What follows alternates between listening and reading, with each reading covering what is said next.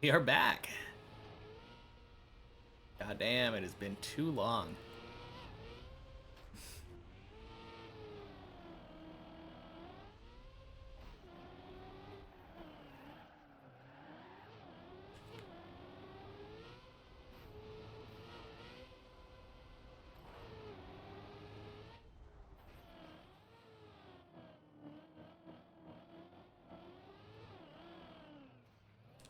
Ooh.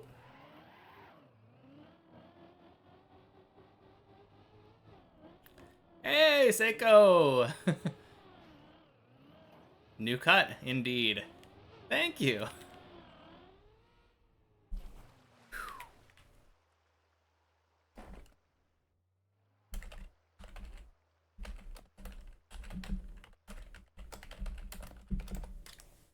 How was Japan? It was fantastic.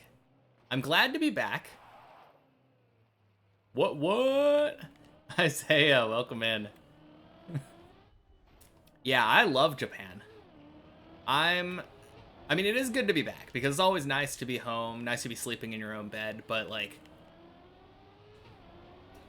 nice to be playing Trackmania, you know. Oh my god. Can we save it?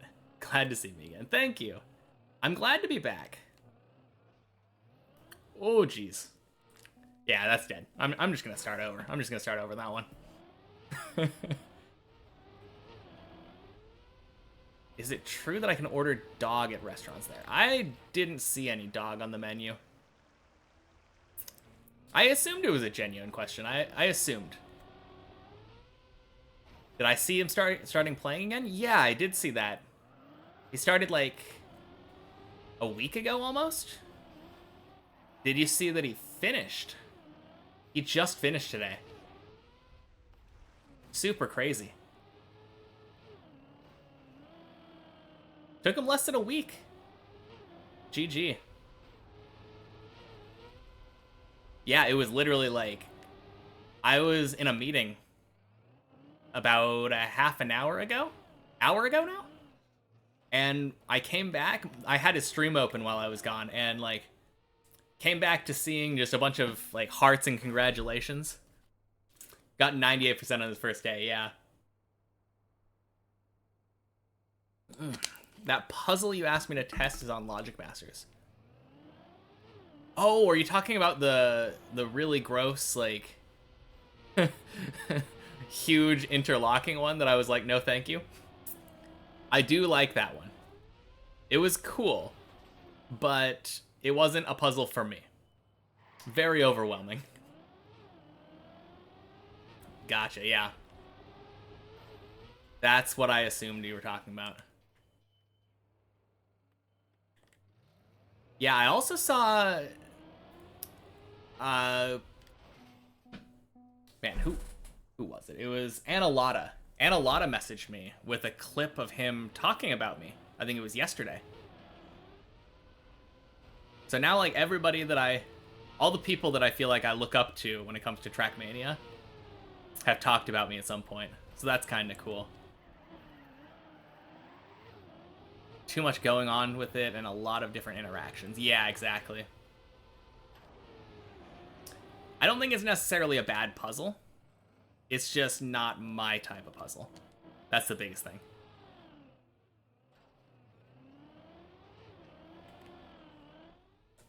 Wait, I got asked a question.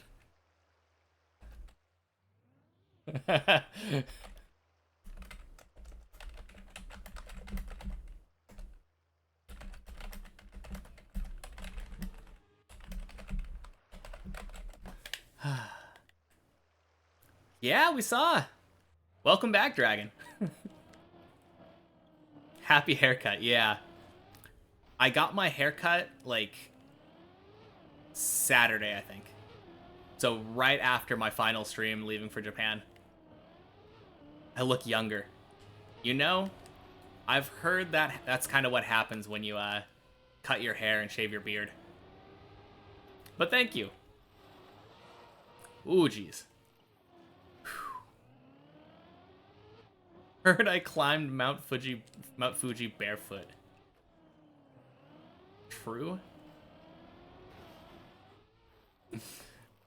Before I looked wiser. Well, I'm sorry to fool all of you.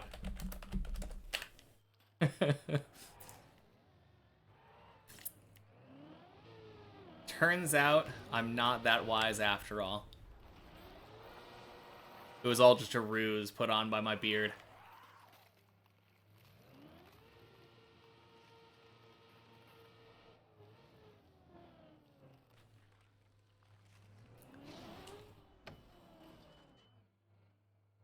Finally back to floor 1, though.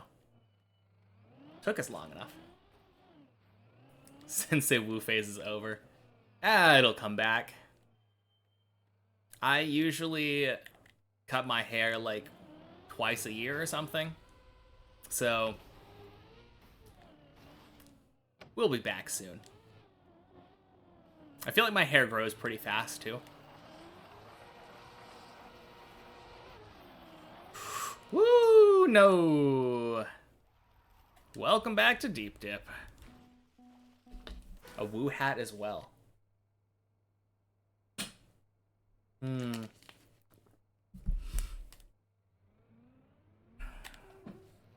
Whoa, that's a lot of people all at the same time.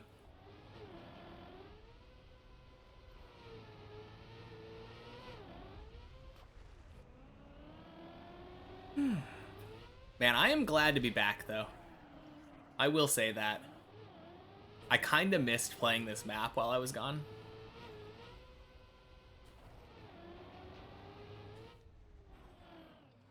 A lot of people here today.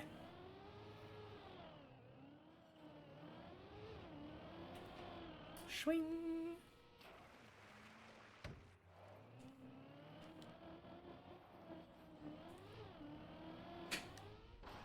Ooh. Man, we got so many souvenirs in Japan. It was insane. We had to get 5 suitcases while we were there to fit everything. Oh, jeez. Nope. Ad break. Weird. We've only been live for a couple minutes. I don't know what's going on there.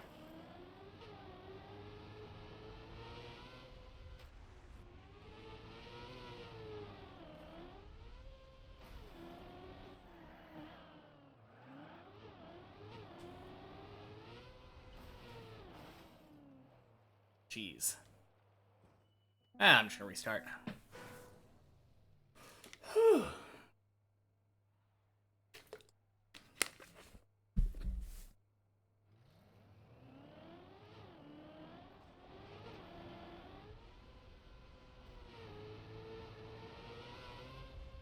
Yeah, an absolute ton of souvenirs in Japan, though. Not really souvenirs. I guess souvenirs? I don't know. Not really stuff that I got to remember Japan, but stuff that I got because I wanted to get it while I was in Japan. Because it's significantly cheaper over there. And even cheaper for me because I didn't have to pay taxes.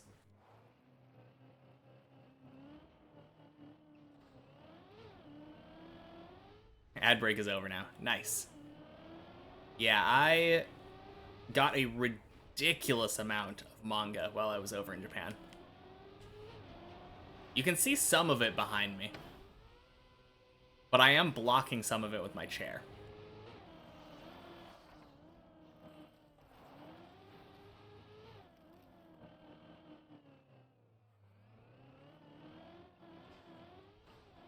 I think I got around 426 volumes.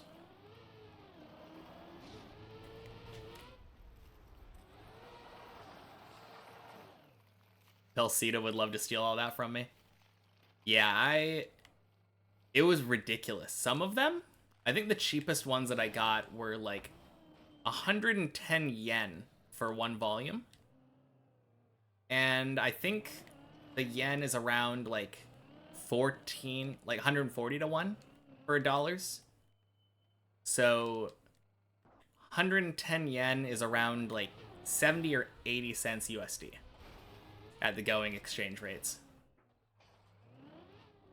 So absolutely crazy getting an entire book for like 70 or 80 yen. I think they usually go for like $5 or something if you were to actually order them online. So about $1 Canadian. I guess so. I don't really know how much a Canadian dollar is, but yeah, it might be around 100 to 1 for that. Hey, back to floor 2. Yeah, so I got notable things that I got. I got all of Dragon Ball and all of One Piece. Those are probably... Oh, wow. Little bit expensive. Little bit more expensive, yeah. Hmm.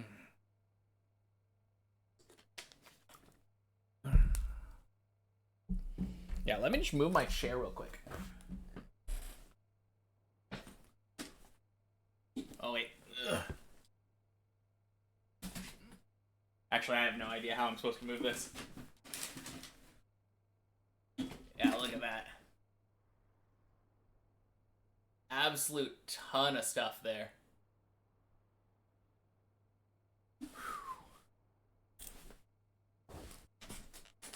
Also, I got a little Sanji wanted poster. Pardon the French. Yeah, no. I think the French is warranted in this case. But everything that I have back there are complete manga series with the exception of One Piece. Because One Piece isn't finished yet. So many.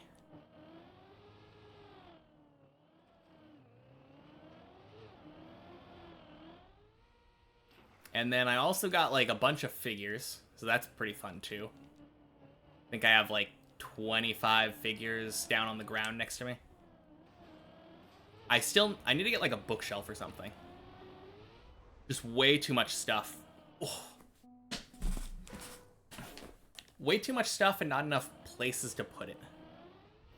I would like that entire wall behind me to basically be bookshelves, so that I could have my manga and figurines displayed prominently during the stream.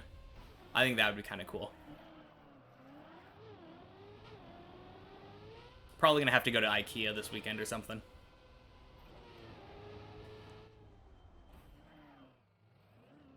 Oh.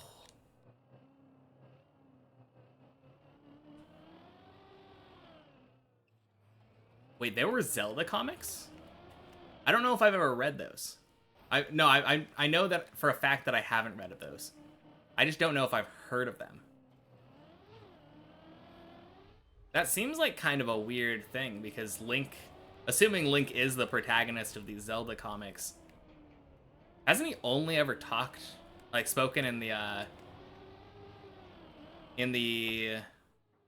like CD games or whatever? Those CDI games?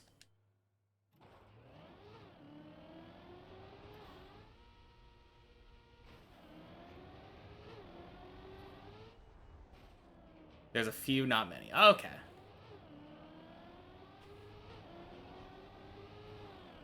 Oh, jeez. Link has never spoken once. There's definitely an old, like, I think it was CDI game. They were going around on, like, memes a lot. And I'm pretty sure he spoke a little bit in those. It was really weird. It was like an old, like... I think it was just PC, basically, but... They were, like, really old, like... I don't really know how to explain it. Basically cartoons. I never actually played any of them. I only know of them from, like... I guess passing. Just seeing them online. You'd probably recognize it if you saw, like, a clip of one. But, yeah, I never actually played any of them. Speaks in the cartoon show. Yeah, that's weird.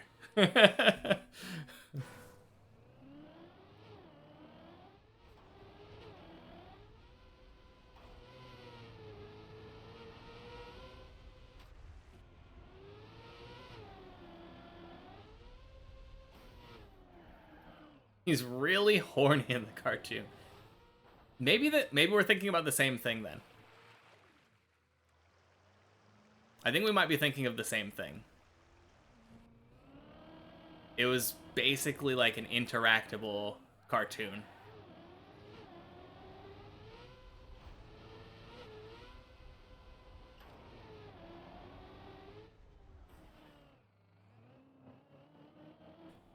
Man, that is...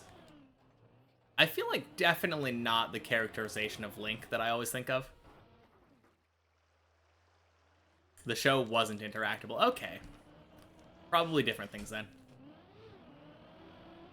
Oh, jeez.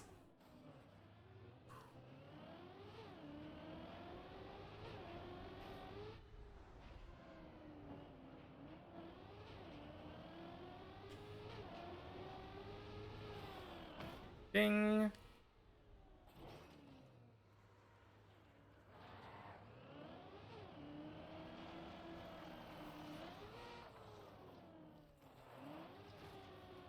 Whew.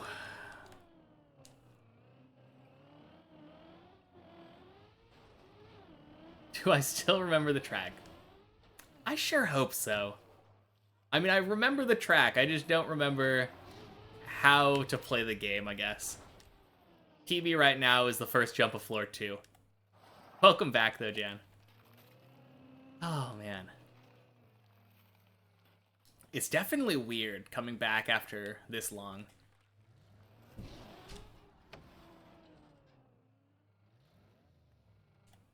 Technically, it was a kiss, but he wanted to go great lengths to get it. Yeah. I mean, I'm just imagining Link, but basically Johnny Bravo. And that is not how I think of Link.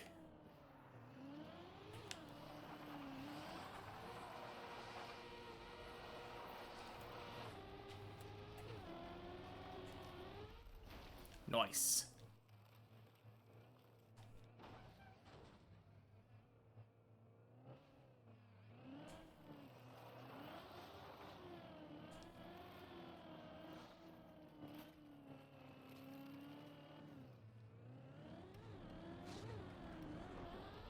Ding, ding. Oh, thank God. We're back here again. Basically handcuffed himself to her once. Oh my God. Yeah, that is super creepy.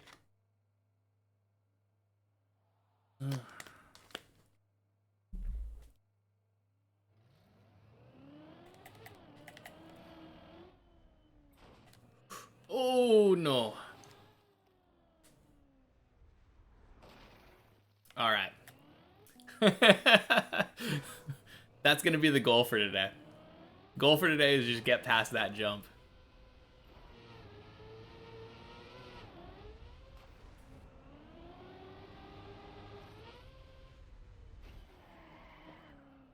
Yeah, there was some, like, weird stuff back in the day, though. I feel like Nintendo is a lot more controlling of what stuff is made with their characters. I can never imagine, like, Link or Mario being characterized like that in official Nintendo products now. Basically Gaston, but he saved the day every time. I mean, to be fair, didn't Gaston also save the day every time? He just failed that one time in the actual movie that we saw. Based off of how everyone talked about him, he always seemed like he was on top of it. He was definitely like the stereotypical Disney protagonist.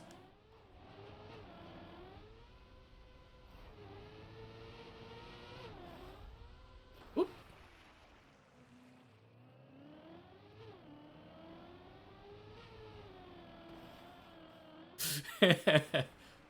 Oh, man.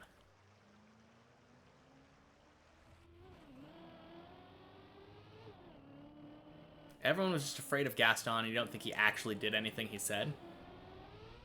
I don't know. I feel like in that song. No, no. I 100% disagree with you there. It's been a long time since I've seen Beauty and the Beast, to be fair. So take what I say with a grain of salt, but it seemed like true admiration, like when they were all hanging out at the bar and singing a song about him. And then it wasn't just Gaston that went and tried to destroy the beast. He, like, rallied all of the townsfolk. Like, torches and pitchforks kind of thing, right? So I'm pretty sure that they legitimately looked up to him. I would have to watch it again, so I'm not really sure, but hey, I'm back. Yes, I am, Hemi. He was also a scam artist? Was he? I don't know. I don't really remember him taking anything from anyone. He was pompous. Definitely a misogynist, but I don't know if he ever, like, scammed anybody. I don't know what his job was, to be fair. I don't think it ever went into the economics in Beauty and the Beast.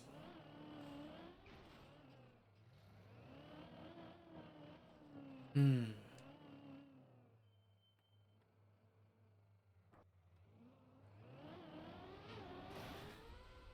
Whew. Oh yeah, so I meant to ask, does anyone know what happened, like, I don't know, a week and a half ago? I know Virtual talked about me, like, yesterday, I think. But I don't know if anyone knows anything. Like, a week and a half ago or something, I started getting, like, 500 plus views on every video on the VODs channel. And I had no idea what was going on because I was on vacation. I just looked at some point and I was like, wait a minute, what's going on there? Rewatch it again and come back to this argument tomorrow.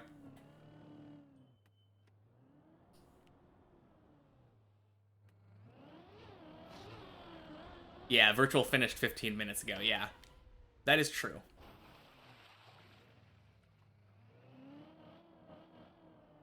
He did finish today. But, like, I think 10 days ago or something? Like, 10 or 11 days ago, I feel like, I started getting a ton of views on YouTube, and I have no idea why. It was super weird. I mean, I'm not complaining. I'm loving it, but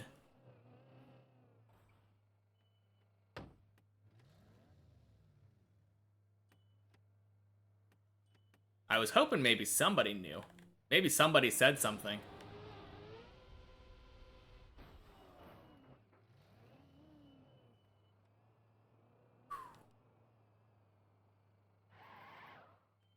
Oh, geez.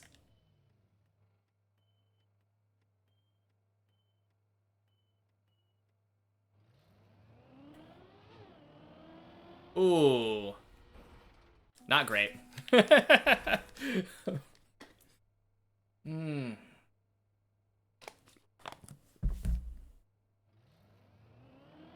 I don't know what it is, but my car feels less responsive now that I'm back.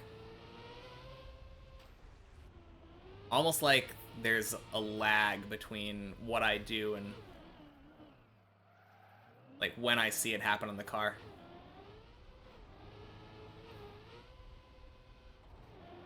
I think maybe it's just not being used to it anymore.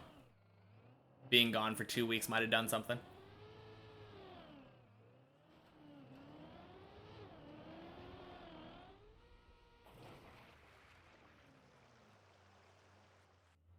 Yeah. I think today it said day 6 on the stream. But yeah. big announcement around that time. Maybe that was it then. Maybe it was just a big announcement saying like, hey, I'm gonna do deep dip again. And then people started looking at deep dip stuff again. Yeah, that wouldn't surprise me.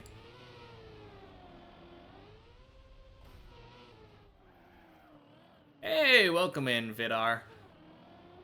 Yeah, I saw that. 10th person to finish. We are officially in the double digits on people finishing the map. Congratulations to him, too. He definitely worked hard for it. Just over 200 hours, if I remember correctly.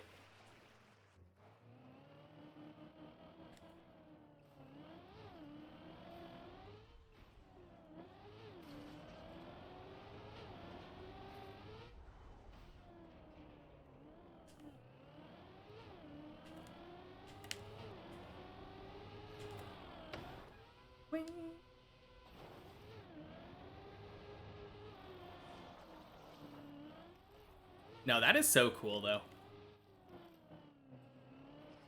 I wonder how many more people realistically are going to beat it. Am I going for world record? I don't think so. I would be satisfied with just being in last place. If I beat the map, but it took me like 2 or 3 hours or something because I made a couple falls or whatever in the middle and I was able to recover, it would not bother me in the slightest. I wouldn't mind trying to get more consistent at faster strats and going for world record, but that is very far in the future, thinking about that.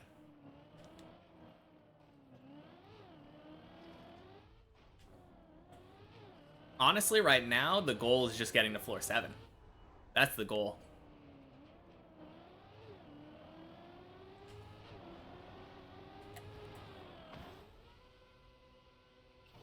Well, right now the goal is getting warmed back up, getting used to the game again, because taking 2 weeks off definitely messed me up a little bit, but yeah, long term, obviously, finishing the map. I don't know about world record. I think there are a lot of people who beat it very quickly compared to what I probably could do. Oh. I don't know. Already, the 45-minute thing kind of seems daunting. Like the current world record. And I'm not really in it for the racing right now. I was in it for the big accomplishment of having completed something. Not necessarily saying I did it faster than other people. If the world was going to end tomorrow, what's the first thing that I'm going to do? So I know the world is ending.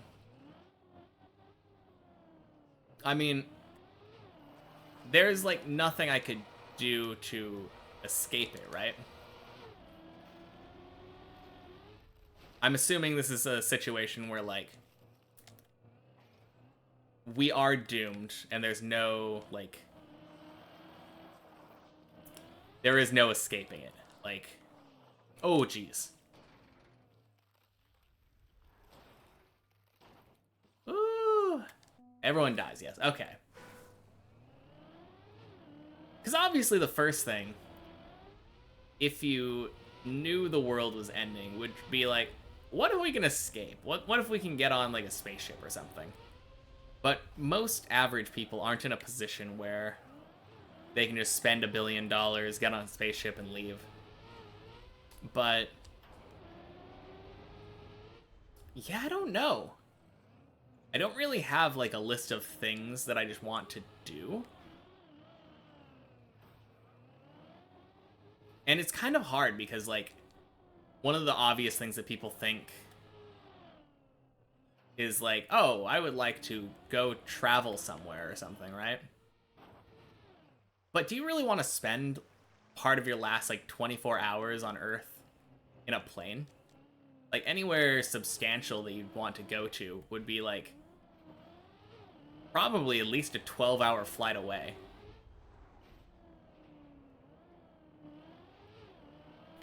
It's probably just spending time with family, right? Spending time with family and loved ones. That's a hard thing to beat, I think. It would be kind of cool to go skydiving. I haven't done that yet.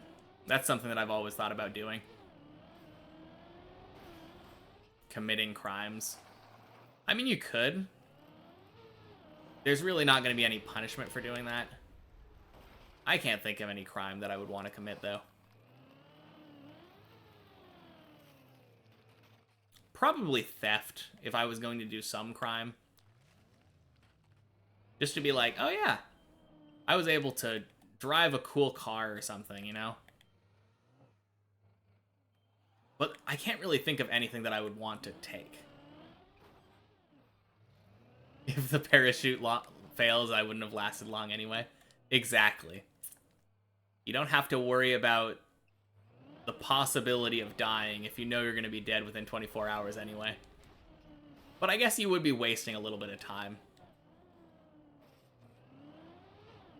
You are wasting some of the precious hours that you do have left.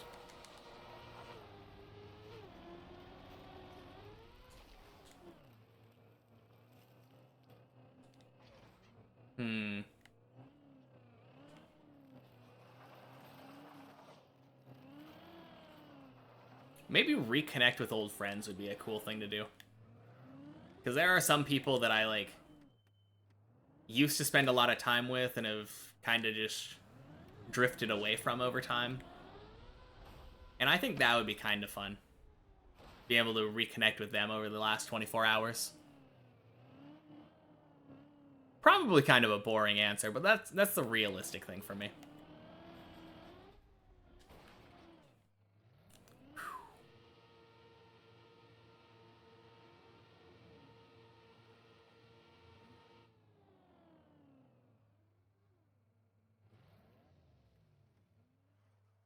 Very nice. Whew.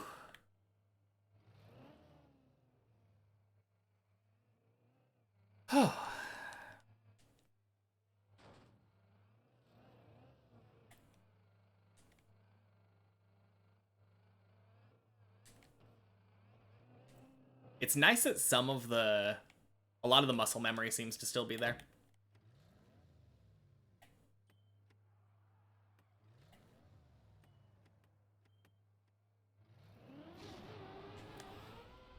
Oh boy. All right.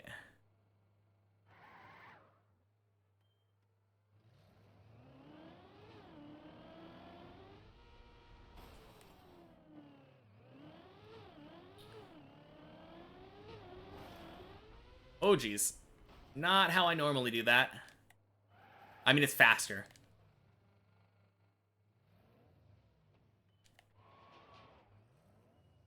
All right, guys. First messy jump back. Seems good. Oh, geez. Whew.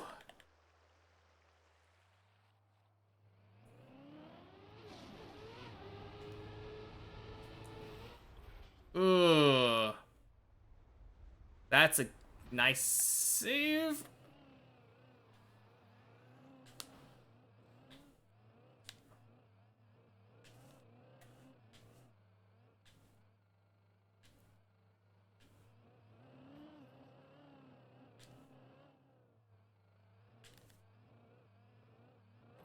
Oh, crap. You wonder where you go off if you miss both the stoppy things. Oh, you mean if you just straight up miss them? I feel like that doesn't happen very often. I guess we could cam 7 it and see. I feel like missing it is really hard.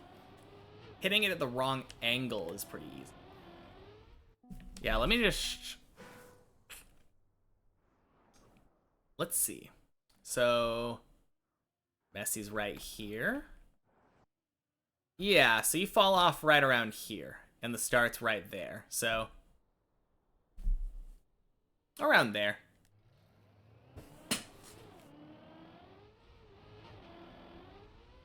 Yeah, I feel like the much more likely thing that ends up happening if you miss, like in air quotes, is your car, like the bottom of your car or something, will hit the the platform, and then you won't get a bounce, and then you just fall straight down.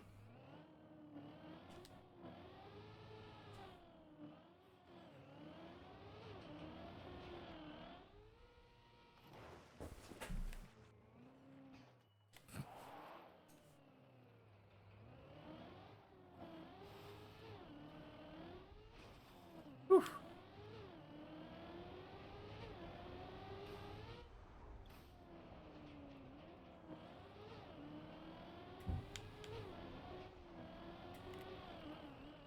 Ooh.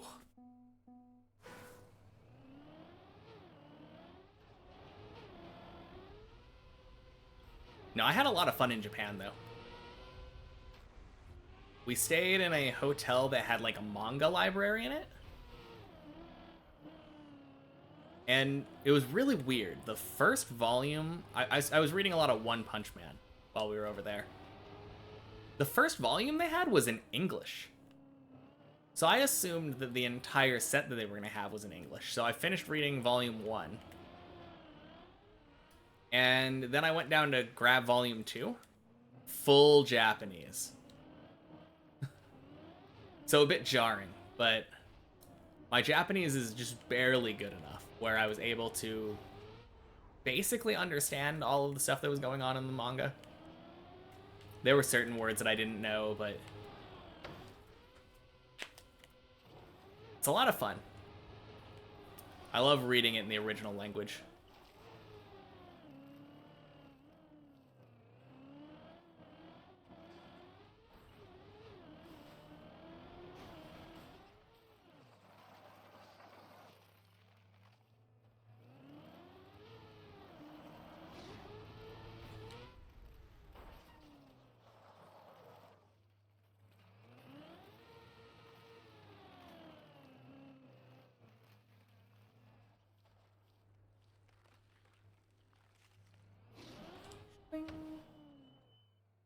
Oh.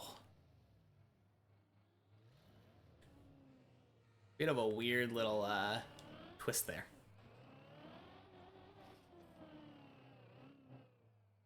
I think I turned on plastic while I wasn't accelerating or something.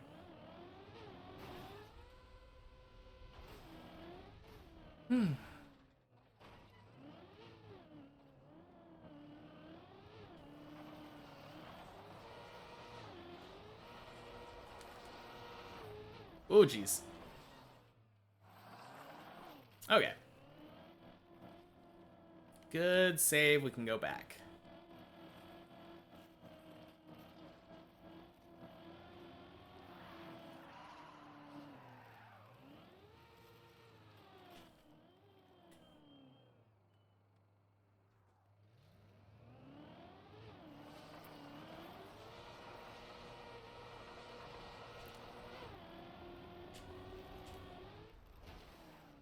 Nice.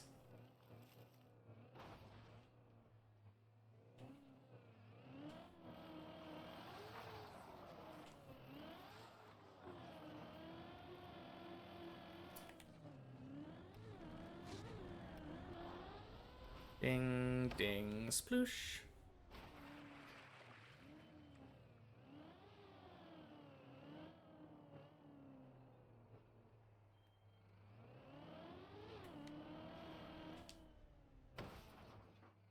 Whew.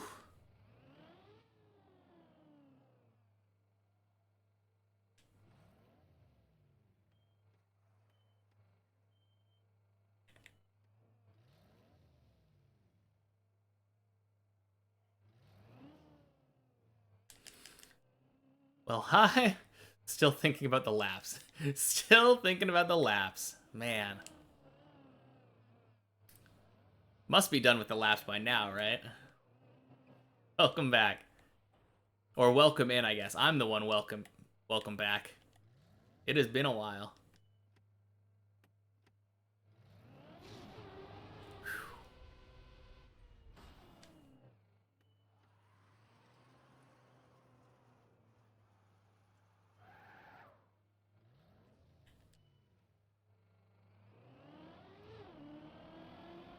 Nice. Almost completed to 1%. Just 99 more to go then. Yo, I'm back. Indeed I am, Analotta. Indeed I am. Welcome, welcome.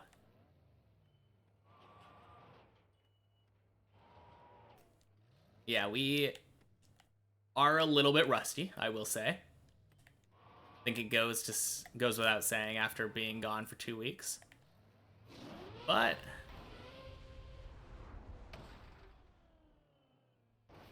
I don't know. I can't complain. How was Japan? It was fantastic. I loved it. So much cool experiences. Like, so many cool experiences that I had. I definitely spent a lot of time, like, just standing around reading signs. Because, like, the way you get around in Japan is trains. So a lot of the times you're just standing or sitting in the train. And both, like, reading name locations and then, like, reading advertisements. That was one of the things that I spent the most time doing. But then, like, just eating a lot of stuff. Super fun. It was so cool. I am glad to be back because just being in your own place, there's nothing like it. Also miss streaming, but you just created a bug slide show club. Got the most insane bug slide ever. Dang. That sounds like fun. But yeah, a lot of fun though. One of the most surprising things I think to me was I was looking forward to going to Akihabara a lot. Because that's one of the places that everyone always talks about when it comes to going to Japan. Like Akihabara and Shibuya. And I felt like both of those were just really busy touristy spots. Probably my favorite place that I went to was, we ended up staying in Asakusa, and that was really nice. It was a lot less touristy, and everyone around was super nice and friendly. Whew.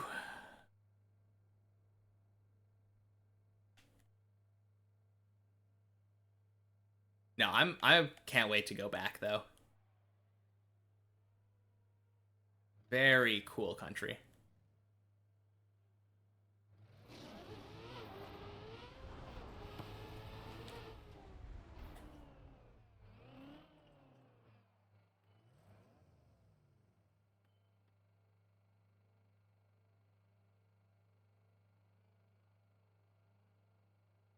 Yeah, I was showing before, but I got so much manga.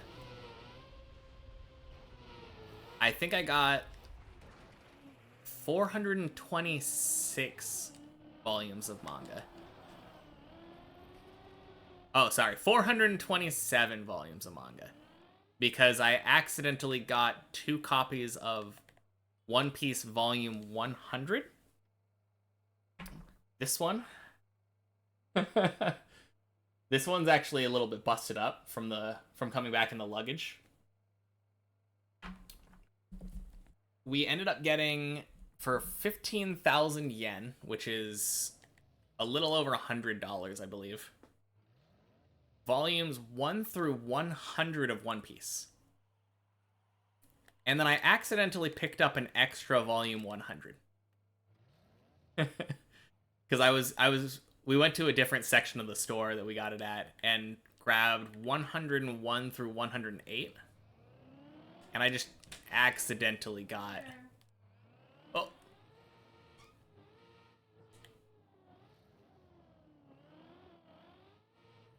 Okay. I can save this.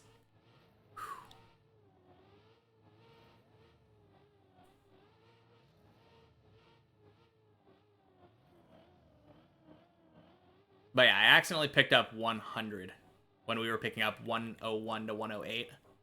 Even though we had that already from the, had that already from the pack.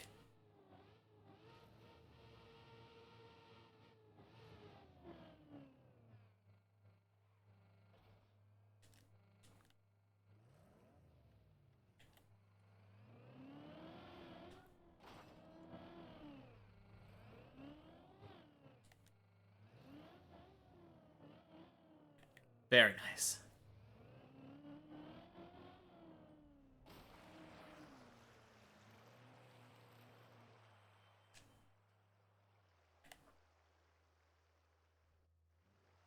Whew.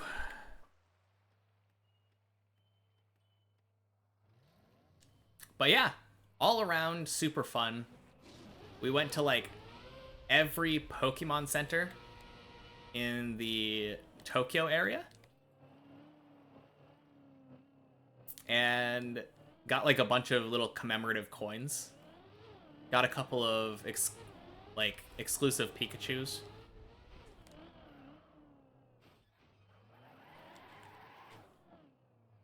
And then spent a couple of days in Kanazawa, which was pretty cool. We had our own like really deep bathtub, like kind of like a personal onsen. Oh geez.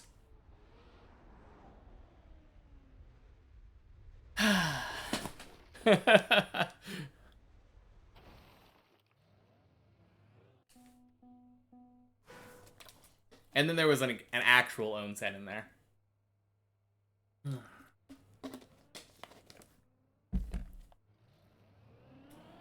Back to floor 4 already, though.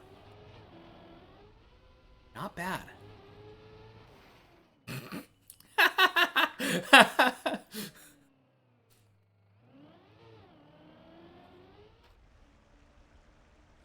No, Japan is a really beautiful country, though. And I really love the culture there. It's way, way more polite than in the US.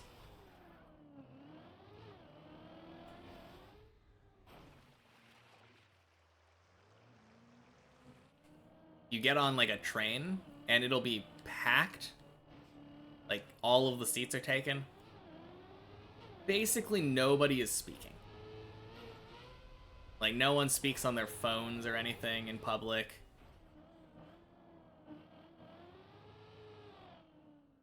It was just so cool. And then there's like an unspoken rule in Japan where if you're on an escalator, you stand on the left and people who want to walk up the escalator will pass on the right. All of the signs around say like, please don't walk on the escalators. But like, everybody stands on the left side of the escalator. And it is so trippy seeing that kind of thing during like rush hour. Because there will just be entire lines of people standing. And then a separate line of people who want to walk.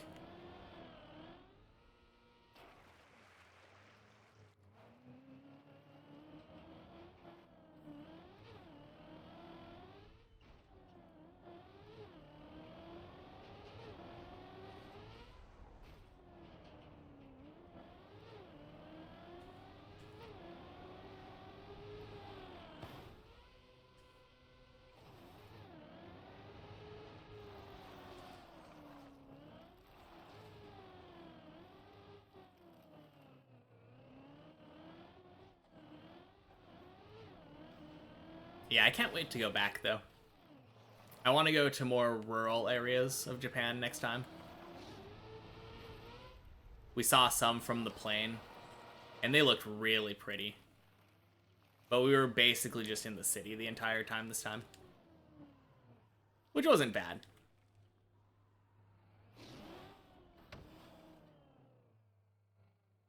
But I think next time, probably planning on getting far less manga.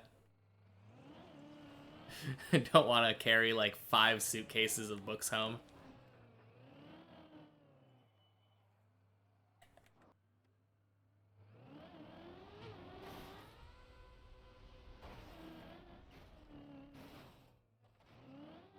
It's really nice being home, though.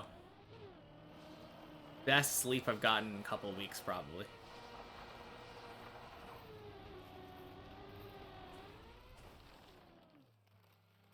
Swing.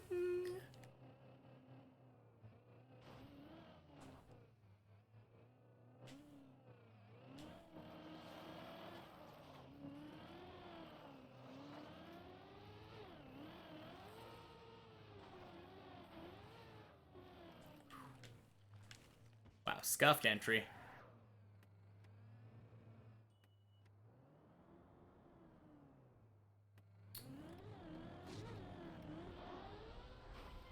Ding, ding, sploosh. Dry tires.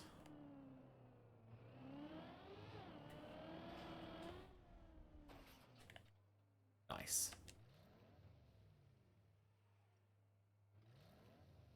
Ooh. Oh no, Godsy's still up there. Okay. I didn't see his tag for some reason.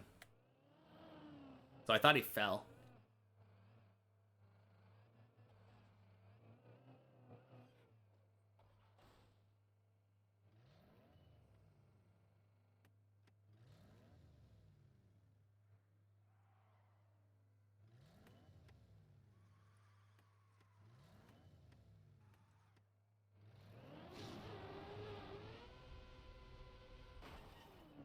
Ding.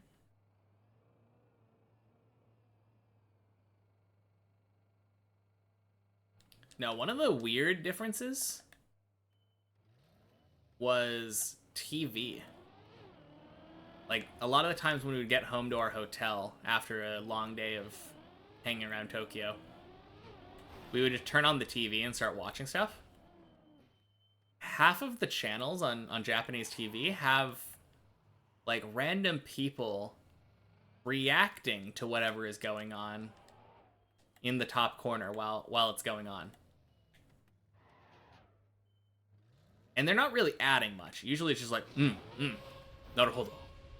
Oh, so desu ne. Like, very, very minimal, like, oh, I see kind of things.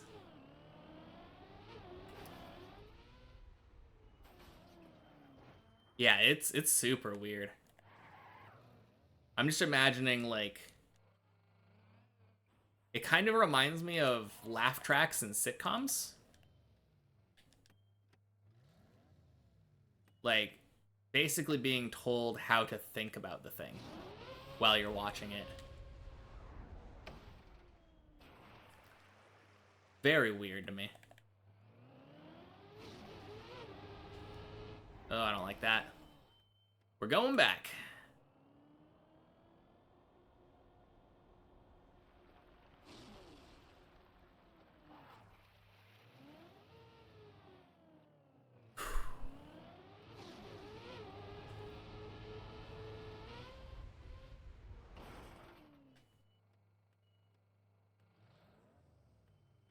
Nice.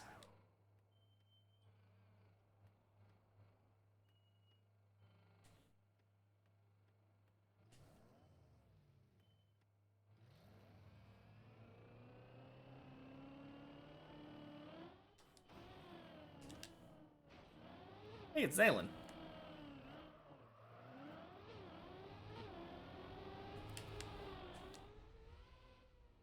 Oh, no. Oh, no.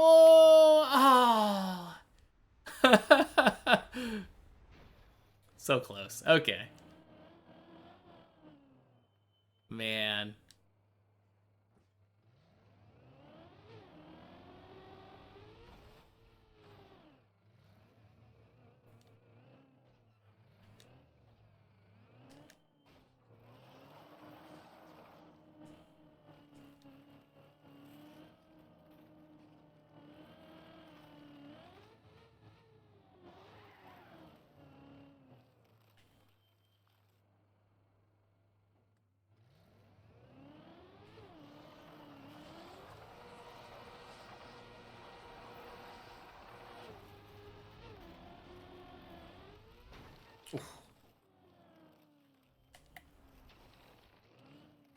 Nice.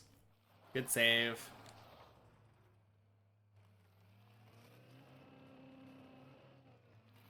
Honestly, like, kind of a lucky save. I think I basically did everything in my power to make it so that wouldn't have saved. But it worked out.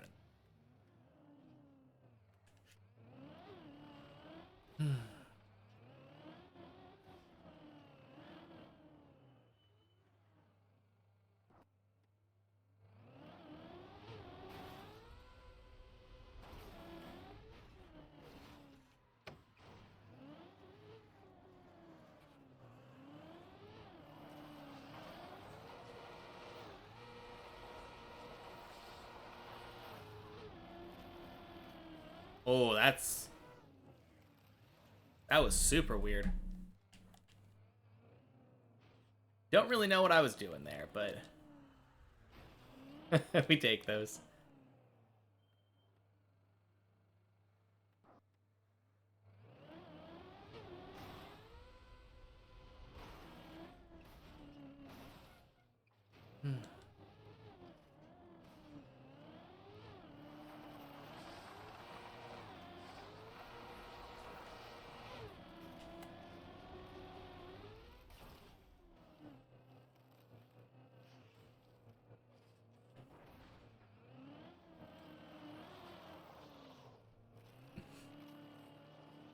Oh man,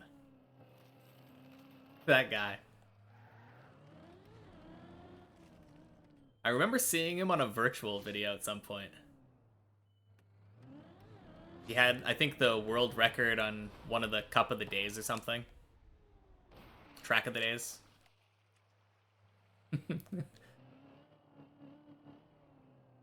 First time I've ever seen him playing Deep Dip, though. Oh, jeez.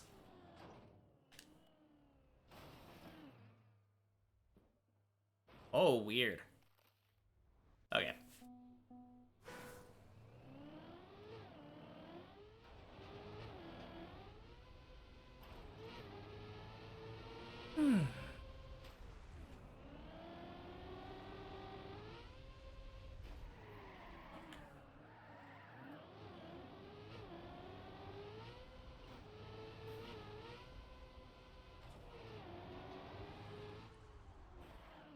Oh yeah, so I was thinking.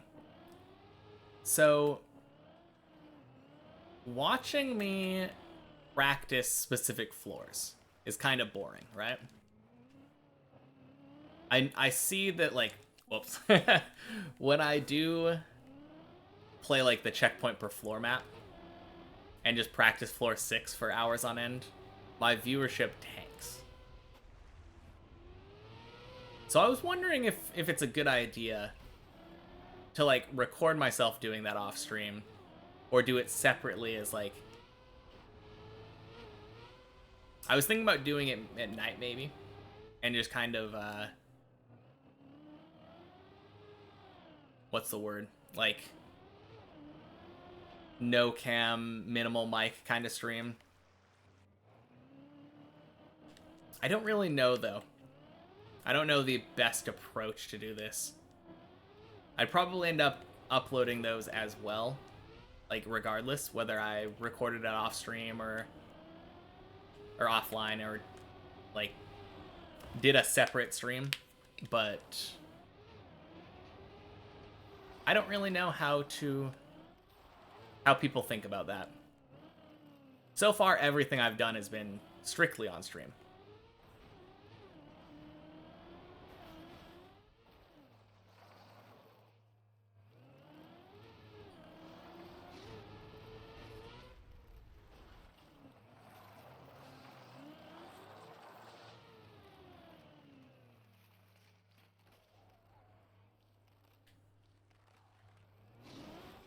I guess if I did do it, like, you like the practice streams? Okay. Yeah, I think I want to have them kind of, like, simultaneously.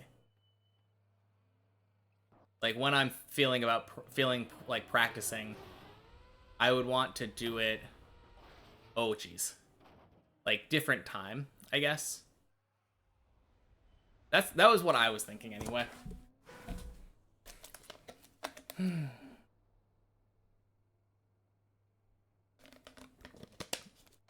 if I was doing it at a different time, it would probably be that kind of stream that I was talking about, like no cam, minimal mic. And that way my girlfriend can be in here and like do whatever she wants. Play on her iPad if she wants. Watch other videos in the background.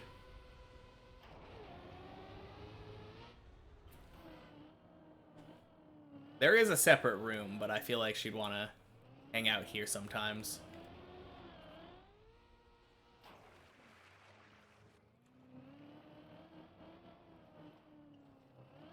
Oh, I was talking about the idea of doing like no cam, minimal mic practice streams so you can hang out in here. Yeah. She says yes, so it seems like a good idea.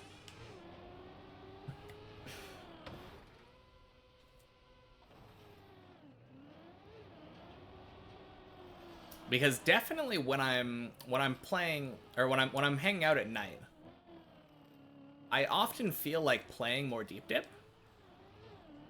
And I would want to stream it still. But yeah.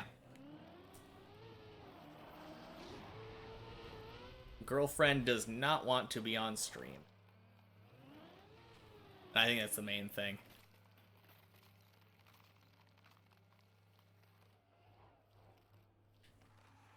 So yeah, I'll probably end up doing that a bit.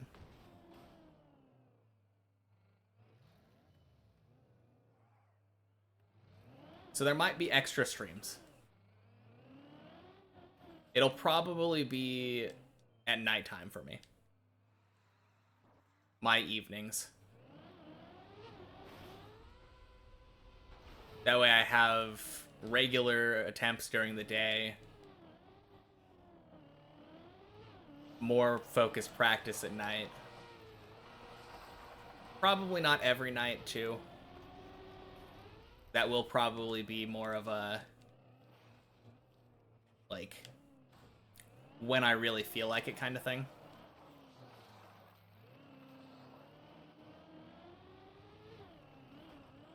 I think I'm going to bring back many checkpoints for our Checkpoint Friday streams.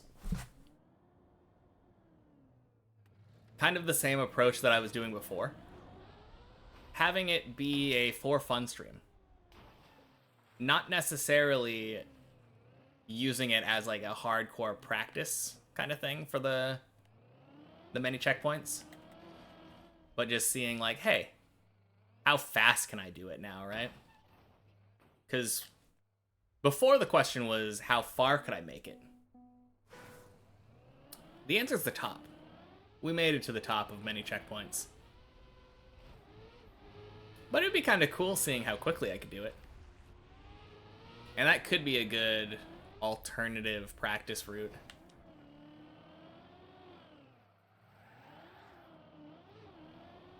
Not exactly a great practice route because, like, there's a lot of random stuff you can cheese on many checkpoints.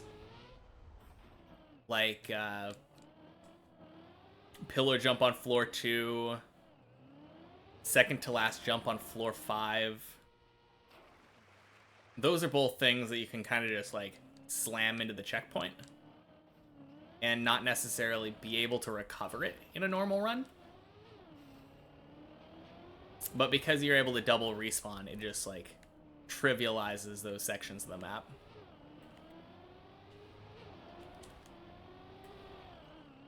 Ooh.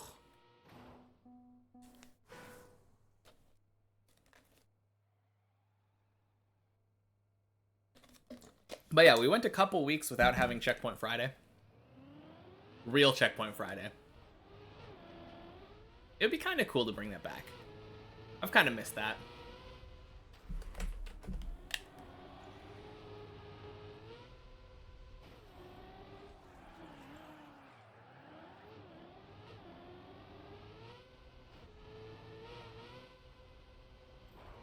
I guess the alternative thing that I could do is I could have, like, a legitimate practice day.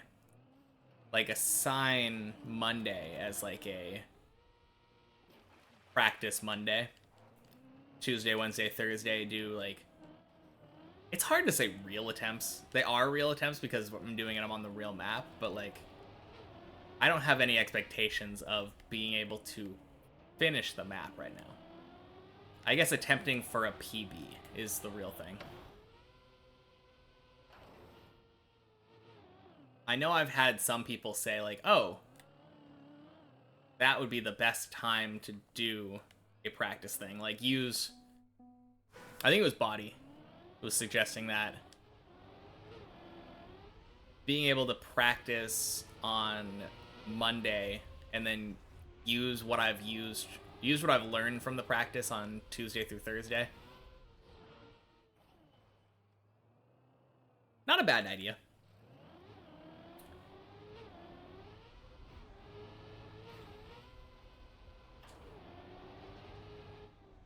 I'll have to figure that out.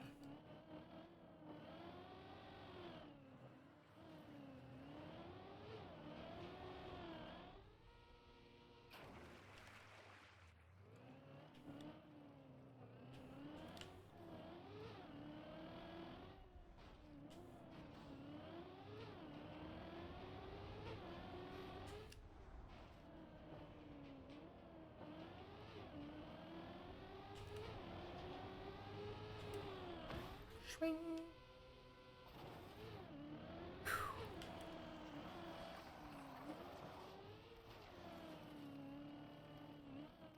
I definitely feel like doing more concentrated practice is probably better for me in the long run. Like, if I play it exclusively like this, it probably would take me, I don't know, 2,000 to 3,000 hours to beat the map. Whereas I could probably do it significantly quicker if I did stuff like how Body was suggesting, basically just spawning myself up to a spot and practicing very specific jumps, not having to get there on the main map, like, or on a checkpoint map. Being able to spawn myself up and have my respawn be wherever I want is very, very helpful. I think that's the practice of, like, making a ghost, if I'm understanding correctly.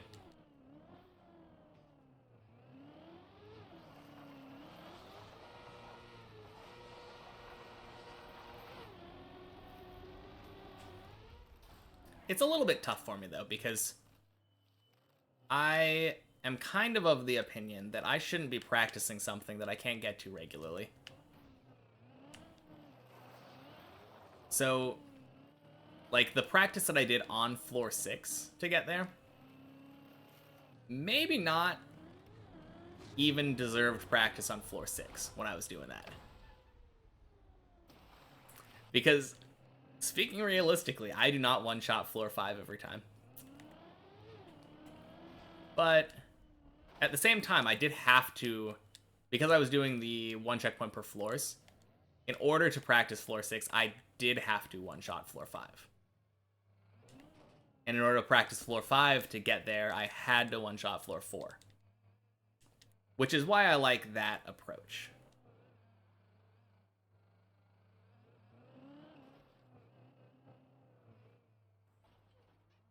I do have to be capable of doing it. And when I was practicing, I was actually getting up there in not fast amount of time, but like a reasonable amount of time. Spending like less than a half an hour-ish getting up there. Pretty cool.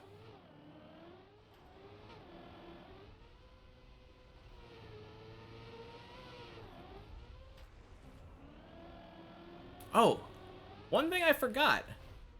While I was gone, I got like 5 or 6, I think, follows. I assume from people who discovered me on YouTube. So thank you, everyone who followed. I think I have a complete list. It was, I think CE Hollinger was the day after I left. So CE Hollander, it's Space Dance, the Clemgos, X, and I'm just gonna call him Andre. Andre, 22, KN Super, and C Pete. Thank you all for the follows. mm.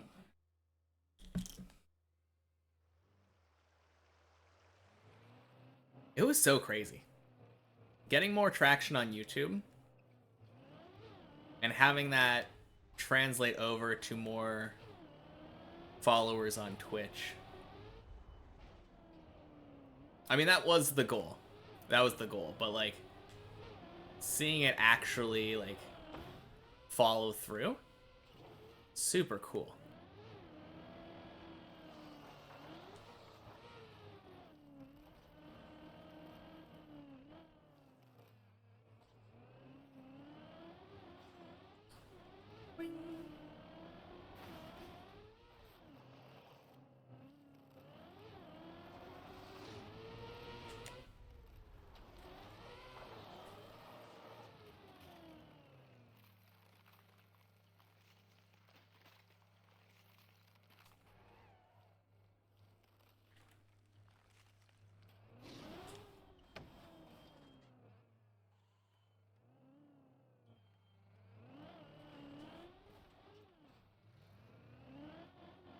Okay, so I definitely am a bit rusty, obviously. Obviously a bit rusty after the vacation. Whoa, jeez.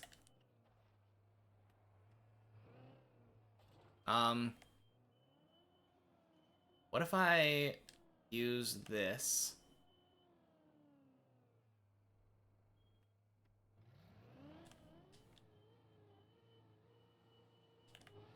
Nope. Okay, I'll be right back. I just need to... Oh, hi, cat.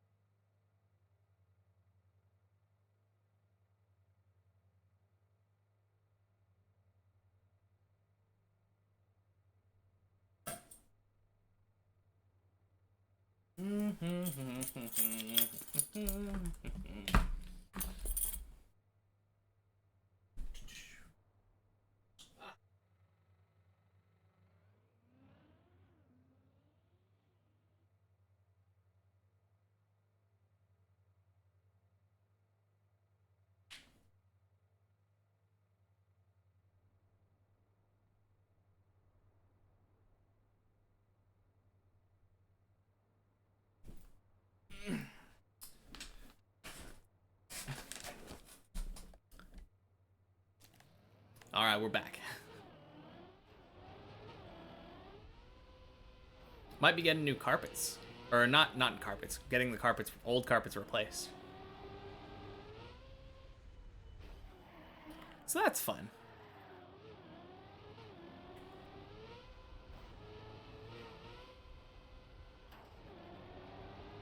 Oh.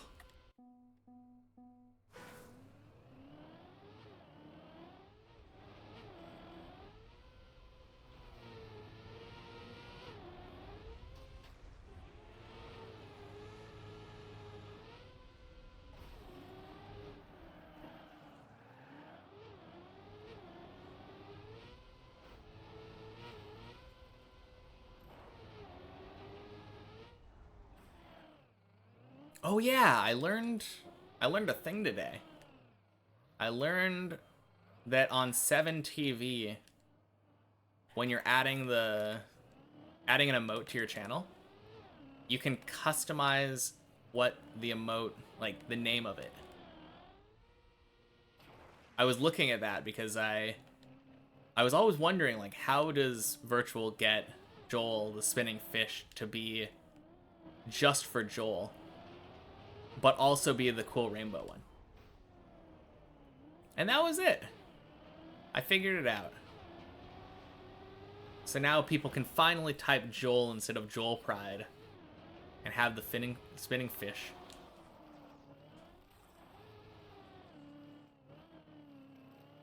Very cool. Okay, I feel like I'm definitely getting back to the normal level on floor 0 now, which is good.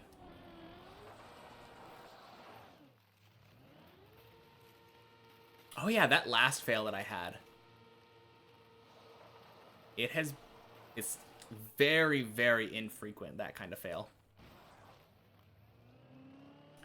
So only been back for like a day. First day back and already getting like kind of new unique fails. Which is exactly what we love about Deep Dip.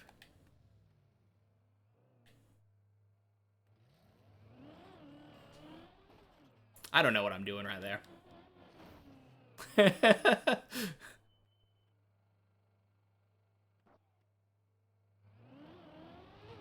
Swing.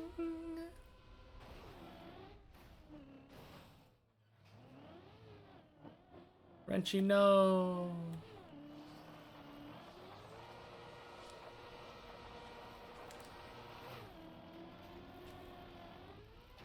Oh. Good stuff. Nice save.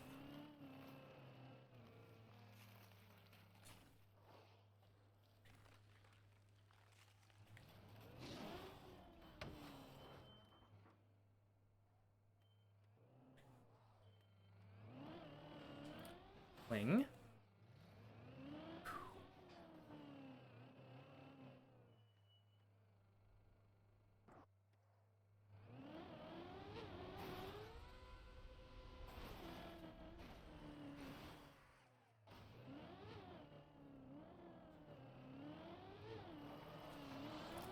Man, still so funny to me that we got to floor 4 and didn't fail like Tony or something, which is what I expect to fail.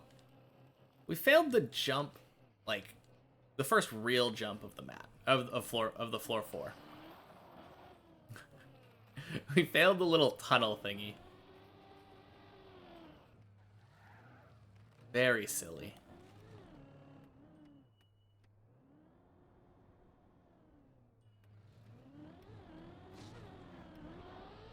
Ding.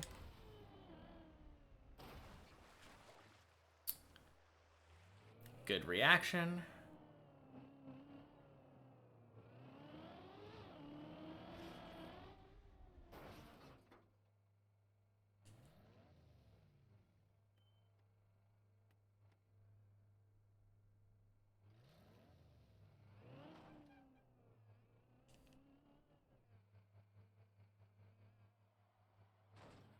Good bot.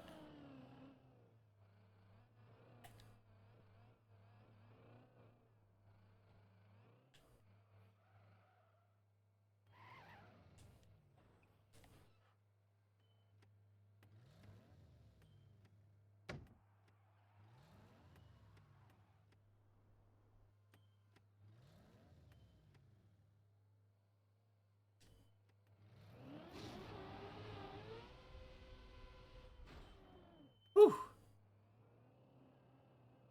Nice.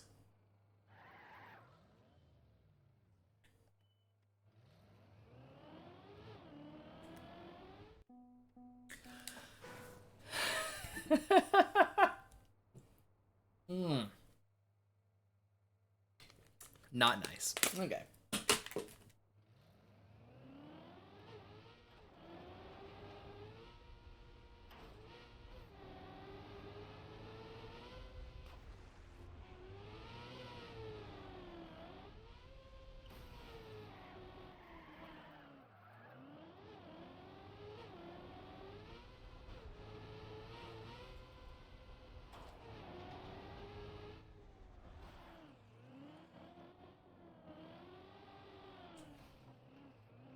It is kind of funny that Virtual ends up beating Deep Dip the day that I come back.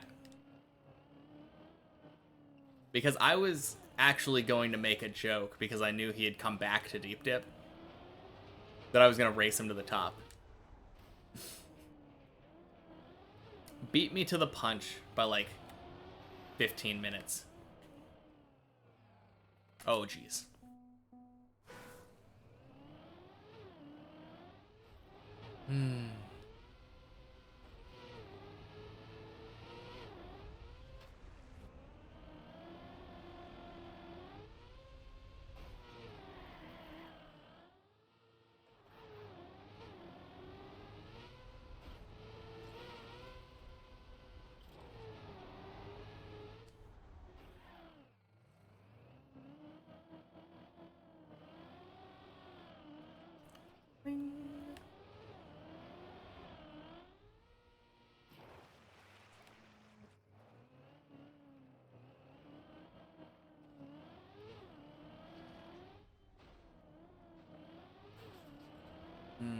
Last one failed on floor 2.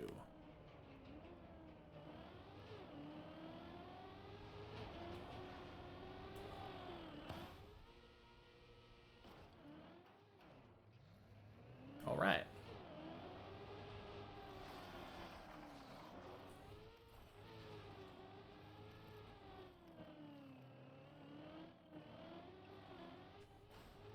Man, the one thing I will say when it comes to Akihabara is that it has probably my greatest weakness. Like, probably once or twice per city block, there was an entire store dedicated to crane game machines. And I absolutely love crane games. I'm very aware that they're usually a scam, but I cannot help myself. Hagen, welcome in. Hello, hello. I'm back. It's been a while, but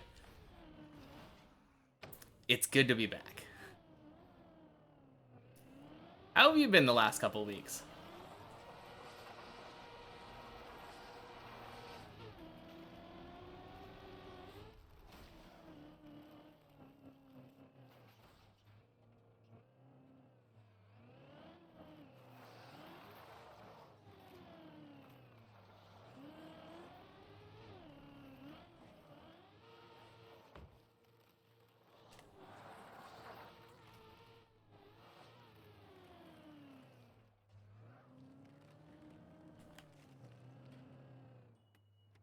You're good. PB'd on Deep Dip 2 a few days ago after like a 2-week break somehow. Dang. Well, wish me luck with that. It's not looking too good right now. I've gotten to floor 4 once in the last hour and a half. Which I guess isn't that bad. Oh, jeez. Oh! Oh, no.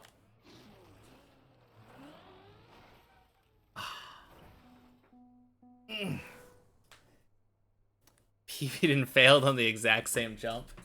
Third jump technically. Cause that was where I PB'd. I PB'd third jump of floor 6. The second beam.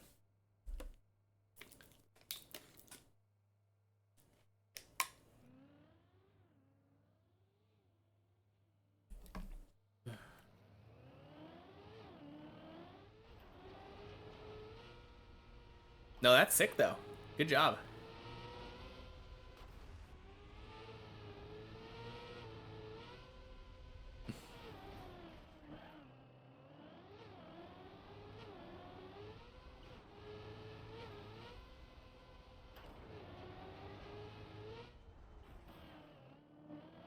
I'm definitely feeling super rusty. I will say that much.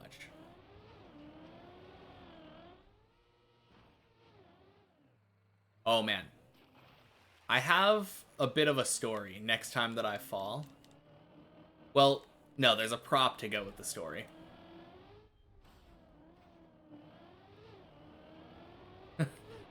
Number 79 and 80 on the leaderboard.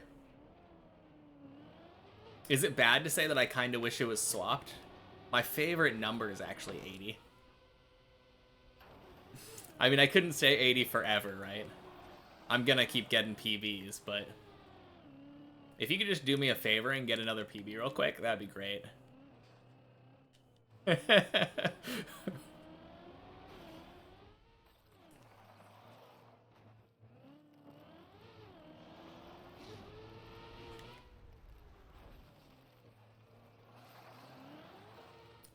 So yeah, we were in Nakano Broadway.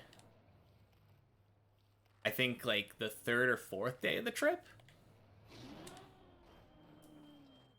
Doesn't really matter. We were in Nakano Broadway, and there is a Namco store, a Namco like crane machine store, and we saw this figure, and it's Frieren stuck in a mimic, and we were just like, yes, we need to get that. So I think we spent like 1,000 yen on attempts in that. Like 10 attempts, got it really close, but we were out of 100 yen coins at that point. So we went to the coin exchanger to switch some of our money over to 100 yen coins to keep going. We get back, and somebody was going for the exact same Frieren figure. And we get back and look at it, and the very next attempt that we watch him do it, the figure falls down from the crane machine. Oh, so bad. So we ended up calling over a worker in the crane game store and getting them to reset another one. Ended up, I think, spending like another 1,800 to 2,000 yen. We basically spent retail in order to get this figure from a crane game, but it was super funny though that someone instantly got it right after we left, and we watched them, not gonna say steal our figure, but definitely steal our figure. You won't believe what happened. What happened, Dragon? Okay, I'll show for you. Let me just grab it.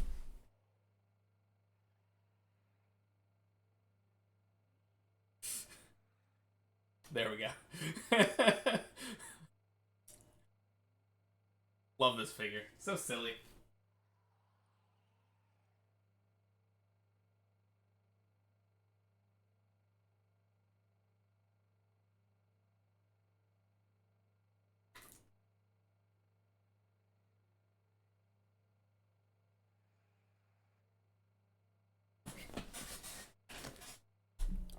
You're thinking where to start.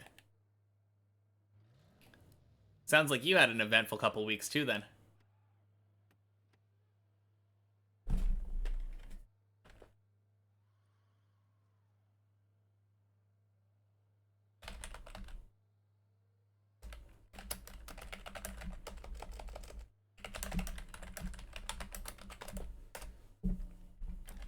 Alright. Plugin manager update. Hopefully this doesn't crash us or anything. Woo! That's a block of text. Excited for new campaign. In your time zone, it was at 6 p.m.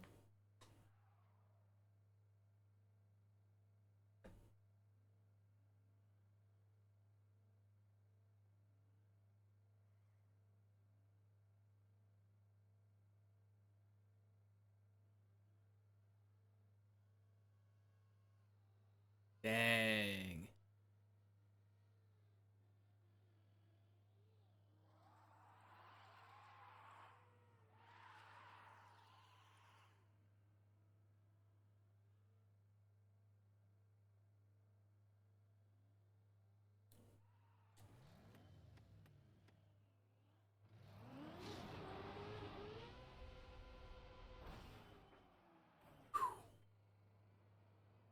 No, that's crazy. Not the good kind of eventful. Sorry about that.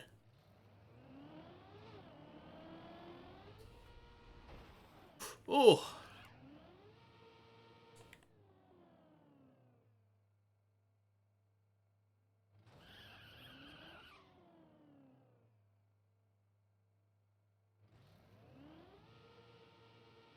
I think if I just hold right and gas, this will work.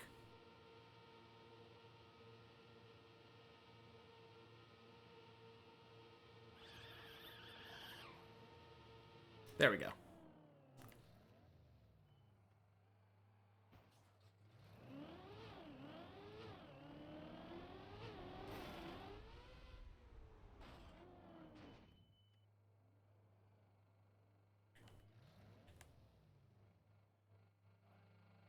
I'm kind of surprised how quickly my sleep schedule fixed itself again. Okay, it's not exactly fixed, because I've been awake since like 3 in the morning right now. Zane, yes indeed, I am back. Welcome in. I had a really good vacation. Family dinner moved to today, and you saw beforeward he was floor 16. Fell to floor 8, so you closed the phone. Half an hour later, you opened and glanced at your phone, saw him on the last jump of Deep Dip.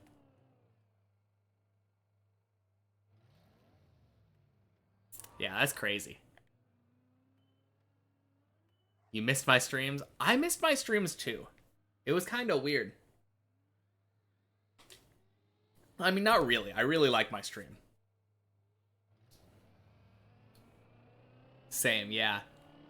Thank you, guys. I can't say I didn't expect to kind of crave playing Deep Dip while I was on vacation. But it is a little bit weird.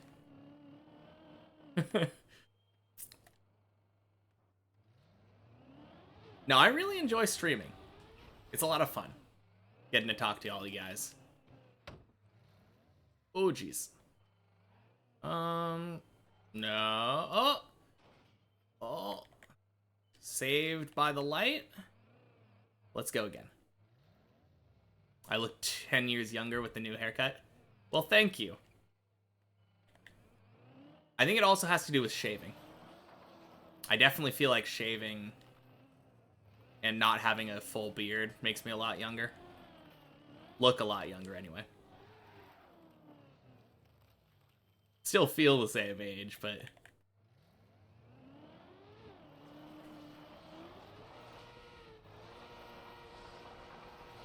Yeah, I thought it would be funny to cut my hair and like shave right after I finished my last stream, and then see how much I could grow back in the last 2 weeks.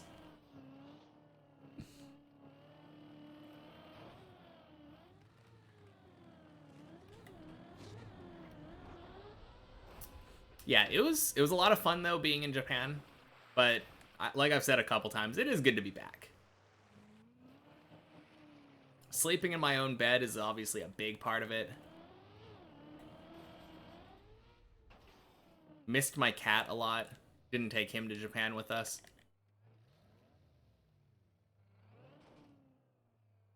And missed you guys. Not interacting with everybody on a daily basis is kind of weird, I will say. Kind of blew up a bit on YouTube, like right after I left on my trip.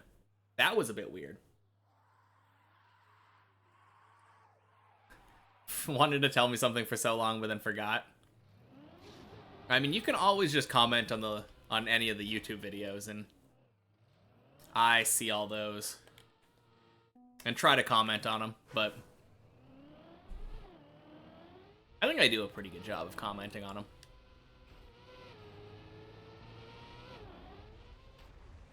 I believe you did send a comment at some point.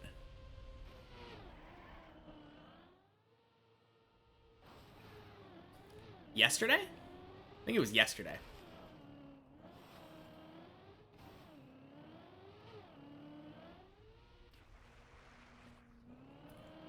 But yeah, if anyone knows what happened, I right now the idea that I'm thinking is it was probably Virtual saying that he was going to start doing Deep Dip 2 again and getting more excitement around Deep Dip in general.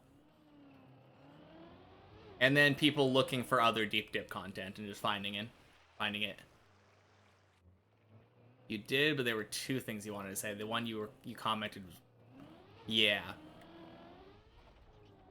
Yeah, that's definitely the best way to reach me when I'm not on Twitch. For sure.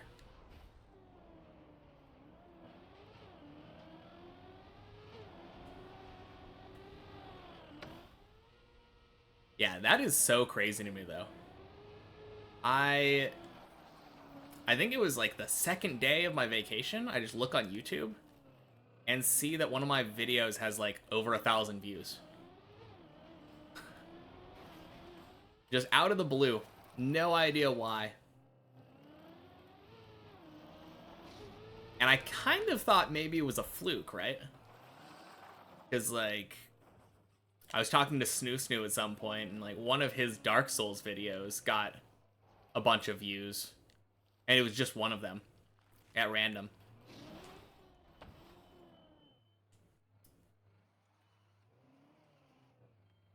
So I was like, oh, maybe the algorithm's just being a bit weird. But no, like, I think from day 60 to day 70, every video has at least 500 views. Yeah. That's what I'm saying.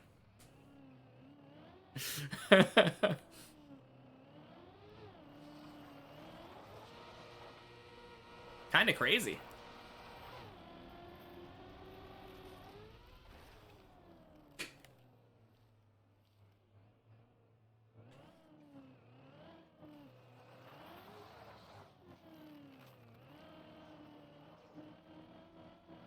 I'm really appreciative of it, though. I love that people are interested in Deep Dip content still.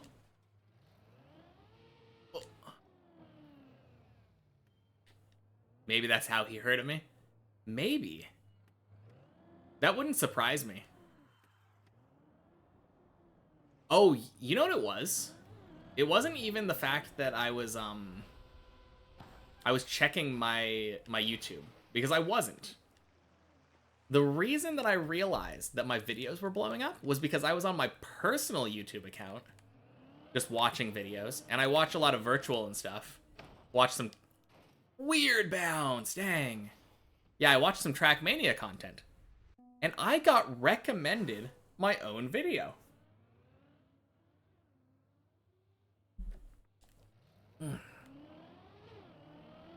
That was the weirdest thing. Just scrolling through my personal YouTube.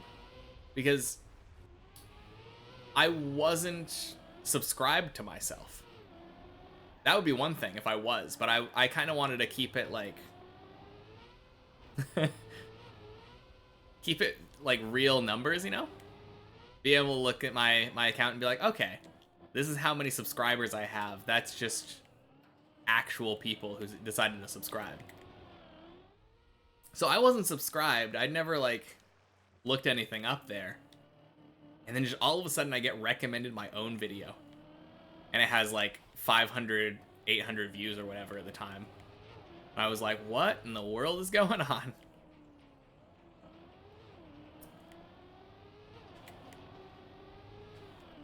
No, it's cool though. One of those actual people is you, exactly.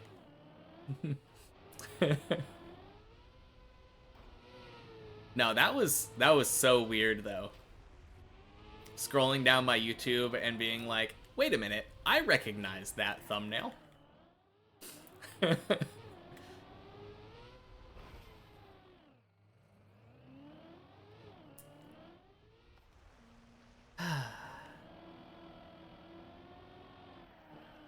Why am I not doing the faster start? Are you talking about the one where you drive through the grass? I don't know. Muscle memory? Or are you talking about the one where you jump through the hole? Because that one I just haven't taken the time to learn. Okay. Honestly, it's just muscle memory. I did the slower start for the first like 200 hours or something. Changed my muscle memory, yeah. I really should. It does save like a second every time I do it. And that is the thing you're going to do most on this map. Speaking of... Swing.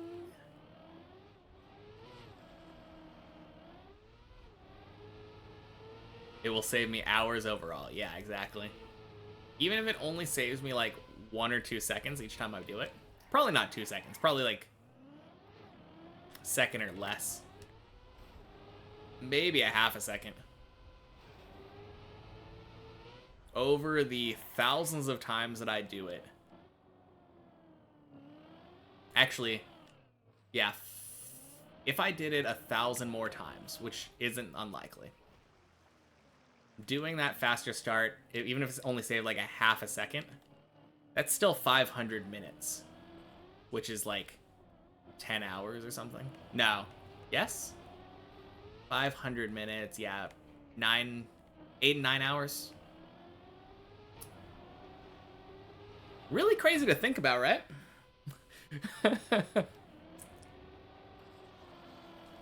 500 minutes, whoa. Yeah, exactly. Or... No. 500 seconds. 500 seconds, which was like...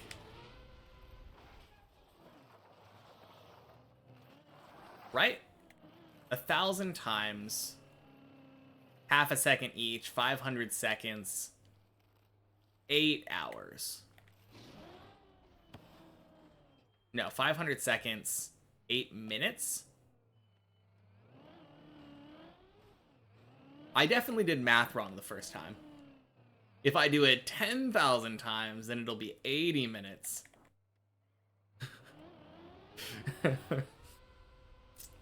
Yeah, so it could save me like an hour and a half if I just do that every time.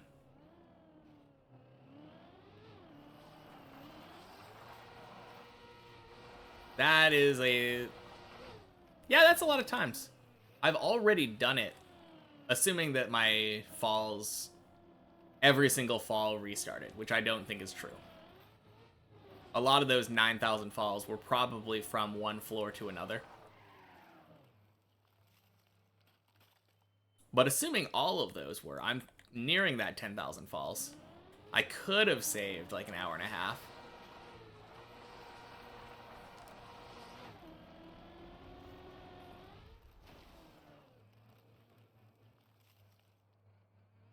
What if I'll just do it one time and then finish Deep Dip 2? Yeah, you know, if that's the case, then it's really only a half a second time save. Not really worth it.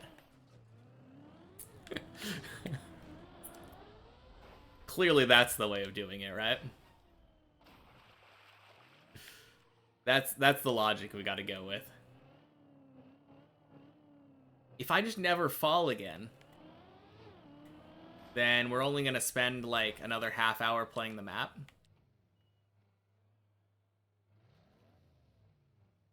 And then we're good to go. We don't need to learn strats anymore. Oh, that's what you were saying yes about.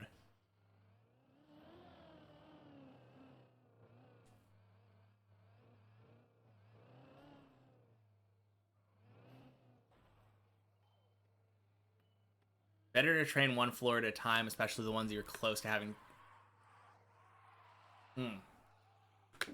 Yeah. That was what I was thinking about before, right? I was doing floor 6 until I beat floor 6. The goal was 3 times. I got it twice. On the 1 checkpoint per floor map. And I agree. I think I'm going to do practice at nights. Or Monday. I haven't really hard decided yet.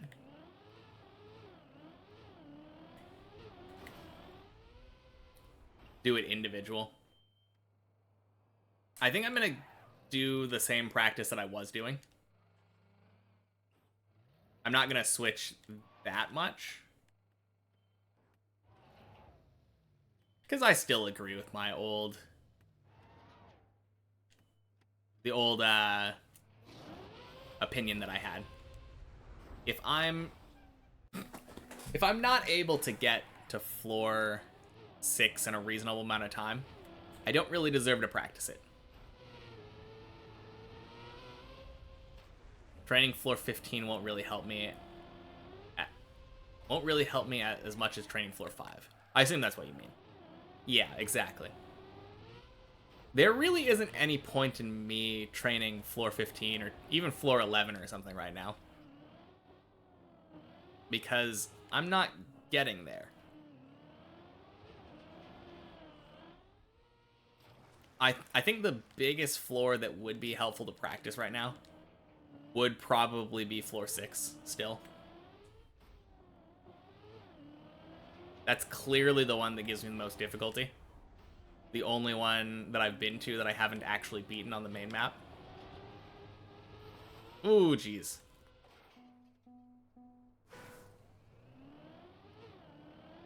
Playing all floors together version is more flawed. Are you just talking about the main map, like this one? Because I agree. I think it's just more fun.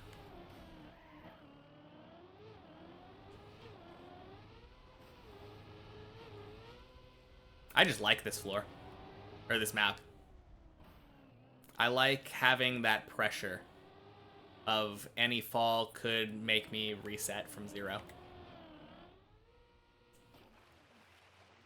Oh, you were talking about the many checkpoints or the one checkpoint per floor map. Yeah.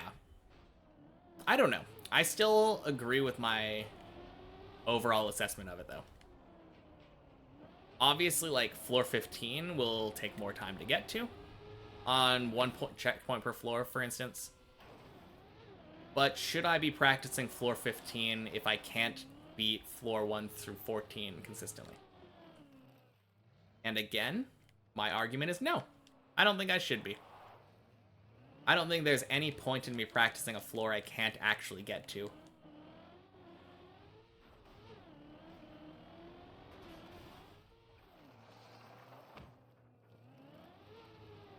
You remembered another thing you wanted to tell me. Well, let's hear it. Yeah, I don't think there's anything wrong necessarily with practicing on the one checkpoint per floor map, though. Because it will force me to practice floors that I'm weak on. And even if I had gotten up to floor 14 or something, floor 15, and I was like, I want to practice floor 15 on the one checkpoint per floor map. If I'm having trouble with floor 6 still, I will have to practice floor 6 until I get that floor 6. And the same thing with every other floor below it. And I think that's a good thing. Forcing myself to practice floors that I'm not basically one-shotting every time. Janik played many checkpoint version, had 92 checkpoints. Okay. Had 92 checkpoints going for the last jump and still finished. Absolutely. Yeah.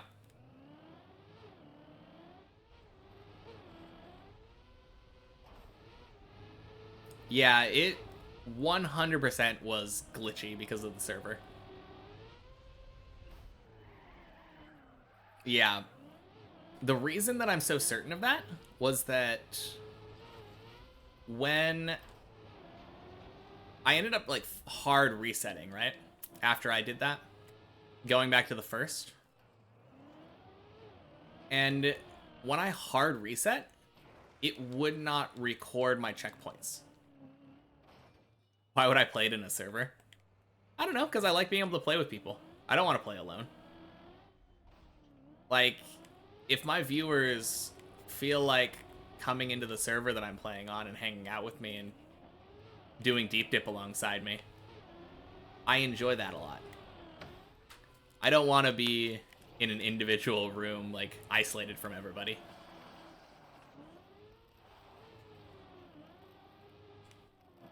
So even if it didn't count, like, it doesn't take away from the accomplishment for me. Ooh. That would be funky. I don't think that will be a problem, though. The problem with the many checkpoint version on the server was, like, it reading the checkpoints. Deep Dip 2 together is way more fun. Exactly, Hemi.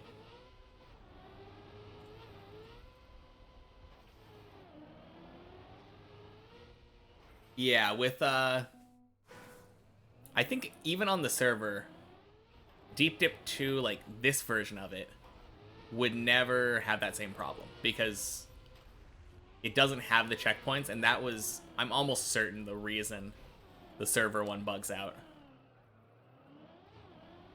It would be interesting to check if somebody did Floor 13 the intended way. Because that is, I think, the reason why the server bugs out. I think it doesn't like the linked checkpoints being so close together. And something about, like, picking up a bunch of checkpoints in a row super quickly probably, combined with the server, breaks it. So if somebody actually did try to do Floor 13 without skipping half the floor, I'm curious if it would work on the server. I mean, I don't know if it really makes sense. That's my, like, hand-wavy explanation of why I think it probably didn't work. But I don't know anything in the background. If you finish Deep Dip 2 while in a room, it might bug. I haven't heard anything about that with the main map. I've only heard about that with the checkpoint map.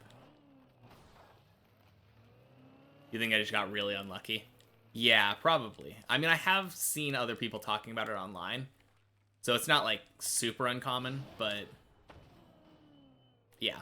I don't think it's super common either. If I just play solo on local, I'll finish if I touch the goal line. Yeah. I think with the solo local one, the linked checkpoints don't matter. Like, they don't have any problem with it. Oh no, he's back. Yes, knew I am. You're so tired of Deep Dip 2, though. I'm not. I am so ready to get back into this. For you, it was fine in the room? Yeah. It might have also had to do with how long I spent in it.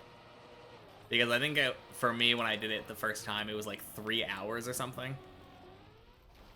I don't know. There's a lot of speculation. I don't really care, though. Doesn't bother me in the slightest. Yeah, I was there. I had Twitch open, and then I had to talk to my apartment manager about something, and when I came back, he had just finished. And I think Javi finished the day after I left for vacation.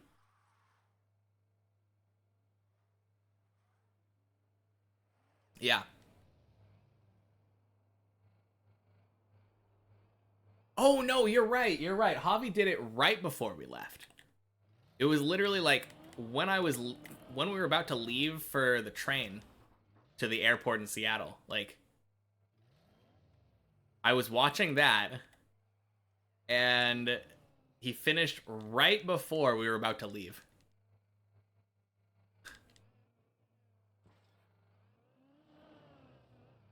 September 15th, yeah.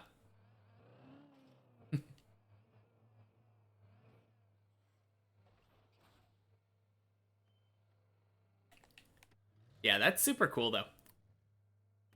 Went from 8 finishers to 10 finishers while I was on vacation.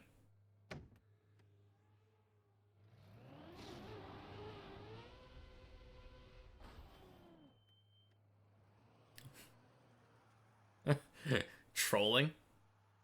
Did I bring you a souvenir? No, I brought myself a lot of souvenirs, though. We ended up bringing back like 5 whole suitcases of stuff, including over 400 volumes of manga. Whoa! Yeah, that's why I don't do that. Yeah, let me move my chair back again. I have all of my manga just sat back right there. All of that. Got, I think the 2 notable ones. I got all of One Piece, all of Dragon Ball, and some of the ones that I was wanting to get. I've always wanted Death Note because Death Note is one of my favorite anime. And then Tokyo Revengers, I heard, was really good in manga form. And then a little bit more scuffed in the anime. I haven't actually watched the show, but I have heard people recommend the manga. So I got that as well. And then a lot of other stuff too. I think everything except for One Piece, I got the entire series.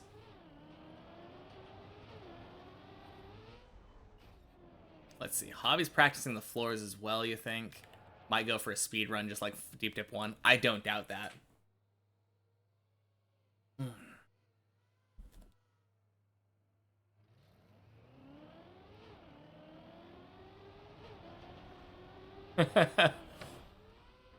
Oh, Dragon, did you think that Snoo was talking about him finishing Deep Dip? He was talking about Javi and Virtual. Because they both finished Deep Dip in the last couple weeks.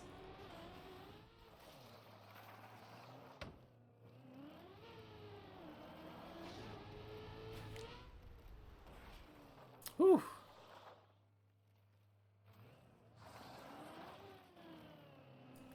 No, I'm really happy to be back though. Back and playing some more.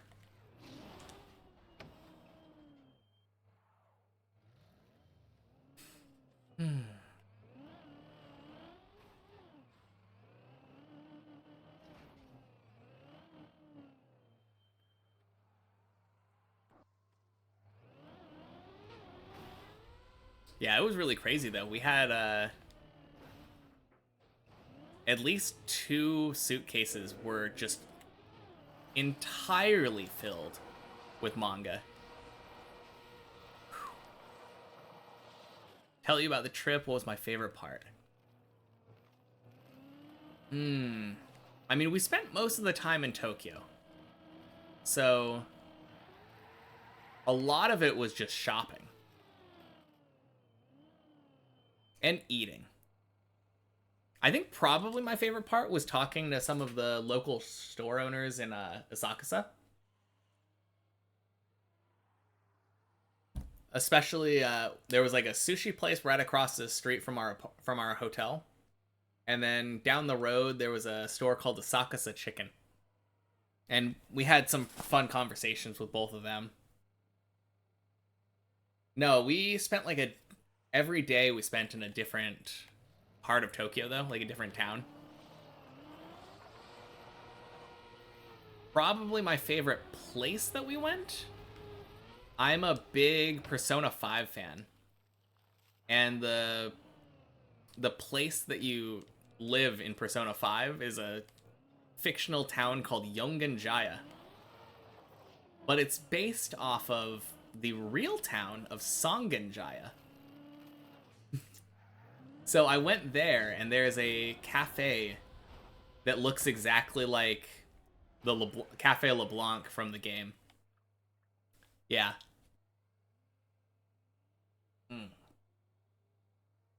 But that was probably my favorite place that I went. When you were in a room with thicker cobalt in the house while hearing explosions, you thought about me and the other 2 streamers. Yeah, that is Well, if at any point you don't come back, I'm going to assume that instead of assuming that you hate me.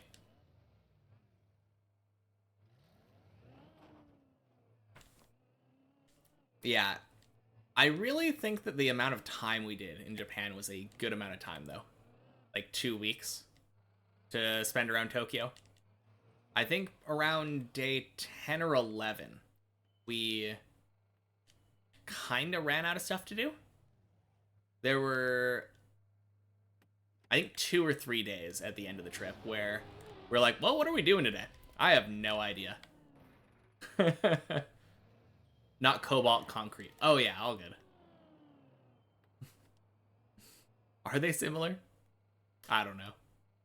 They're both rocky surfaces. Team Labs. I don't think so. Doesn't sound familiar.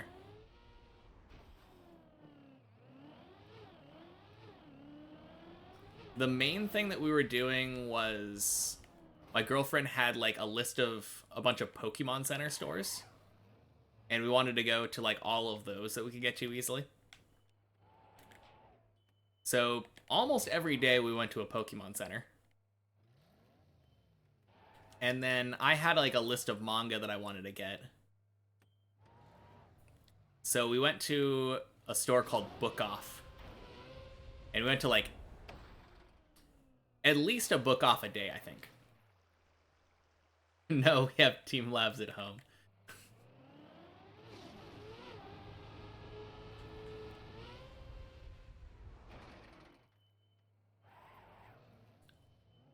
Yeah, sounds like it. That is crazy.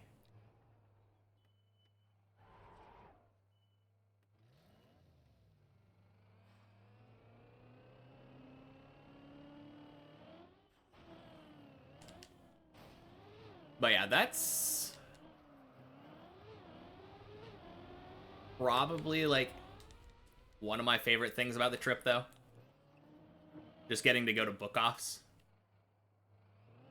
and learning like how the organization works. It's kind of weird because it switches from store to store. Sometimes it was alphabetically by title. Sometimes it was alphabetically by author and then separated by publisher. But then a lot of them also had like multiple different sections based off of the pricings of the book. So crazy.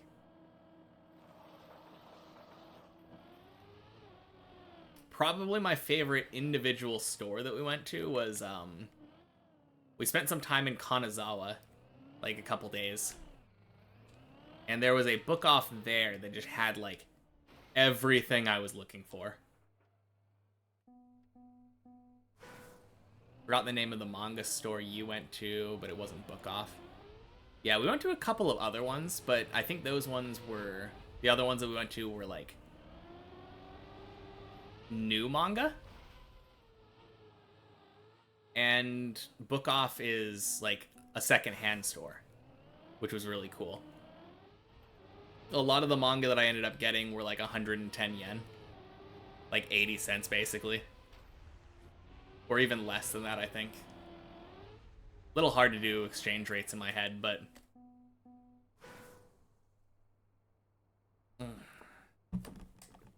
Yeah, like...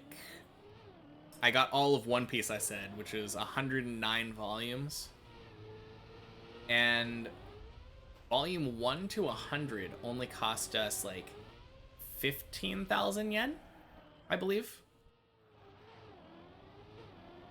So like $100 basically. $100 to get the entirety of One Piece. Minus 9 volumes, which we ended up getting also. The only new manga that I actually got was volume 109 of One Piece.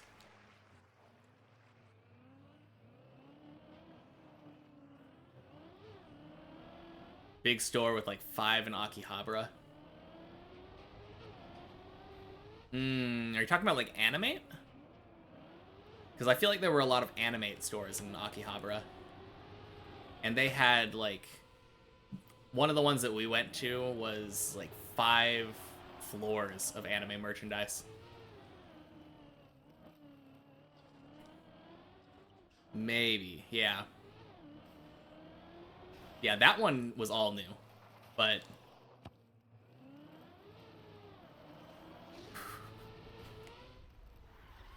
that might have been the one you went to. Okay, cool. Yeah, we went to a couple of Animate stores. It wasn't quite what we were looking for. Like, the big stores that we got, like, a bunch of stuff for really cheap was, Book Off for manga, and then Surugaya was the one that we went to for a lot of the, like, we got a lot of anime figures. Surugaya is another, like, secondhand store. And that one was a really good one.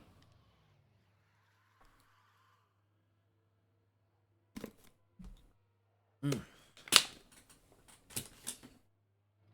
It's kind of funny. We ended up, the first couple days that we spent on the trip, we were in Yokohama.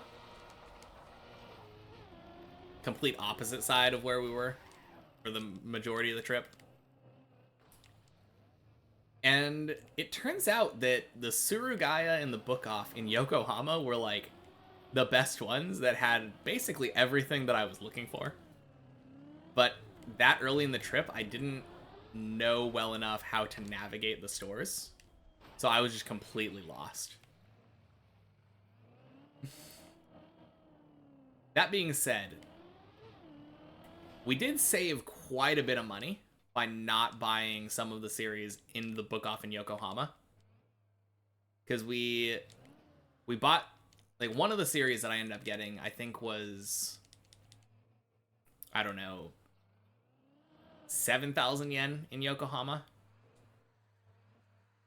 And we ended up getting it for significantly less because it was one of those ones that, like, all of the individual volumes were basically 110 yen.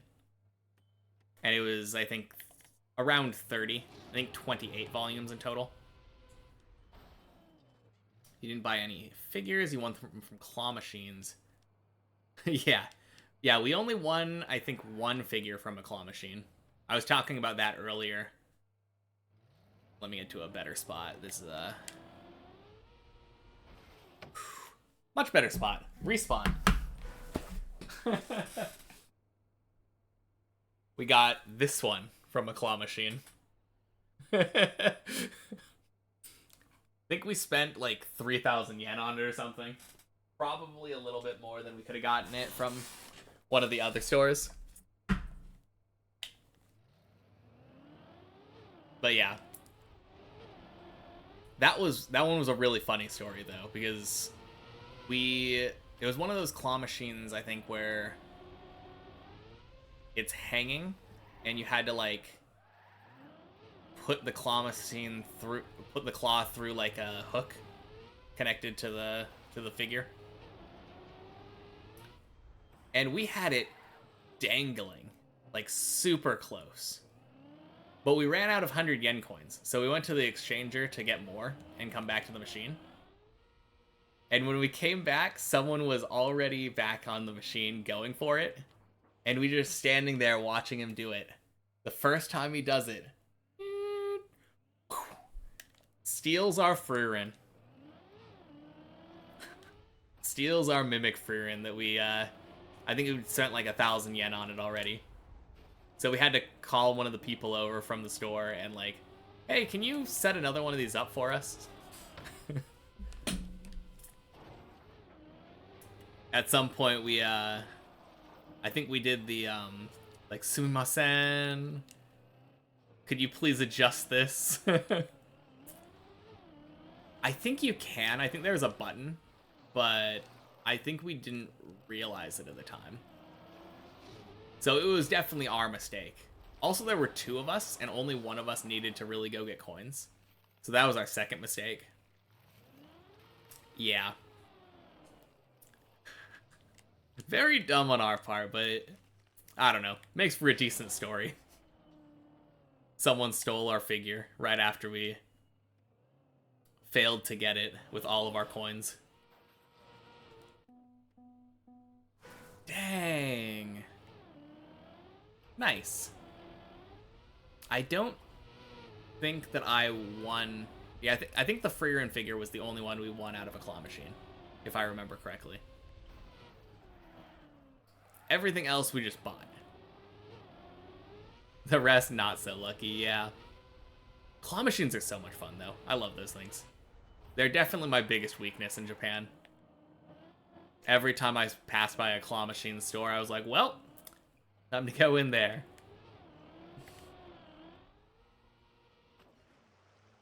A lot better at the claw machines with small stuff.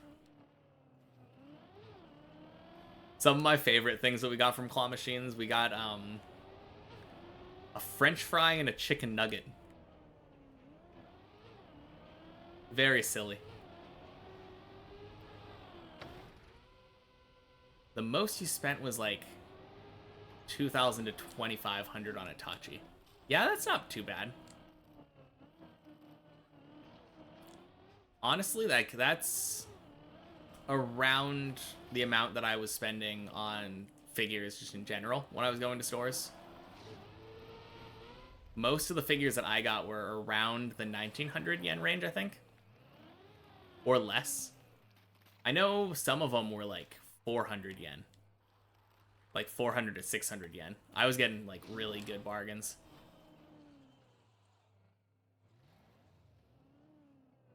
No, I got a ton of figures though. I think I got around 25 of them. I definitely need to get a bookcase to display everything. I was thinking about putting it right there on that back wall.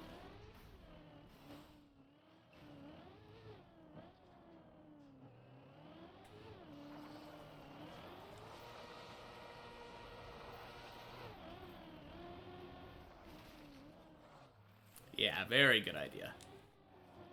Right now, all of the manga are just sitting on the ground. Same with the figures, so having somewhere to keep them organized and displayed would be a really good thing. Yeah, absolutely.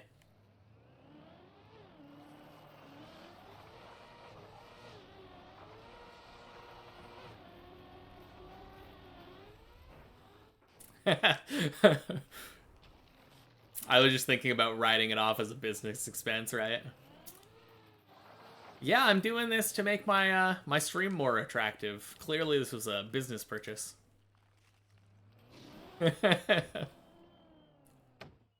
Oh man.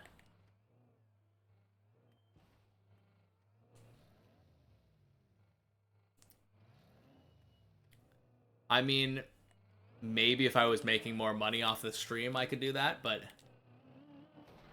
given the fact that I don't make that much money, I don't really pay taxes. I think I'm probably going to wait until next year to find a job anyway, so kind of cool not paying taxes for a whole year. Can't really write off taxes for like a business expense if you're not paying any.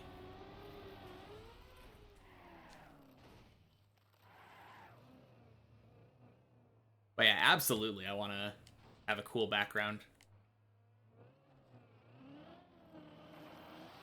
And one of the things that we got, there was a, I think it was in, there's like a big mall in Ikebukuro.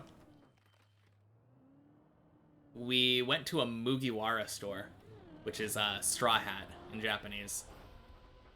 And it's just an entire store of just one-piece merch. That's where I got this shirt. And then, if I can... I got my Sanji poster back here now. I love that. If anyone hasn't seen this before, I love this. Oh, jeez. That's a glare. So bad. Too sunny right now. I'll try to show it off later.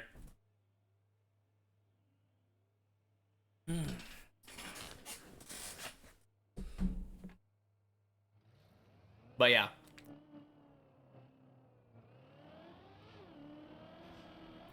I think it was like Water 7 in the manga where most of the Straw Hat crew gets a They get a bounty for the first time, and like the majority of them got their photos taken, but they weren't able to get a photo of Sanji. So someone was just like, "Oh, I can just draw a picture of him," and they just used that, and it's just like the worst drawing ever.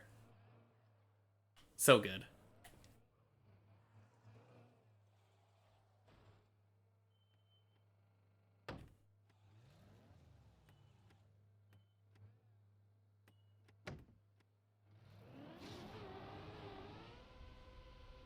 Bing.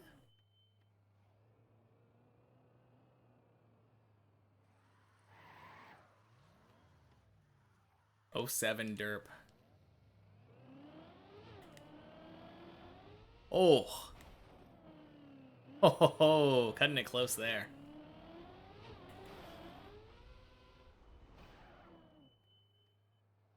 No, I got so much cool stuff in Japan, though.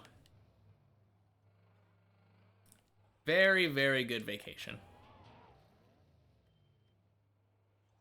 Next time we go, we're probably not going to spend much time in Tokyo at all, though.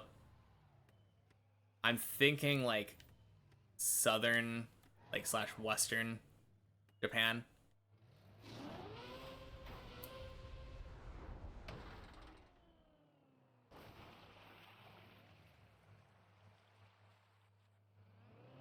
I definitely want to go to a, like, more traditional onsen, like an outdoors, like, natural hot spring kind of thing next time we go.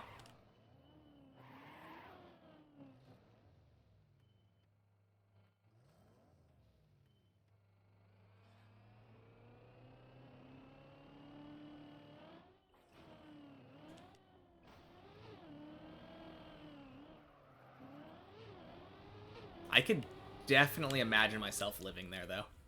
I will say that much.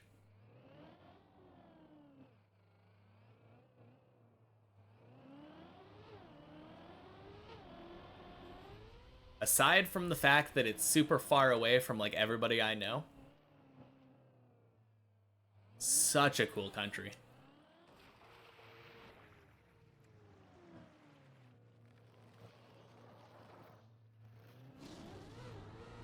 Jonah, welcome in. Hello, hello.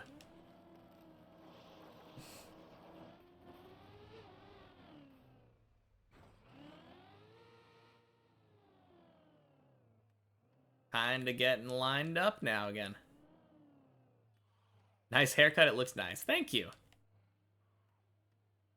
Very nice. Well, very thank you then. Oh.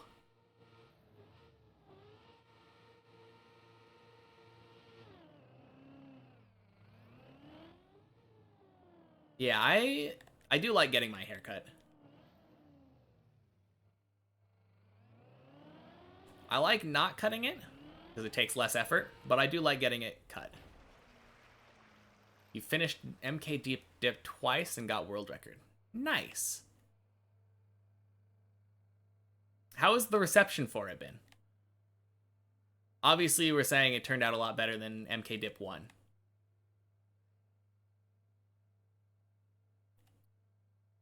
A lot of people playing it.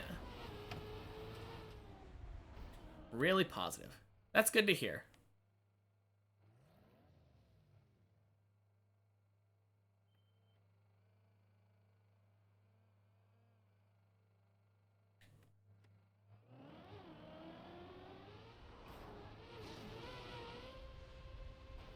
Swing.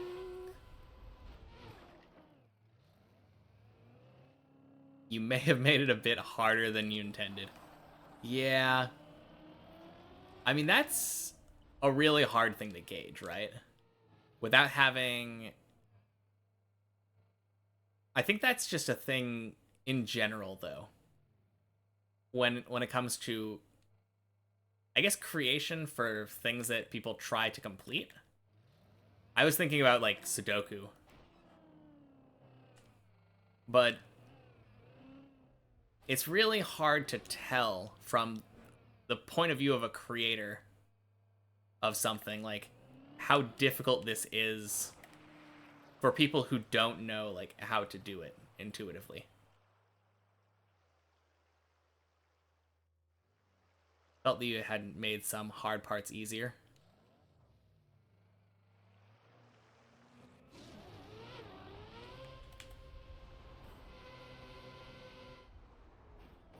Be right back. Gonna get a PV. Sounds good. Even though it's harder than we intended, people are really positive, which is definitely good. Yeah. I mean, as long as it's hard in a good way, right? There are definitely some, like, dumb, frustrating ways for something to be hard.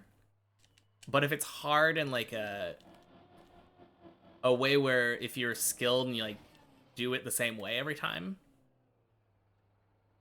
that's the way that I like something to be difficult. Like, this jump coming up, Tony, is a tough jump, right? But I think it's hard in a good way. I feel like this one is hard, but if you know how to do it, you can get it, like, every time.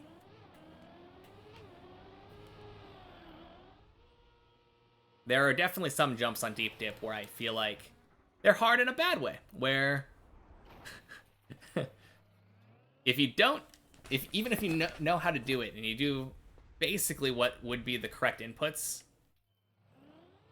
you can still fail it, just basically of no fault of your own. Oh. Yeah? There's a air conditioner in the way. Yeah. Yeah, I guess maybe that would help. Either way, I will be right back, guys.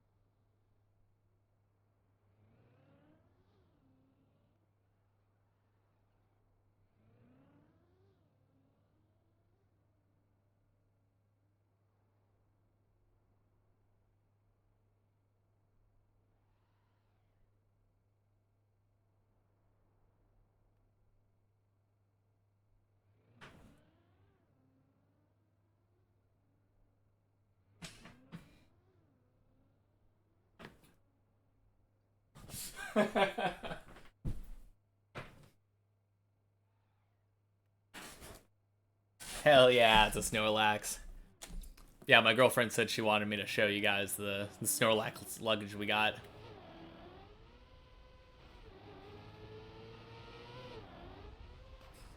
Yeah, we had to buy like 5 things of luggage.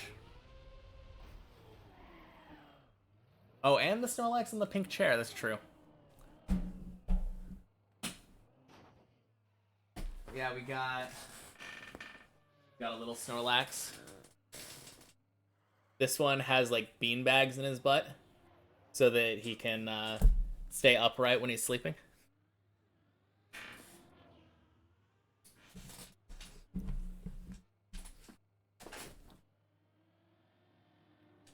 Groudon's your favorite Pokemon. Oh, yeah. I'm sure they do. We probably saw some. Feels like every Pokemon except for Magikarp has a plush, I swear. We were going to the Pokemon Center stores the entire time during the trip. And usually there's like a wall of... We did see Groudon? Okay. Yeah, there's like a wall of like just filled with Pokemon plushes. And almost every Pokemon, it seems, has one. Magikarp doesn't, though. We never saw a Magikarp. Or Magikarp is just so popular that it's always sold out, which seems a lot more unlikely. It does feel like Magikarp is popular. Gyarados is definitely popular. Did Bruxish have one? Or Pansear? I don't remember seeing either. I think Bruxish did. I feel like like very vaguely remember seeing it. I don't remember seeing any of the elemental monkeys though. Yeah, it was really surprising never seeing Magikarp though. No, it felt like almost all of them did though. Because there was literally just an entire wall where... Yeah, I think... Oh, wait. That is a good question. Muck is literally just a purple ball of slime. I don't know if I remember seeing Muck or Grimer. We did see Muck? Okay. Well, good. At least one of us remembers.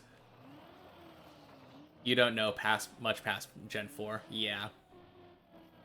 Bruxish is Gen 6, I believe. If I remember correctly. I feel like Bruxish is a little bit popular, though. Just because of how ridiculously ugly it is. It's Gen 7? Oh, sorry, Gen 7. Yeah, I was thinking of the right games because it's Alola, the Sun and Moon games, but I was thinking about the wrong number. Yeah, you're right.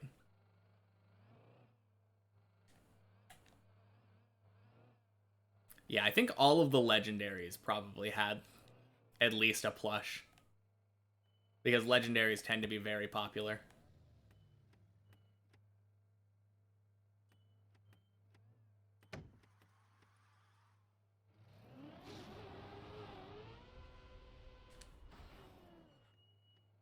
Was it regular or primal? I don't remember, but I'm assuming it was probably regular Groudon. I don't remember seeing either the primal Groudon or Kyogre things. Looked normal to you.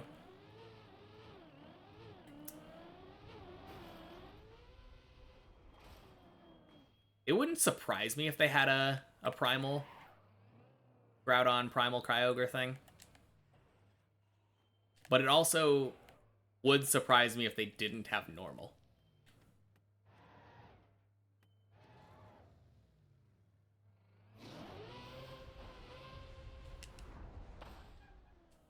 Ring.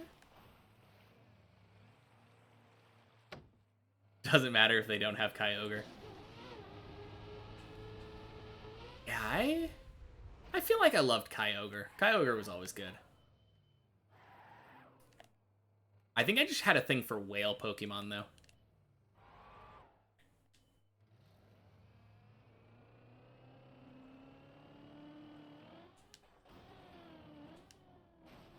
Kyogre is good, but not Groudon good. Okay, fair enough.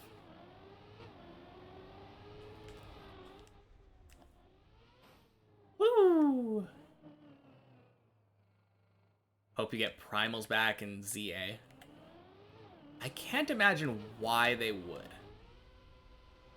Because based off what it looks like that's going to be a Gen 6 remake, right? Like Gen 6 type of remake for Legends. Not exactly a remake, but yeah. Earth Dinosaur, Spoon Man, and a Weasel.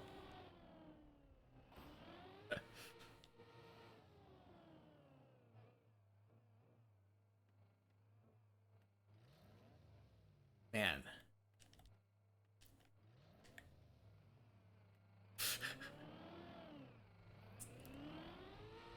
I feel like Hypno is such a creepy Pokemon.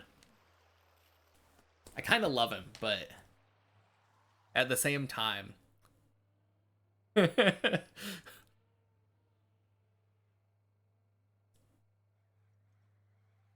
Spoon Man ain't Hypno? Oh, are we talking about Alakazam then?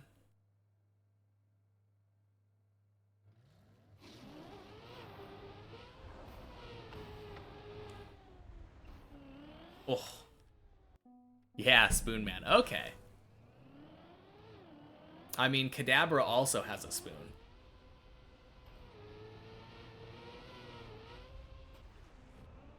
Hmm.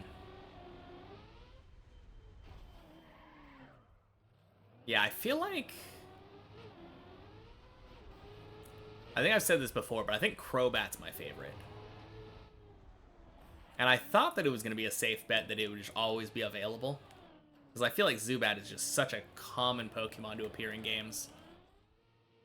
I don't think it was in Sword and Shield, though, was it?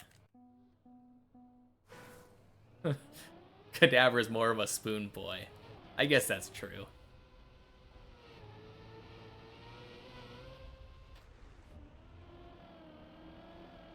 Although, I think technically Alakazam is shorter, right?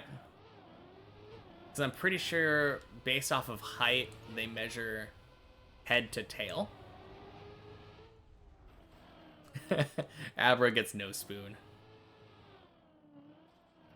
It always surprised me that Abra could learn, like, other moves, except for teleport. Because I always lumped Abra in with Magikarp. I mean, Magikarp can also technically learn other moves with, like, Tackle, Flail, Bounce. But, like... yeah.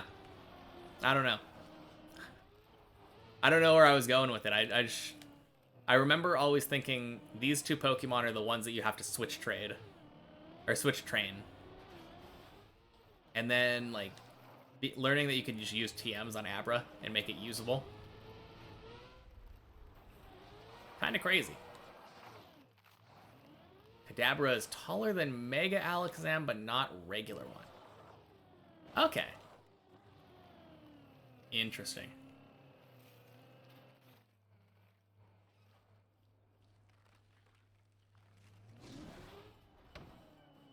Oh, man. So, I've talked about before how I like watching Pi Plays Pokemon. And it's playing Pokemon Sapphire. A while back, I think a couple weeks back, it caught a Zigzagoon for the first time. And so, because it has pickup, it's been getting Ultra Balls, and now it has like 5 Pokemon the last time I checked, including a second Zigzagoon. And it's kinda crazy.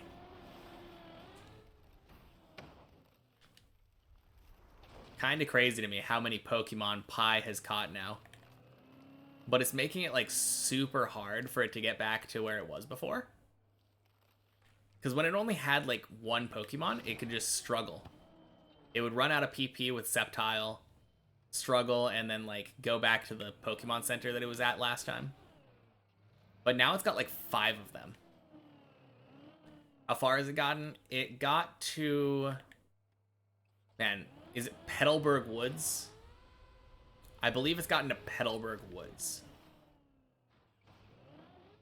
It's gotten pretty far. It's kind of crazy.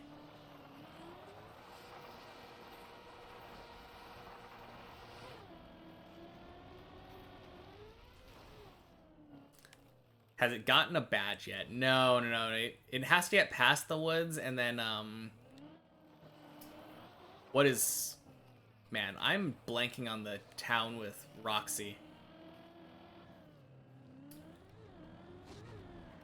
I don't know why. I'm really bad with the town names in Gen 3.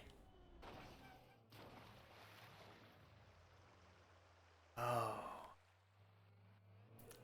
Really sucks compared to you. You're better than math at Pokemon. Yeah, I mean, I can't imagine you're worse than Pi when it comes to Pokemon. Because Pi literally just does random inputs. But no, it's always exciting whenever it makes any meaningful progress. Probably not going to happen for a while, though. The stronger its team gets, the harder it is for it to actually get anywhere.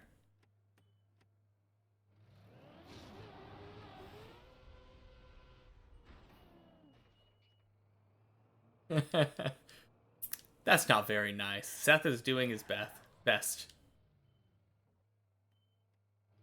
That's the name Pi chose for itself.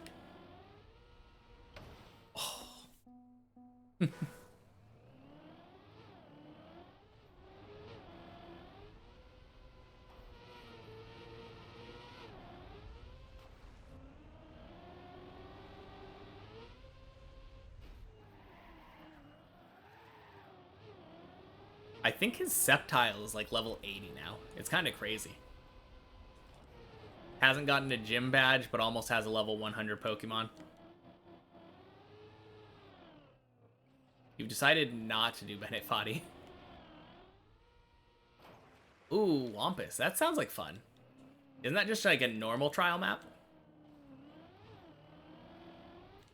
With checkpoints and all? Yeah. Yeah, that sounds like a lot of fun.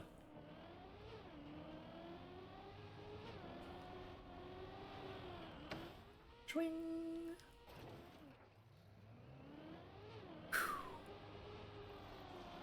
It'll make you technically better at trials. Yeah, probably. I feel like pretty much any trial map that isn't like a hardcore, no checkpoints tower map will probably make you better overall. These are not very good training maps.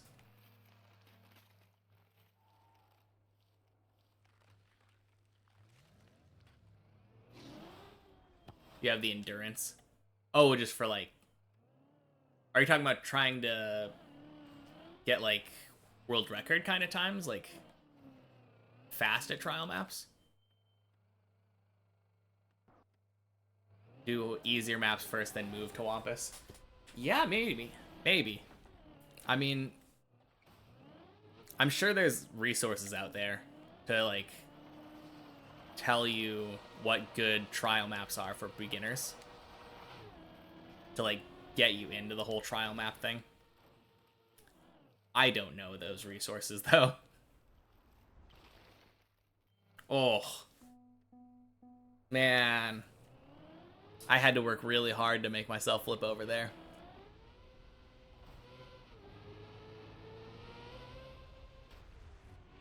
Oh, become better at the tricks and then not have to learn them on the spot. Yeah, I guess there are some like pretty common tricks on trial maps, right?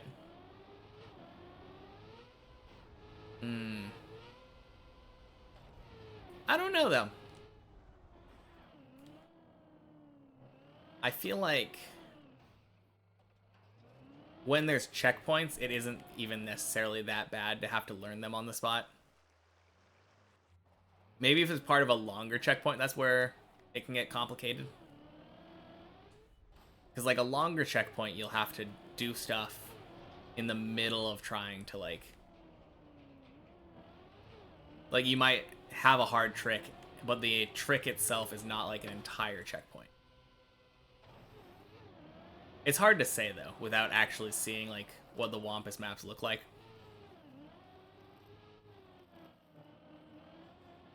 I think the only map of that style that I've seen was World of Tompus 2. Because I think Mutta was trying to do it a while ago, trying to get the world record on it. But yeah, based off of that being my understanding of that type of map, it doesn't feel like most of the checkpoints would be really that long. It would mostly probably just be like one trick. And I feel like any map where a checkpoint is just one trick probably is a good enough training map for that specific trick. I mean, maybe there would be other maps that would have like a slightly easier version of the same trick to get you used to it. Like the concept of how to do that type of trick in general.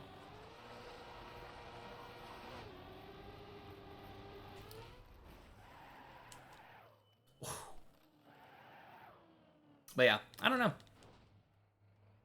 I don't know. I think if the checkpoints are short enough, then it would probably be good enough training on its own.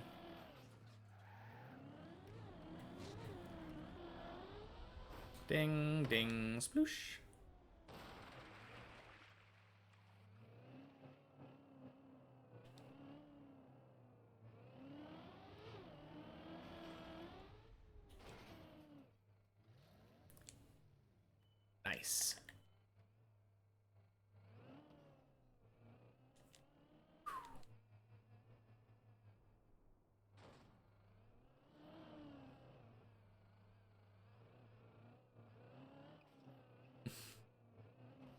Oh no, Zane. What happened? Clipped wheel still went for the bull. Oh no. Yeah. That is bad.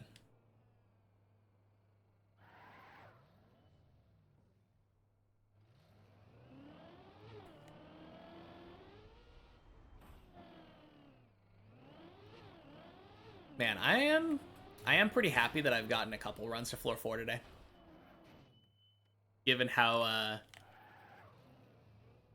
I don't know, opposite of warmed up I am. Rusty, cold.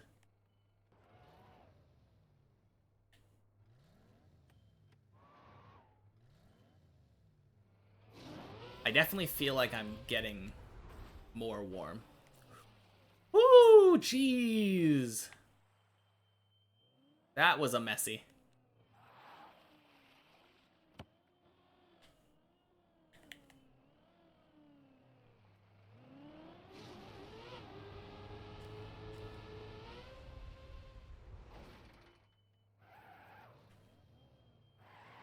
We take those though.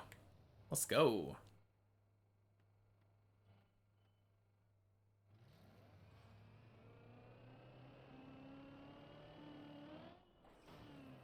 All right.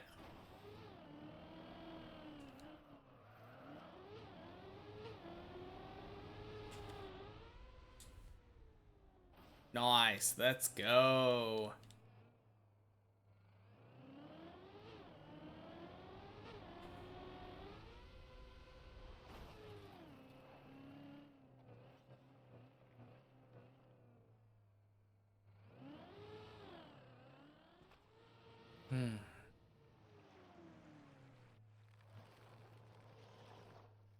Ooh, that's a good question. What do you rate Tony in terms of... Is there not water at the bottom of the bowl? No. No, there is not. That is exclusively shallow dip.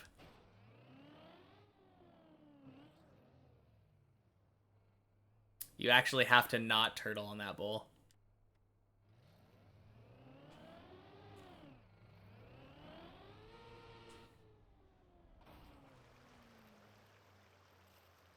Yeah, it's...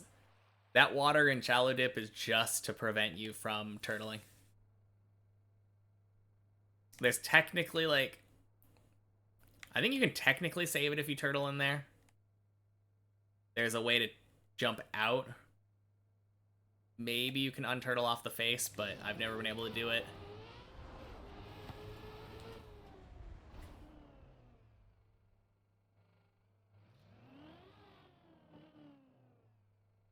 You can't really turtle in the bowl, so it doesn't do anything. Really? Feels good to play Deep Dip 2 again? Absolutely. I had been missing it, that's for sure. Oh, jeez. Ooh.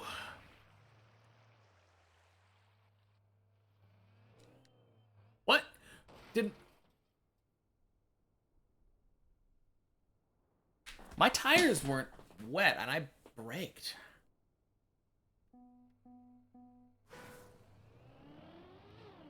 Oh yeah, I guess the top is open, so you can go higher into it. It's a lot harder to turtle, yeah. I got mentioned in a virtual stream. Yeah, Analotta sent me a clip of that. I don't think it was by name in the clip that I got sent, but I know Janik and Virtual were talking about me, like, I think yesterday? That is so cool, though.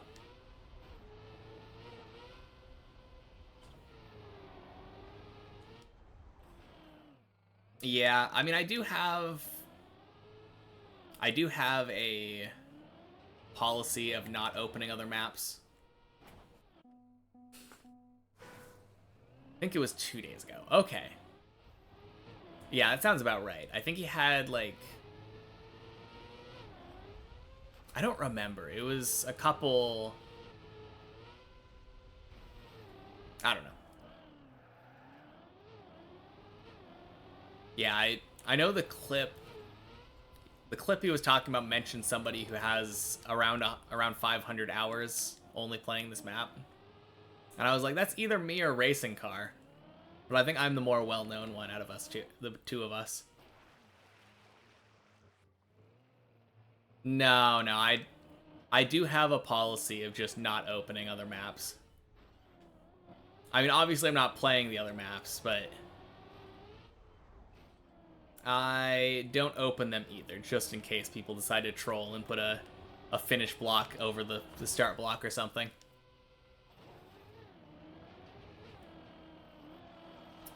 It's at the very top of my list for next maps to play, though.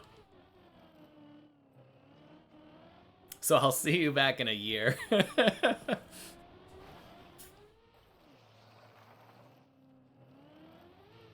Yeah, to be fair, though, like, his reaction was basically the same reaction that I expect everybody to have. Something along the lines of, like, yeah, not reasonable for a new player to finish this map.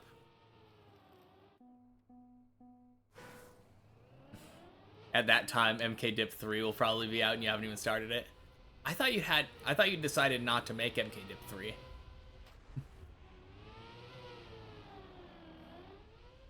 I mean, I guess people can change their minds, right? That's the whole point.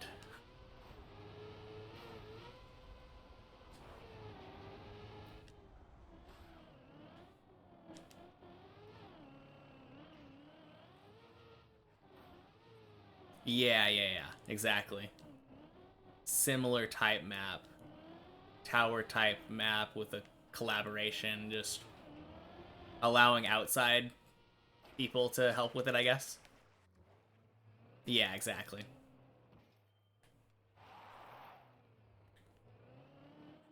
So the spiritual successor to MK Dip 2 will be out by then. Doesn't surprise me.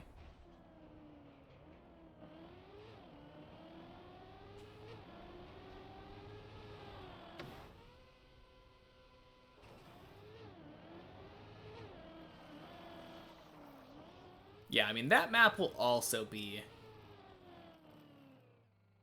on my radar, though.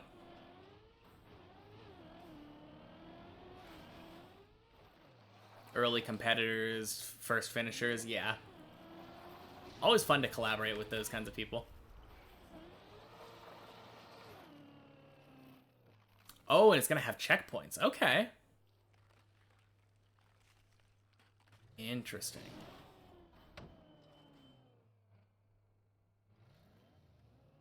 Yeah, that is an interesting idea. Like, I feel like a lot of people have thought about the idea of having the car switch blocks in a map like this, but then having it be like impossible if you accidentally land somewhere with the wrong car type. But if you have checkpoints and it's like more of a trial map, you could do that. You could have a rally car checkpoint or something.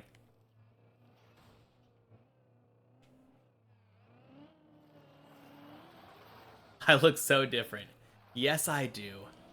It turns out that cutting all the hair off your head makes you look a bit younger. Or so I've heard.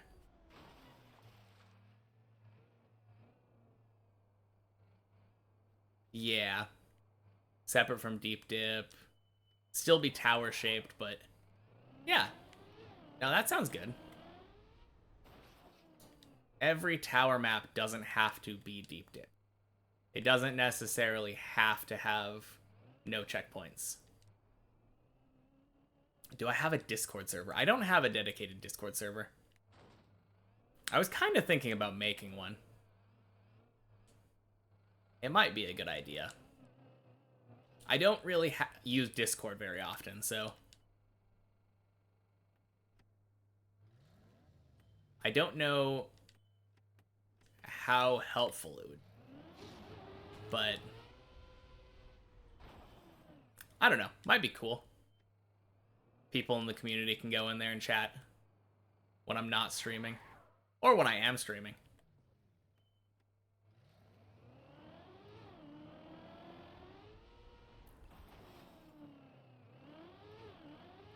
Yeah, exactly.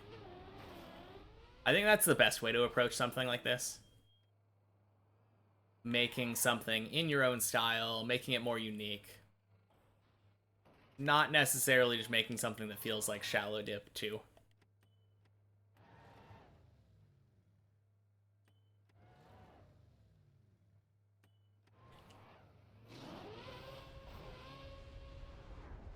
And like you said, I feel like...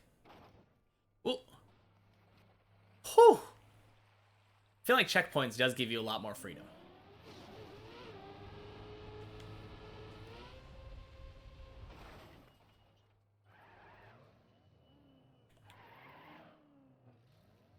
Hard, but not too hard. If you make it harder, it'll be frustrating. Yeah. True. I guess the one thing that you have to worry about with checkpoints is if you're making a checkpoint tower map, it could be possible to skip checkpoints. If you aren't, like, if you aren't careful.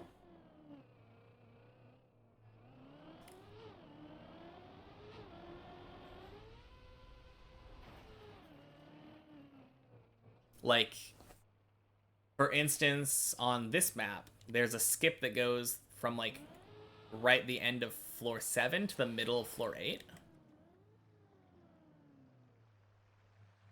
And if you had a checkpoint at the beginning of floor 8 that was mandatory for the finish, then that would kind of be broken.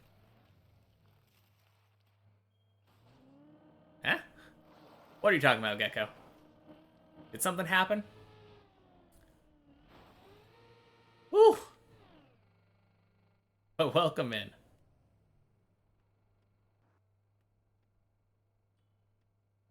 My hair. Oh. Yeah, I don't know. I think I'm just going bald or something. How am I doing? I'm doing great. I'm glad to be back. Had a great vacation, but it is nice being back. How about you?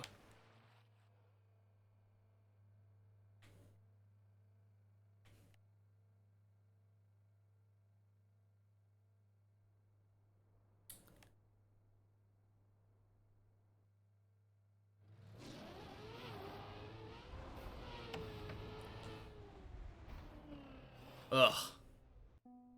Gross. You're good. Just had your first work day of your life, and it was great. Well, I hope you can keep that enthusiasm for the rest of the work days. Congratulations, though. I feel like I was the same way when I first started working. I worked for a little painting company, and they literally hired me to like clean their used brushes and paint buckets. But it was pretty chill. I was working out of their garage and got to just listen to the radio, clean, paint. At some point I was like, yeah, I'm bored of this. I don't want to do it anymore. And that was fine because I was in high school, so don't exactly need to have spending money in high school. No, that's cool though. Welcome to the working world. If you can find something you enjoy, that is like the golden, like, that is the best thing. Finding something you can enjoy doing, like, forever. Refill the racks at a supermarket? Yeah?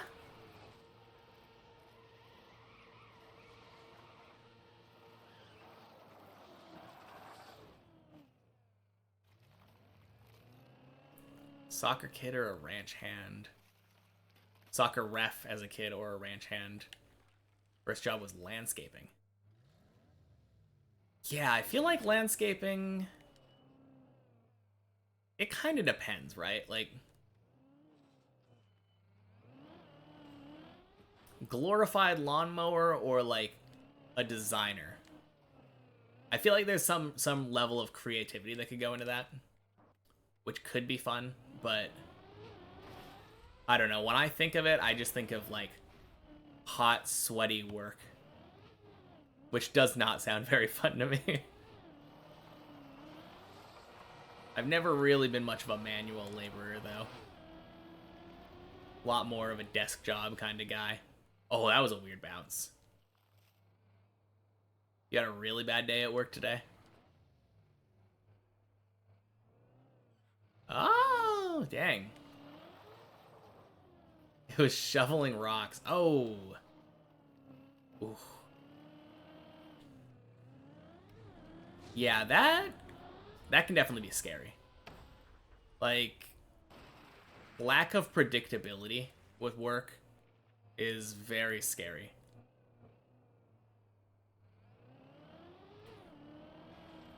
I've never had to deal with that myself, but I know people who have. And yeah. Not exactly the Oh, and you don't even work in a position like that. You just sell tech. Okay. Yeah, I guess if you worked for like a mental like health kind of place or like a hospital or something, maybe you'd be more expecting it. So that is even worse. Yeah. Dang.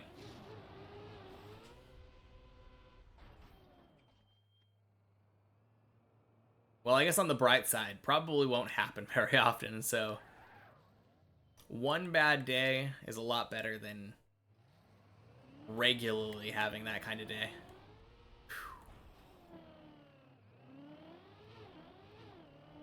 Dang.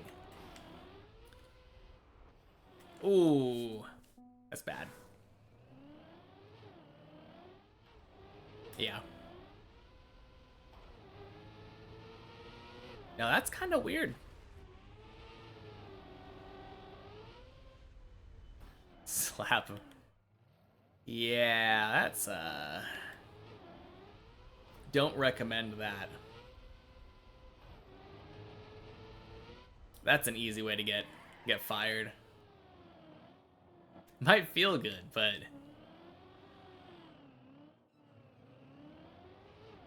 yeah, that's the right move.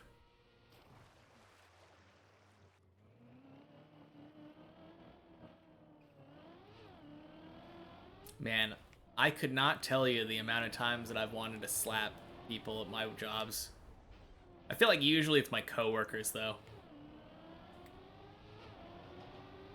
I feel like if I have a bad customer, at like a customer service type job, I can usually handle that because I know that they're going to be gone.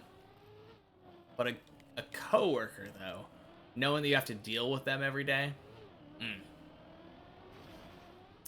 yeah, no. I mean, if he was looking for a laptop and TV but couldn't behave himself the way that like you need to behave yourself in a store like that, then of course you're not gonna let them buy it. That makes sense. Yeah. No, you're right. You're exactly right though. Like rude customers, you can kind of predict how they're gonna be. It is that element of unpredictability that makes it scary. Because even rude customers will usually follow like very basic social norms.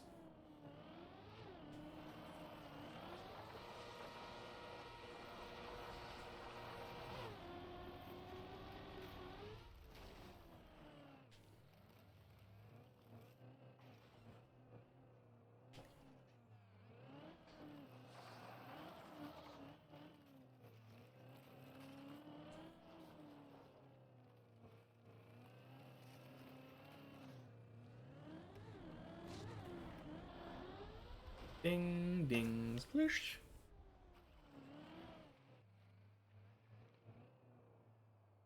Yeah. No, exactly, Jonah. Exactly. You're not a boxer, you're a tech salesman.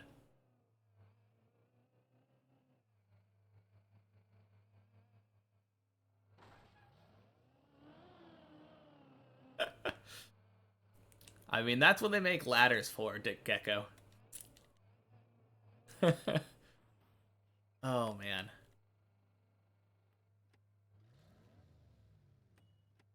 Luckily, never had to work customer service except for as a cook at a restaurant, but then you don't have to deal with customers. Yeah. The one time that I worked in a restaurant, it was a Jack in the Box, and I was the team lead.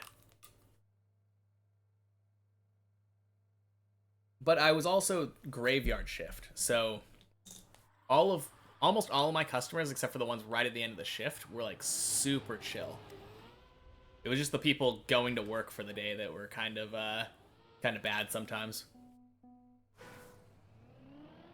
Pretty much anyone going to Jack in the Box at like 2 in the morning, always gonna be super chill. Probably high, but also super chill.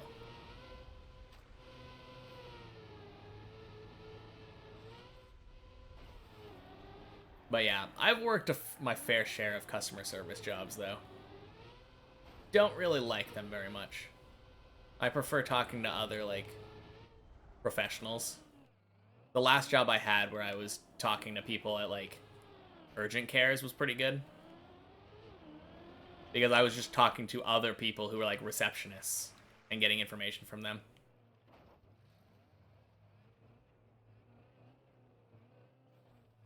The back of the top, dang.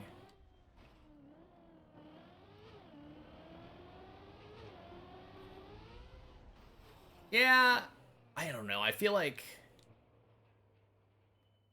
there are definitely a lot of different types of people, Jonah. So like there are definitely some people who are like extroverted.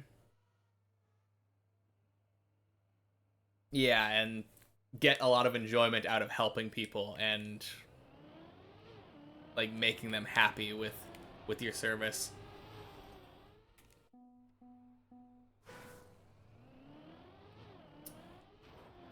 I feel like there are definitely more introverted people. Like I consider myself to be fairly introverted, other than the fact that I live stream. Kind of a weird introvert type of thing to do, but a lot of the times when I'm working like a customer service job, I would much rather not have customers.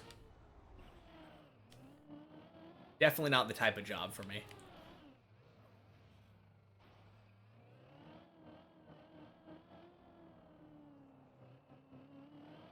You don't get angry people. Well, oh, you don't get them, like don't understand them. Why be angry when you can be happy? Yeah.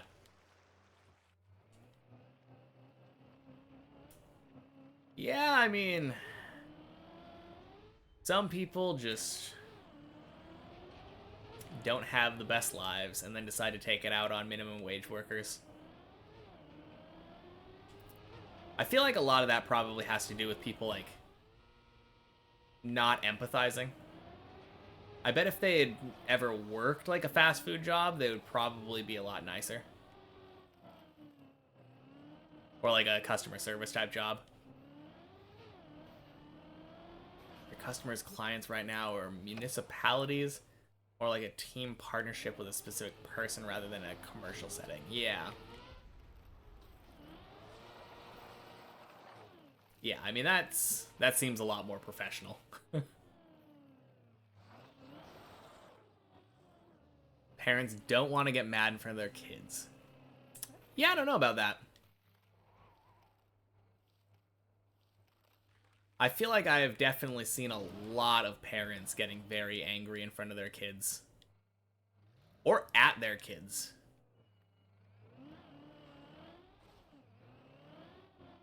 I mean, that's just from my experience of customer service, but in Denmark, fast food sucks way more than tech. Yeah, they need you for help, but like anyone could give them food. Yeah. Or they can make their food themselves, true.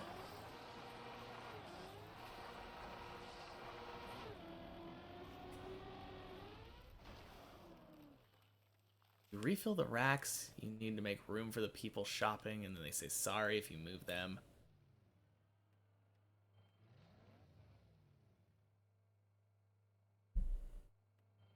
Yeah. Now, I feel like those types of people are the ones that are easiest to deal with. Whenever people are just like super polite with you, apologize for stuff they don't need to apologize for, those are the easy customers. Honestly, though, I feel like a lot of the times with customer service jobs, you don't really have to deal with the hard customers, like the difficult customers, unless you're actually in like a leadership position.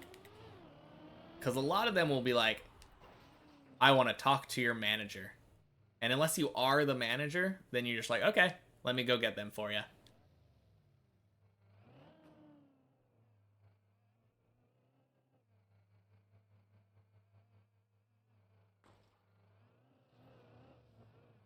Yeah, you're in person.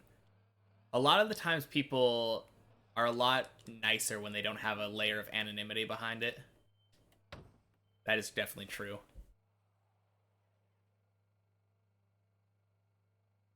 Got one very bad customer who was your mom.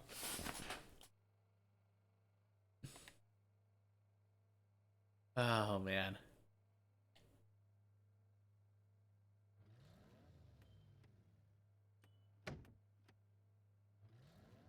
Yeah, I feel like that's also like a whole thing.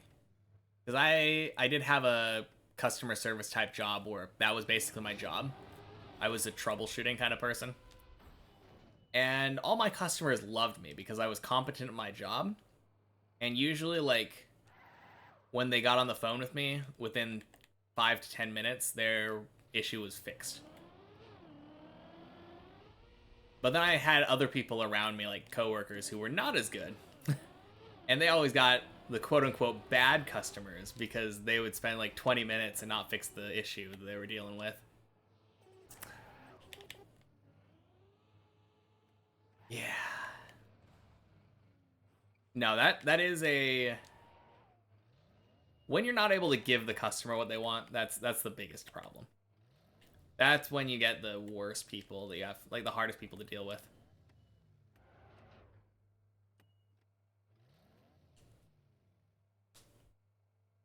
Every time they don't like us, they just leave, yeah.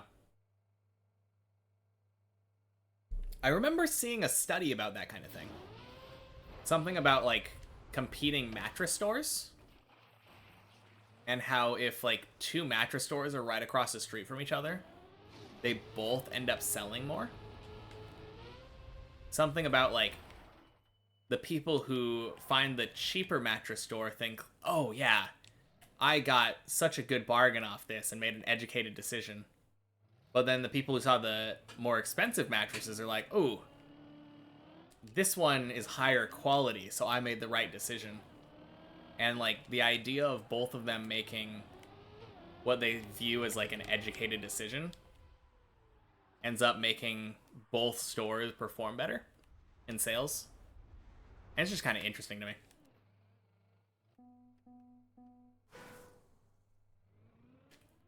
I feel like that study needs to be redone now because it's probably far less relevant now in our modern day of, like, internet shopping. Because you can, like, price check anything on your phone just instantly.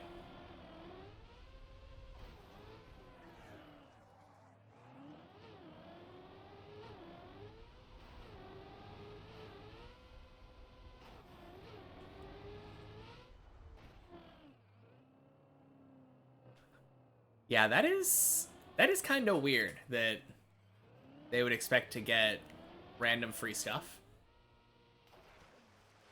I don't know if I've ever had that happen.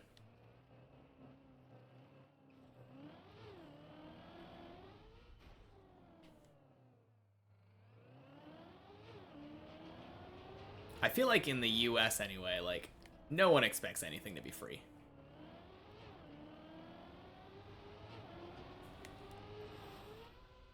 Oh. Offer them phone subscriptions. Hmm.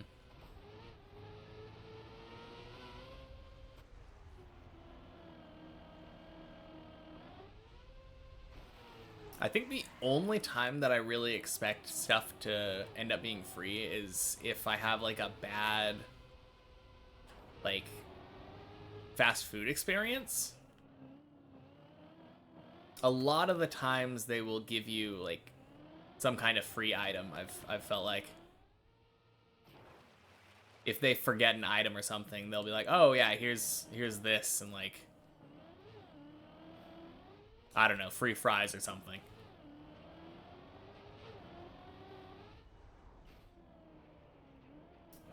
They always feel like they're far more focused on customer satisfaction, though. I think my least favorite thing about fast food is how focused drive-through places are on times. Like, anytime that you're sitting there at the drive-through and they don't have the food that you want quick enough, like for their satisfaction, and they have you like park and bring your food out to like serve the people that came before, like came after you. Kind of a weird thing.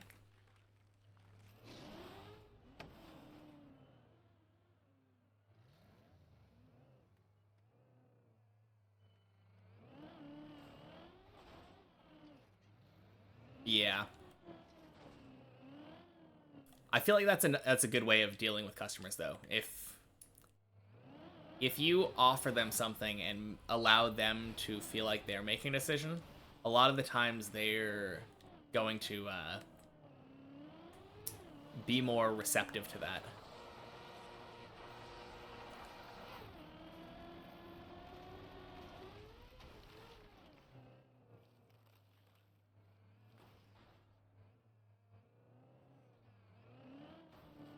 Customer today bought an iPhone 16. He bought an iPhone 16. He thought he was entitled to 2 iPhone 15s for free.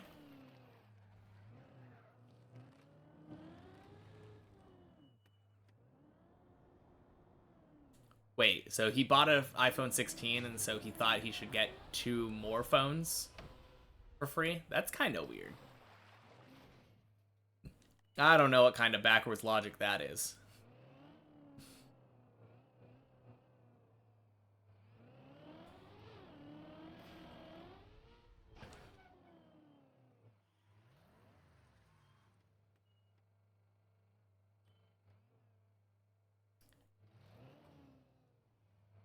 Yeah, I feel like... I don't know. I feel like people always have weird horror stories when it comes to customer service type jobs.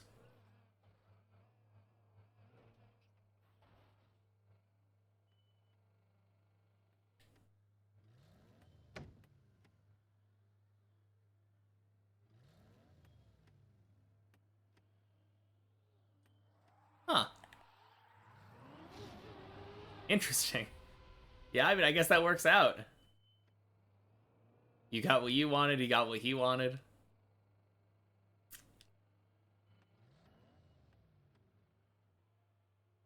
Yeah, I think my problem is that I'm not the type of person to buy new phones at all. I don't even know what kind of phone I have. I think it's like an iPhone 8 or something. I can't remember the last time that I got a new phone because I don't really feel like I need one. I use my phone for like YouTube and texting.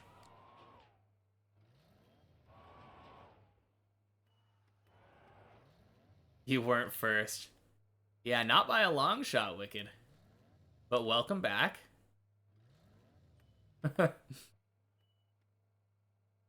Hey, welcome in as you as well.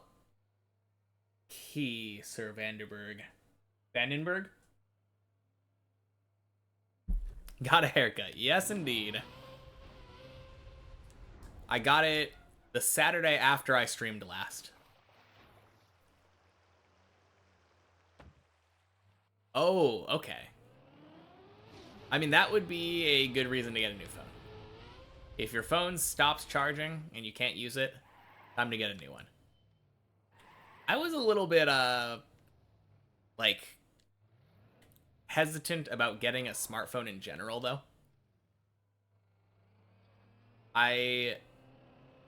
Before I got a smartphone, I was always kind of the opinion that having a smartphone so you can just kind of Google everything on the spot made you like less likely to actually want to learn stuff and remember things. Because why remember something when you can just Google it? I mean, I wasn't wrong. Now, I feel like with mobile games as well, like, I went through a phase of playing way too many mobile games.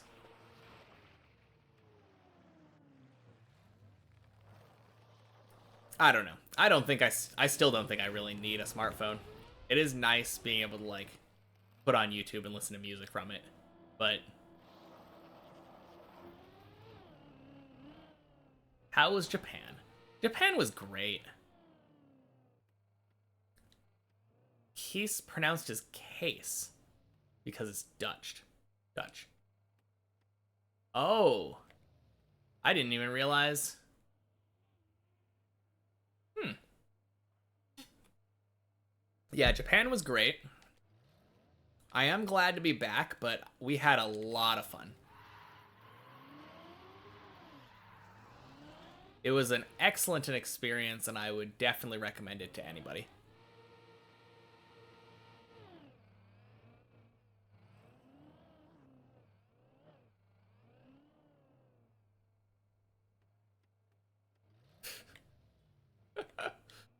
Man, I have no idea what you guys are saying.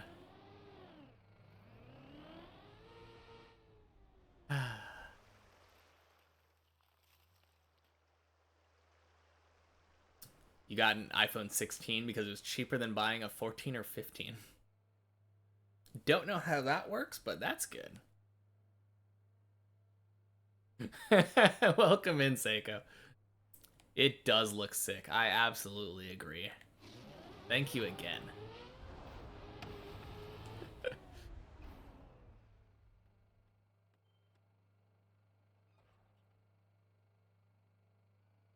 Last time you were here, my PB was barely floor 2. Yeah. Yeah, you're right. I have gotten significantly farther since then.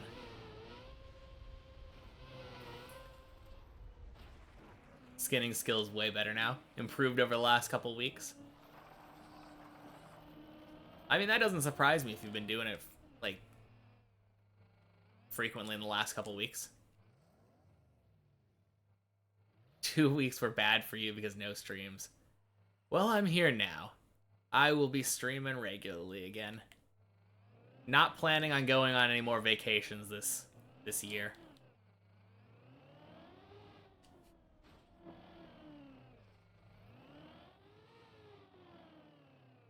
Yeah, I feel like I've kind of warmed up again, too. Because it was really tough coming back from not playing after 2 weeks. But we're getting a lot more runs to floor 4.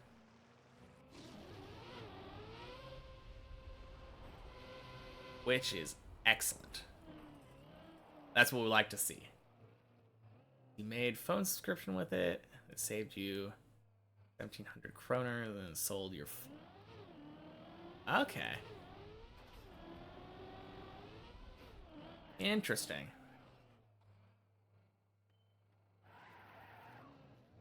Cool.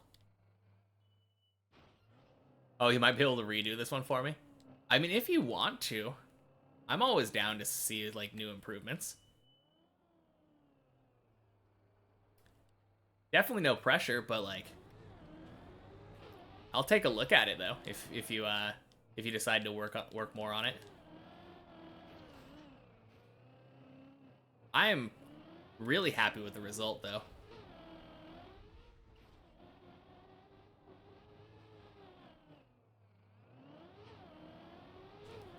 Oh, jeez.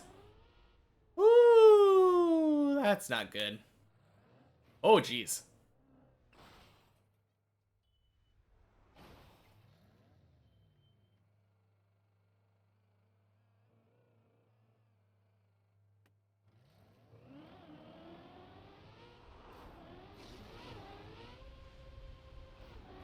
Oh, man. At least we saved it that time.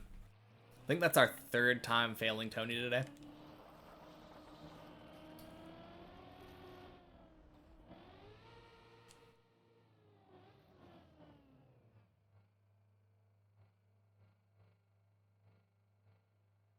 Yeah, I don't really know.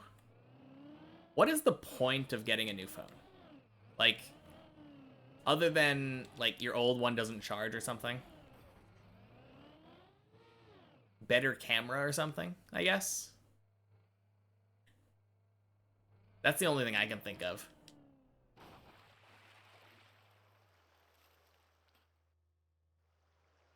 Your old one had cracks. Exactly. Like, that's what I'm saying. Like, wear and tear and damage and, like, the phone not being functional anymore.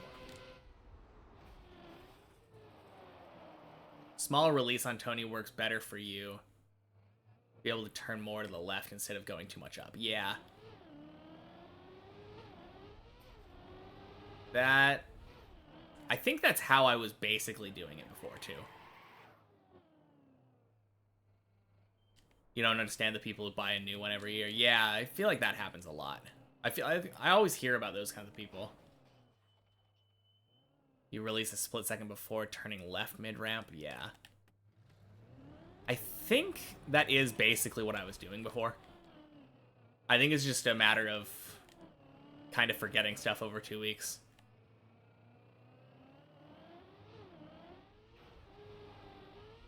That last one felt really weird.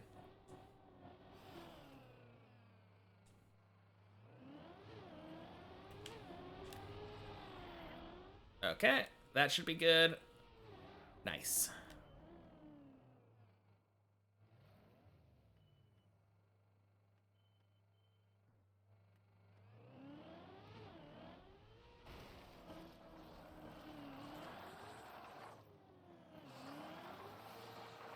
Well, I guess the main thing is, like, what people want to do with their phones, right?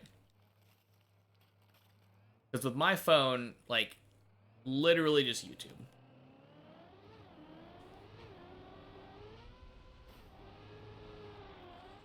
Woo, jeez.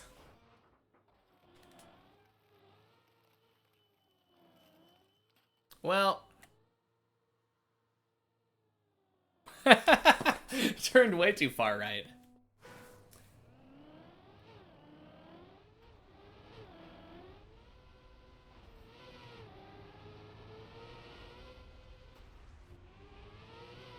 Well, new days, PB. That's nice.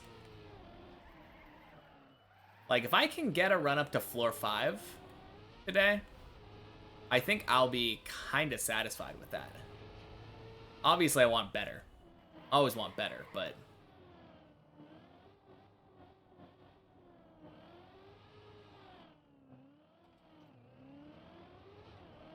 I'm not too dissatisfied with my runs so far today. It feels like I've gotten pretty close to how I was before. Not exactly. I was definitely way more consistent before, but not that far off.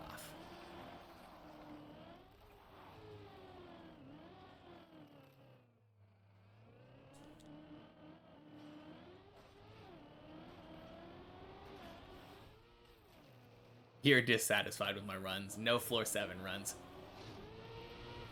Yeah. You're not wrong. No floor 6 runs either. Or floor 5.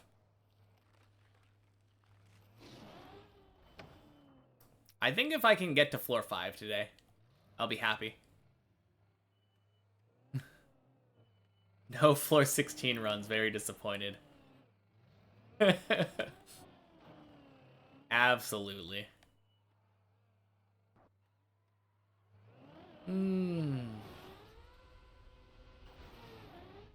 Not even a single floor 10 SMH.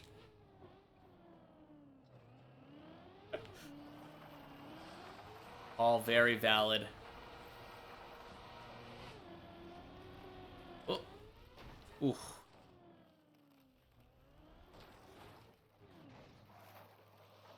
Wampus dip? What would that be? Just like really hard tower map? Like impossible tower map?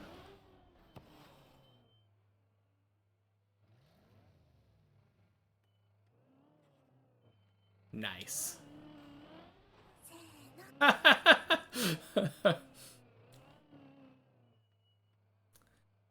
Well, thank you for the free follow. Now you've only been following for 1 day. Really hard tower map, yeah. It would be kind of interesting if someone made, like, a ridiculously hard tower map.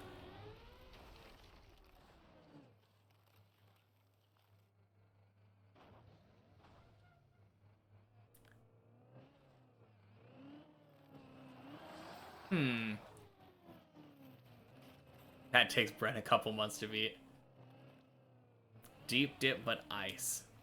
Ugh.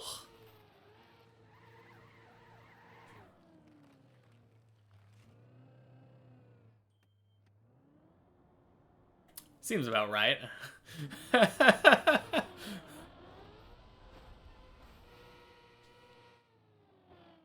Oh, man.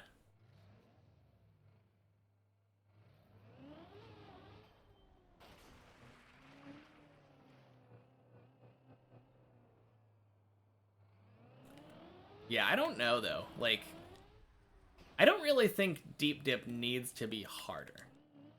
I think it'd be kind of interesting to see someone make, like, a ridiculously, stupidly hard one. But at the same time, that would kind of mean that no one's finishing it, right?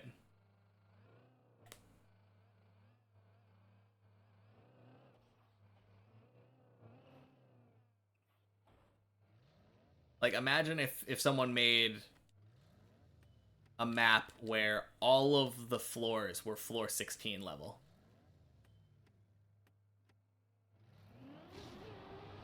That would be kind of crazy. I don't really think people would try it very much.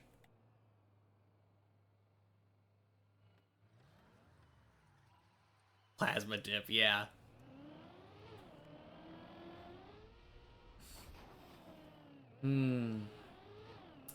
On the other hand, I feel like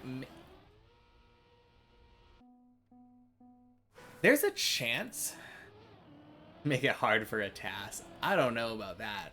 I feel like with a task, anything is going to be easy because you can just force it to do exactly the correct inputs. Plastic dip. No. Oh. That's what this map feels like sometimes.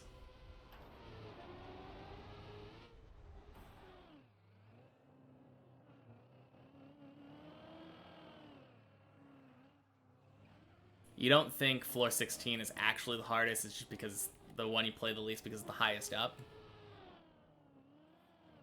Honestly, I feel like the only reason floor 16 would be considered the hardest would be like...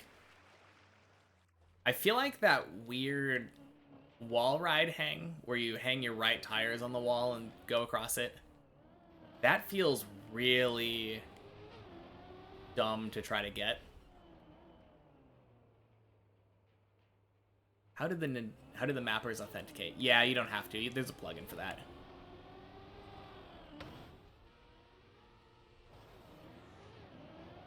Underwater dip. We love plastic. Yeah, plastic's my favorite. I've never had any problems with plastic, especially not on floor 7. It's hard, but not the hardest. Yeah. I personally think that floor 15 was harder, but at the same time, I feel like floor 15 is more recreatable if you know what you're doing.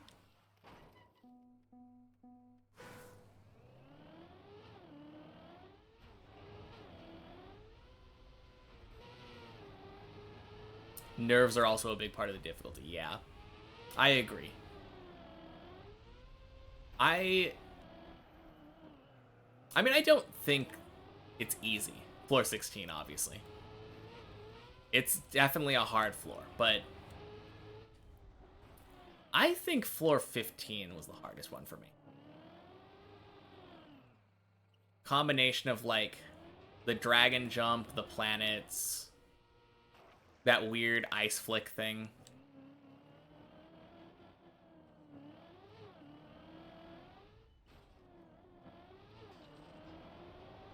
Isn't 11 supposed to be one of the harder ones?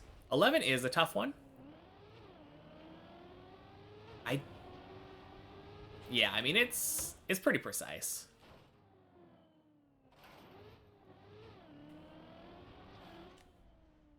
That's the main thing with 11. But I think the precision on floor 15 is harder than the precision on floor 11. Yeah, that's the other thing. With floor 11, there's not really that much below you. So I feel like a lot of the times if you fail floor 11, you're going down to floor 5. So it's kind of bad.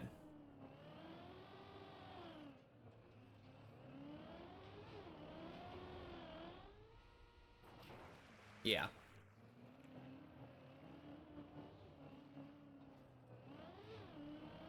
Floor 13 might be the hardest because it's so inconsistent. I don't know. I think with floor 13, there's just so much. You skip like half of the floor.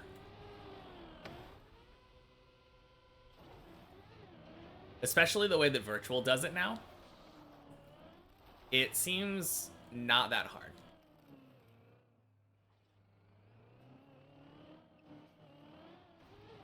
Did the checkpointed version and got stuck on the ice slide dirt flick for like 2 hours. Gave up. I got stuck on it for I think an hour and a half before I got it once and said I'm not resetting to try to do that repeatedly.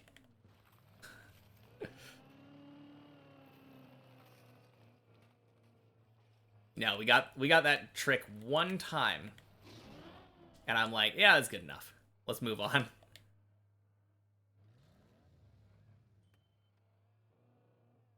You got stuck on it for 6 hours? Are you talking about the ice slide or the floor 15 one? That dirt flick one is so... Floor 15, yeah. That dirt flick one is just so weird. Still don't understand it. Me too. I got lucky the one time. I think the main thing is just, like, you need to have a good ice slide going into it, too. Being able to get, like, a good ice slide and release that gets you, like, 200 speed going up the jump. If you were able to do that consistently every time, then I think it would be a lot easier to understand the dirt flick. But I'm just not good enough to do that every single time.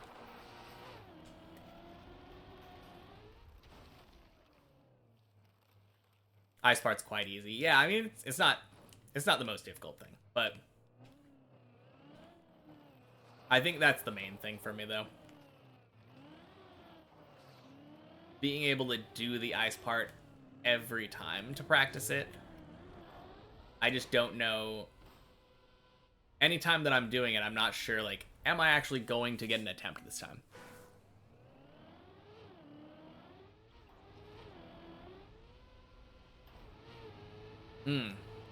I don't remember if I did do a break tap. I know people were talking about it when I was doing it.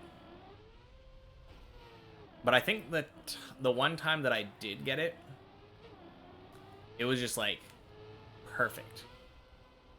And I just had to hold right.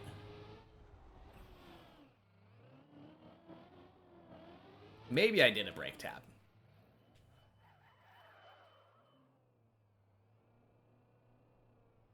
Hard to remember. You've never done a break tap on it? Fair enough.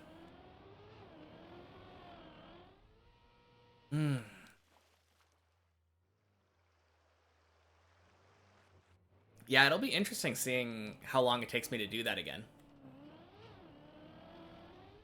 I doubt it'll take me an hour and a half again. I think I have a slightly better understanding of it than I did last time. After getting it once.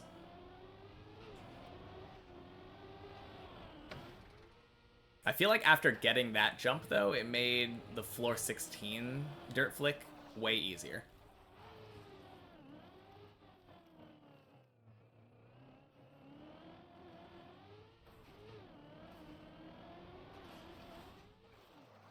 I think I might have done a singular brake tap. I'm not entirely sure, though.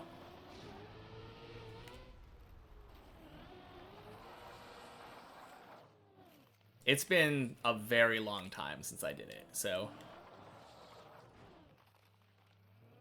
hard to remember.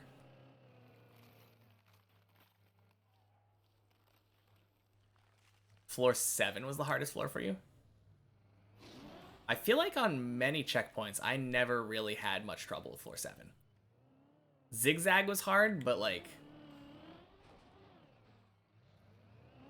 that and then jumping into that plastic ramp, I guess, was kind of hard. I can definitely see how it would be much harder on the regular map. But I think on many checkpoints anyway, floor 7 was kind of easy.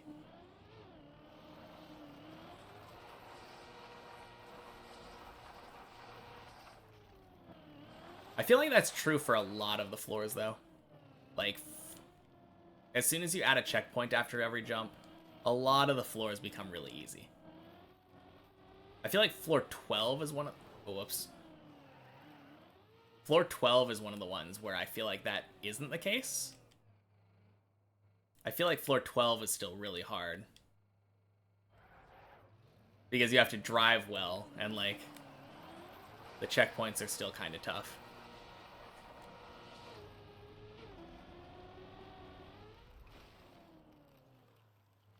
You just hate plastic, yeah.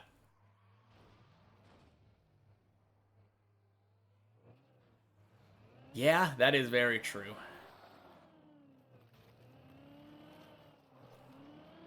Getting bounced in really weird ways is, probably one of the worst feelings on this map.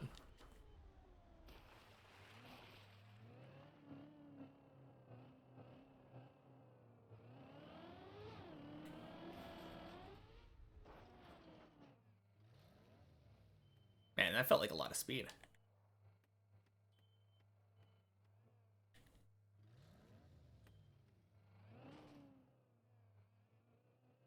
Whew.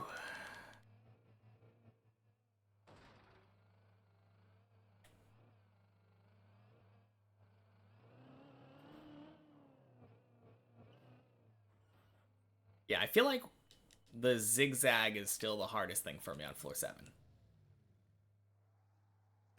I feel like I've gotten a little bit better at it, because I learned the better approach, I guess.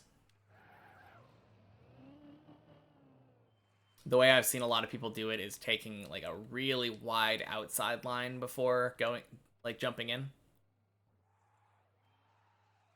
And that seems to give you a better line for, oh, jeez.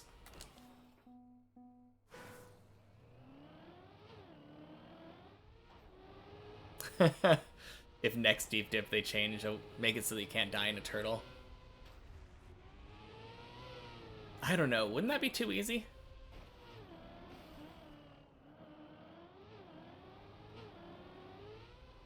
I guess you could just make everything water, right? A very wet deep dip.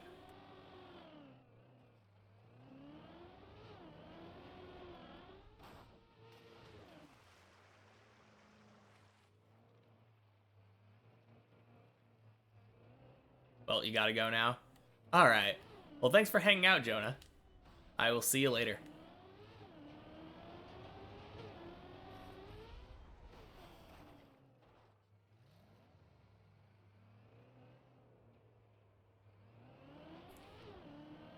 The long, straight turtle line? Are you talking about...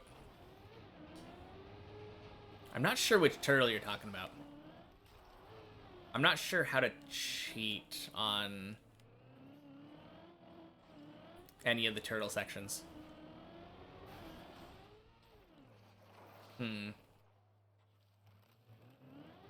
Was it the first turtle, the second turtle, or the third one? I think you must be talking about the third one. That's the long turtle section anyway.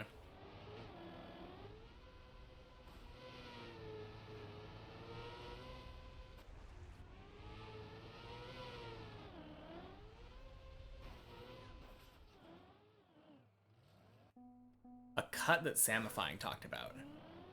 Oh.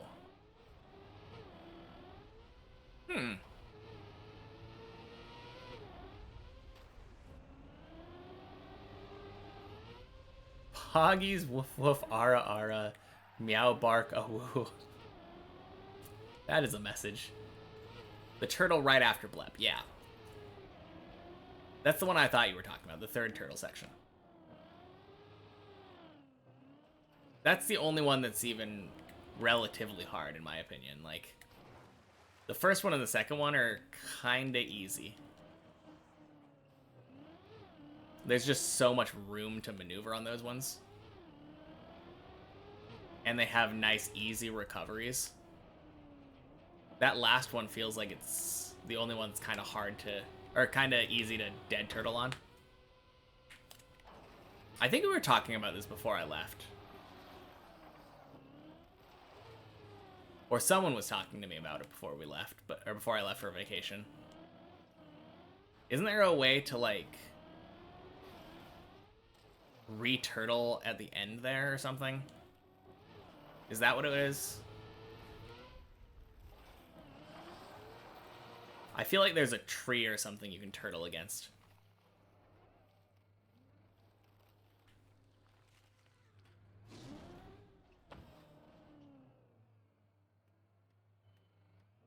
Drive it normally without turtle and then come back into the corner and then get up onto the edge. The right edge. Back up into the corner and get up onto the edge. Huh. I mean, that seems really easy if that actually works. I might have to check that.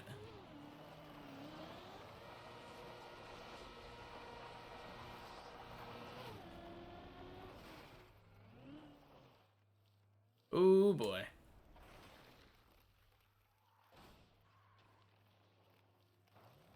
Okay. Let me cam 7 this thing. So...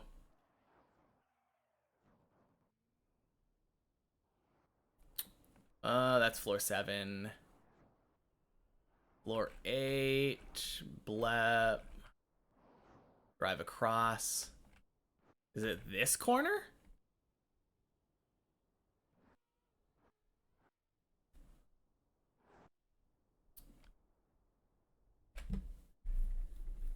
Backwards excel boost and have to brake instantly, otherwise you fall off. Okay.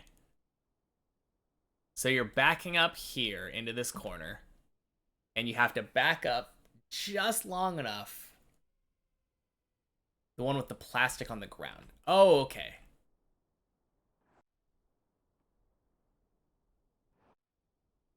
Must be this one then. That's the only other corner that I see. Because this one's not really a corner. Okay. Interesting. Yeah, I think next time that I'm up there on the many checkpoints one, I will have to mess around with that and see about figuring out how to cheat consistently.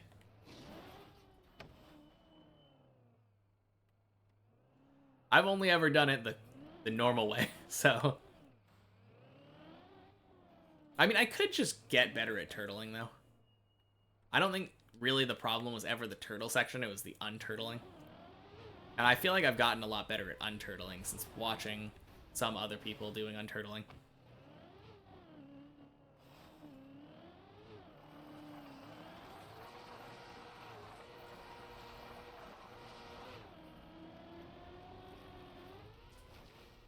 Ring.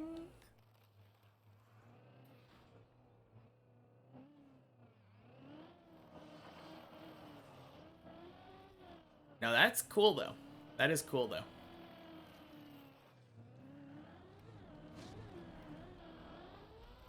Oh.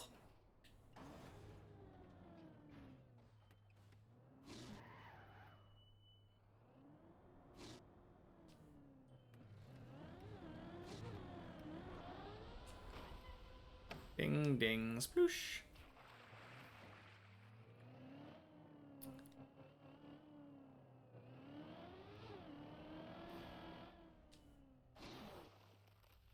Oh. Whoa. Where am I? I don't know if I've ever landed on this section.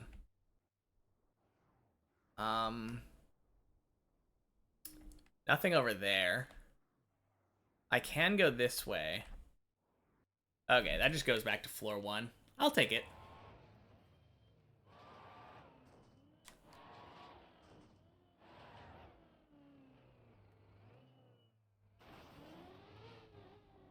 I mean, there was a chance I could have done it. Rip sound alerts?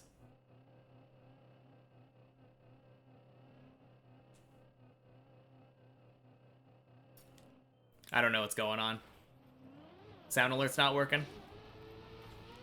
Or are they down or something? Feels bad.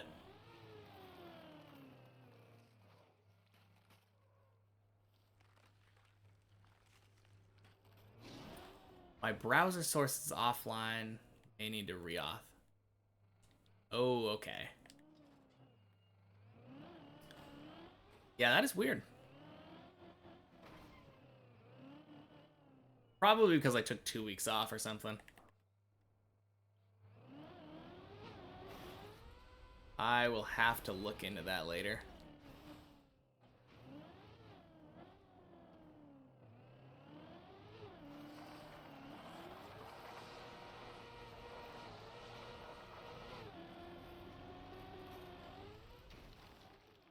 Oh. Dang. That was so good and then so bad. Dang. That is how you gamble.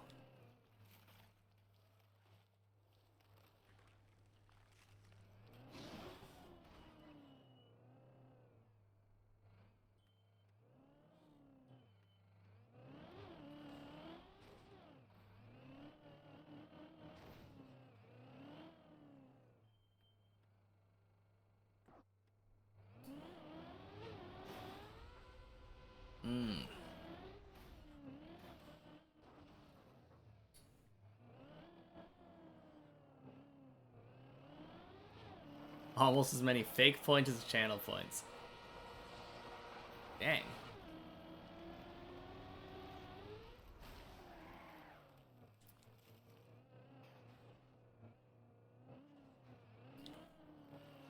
Yeah, I always have such a bad concept of how many points people get.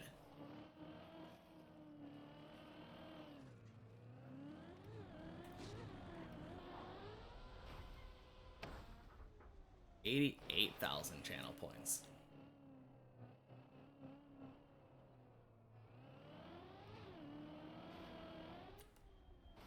Oh.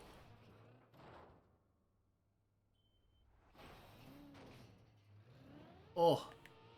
No, let me up. Let me up. Let me up.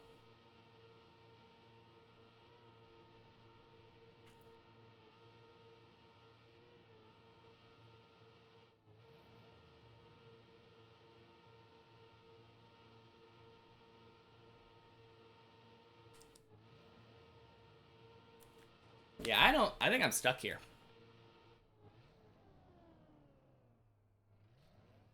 Oh, jeez. I cannot believe that worked. I thought that might, but like... Woo! Yeah, that was super surprising. I wasn't expecting my car to glitch through the lamp like that.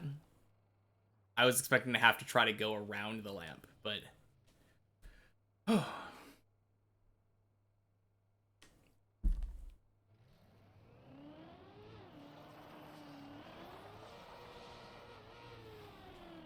Eh.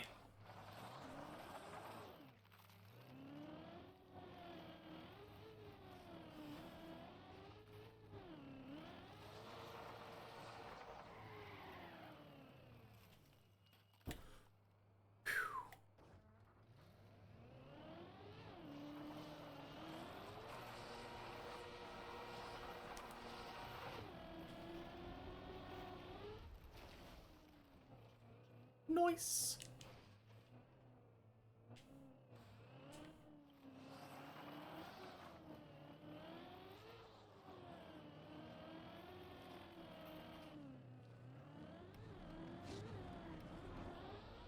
Ding, ding, sploosh.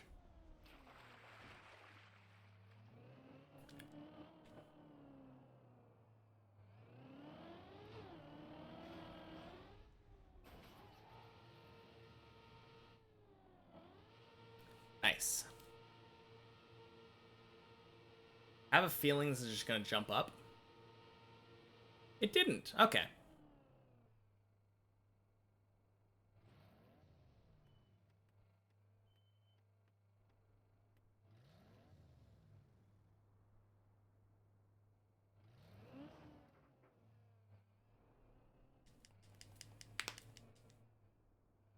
All right.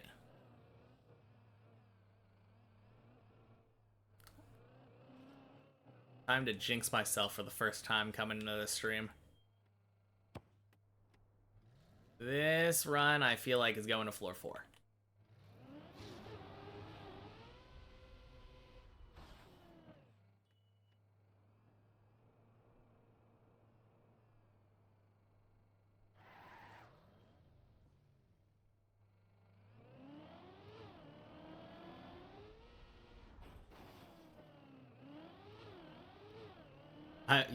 I missed it. You had 4 Trackmania streams last month, and now you're a pro.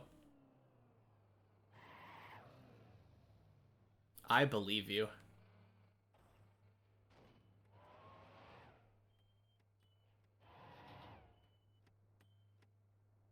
Dang. And most importantly, they were 60 hours well spent, so no way you're not a pro now.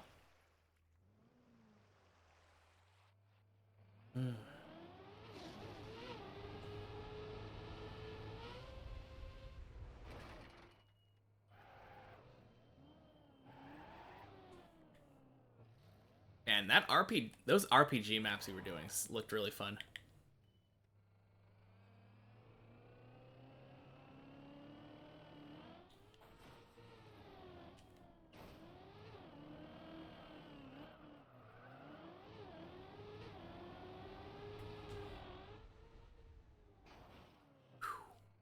Definitely gonna have to do stuff like that once I'm done.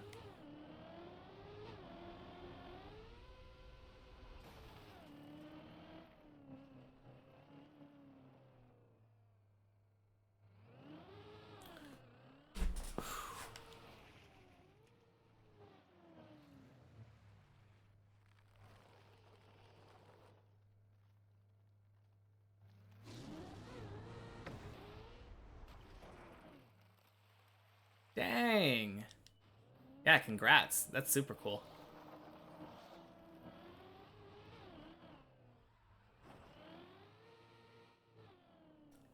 That is so nerve-wracking, having, like, hundreds of people watching you.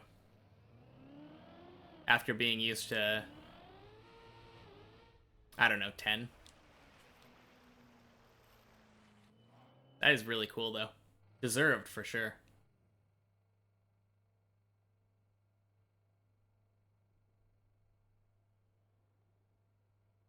Yeah, that doesn't surprise me.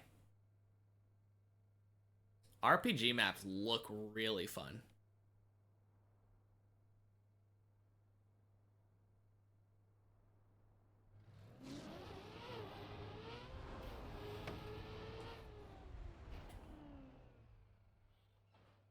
Whew. I don't know. A lot of maps look really fun though. I think the only thing that I don't really care for is the idea of like trying to do a normal map and like hunt for world record or something.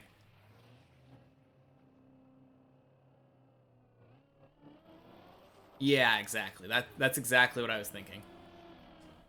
Compared to all the people who've been playing forever, near impossible to get good racing times compared to other people.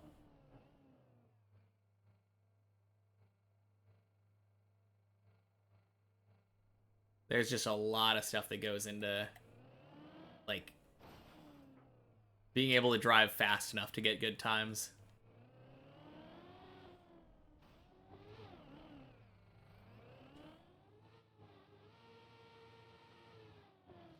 Single AT on a true racing map yet. Yeah, I mean, they're tough for beginners, for sure.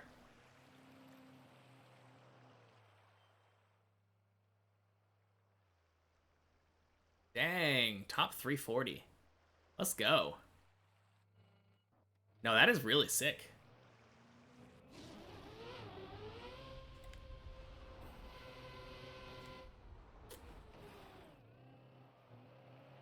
I think that would be the thing that would frustrate me if I was playing like regular campaign maps. Because I would want to be able to get like really high rank kind of thing. Top 1% or something. I mean, maybe it would just be fun though. Maybe it would be fun grinding a map and getting like really good at it.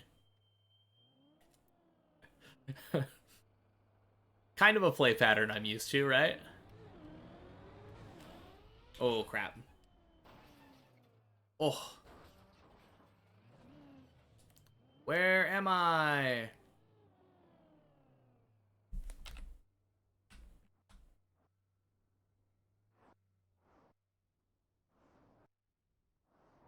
Oh. This is the one that goes to Messi. Okay.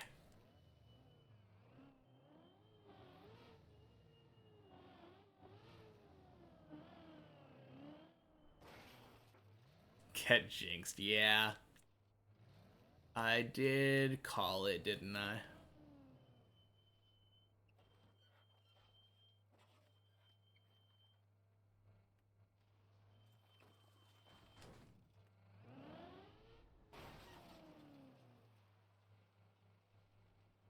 I mean, we can still make the save.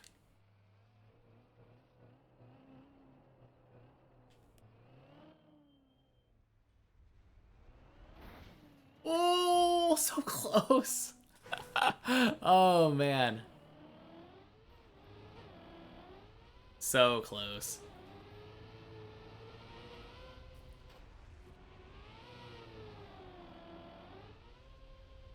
Oh, man.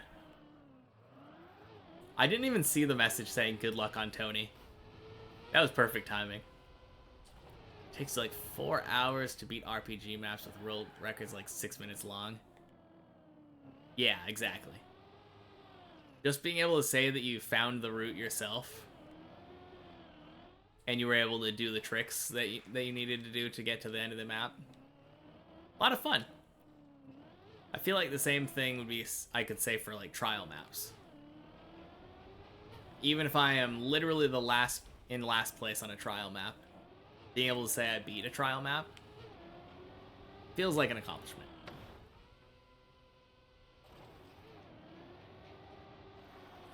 I don't know. Trackmania is pretty spooky. No, that's fair though. That is fair.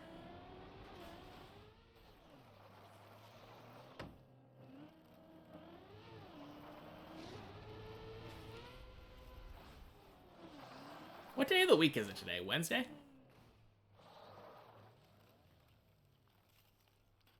Yeah, Wednesday.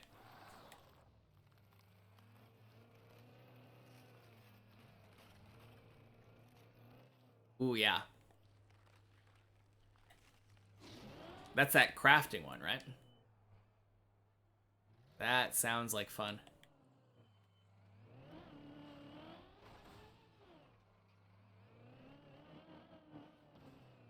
Very spooky. I think I might have seen a little bit of a playthrough of it, or some gameplay. I think, did it ever get featured on a GDQ?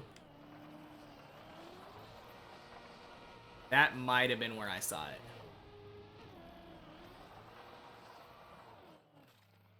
Very funny watching people play horror games on GDQ. Just speedrunning and horror games, I feel like they have such little overlap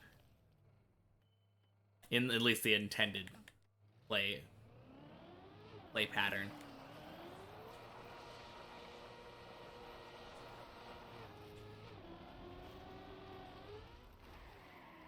Sequel to The Forest, which was survival horror with resource gathering, crafting, base building. Yeah. That's what I thought. Now that'll be fun. I'm looking forward to that as well.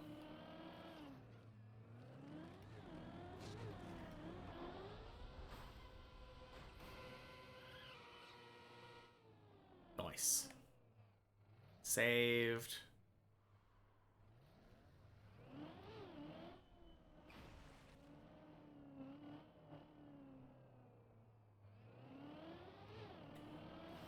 Uh-oh. Nice. Good save.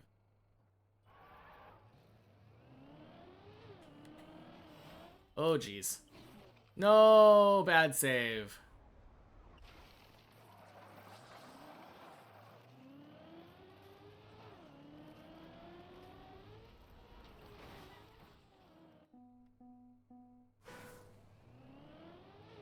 Yeah, I was seeing that. Kind of crazy.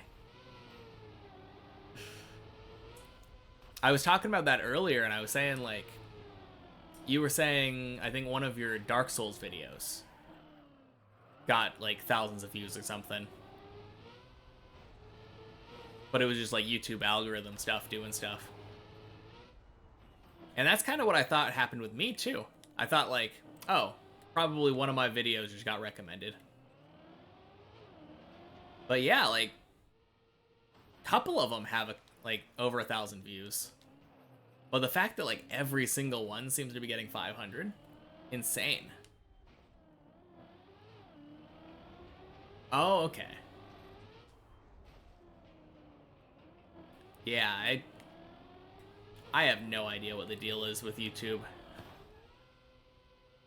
I kind of assumed it had to do with Virtual starting up Deep Dip 2 again. It feels like it happened around that time.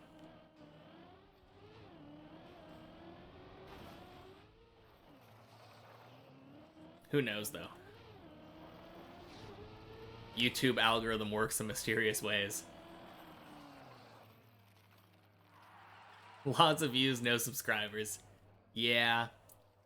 I mean, maybe if I had, like, a call to action kind of thing in my videos, but, like...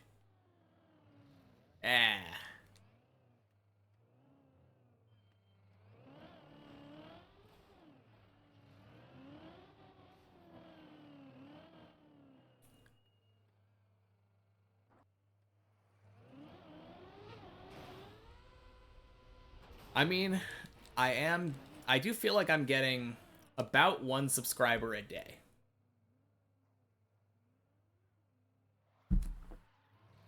Maybe 1 every 2 days, so...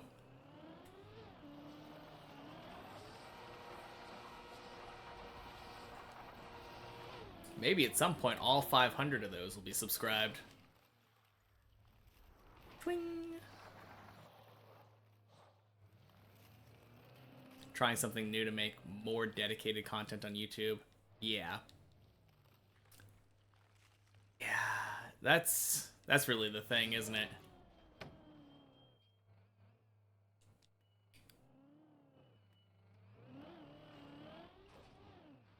I feel like it would be much better to have more, like, dedicated YouTube stuff. Just a lot of effort.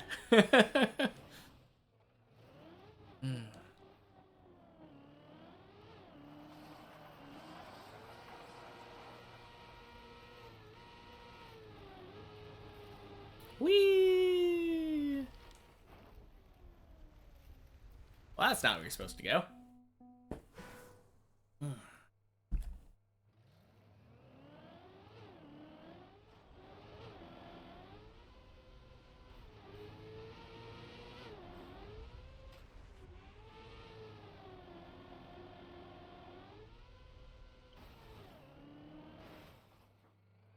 has a timer for an hour and does intros and outros on stream, and just needs to cut the stream into hour-long videos.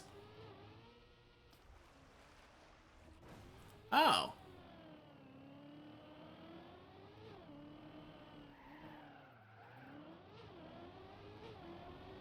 Yeah, that is kind of interesting. I guess you could literally just do intros and outros on the stream. I hadn't really thought about that, but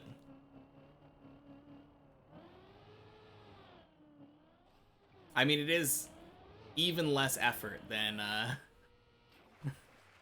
like going in and recording an intro and outro type thing and then just like tacking it on.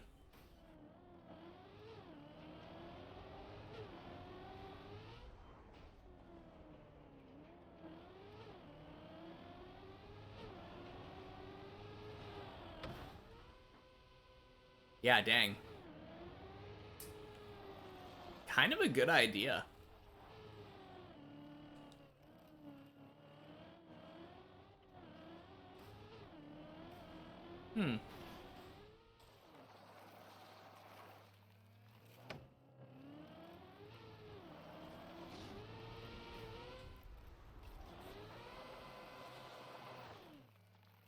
I don't know how well that would translate over for Deep Dip, but it's something to chew on at least.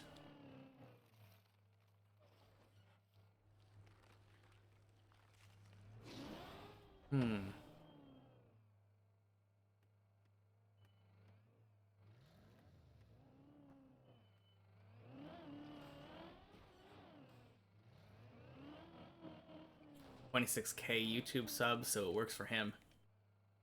Also doing it for over 5 years. Yeah, that's the other thing, right? Long-term consistency is a winner.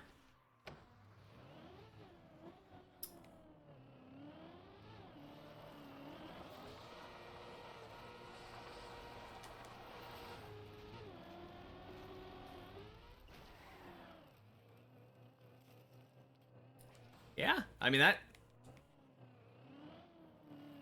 seems super simple. Yeah, that's obviously the biggest thing. You can have all the editing in the world, and if you're not entertaining and like charismatic, not gonna matter. Well, maybe it would. Maybe you can edit entertaining charisma. Oh! No! Oh, that was so close to being a good save. Oh.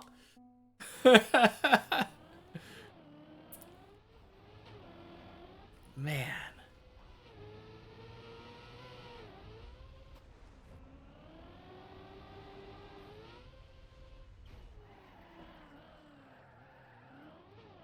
Yeah, honestly though, I feel like making YouTube intros probably wouldn't be that hard.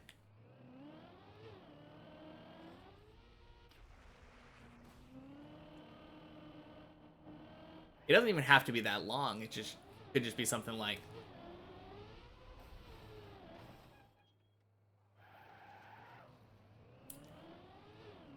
literally just saying hello, reminding people to like and subscribe or whatever. Whatever YouTube people do.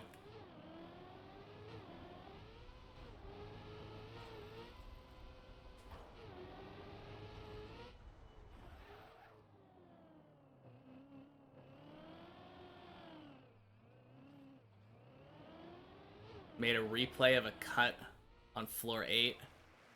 Don't know if you can send it. Is it like a replay file for Trackmania, or do you have like a clip? Or like a...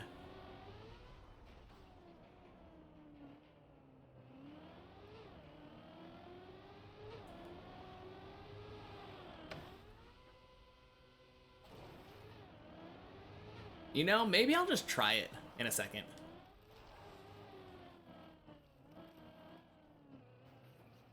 Whoa, that was a weird acceleration boost. Okay. Yeah, let's just try it.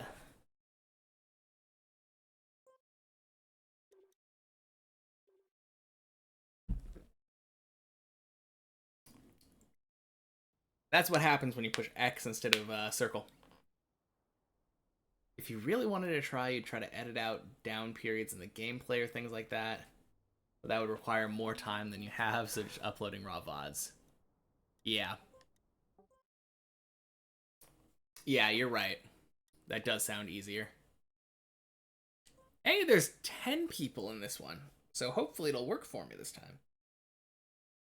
Do I know the easiest way to do it? Nope, but that's what you're here for.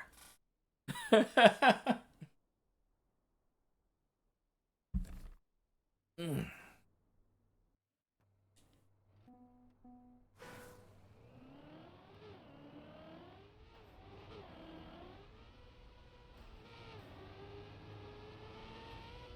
All right. How long do we think it'll take to get to floor 8?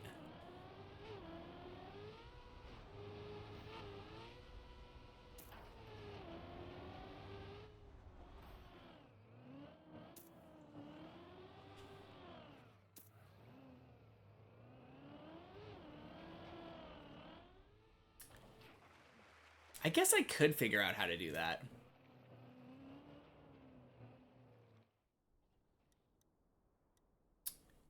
Is it in here? Is there a button for it? There we go.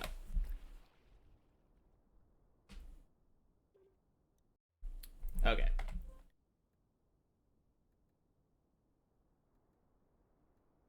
How do you load a replay? There we go. Main menu, edit, replay, editor, edit, replay.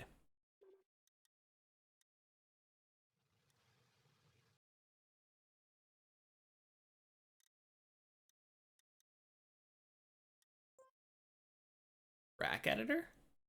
Create, replay editor.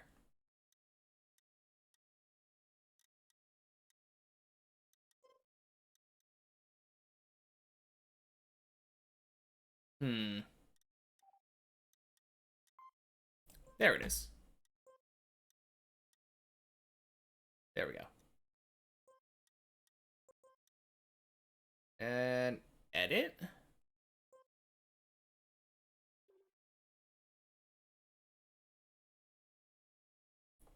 Okay.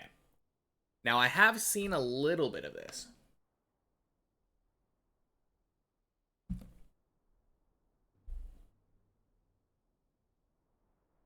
Watch it. Watch it.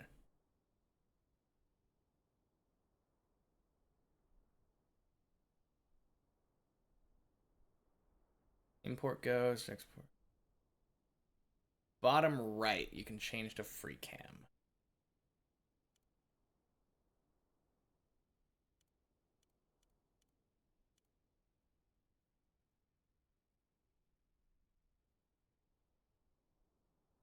Ah! I don't know what we're doing.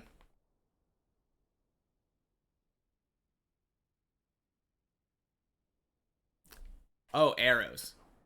I was using WASD. That explains it. Okay. So we're going up to floor 8, right? I think that's floor 9. That's floor 7. There's floor 8. Okay.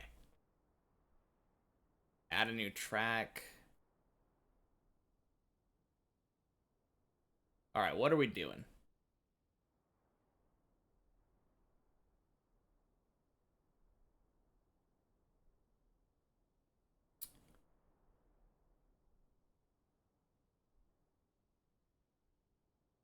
Where it says tracks, there's a little stopwatch icon. Okay.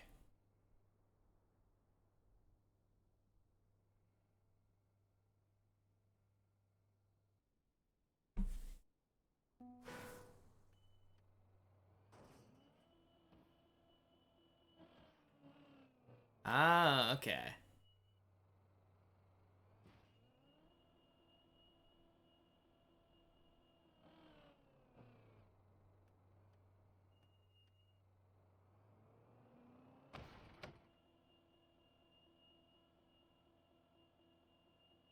Forwards into the black wall.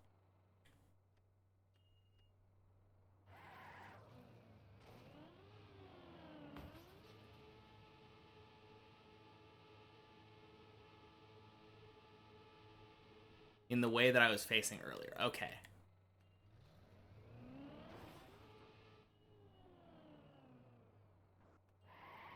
Small, tall wall. Oh, wait. You mean like...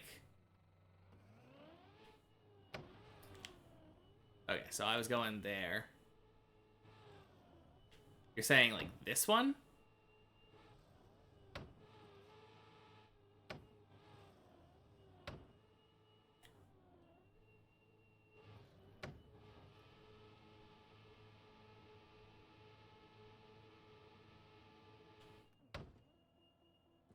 Oh, geez.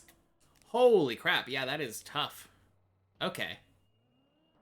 I think that's it. Okay.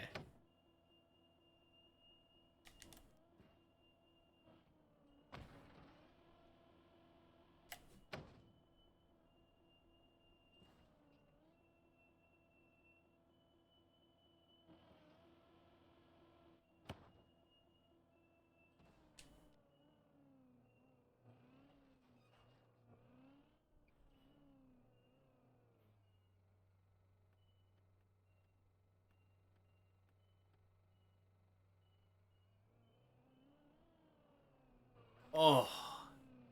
Dang.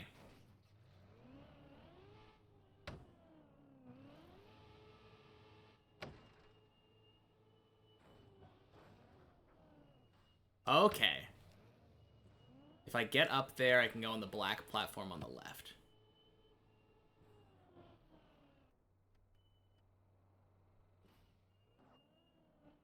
And that is funky. I like it.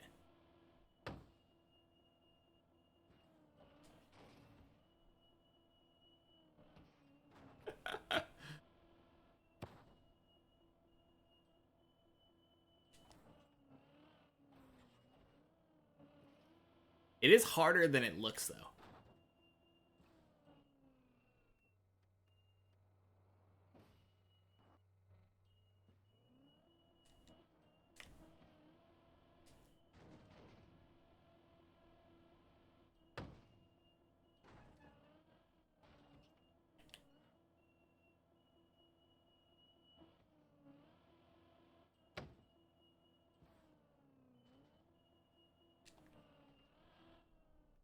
Drive straight onto the plastic with all the tires off.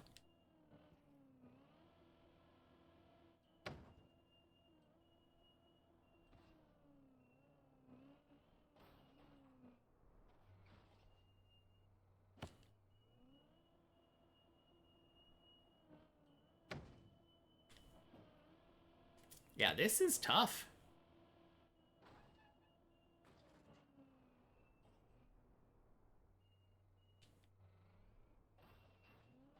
Dang.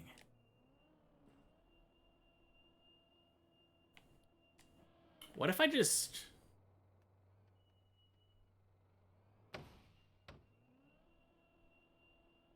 Oh, is it because of the road? It's because of the way the road is right here, right? Is that plastic or is that wood? It looks woody to me. Like it's kind of grainy.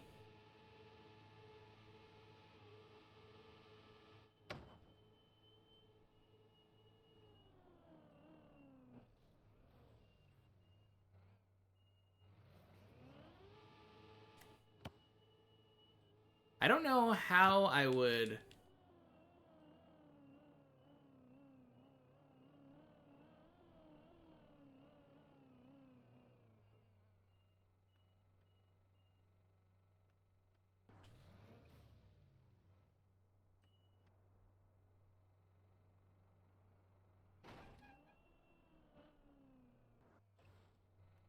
Hmm. Oh, wait. Once you're on the black plastic, you can just drive across.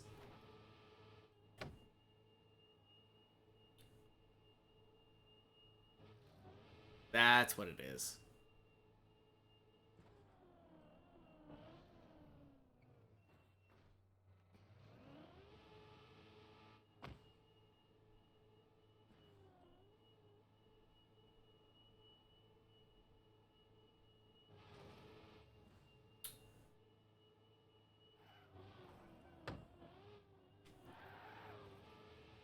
Yeah, I want to get this at least once before going back to the main map, but kind of cool.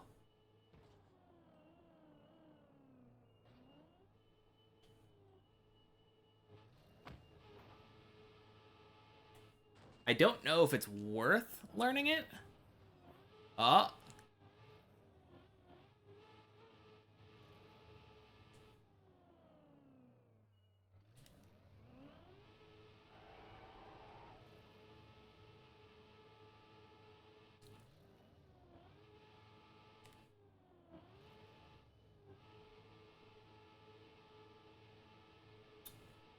Okay.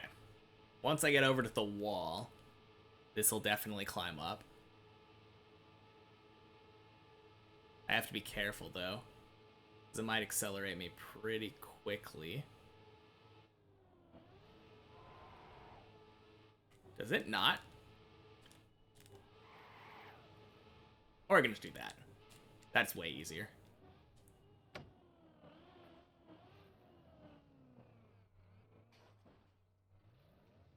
Hey! There we go.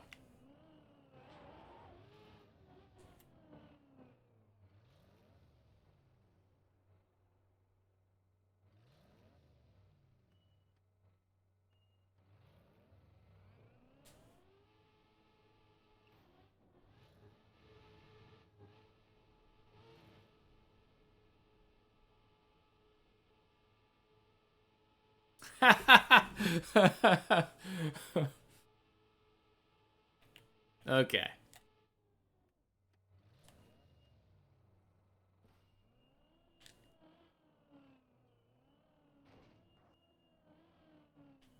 Yeah. I think that one wasn't the way to go. I think I can probably just get up there, though, and do the thing that I was trying to do in the first place.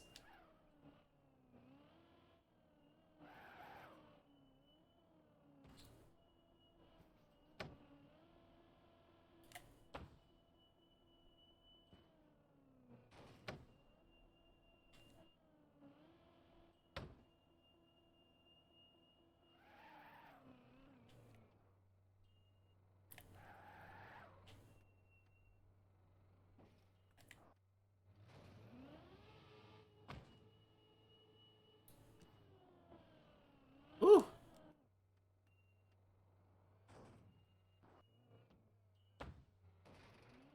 I think you can back up backwards. I'm not entirely sure.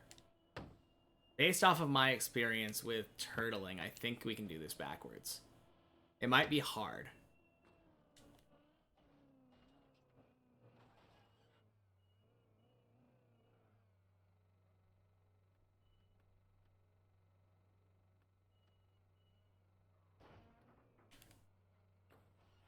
Yeah, there we go.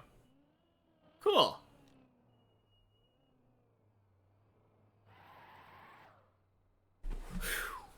Easy. Anyway. Cool. Yeah, thanks for showing that to me. That is sweet. Whoops, that's not the right thing.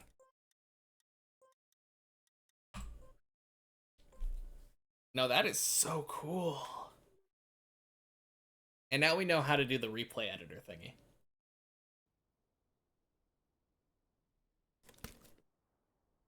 Probably won't use it very much, but we know how to do it now.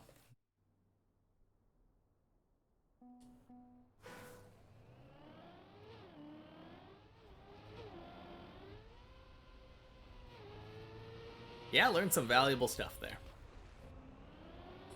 I just don't know. Okay. It's not that slow. It might even be, like, around equal in time, right? Because you can go pretty fast, like, across the part where you normally have to turtle. If you're just driving straight forward. Like, upside, right side up.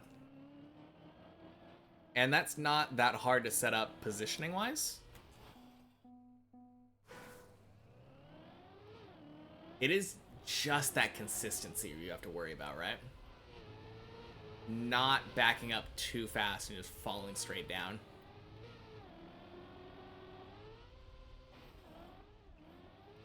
The question is, do I want to practice getting that consistent, or do I want to practice getting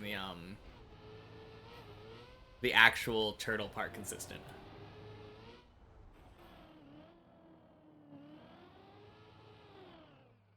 Probably the actual turtle part. The turtle seems easier.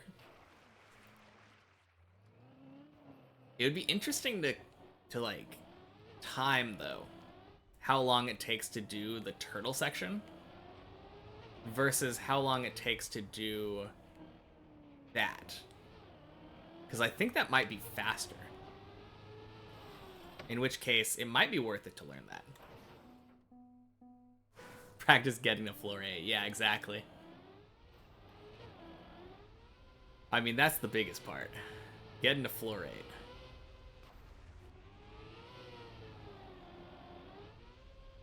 But right now, we're at that impasse, right? Right now, we haven't... Oh, we have spent a little bit of time learning how to do that part turtle the normal way. But we haven't really built it into memory. So this is the first time I feel like I actually get a chance to decide which strat I'm going for later.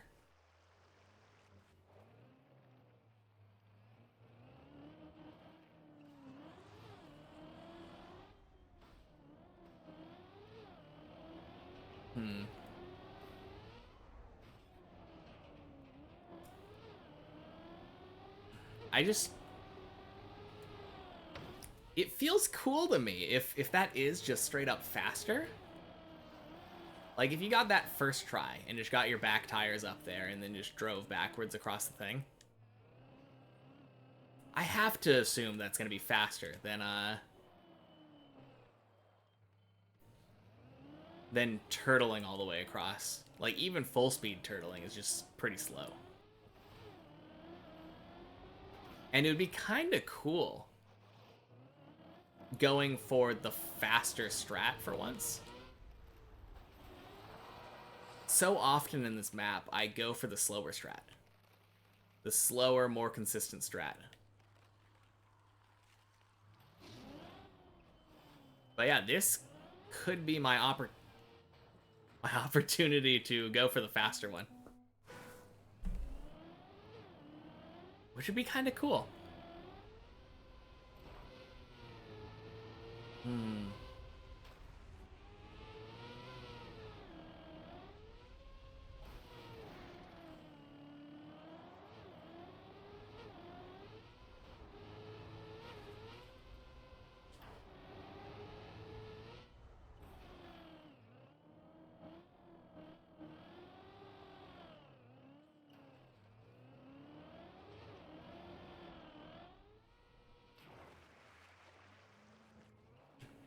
Yeah, I mean, we don't have to think about it for a while. First, we have to beat floor 6. And then we have to beat floor 7. And then we have to get consistent enough in the first half of floor 8.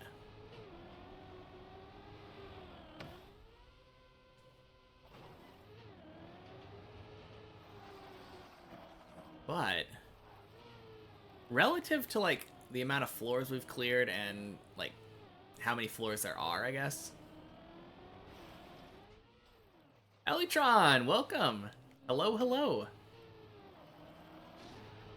Finally back from vacation. Nice look, thank you. Yeah. I got a haircut the day after I finished stream last month, so had a little bit of time to grow through that weird, like, brand new haircut look. But thank you.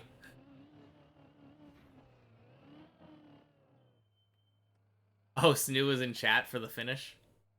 That is so cool.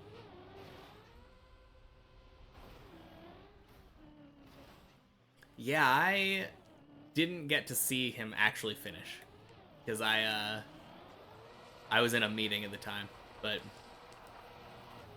I got back and saw like a bunch of celebration. Randomly joined 3 minutes before. Dang. Good timing. Nice to have me back. Thank you. It's nice to be back. We're a little rusty, obviously, but honestly, haven't been doing too bad today, considering I was gone for 2 weeks.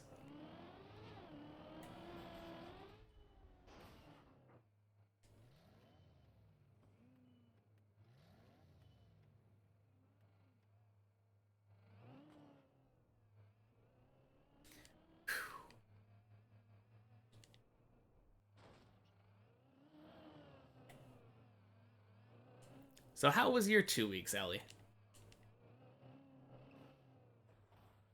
Mine, of course, was really good. Japan was a ton of fun. Twing.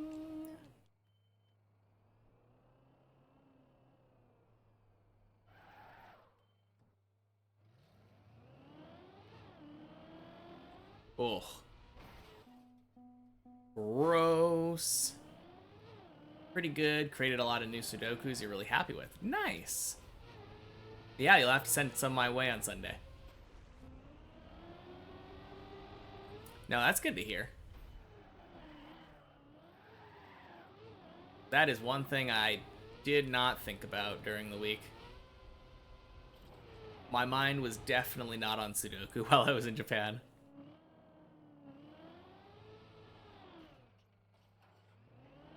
Luckily, I don't think I'm going to be necessarily rusty when it comes to Sudoku. So, that'll be my little advantage going into Sunday.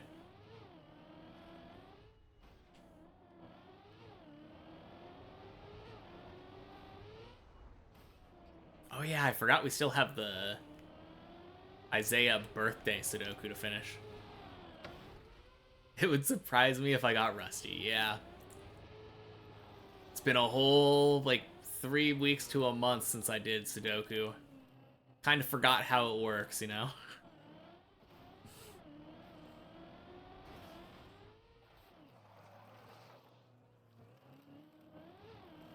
Typed like 1 or 2 messages for the first time.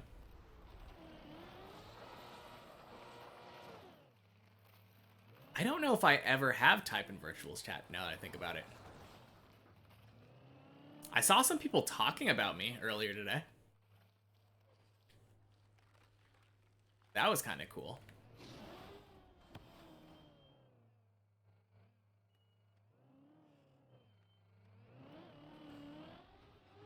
How many of the same digits go in a box again? I mean, that's not always standard.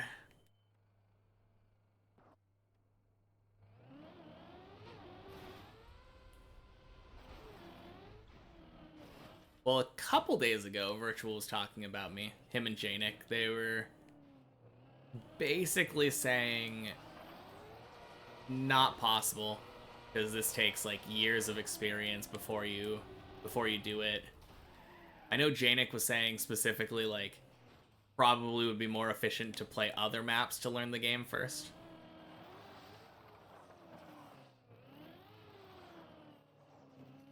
Wert tailed.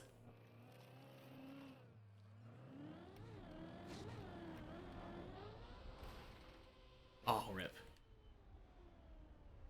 Then I'm a madman. Basically, yeah.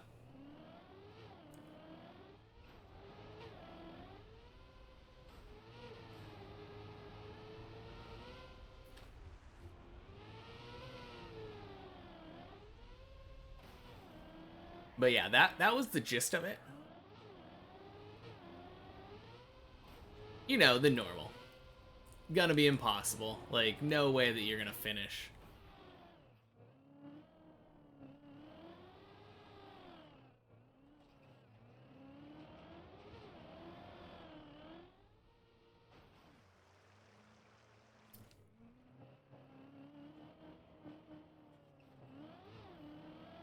I feel like I remember something else, but I don't know. I'll have to look at the clip again. Hurry up and prove them wrong. Beat it next week. That would be insane, wouldn't it?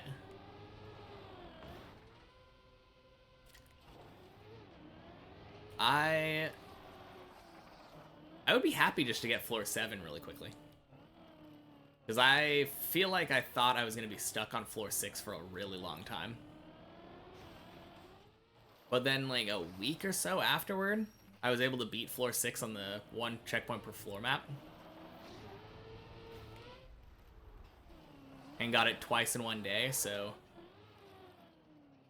probably need to go back and practice again. Since that was all, like, 2 weeks ago. But I don't know. I definitely thought floor 6 was going to be, like, one of the big sticklers for me after I did it on the many checkpoints. The other ones, I could obviously see the difficulty in them, but floor 6 in particular with the precision stuff felt like it was going to be really hard to do back to back to back. But it seems very doable with practice.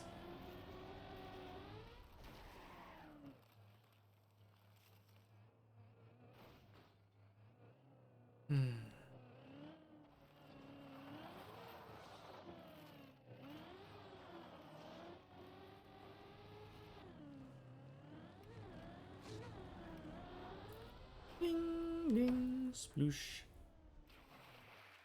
Oh, weird pool bounce.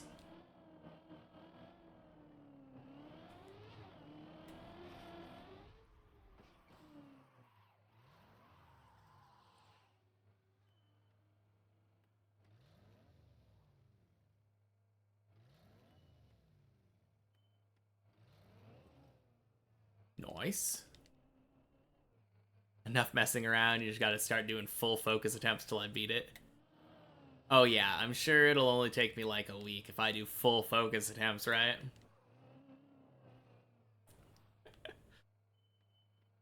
Oh man.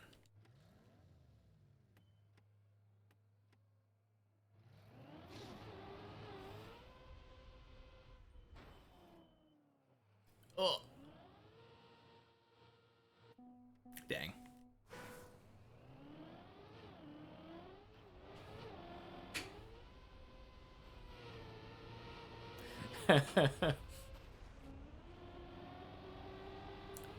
That's the thing though. Ellie doesn't sell me art.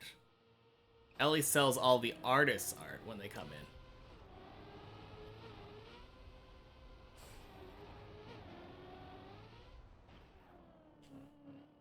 No, I remember... I don't even remember who it was. Someone came in and got, like, really confused about that artist tag. They were like, what art did they make for you? Your channel looks exactly the same since the last time I came here.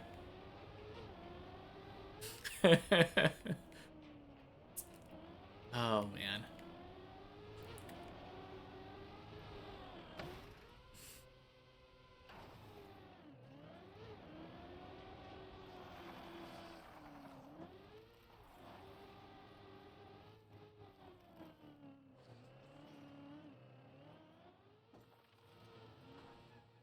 Oh. Best viewers on twitch.tv/Vegeta. I mean, you're not wrong. I'm not selling any viewers, though. I'm not in the human trafficking business.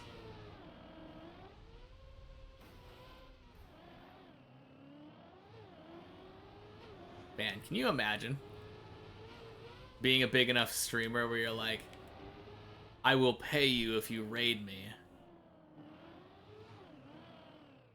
Selling, not trafficking.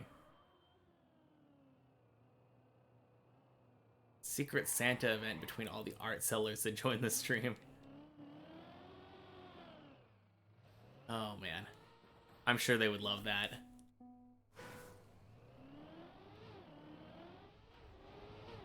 Give away their art and get paid with other art. Man, that would be too silly. Just keep a list of all of the art sellers. Yeah, I'm not interested in art, but if you are interested, you should try DMing these people and just give them the entire list. Or we could just give them one name at a time, you know? I heard this person was really interested in art.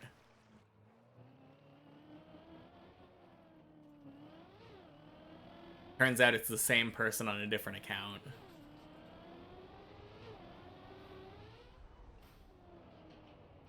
Just a chain of art sellers. Yeah, exactly.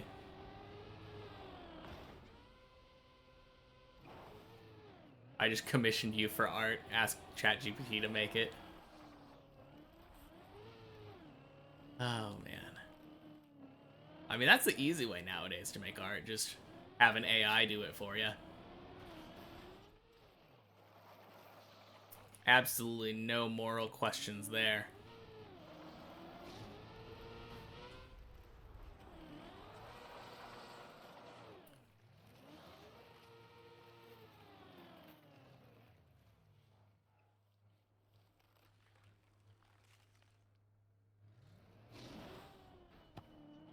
Don't worry about the 7 fingers on his hand. Yeah.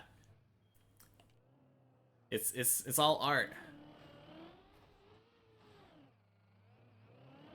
I feel like I've seen a lot of that funny AI art. Something like dogs with 2 heads or something. Yeah, I don't mind that. It's just a failed Cerberus.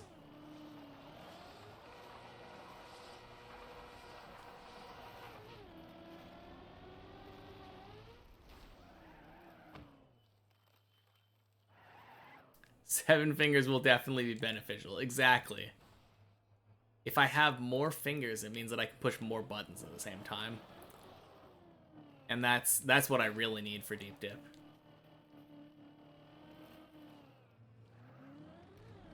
Or does it mean I can grip my controller harder?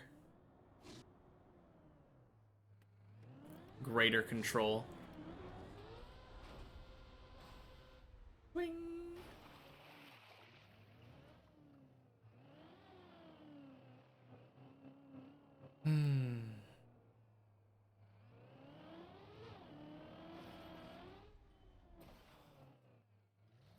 Nice.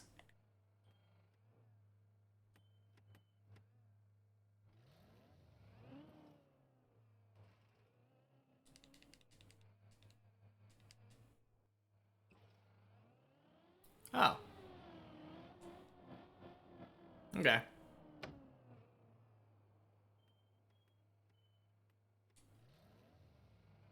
First time going for the racing car strat today.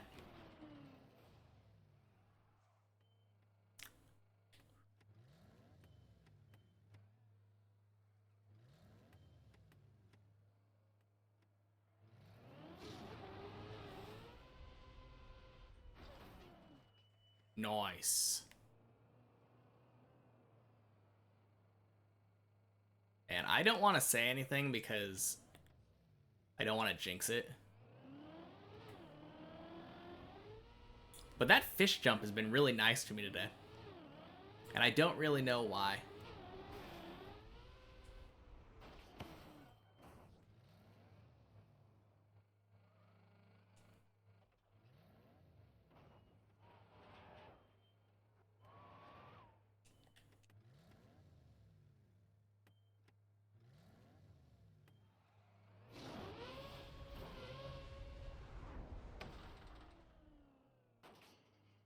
Nice. Ding.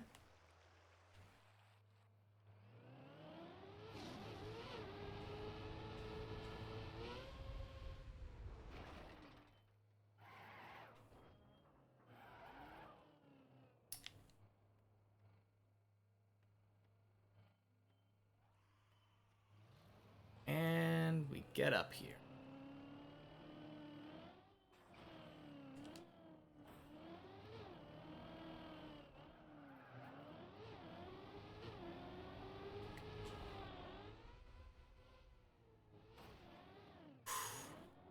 Ooh, kind of a scuffed jump, but we take those.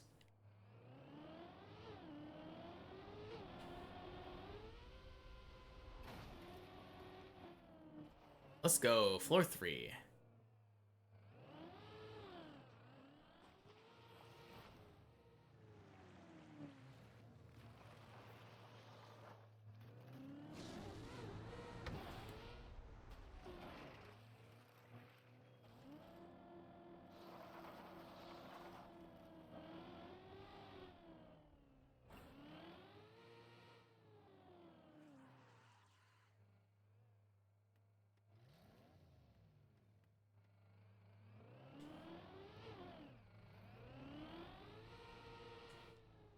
Oh, no. Oh, man.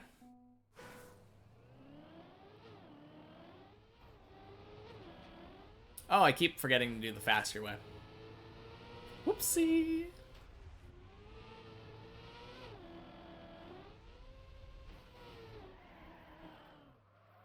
Man.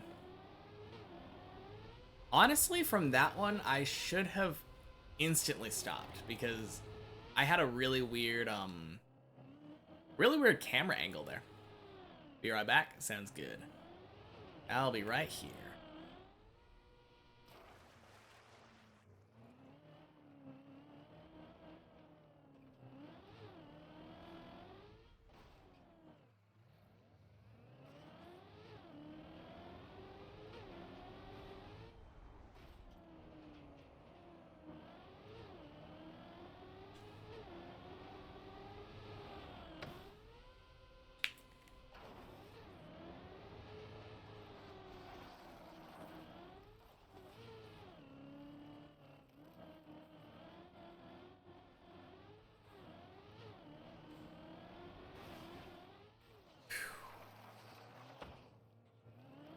All right. Oh boy.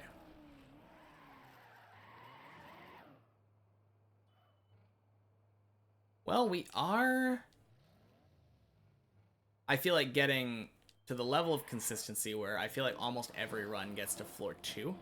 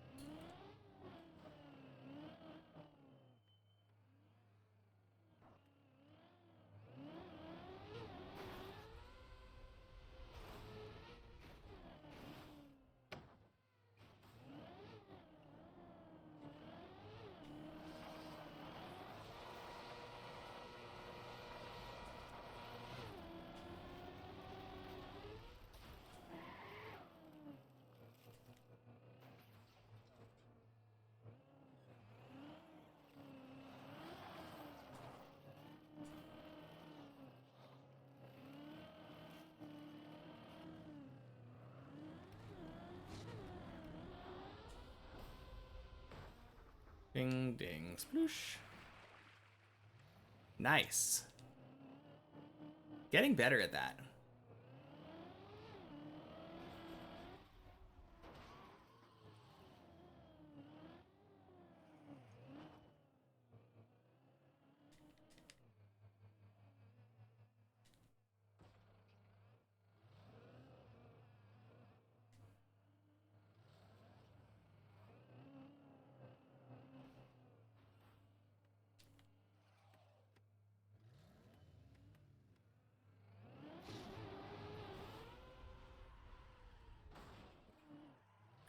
Crap, really? Oh, man.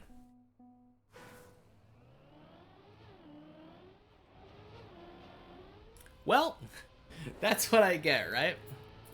Exactly what I get. Last run, I said, hey, I don't want to jinx it, but really good fish jumps.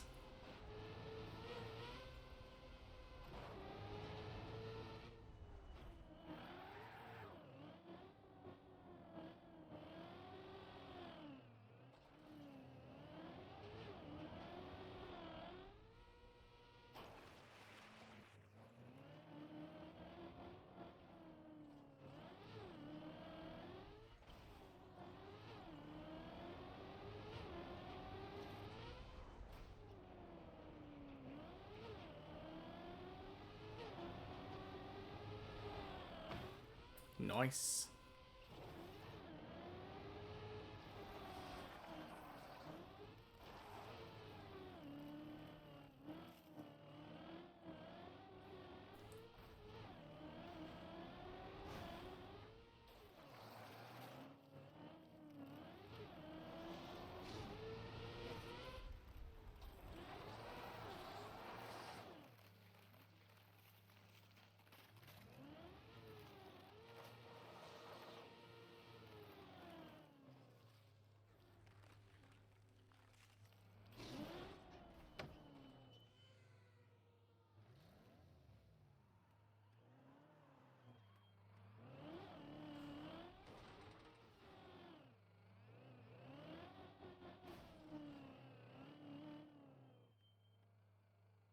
All right.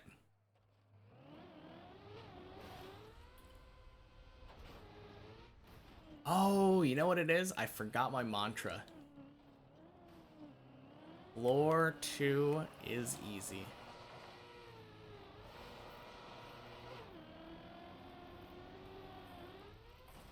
Oh.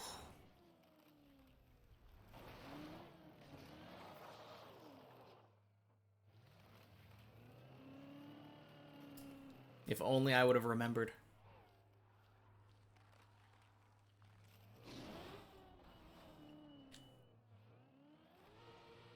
I need floor 1 is easy mantra, apparently. Yeah, apparently.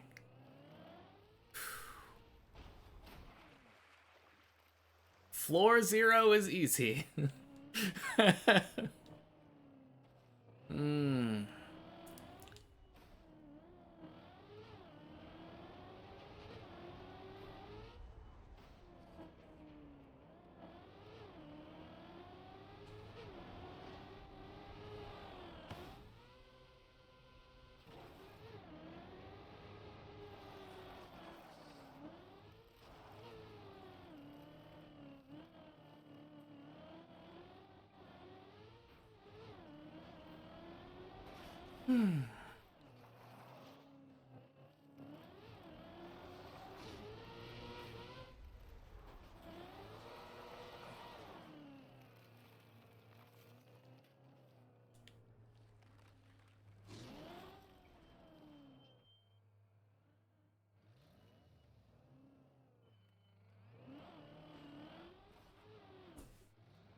Okay.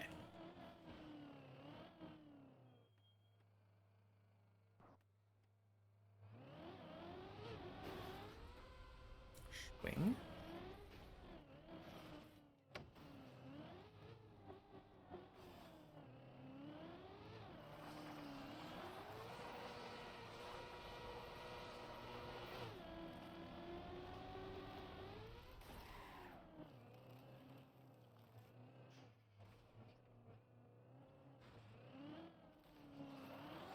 Nice.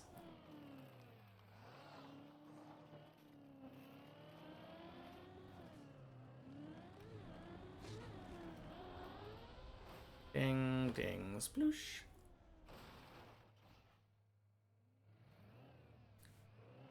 Dried tires.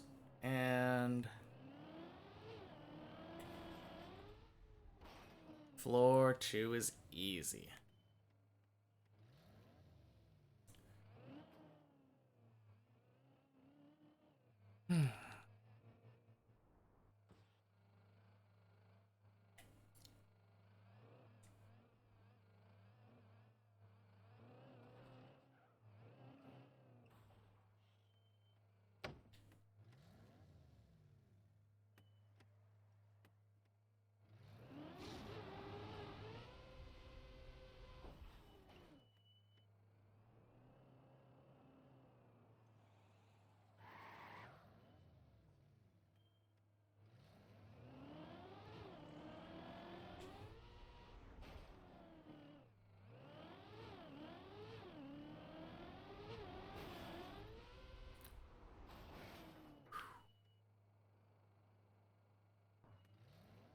Oh yeah, that is a good question.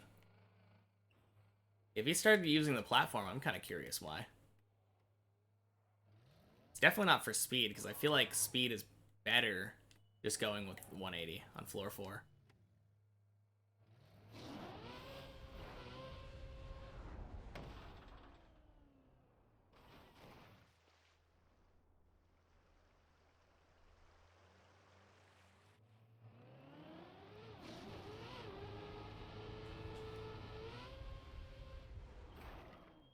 Get 10 mantra, you get 3 bonus mana and do triple damage. That is true.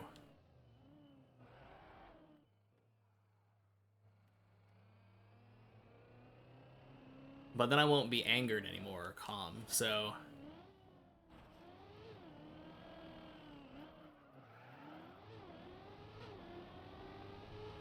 Everyone knows that you just use weak points instead. That's the real strat.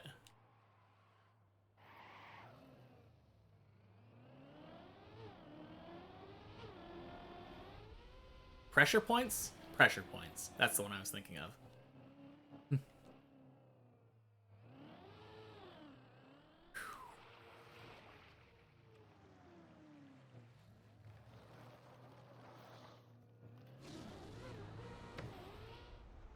Pressure point scry strat. I don't know if I've ever actually tried that before. Because it just seems so obviously bad. I definitely have tried claw strat before.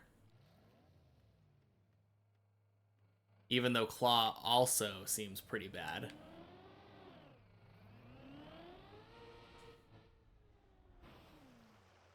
It definitely seems like a lot of fun, though.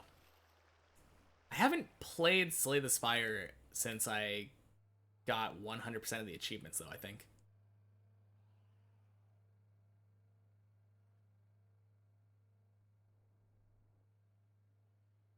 Actually, I think I might have, because I'm pretty sure I got it before Watcher came out.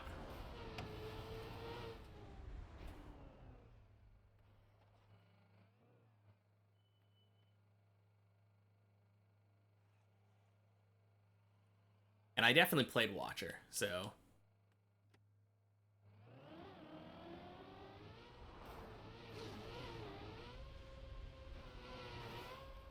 Whoa! Stop!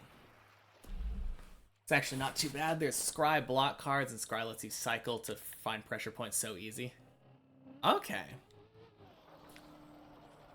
I mean, I guess bad is a strong word, right?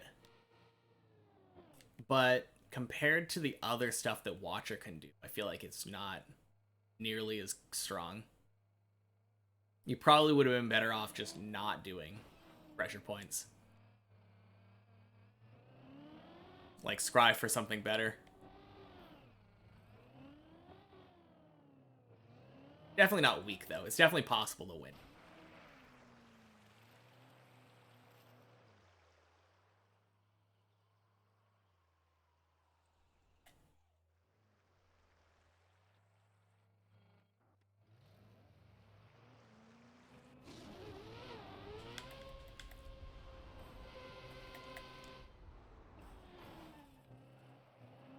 Very nice.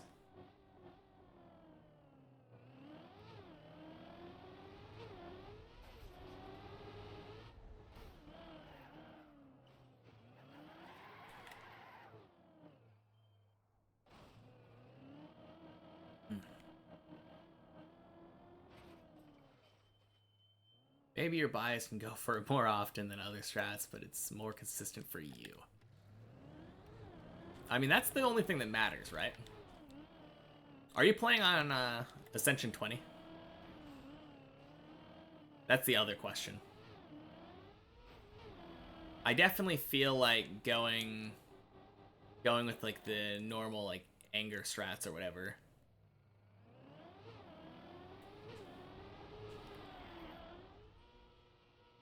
Feels way more consistent for me.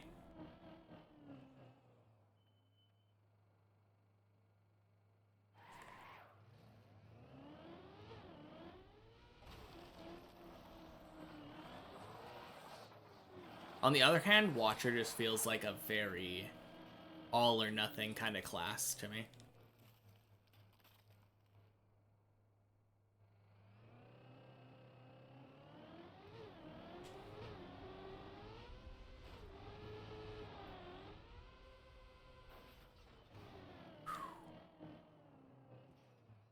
Okay.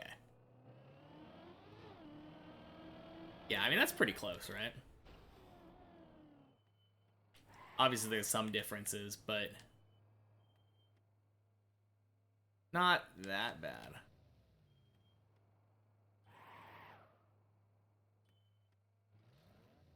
And it's possible that there were changes to the cards since then, right? Like every once in a while they do balance patches.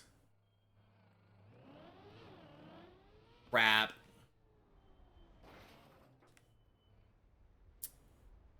Anything down here? No. Oh, wait. It's not that bad. No, it's terrible, but...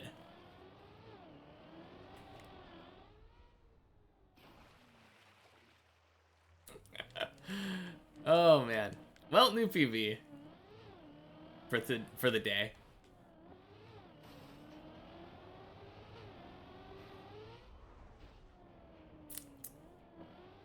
Very silly. I should have realized that that run was, that was gonna fail. Had one of those reverse gear things. Gross slowdowns.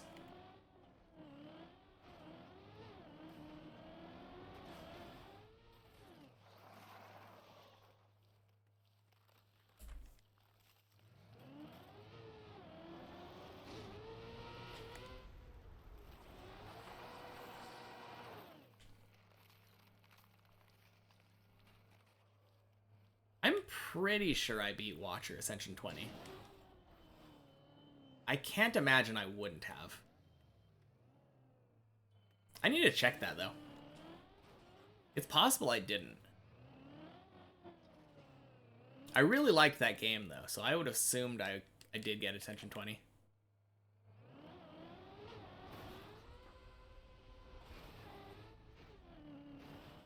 Get strong block, draw, and scry cards. Ignore all attack. The biggest risk is enemies that scale fast, but you'll cycle fast enough, it doesn't matter. Yeah. No, I understand how the strat works. It just feels like a lot of the times if you have a strong Watcher deck, you can just kill everything on turn 1. Or pretty close to turn 1 anyway.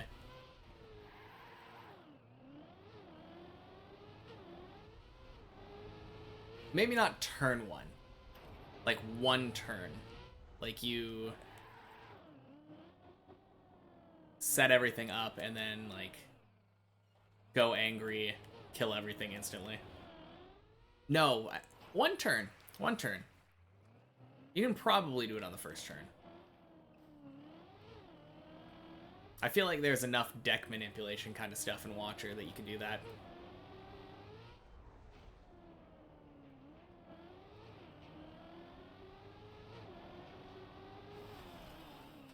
Ugh. Honestly, though, like, with Slay the Spire, I feel like almost every strategy is viable enough that you could probably beat Ascension 20 with it. It's just whether or not it's actually stronger than other ones.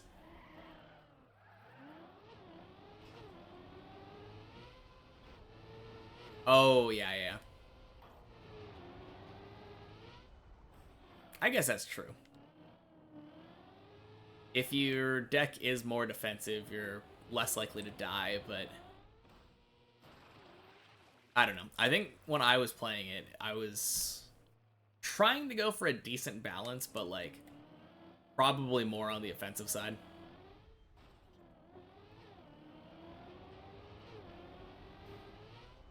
I don't feel like a lot of enemies in that game usually kill you on turn 1 either.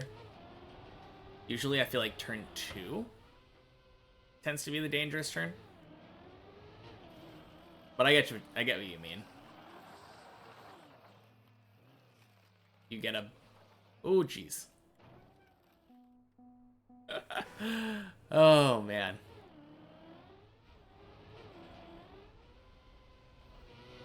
No, getting bad luck and drawing like all of your offense cards when you need to be defensing is a very easy way to die in that game.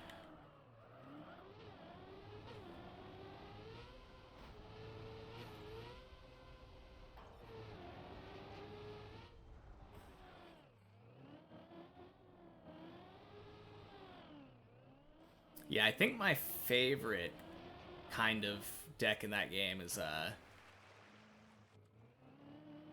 man, it's been a long time, so I forgot what the robot is called. But orb slot robot.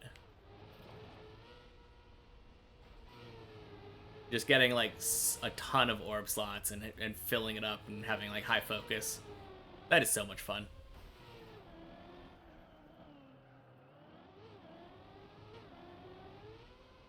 You get like 9 frost orbs or something and you're just blocking infinite every time.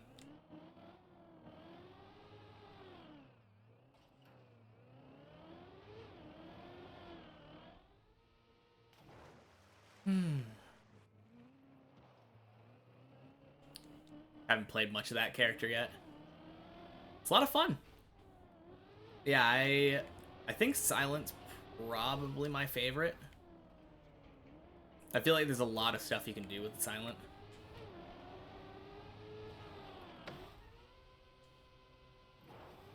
First one in Watcher. Okay.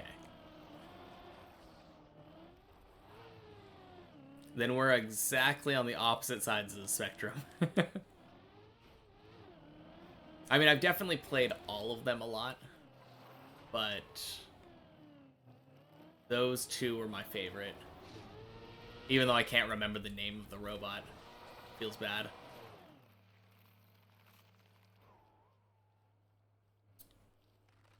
Ironclad, Silent. Whoops.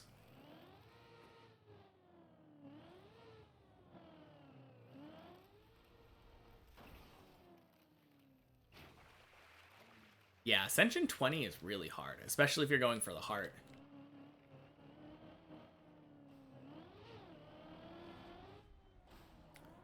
Defect. Thank you. Thank you. That it was the or something. Yeah. That's the one. Yeah, I love the defect.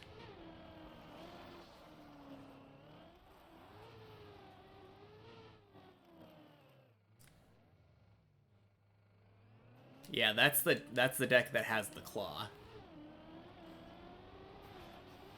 If you like pressure points, you're probably gonna love claw.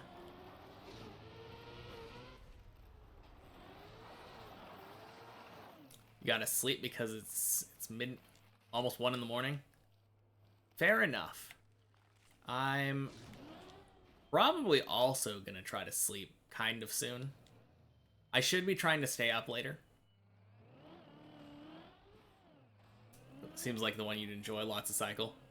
Yeah. But yeah, it was nice having you, though. Have a good night, Case. Man, it's like almost 8 in the morning in Japan right now. So I should not be tired. I don't know what's going on with me. My sleep schedule is so weird. Yeah, sounds good. Peace.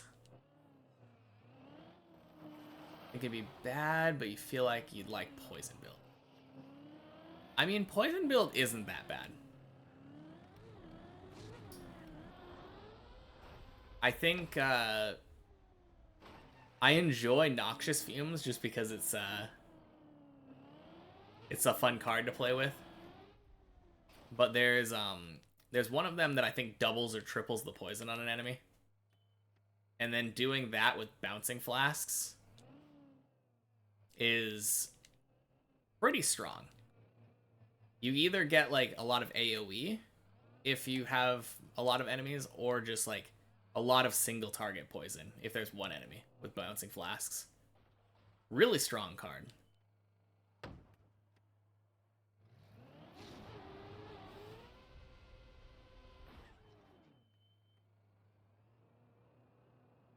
Noxious Fumes is a lot of fun, though. That's the main thing. Being able to just kind of sit there and, like, allow things to get poisoned repeatedly over time. I don't think it's quite as good as the burst poison, but it's a lot of fun.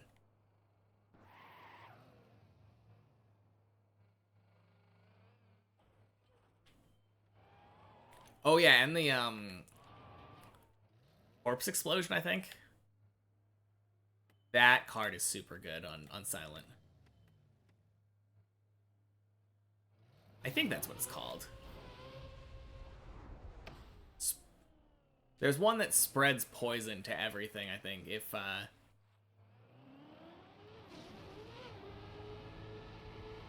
I'm pretty sure. Oh, whoa.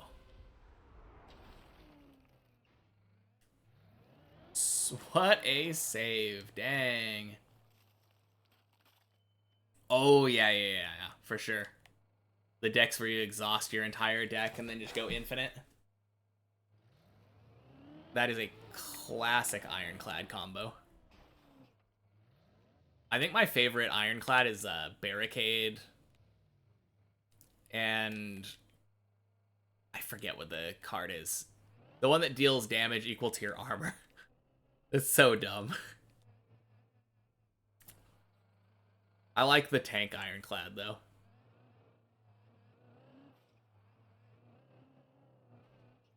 Perfected Strike is always fun. It's not very good, but it's very fun.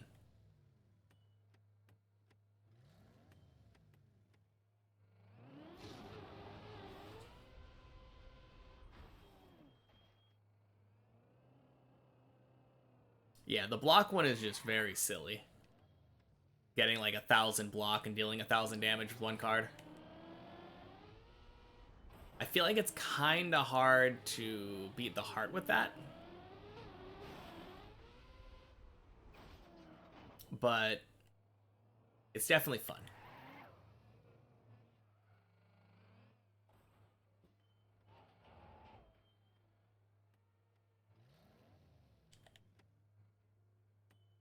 I think it's Silent that has...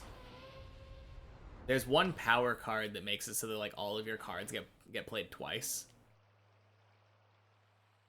Wraith Form or something?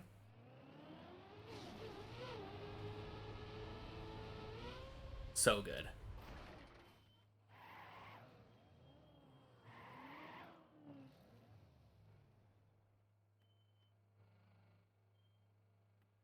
I mean, I don't know if it's that easy to get like 1,000 armor against the heart.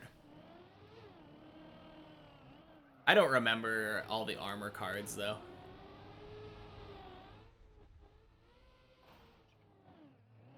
I think that's the biggest problem. It's been so long since I played Slay the Spire that I don't really remember all the combo pieces.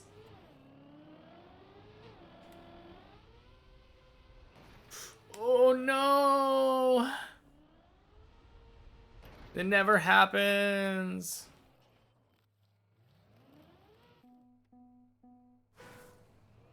Yeah, obviously if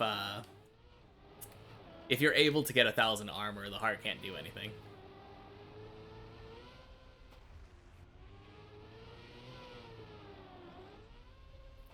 Okay.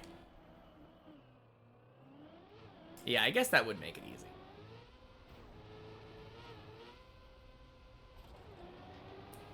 Does that one not exhaust? I feel like that's the kind of card where it would exhaust after each use. I guess not, though. Okay.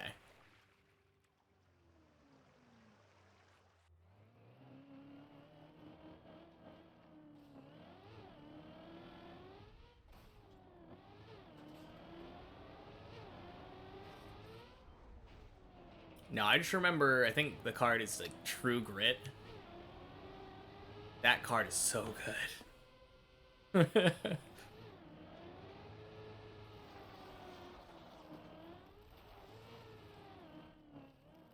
I was always a big fan of Strength. Ironclad, too. Just stacking up all the strength and, like, destroying everything.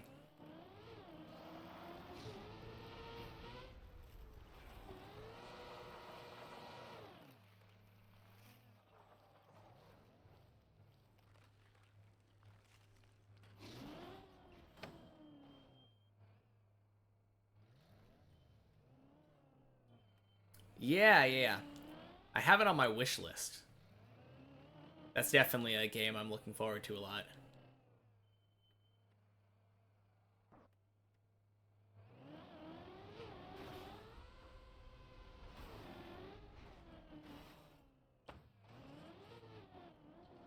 I don't really know what approach they're going to be taking, though. It seems like the characters are gonna return.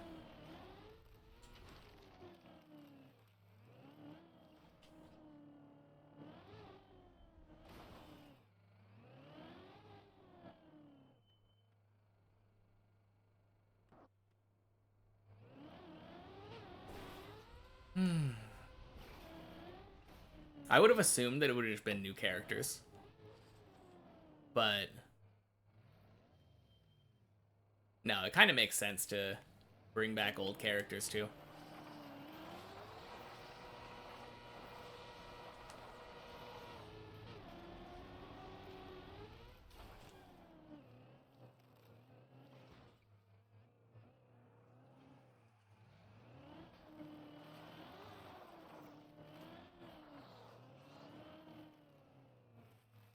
You're off? Alright, sounds good. Probably won't be too long for the rest of the stream, but hopefully I will be more awake soon. Back to my normal sleep schedule. Definitely got some jet lag and all that. But yeah, I will see you later. Have a safe trip home. Yeah, good to see me back. I agree. I'm glad to be back.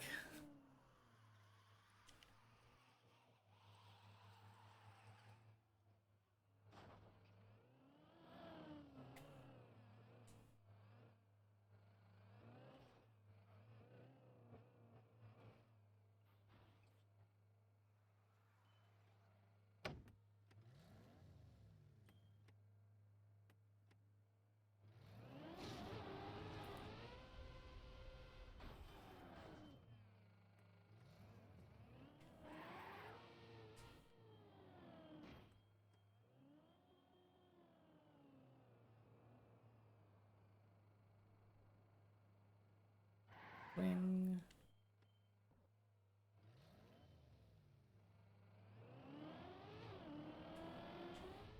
Nice.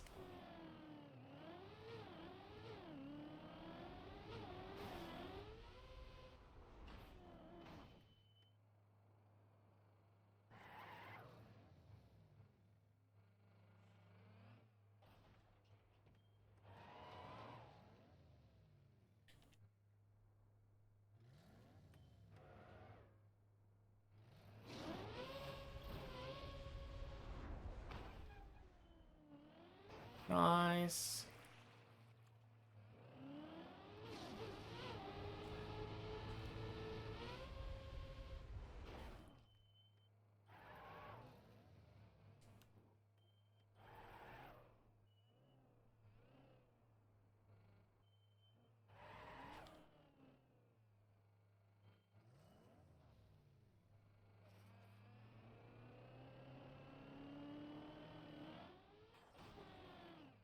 Whoa.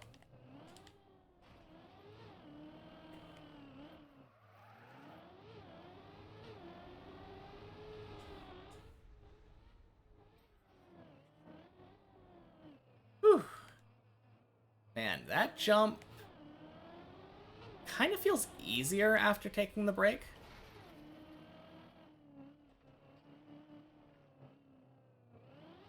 LeBron has kind of just been super easy today.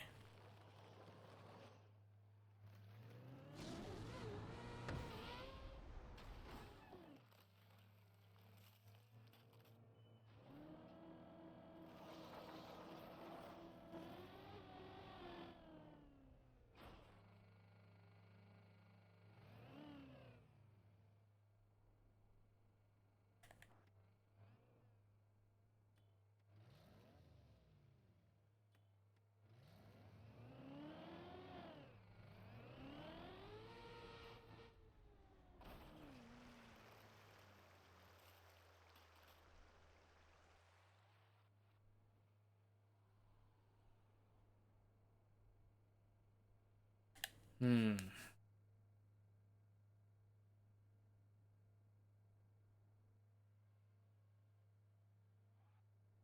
Dobsonian, welcome in. Hello, hello.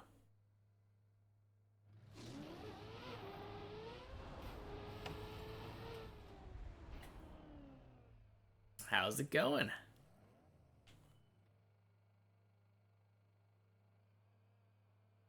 Caught me on an actual run. Good, good. Ooh.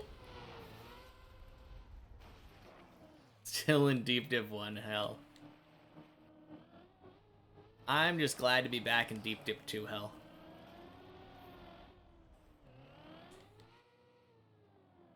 Had too long of a break from it. Very rusty now.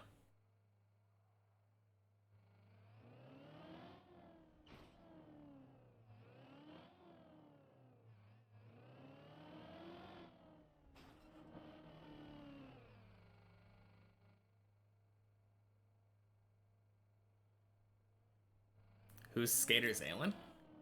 He's been grinding this map like the same amount of time that I have. Pretty sure he's been here the entire time. His PB, the last time that I checked, was like floor 11.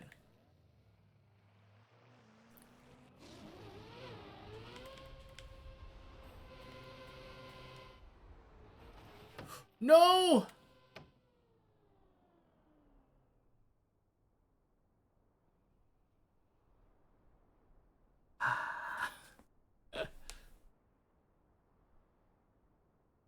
Well, 48. Is that floor 12?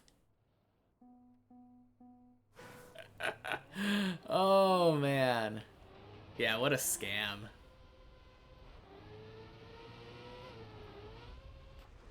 Oh, man. That happens. It happens.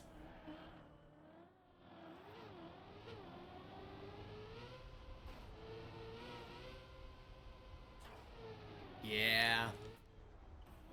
I think that's only the second time that I've ever turtled there.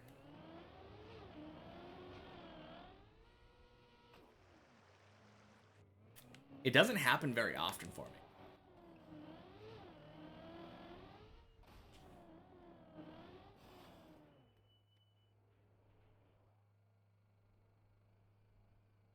Yeah, was that like 2 days ago? I heard, I heard a clip. I had a clip sent to me.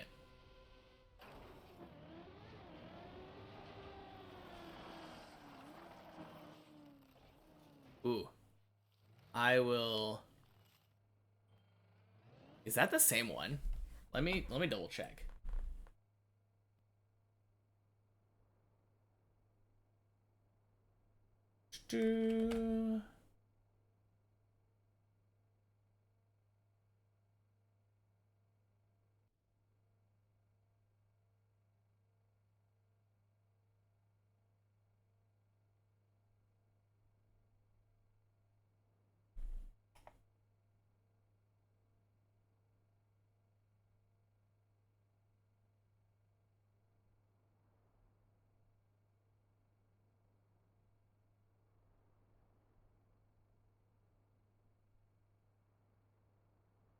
Oh no, that's a completely different one. Cool.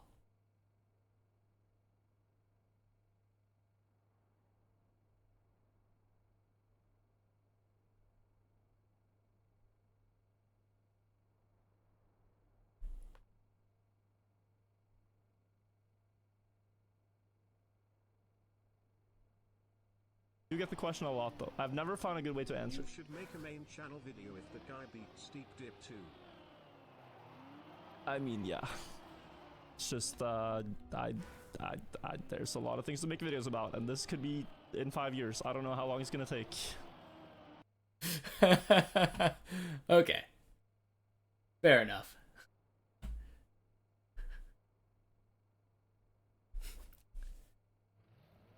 Could be in 5 years. I mean, he's not wrong. He's not wrong. Let's do it in less than one. Happened so soon after I left. Oh, yeah, yeah, yeah. I mean, maybe that was... Yeah, because my VOD channel kind of started blowing up, like, right after I left. I bet that's probably why. We found the answer. Enough motivation for me. Yeah, main channel videos are rare enough, that's true. Gotta lock in more. Yeah, you got it. Alright, I will be back in 2 minutes.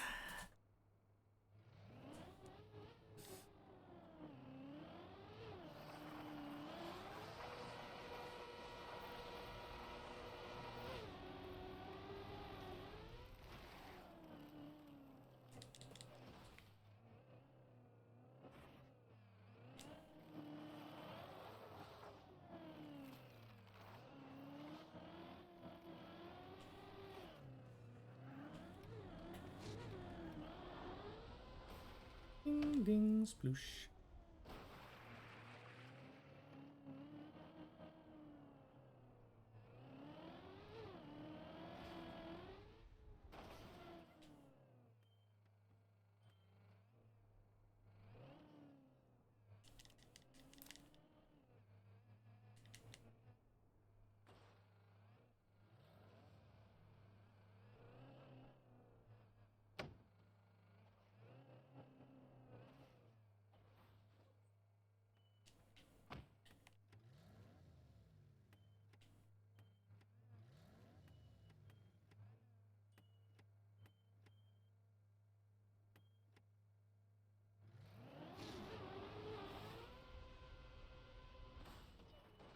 Oh!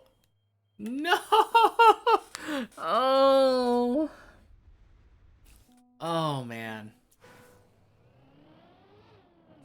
Okay.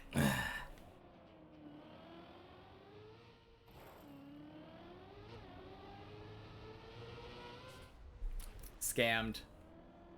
Let's see. Whoopsie. That's not what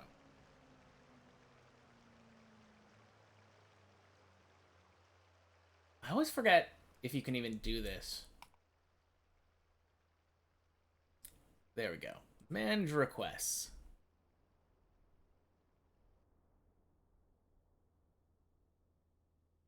There you go. I'm refunding that.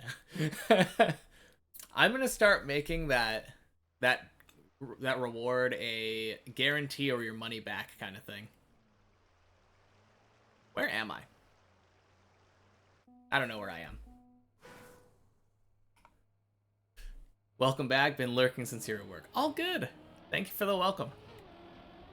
I'm glad to be back.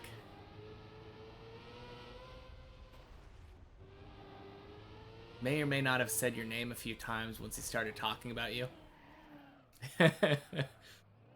Well, thank you. Always glad to get that that recognition out there, you know? No, it's super cool. The YouTube has gotten like a lot of traction on the VOD channel. Now that I guess it's really just the virtual audience, right? They love the deep dip. Your mom isn't home, so even if you're not allowed to be on Trackmania, one of the rare days you're able to stream, so you're gonna go stream. Well, sounds good. Good luck with your stream.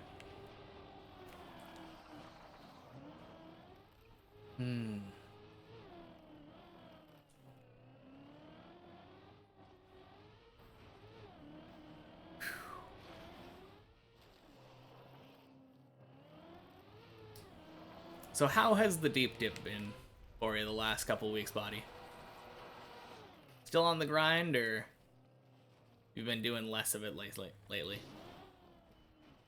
Oh, that sucks. Ah, we save it.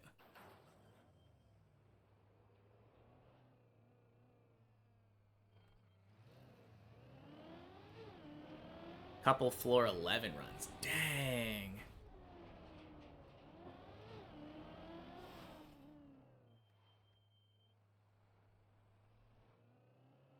Yeah, floor 11 is really tough.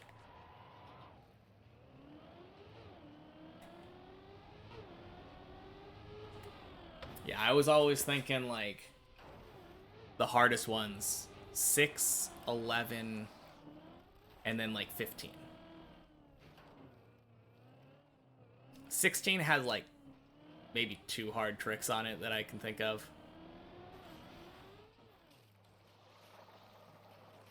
But a lot of the difficulty in floor 16 seems to be just the nerves that you got there. Oh.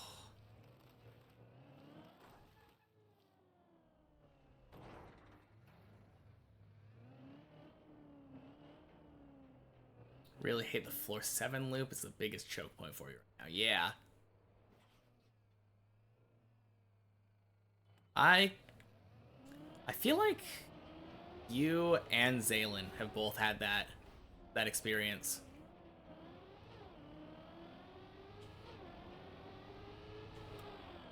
I know Zaylin was having such a hard time with that. Named it the Goldilocks jump. Yeah. Can't be too far left, can't be too far right. Gotta be just right.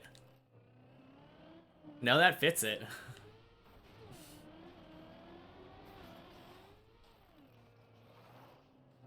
I'm sure I'm gonna have a lot of trouble with it too. On the many checkpoints, I feel like that jump never really gave me that much of trouble, but I've never had to do it in a real run, or even in a 1 checkpoint per floor run. So we'll see. I'm sure I'll have trouble with it.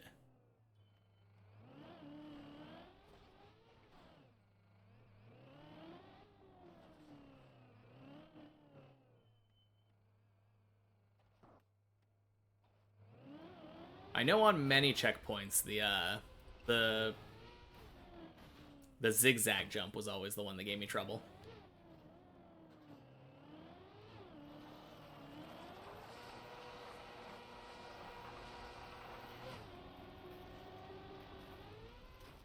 Ring.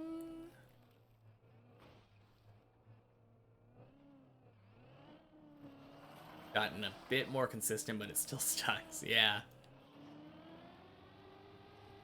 Yeah, I cannot say the same because the break has not been too kind for me. I think I've had 3 runs to floor 4 today.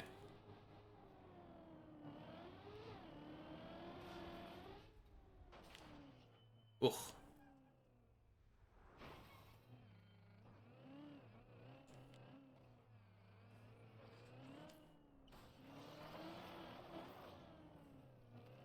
Beginning to get consistent at floor 2, almost 100%.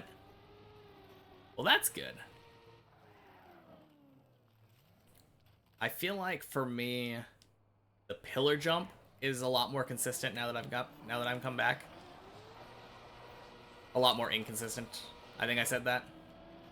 That's what I meant. But a lot of the other jumps, no, the jump after the fish jump also feels more inconsistent now. Because that one's just like a by feel kind of jump. And since the feel is gone right now. Ding, ding, sploosh. 3 floor 5 runs, but no floor 6. I mean, that's still good. Three runs to floor 5. I would not be complaining about that. Oh.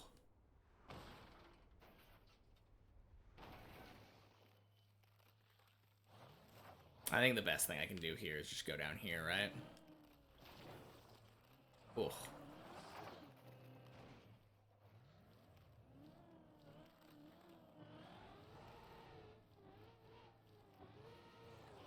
Oh, weird. How many times have I been to floor 5? I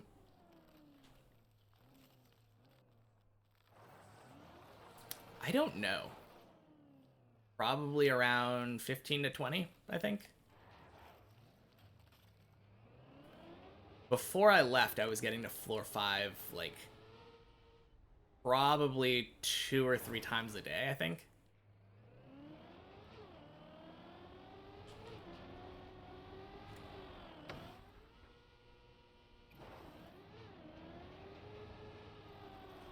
But yeah, floor 6, I've only had 2 runs, I believe, to floor 6.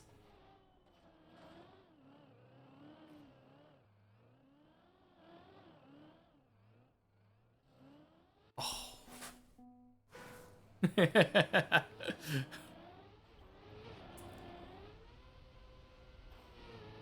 Yeah, I had the original run to floor 6, and then the day that I left.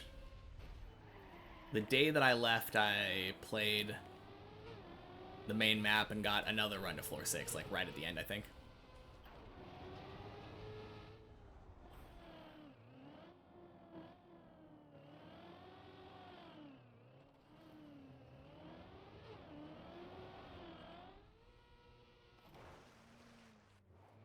No, I like floor 5, though. Aside from that tiny grass jump, which gave me a lot of trouble, probably still does, it feels really consistent. Or at least hard to fail in a way that, like, fully ends your run. Yeah, I mean, of course, if you've never gotten to floor 6, or if you're just not very frequently up in floor 5, like, that's the main thing. The less you've done the floor, the more nervous you're gonna get.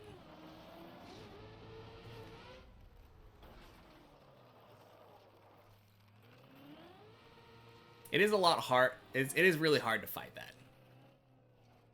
I think if I just never got nervous about some stuff like that, I'd probably play way better. Because like on the many checkpoints or whatever, when I'm not nervous about it, nail jumps like really quickly.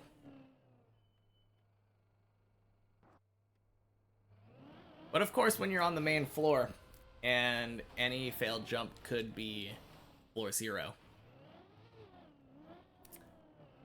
obviously you're gonna be nervous.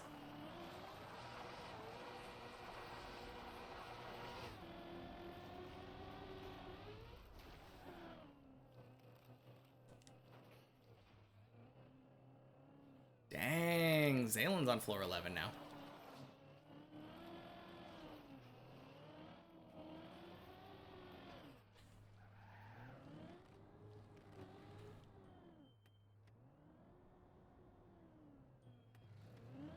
I gotta see this. Ding, ding, sploosh.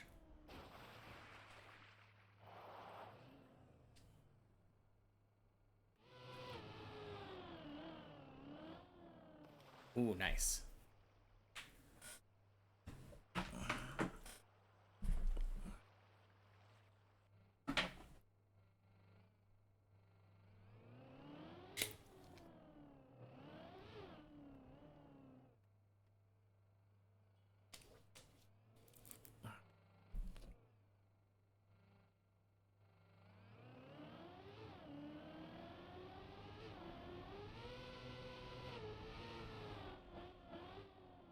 Oh, no!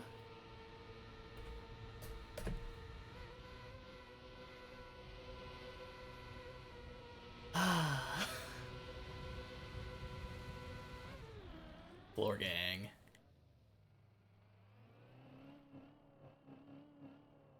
So easy to overjump that.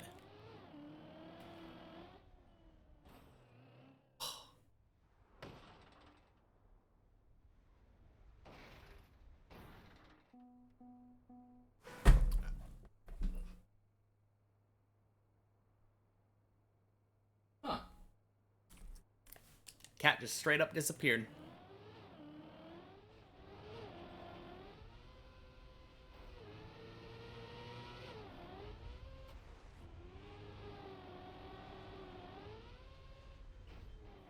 And that was a sick run, though.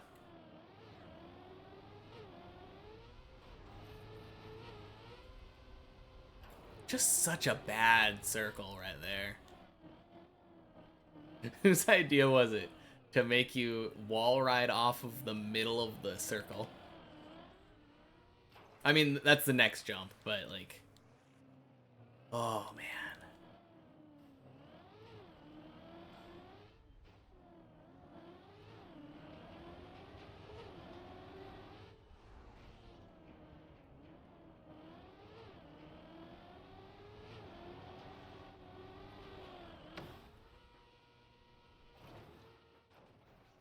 Whew. Floor 11 is evil. Yeah. Sure seems that way, doesn't it?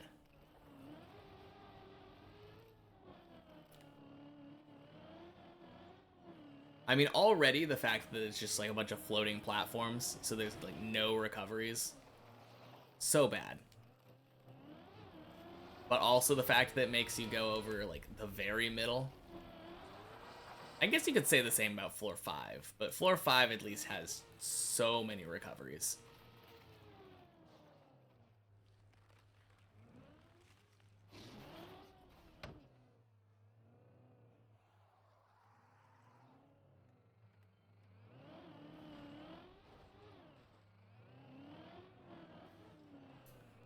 Once we get up there, just immediate floor gang. Yeah.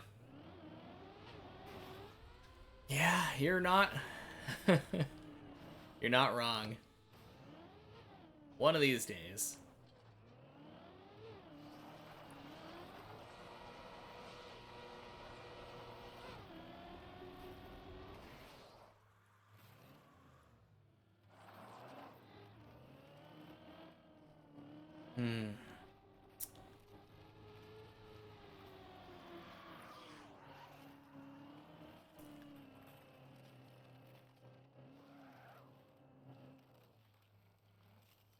Man. Yeah, that is such a crazy spot.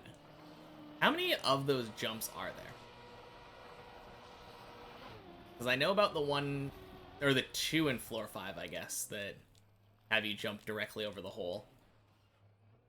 I know about that one on floor 11 that makes you jump over the hole.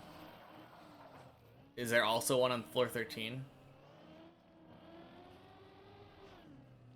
I don't really remember the one on floor 13.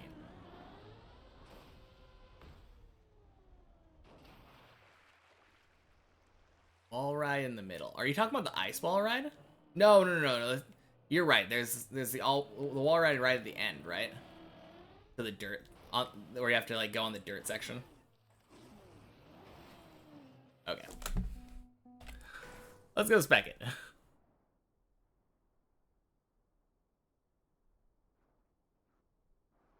It's this one. Yeah. Yeah, sure enough. You jump up. And then they're just like, yeah, just wall right in the middle. Yeah, that's awful.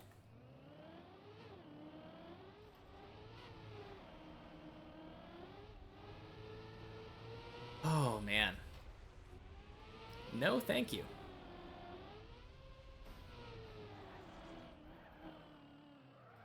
On the bright side, I feel like that is on the harder side of failing it, right?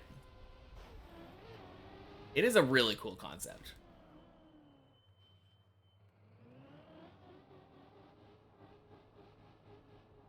I feel like wall rides are kind of easy. So, luckily there's that going for it, but yeah, if you fail it, is just like, runs over. Oh, man. No, that's awful.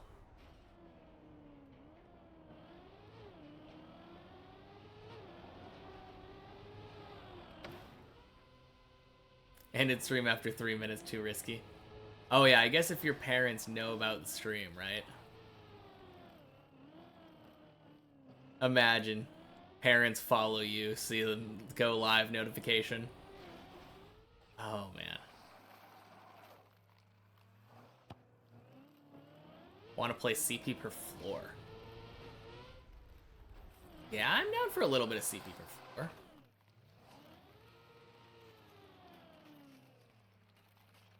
Sure, why not?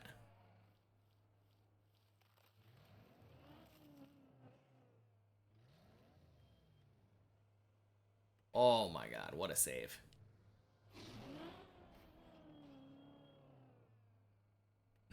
Yeah, the one time you're grateful not to have as many followers as you could. I think both of my parents are following me, but I don't have any restrictions.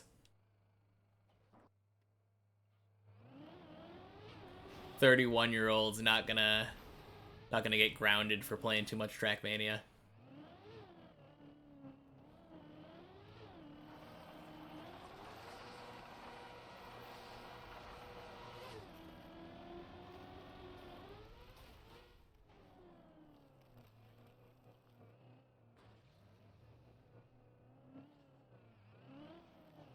Oh, you're in the Hammer Strike one? Cool. I will join you in a sec.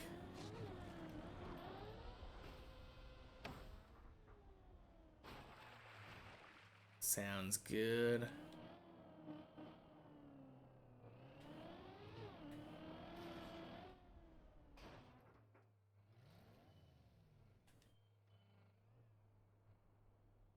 Honestly, that's probably a good idea for me anyway. Just getting warmed back up.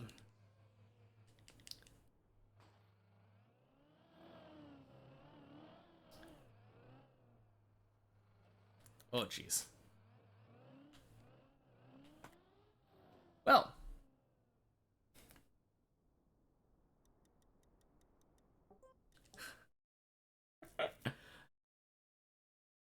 Haven't seen Deep Dip on your PC except for the streams. Yeah, fair enough.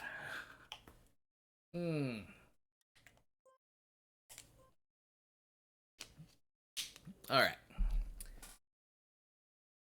I think I'm gonna give it one round. Meaning, back when I was doing one checkpoint per floor Fridays, I was doing... If I didn't make it to the next floor within an hour, I would reset. So I'm just gonna keep going. And then, for however long I can make it to the next floor within an hour. Maybe it'll be floor 6. Maybe it'll be floor 7. Who knows? Maybe it'll be floor 5. God, I really hope it's not floor 4.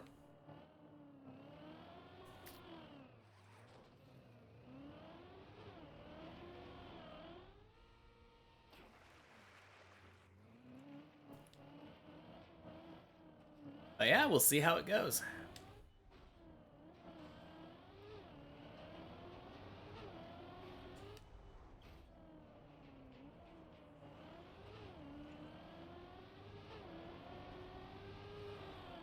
Bing.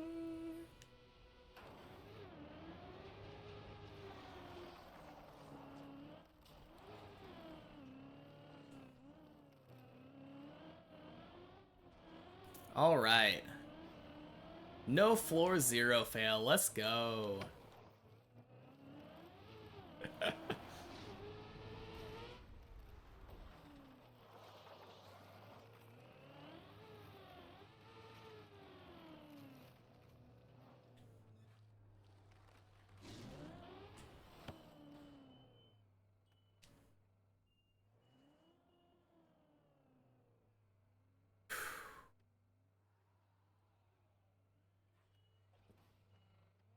Nice.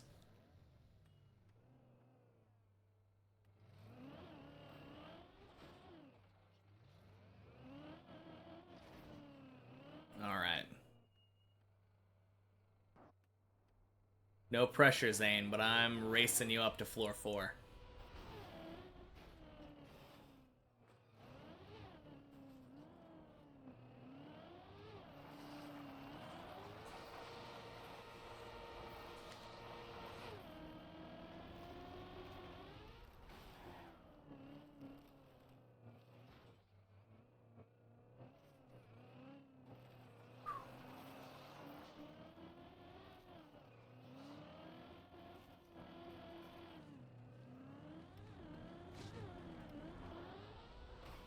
Ding, ding, sploosh.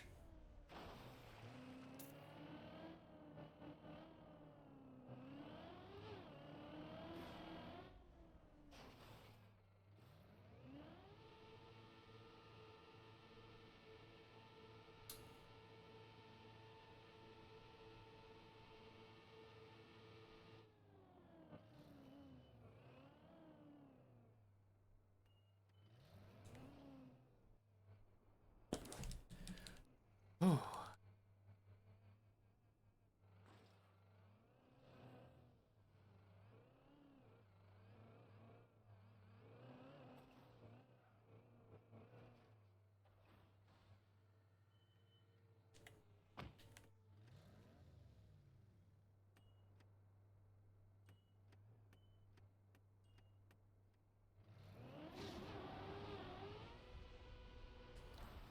Nice.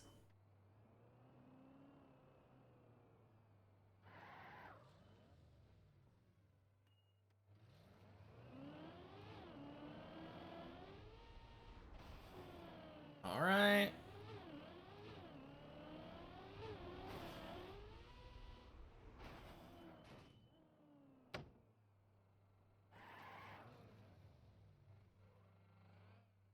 Well, it looks like it's my loss. Can't imagine that I'm able to catch up now. Did have a head start, but...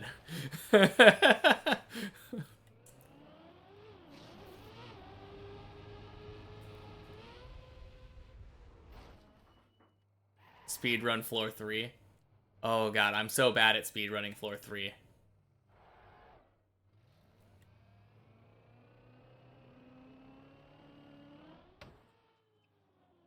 Oh, man. Oh. I mean, I definitely jinxed it thinking about that.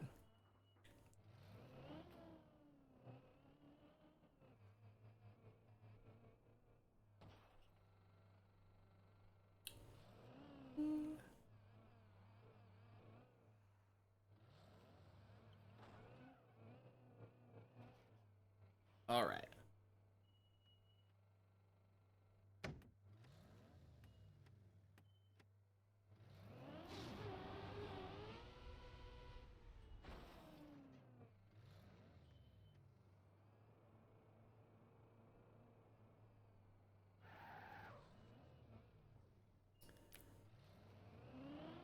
I definitely feel like a lot of my floor 3 strats are just super slow.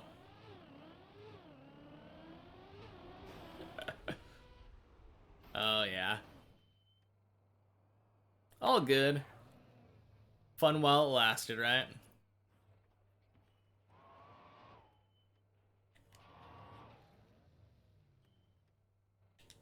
Didn't play Deep Div for 4 days and forgot everything. Yeah. For sure. Not autopilot. I think the autopilot's kind of saving me a little bit.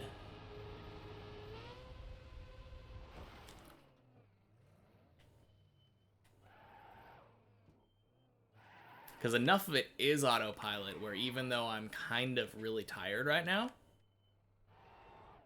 I'm still able to climb.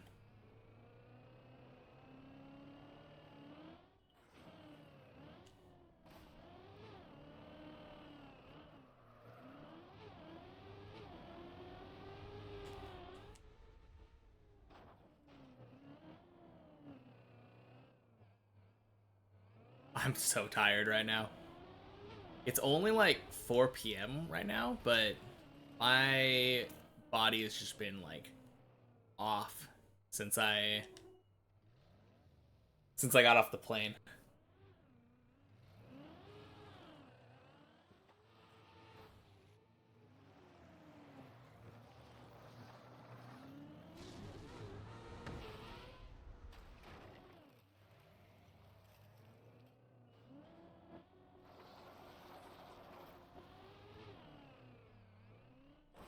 Oh.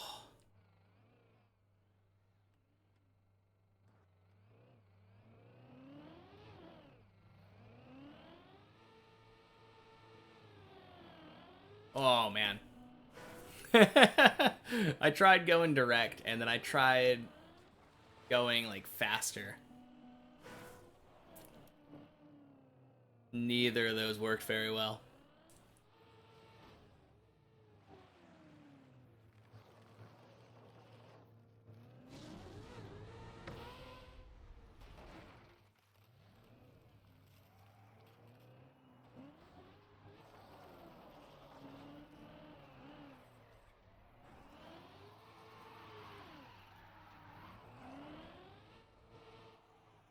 Dang.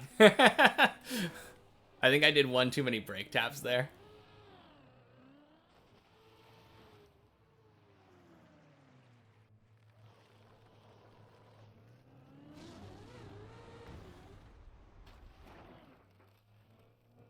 Oh, did I not have 100% icy wheels?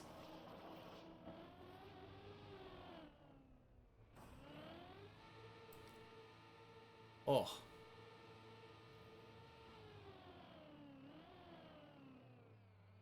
I thought I had icy tires, but maybe I was going too fast that time.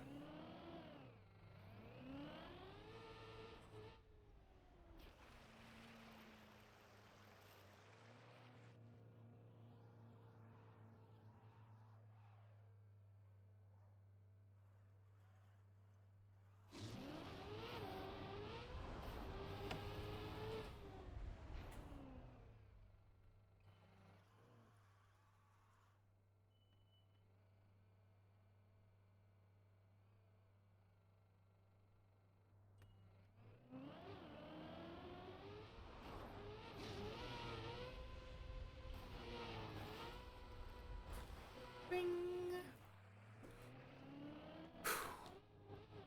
Yeah, luckily, like, if I'm doing all my consistent strats on floor 3, I feel like I'm almost 100% consistent on this floor. I made a dumb mistake on this part, I think, earlier today. And then obviously that one scam.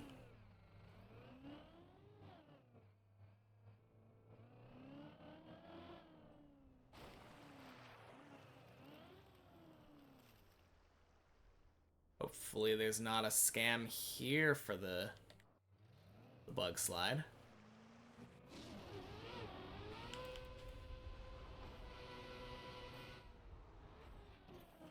Nice.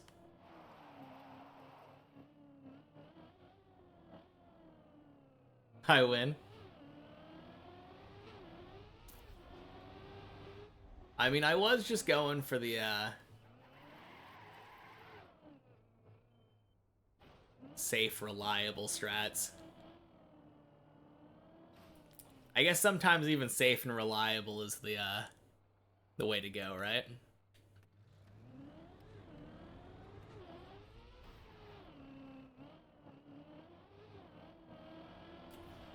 I mean, I guess for deep dip especially.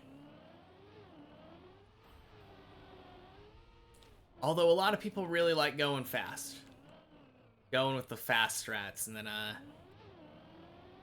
being able to get used to those and getting up the tower really fast for more practice or something.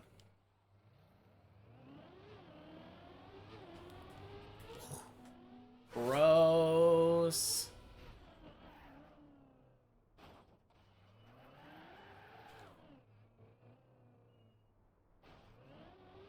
Very bad, Tony.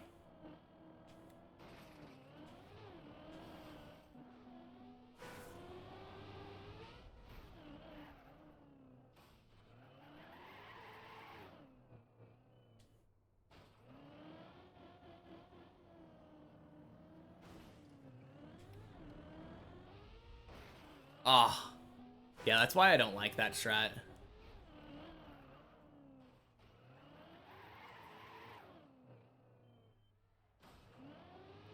I think I'm just not going in here quick enough. Hey, spectator, welcome in. Did I Japan? I did Japan. Thank you for asking. And boy, was it great. I honestly wouldn't mind moving there. I, like, really enjoyed the country. Out of 100? Probably like a 90 something. It was really good. The only problem I had was that we didn't pace ourselves with walking very much. So there was a lot of me walking with bags full of manga, which is very heavy and tiring. Oh, jeez. Oh, Excel boost. So that wasn't really on the trip, though. That was on me. That was a dumb me problem.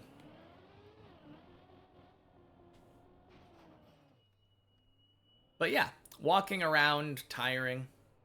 Very often I ended the day with very sore feet. But aside from that, though, I loved it. I really want to go back and see some of the more, like, rural areas.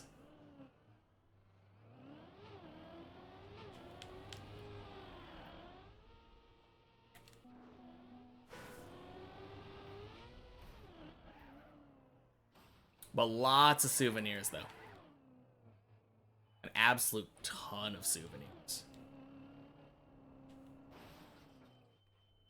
Got like 427 volumes of manga. And like around 30 figures.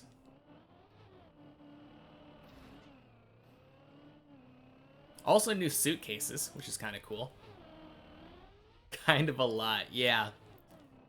Yeah, every series that I got, except for One Piece, is a completed manga series. And the only reason One Piece isn't is because One Piece isn't over.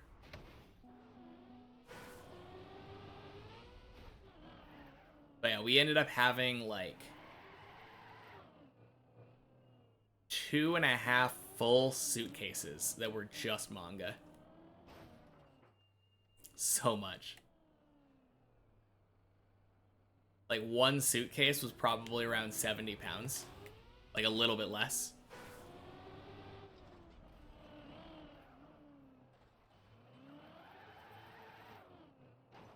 But yeah, a lot of fun.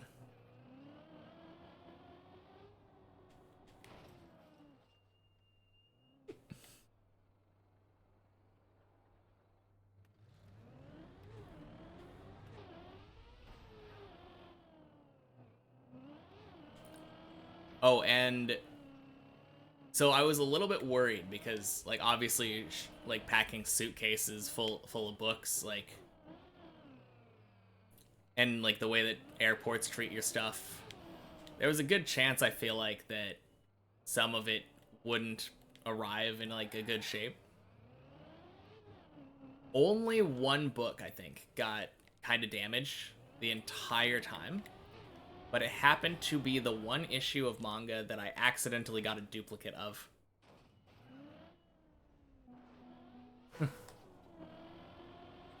Be right back. Alright, sounds good.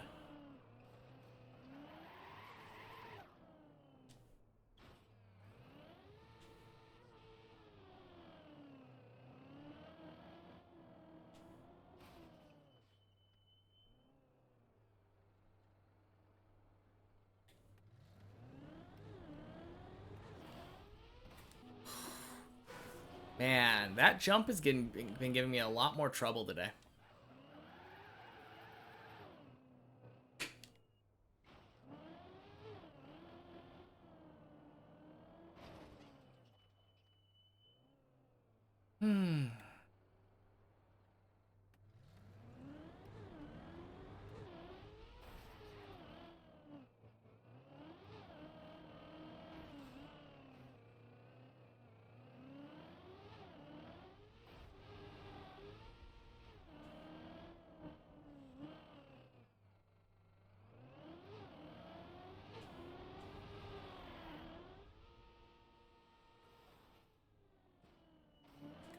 Ugh.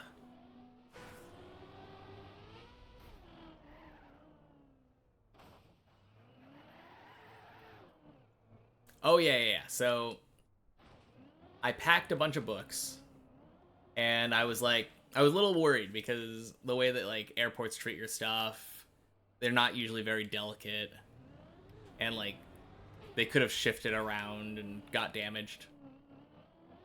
Only a single volume got damaged. Like, significantly anyway. Some of it got a little bent. I think three of the books got pretty bent. But that's pretty reparable. The one book that got pretty damaged was this one. It got like that. Not really that bad, but like it happened to be the only one that I accidentally got a duplicate of. Yeah, not too bad for an international flight. Exactly. But when I was buying, that was one of the things that I got. I got the entirety of One Piece. And when I was buying that, I ended up getting a set that had volumes 1 through 100.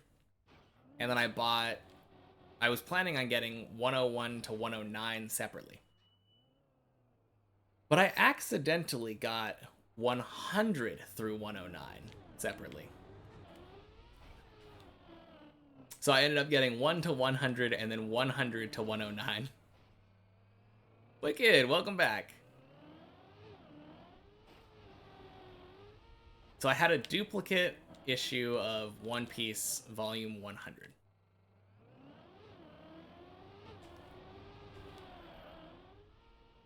But then the duplicate got damaged, so it all ended up good.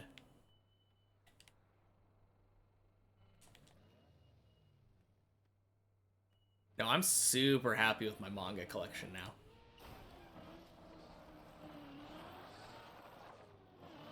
I definitely need another bookcase. That is the biggest thing.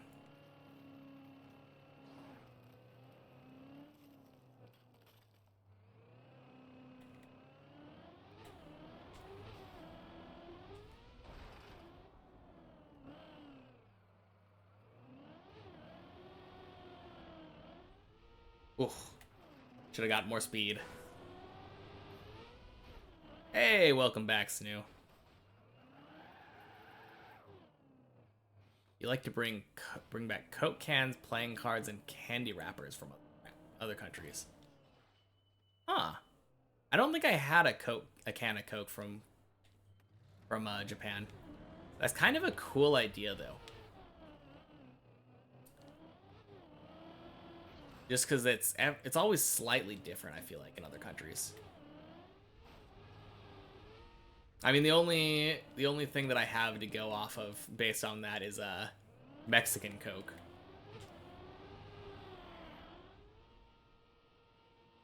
Which definitely felt different when I drank it there.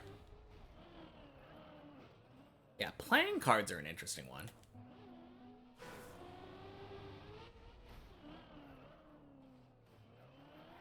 Yeah, I mostly just ended up getting like clothes, books, and figures. Those were the three big ones this trip.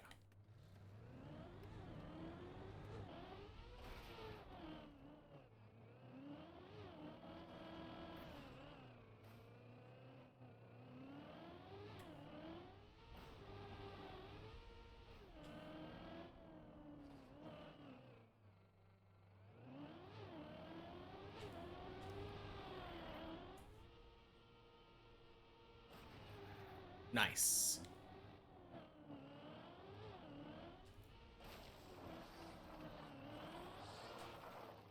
Whew.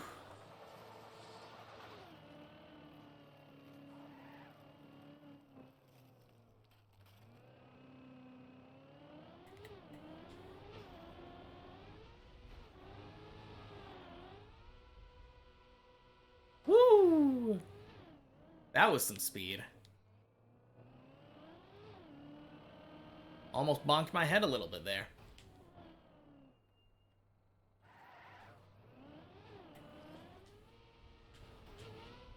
Oh, jeez.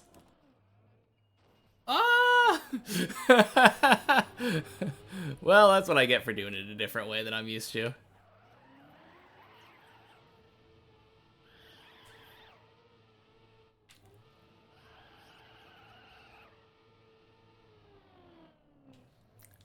I know, I thought it was too. That would have been such a sick save.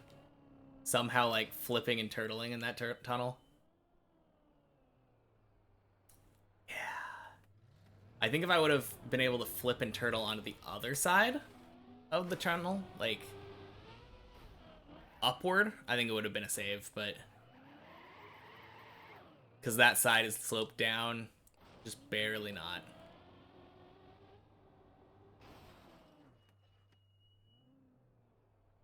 Got lucky and unlucky, exactly.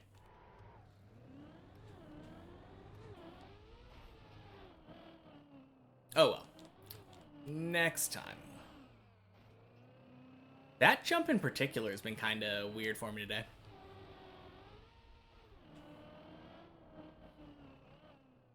First try.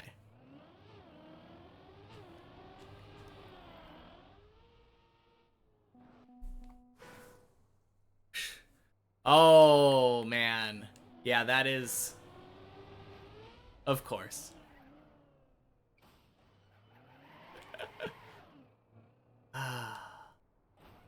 Well, at least you got it first try this time, right? That's what you get for not having any pressure.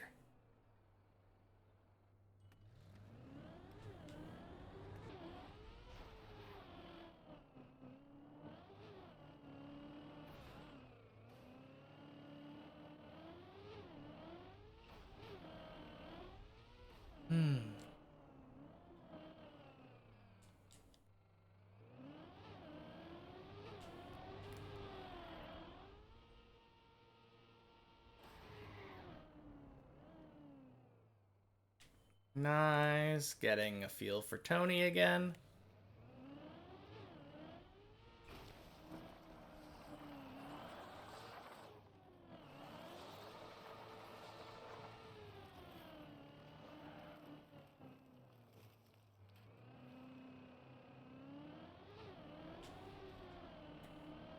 Oh, that was so terrible.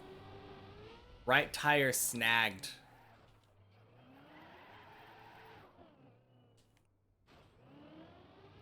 Feels bad. Yeah, this is just my runs on the checkpoint map.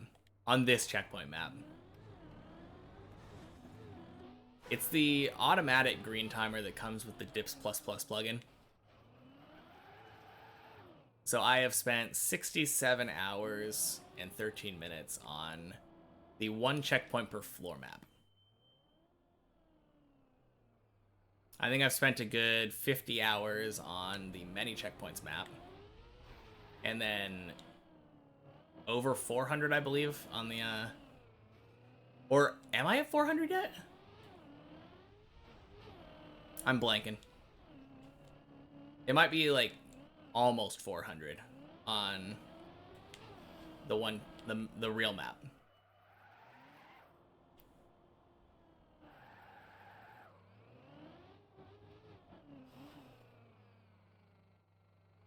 Yeah. Ugh.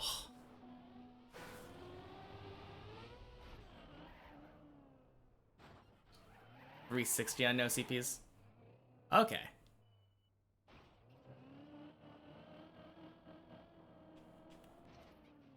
Yeah. I mean, adding all of it together, I think I'm at like 460 hours. Like 467, I guess. Ish. I'm nearing 500 hours of Trackmania overall. Should have it in the next week. Probably.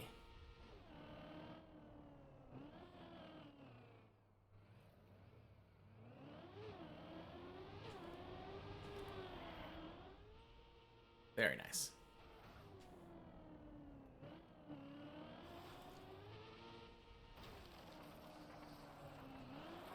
Well, for me, it's not Trackmania, it's Deep Dip. Exactly. They are one and the same in my book.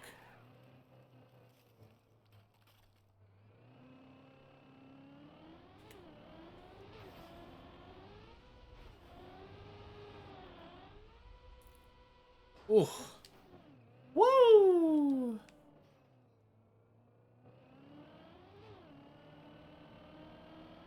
So we do have this floor next on Real Deep Div. You quit. Yeah. No, I feel ya. That is exactly why I decided to do this this practice for that particular floor.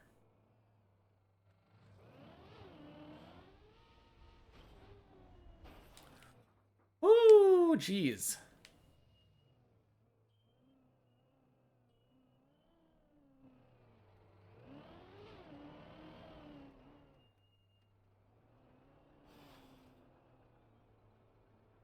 No, I knew 100% that I was going to need practice on floor 6. Ain't no way I'm doing that. Like climbing up to floor 6 just to get one attempt at beams. Ugh. Sounds awful.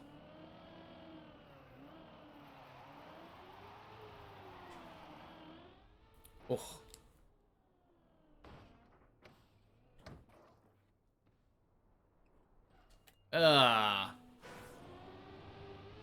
My best on many checkpoints? Do you mean time or height?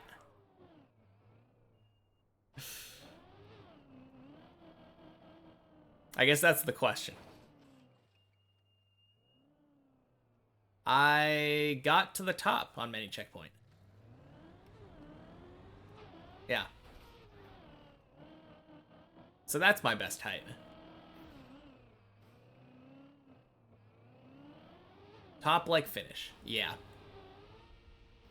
It didn't register as a finish because I was on a glitchy like public server. It didn't like my checkpoints, I think. But I have gotten to the top.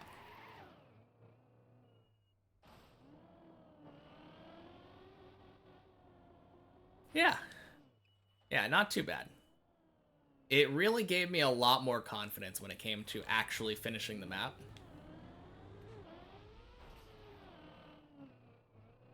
Doesn't say if it's over 9 hours. I don't think it was over 9 hours yet. I'm still convinced it had to do with the linked checkpoints being on a public server.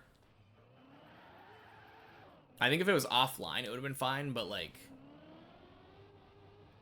public server on the linked checkpoints because I skipped like half of floor 13.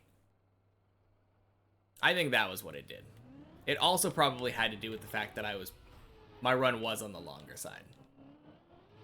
I think it was like 3 or 4 hours up to the top.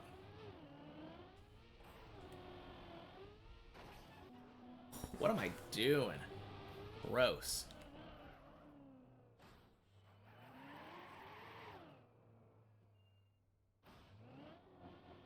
Eternal trap of floor 4. You know it.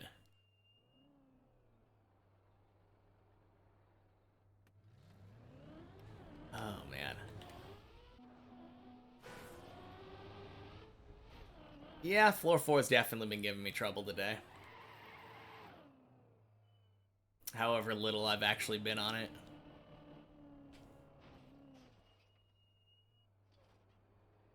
I guess there is a chance that I just never beat floor 4, right? Giving it my little hour go. Is it just you or is floor 4 really short? I feel like a lot of floors are really short if you actually just one-shot them. Floor 5 kind of feels long to me. I mean, it's not that long, but just the fact that it overlaps itself, I think, makes it feel longer to me. But yeah, if you actually were to like count the jumps on each floor, usually I feel like most of them are 10 or lower.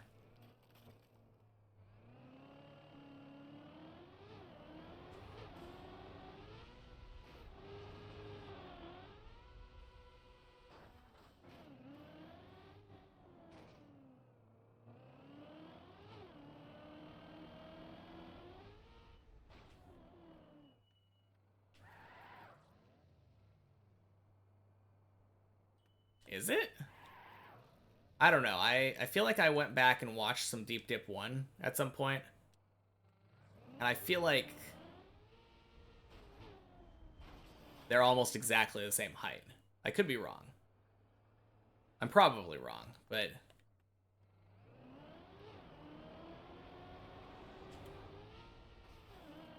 Crap.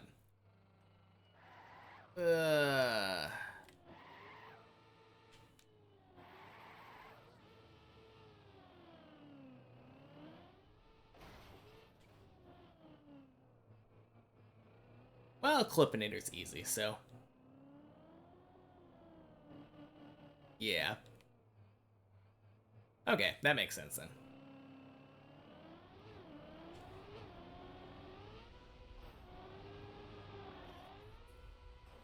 Oh.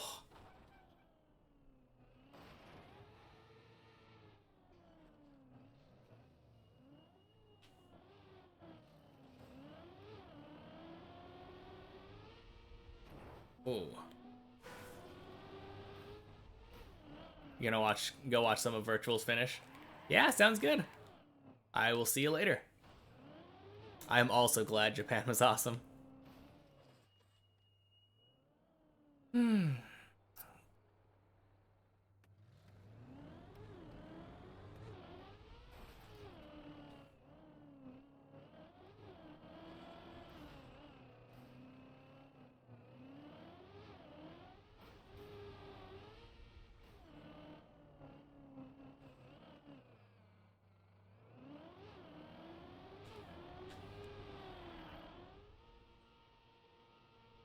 Think Virtual might beat me. You think? I don't know. I think I still have a chance.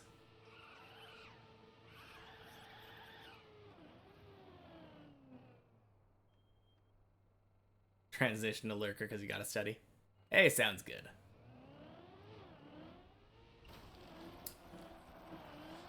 Ooh.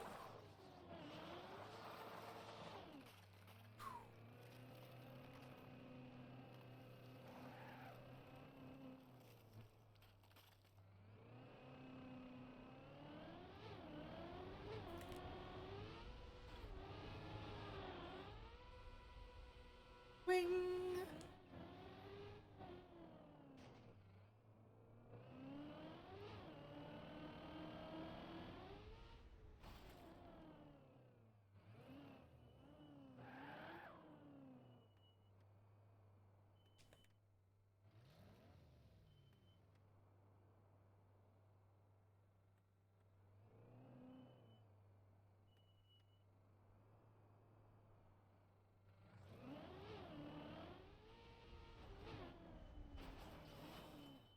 Good.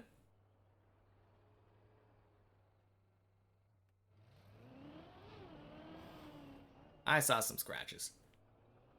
Barks.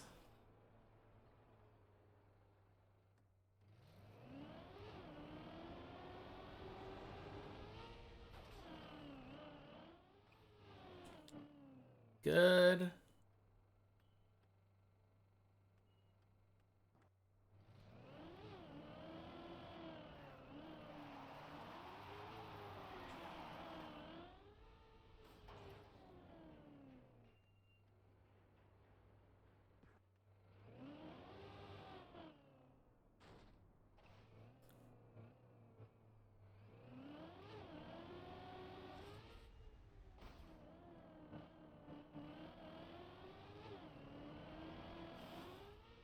Oh my god, no! Oh, I scraped the side. Oh. Floor 4Y.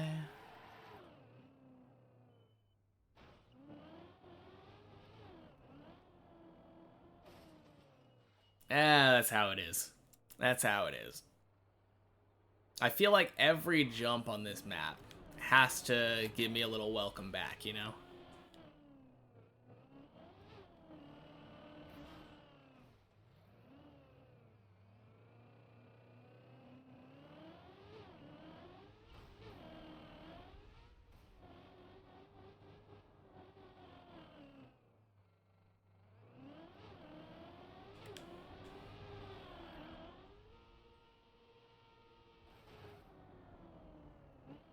One of those days, yeah. All of the days, yeah, exactly. Oh, man. Nah, it'll be fine.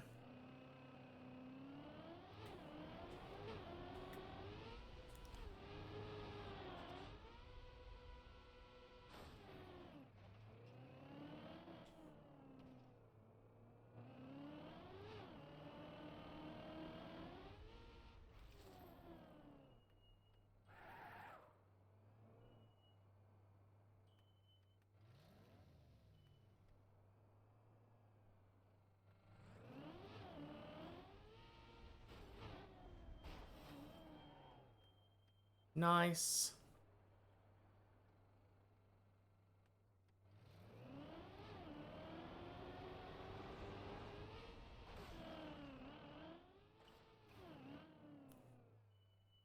All right, easy.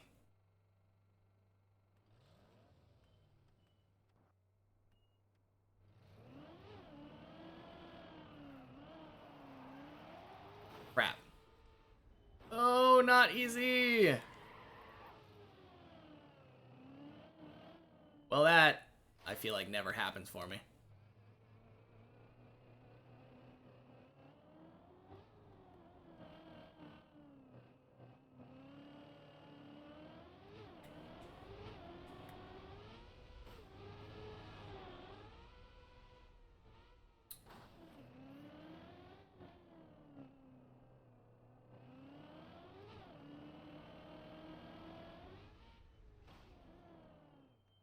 I don't know why, but Clippinator has been surprisingly easy for me. I think I started to understand it more on like a fundamental level.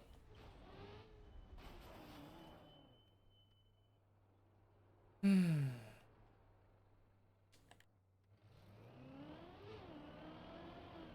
then just understanding it fundamentally is enough to just get it.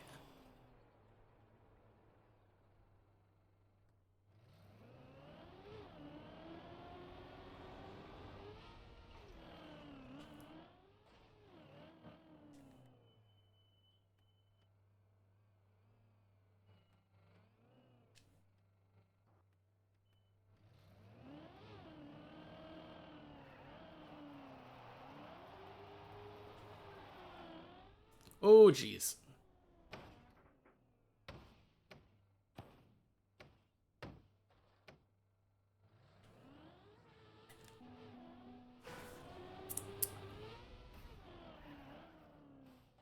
Okay. Gotta get one of each dirt wall ride fail before we check all of the stuff off the list. I think I've had ones where I didn't jump far enough. Ones where I jumped not too far, but like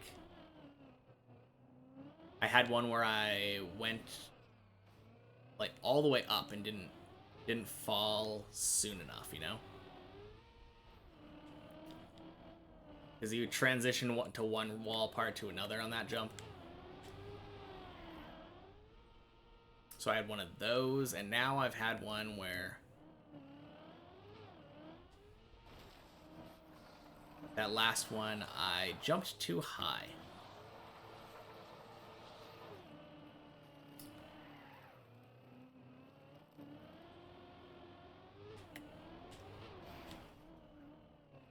Crap. Oh. Acceleration boost? Nope. Oh, man. Okay. Went too fast on that one. I have a speed I'm used to, and I need to keep it.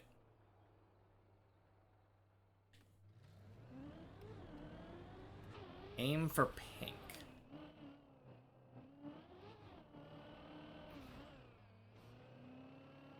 Let me... I assume you're talking about the press forward strat.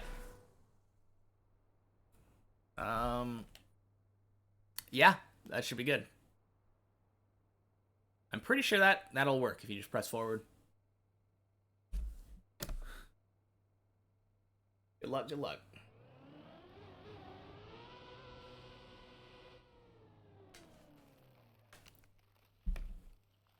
So good. Yeah.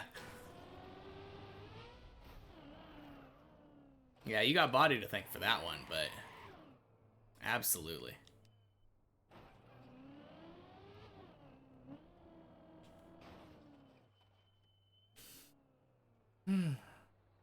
Such a cool strat. I love that strat.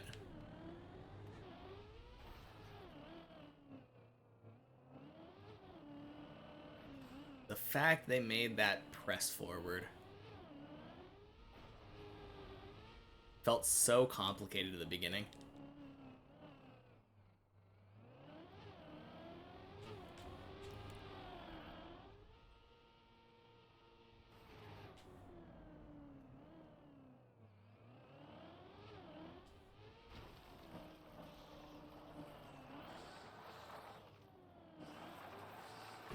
First jumps and the zigzag.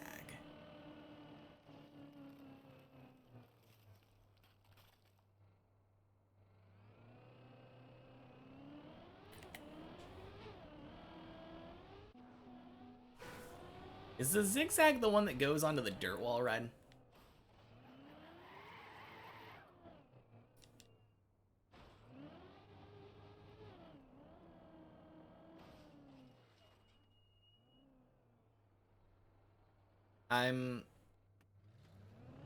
I'm pretty sure that's the one you're talking about. The one with backwards boosters. Oh, that zigzag? The backward section?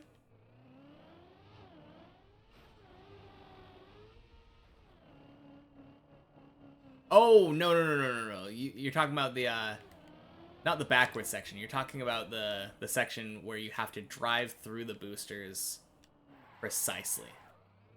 Right before the hole. I kind of like that part. It feels really, really cool when you get it down.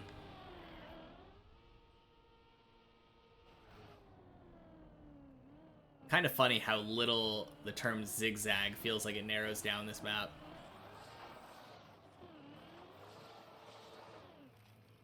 Wait, so is it that part where you turn left and right, or that part where you turn left and right?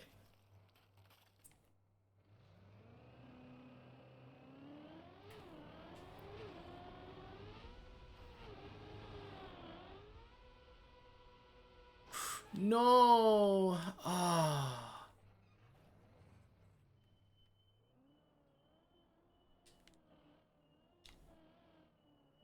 Man. I did not pick up enough speed before, I think.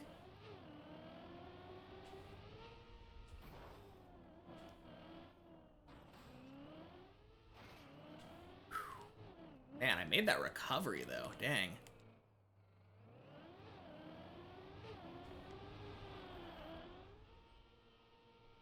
And then fall down to floor 3.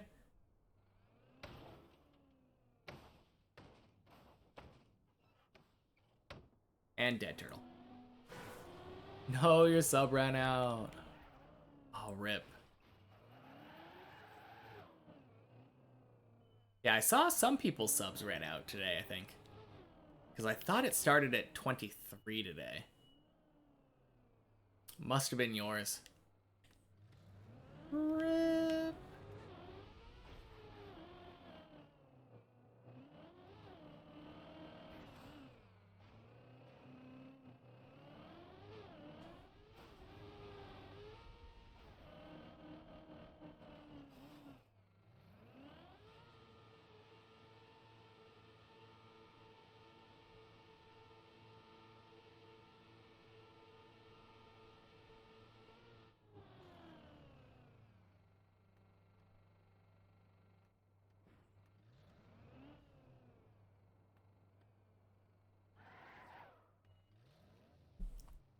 Where is he?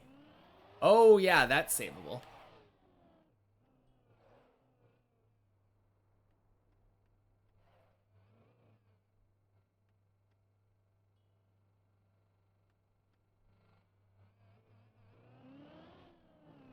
Nice.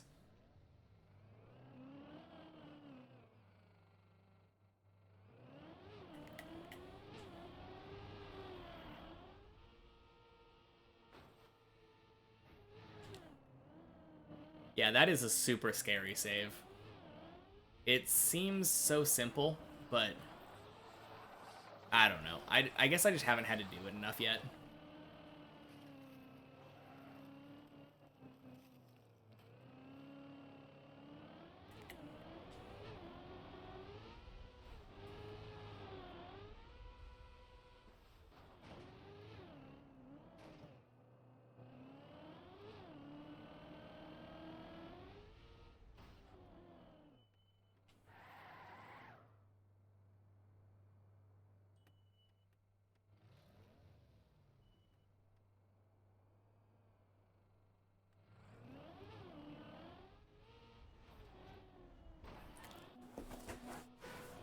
Oh man, turned left too soon.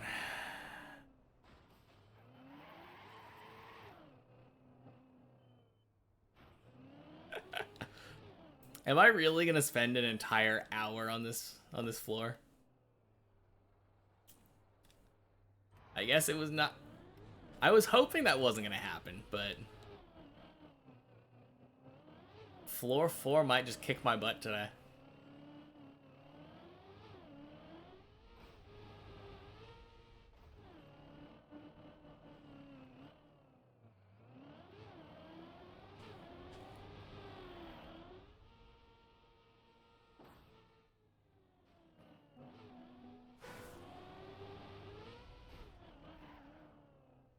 I mean, it doesn't surprise me. Floor 4, other than floor 6, obviously, was the one that gave me the most trouble.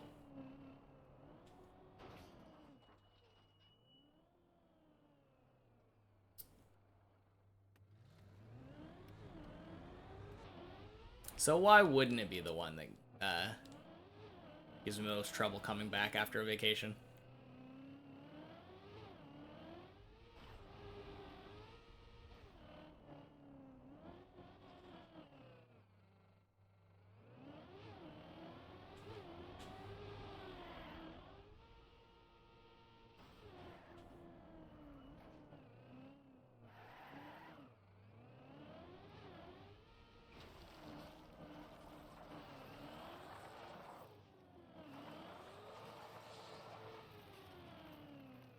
Alright. This the one?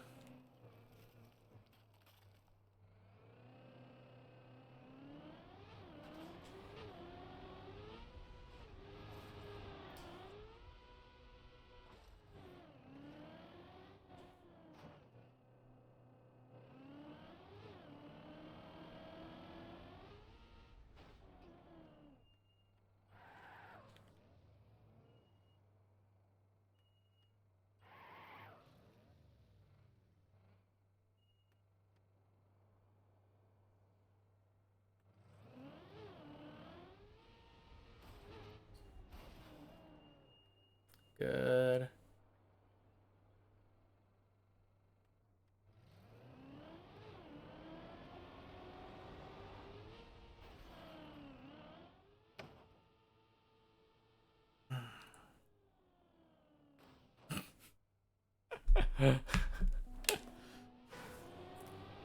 Well, it was not the one. Man, what a way to... I haven't had that happen today.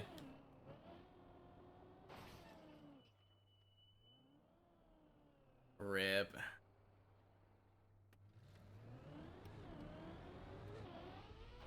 You meant this one. Oh, yeah. Hmm.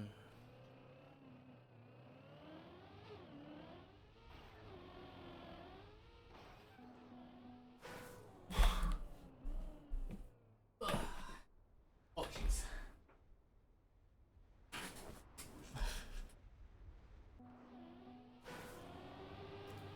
That one clearly didn't count because I was away from the keyboard. Meant this one, yeah. I just realized it was kind of dark in the room. Clearly I couldn't see my car, right?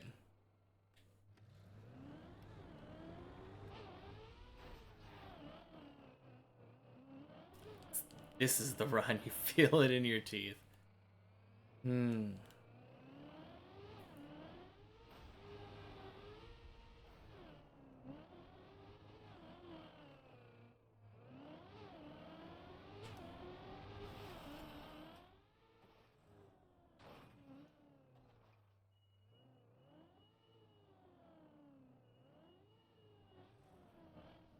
a little bit, but at least it didn't take up... Wow, really? The entirety of the chat? Man.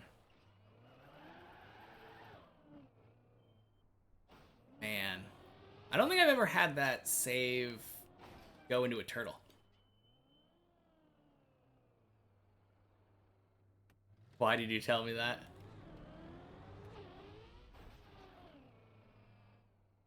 Tell you what.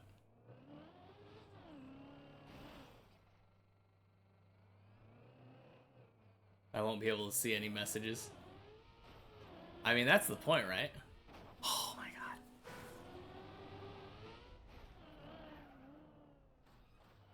Yeah, floor 6 has good saves after you get past the first 3 jumps.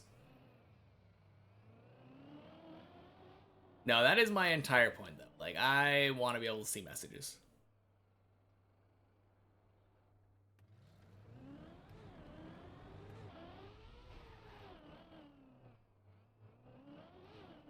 Good saves on floor 6. I've said it before, but I kind of feel like there's a soft checkpoint after you get the whole jump.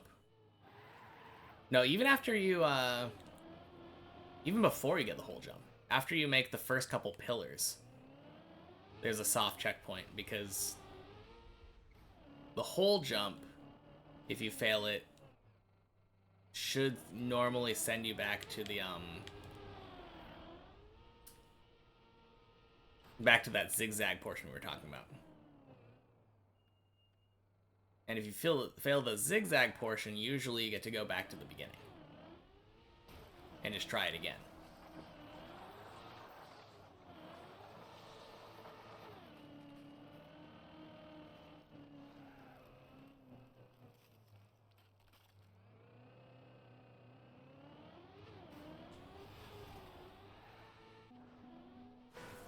Man. Third time's the charm. Or something, yeah. Or something.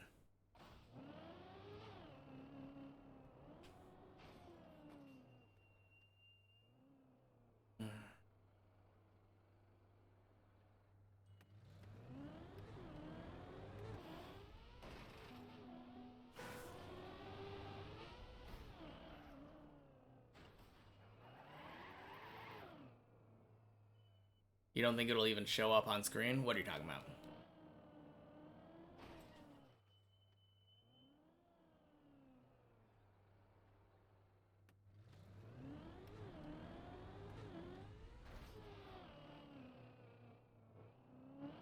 Be cooking tonight? Oh, yeah, he's making it to floor 7. Dang. Oh, you're mwahahaha? Oh, that definitely showed on screen. I can still see it.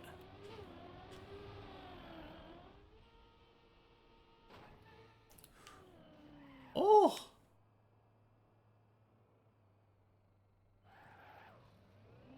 Man, what a save.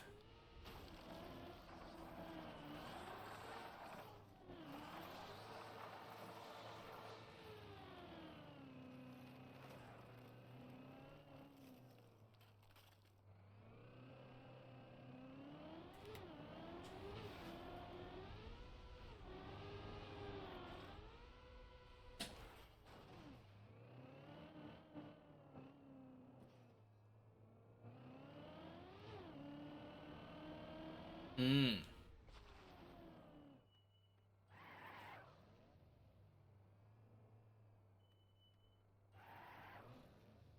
If that's the case, then maybe I didn't even see it.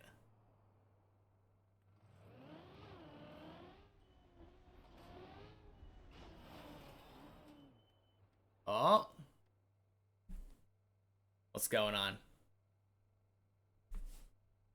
You get a quack?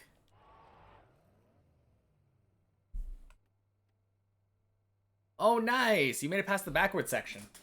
Hell yeah.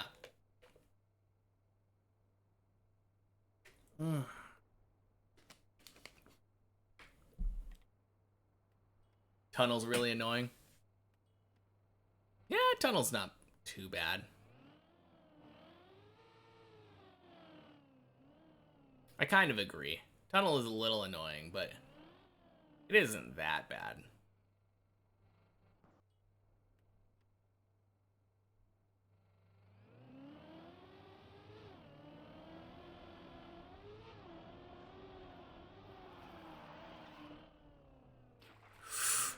Oh, saved? Saved? Oh, hell yeah. No, no! Oh, roller coaster of emotion. Oh, man. Oh, you're saying your PB on the many checkpoints is the first jump of floor 6?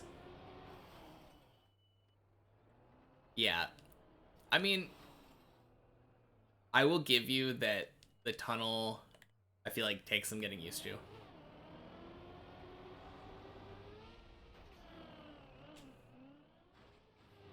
But I think once you're used to it, it's not too bad.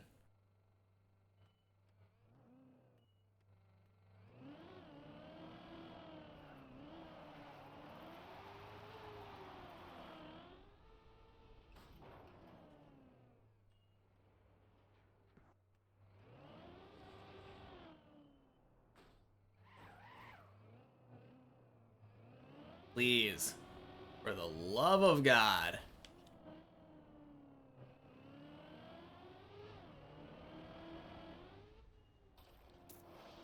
There we go.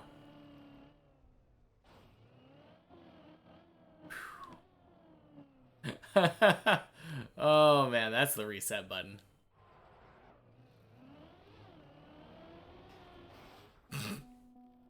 I'm free. I'm free from floor 4 jail.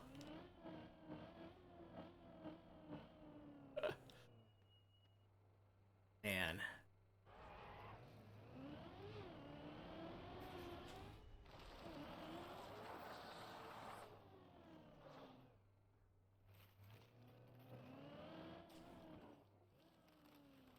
Man, imagine if that was a real run. Would have just instantly died to that ceiling hit.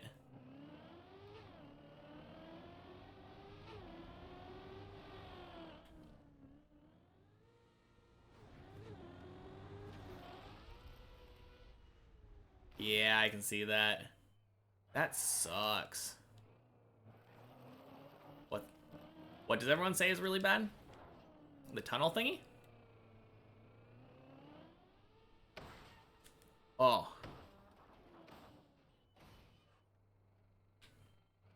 Yeah, I've been seeing that. I think it was Virtual talking about me. Like, a week ago. That's my best guess, anyway. Oh, floor 2. Floor 2. I didn't see your message, yeah. Floor 2 is easy, not gonna lie. Everyone says it's really bad. Mostly it's the pillar jump. I would say mostly the thing everyone's... It's the pillar jump. Some of the other jumps kind of take some getting used to, but pillar jump is a weird one to get used to. Once you do that, yeah, floor 2 is not too bad.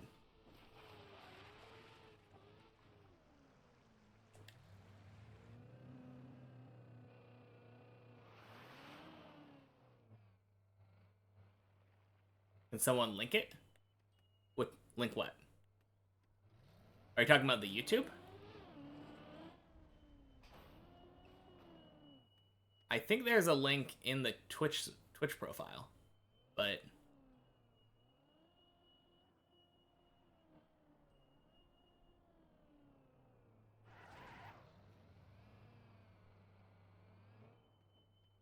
yeah, it's really crazy though.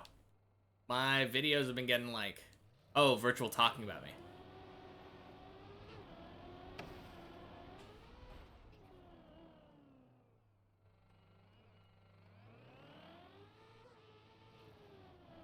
Yeah, there were a couple of them.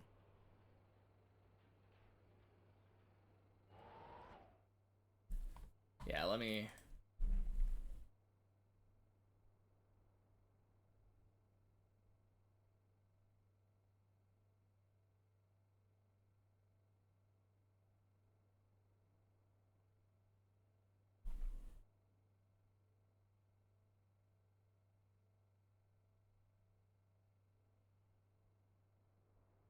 Yeah, here's one of them.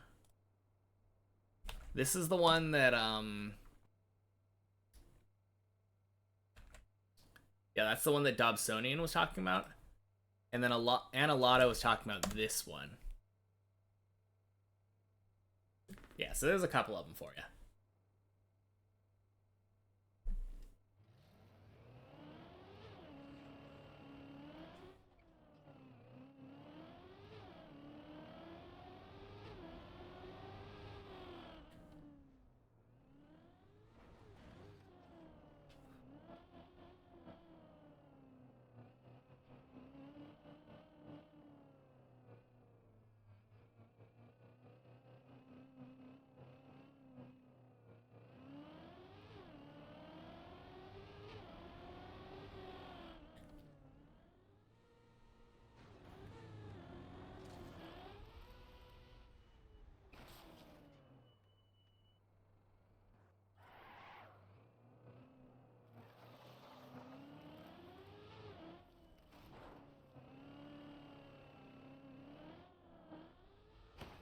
Oh, jeez. Floopity floop.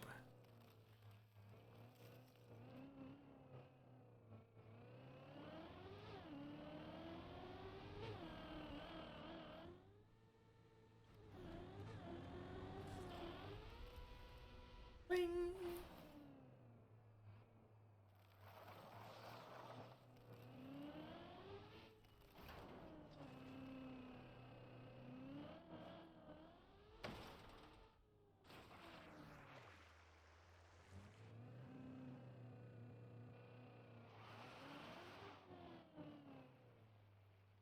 But yeah, super cool that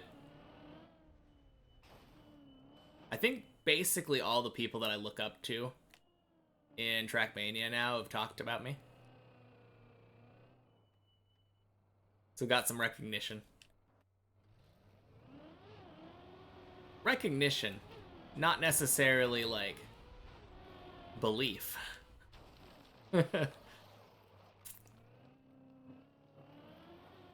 Feel like the streamers tend to be a lot more like, I don't know what the word is, like realistic, I guess, maybe? Pessimistic.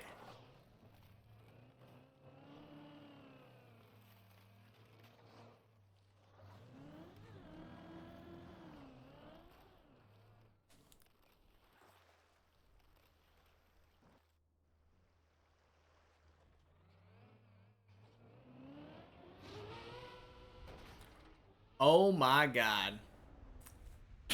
That's never happened to me before. Jeez.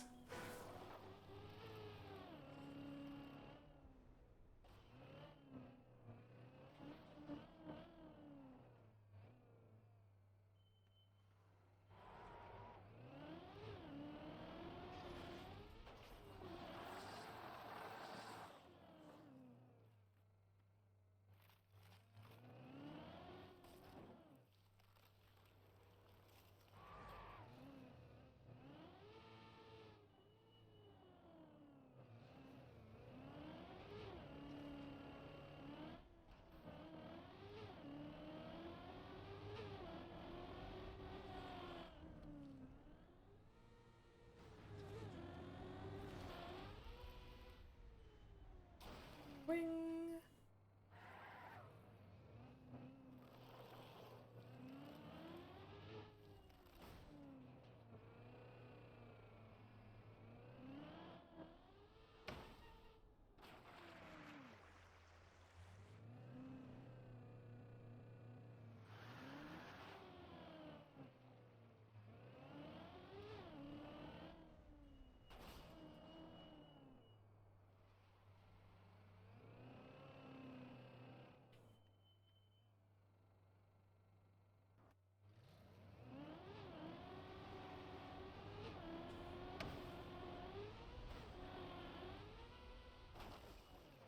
Nice.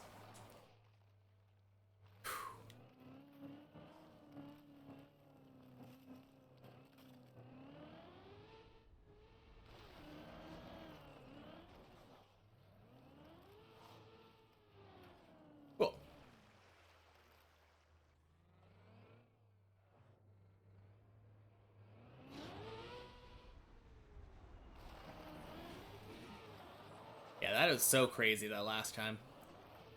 I feel like I never have that happen where I just straight up miss this.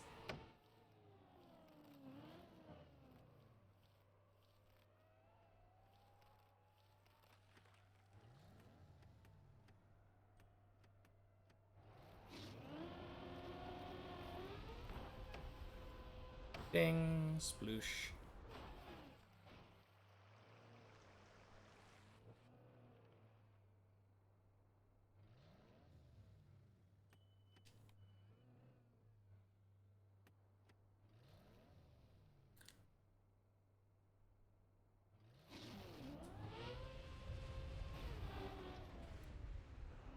Oh.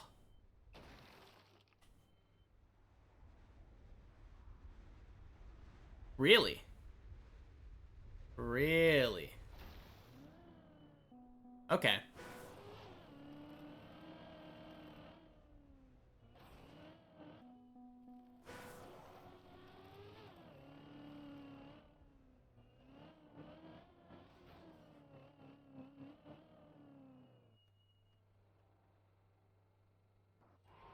Okay, so I did release a little too early.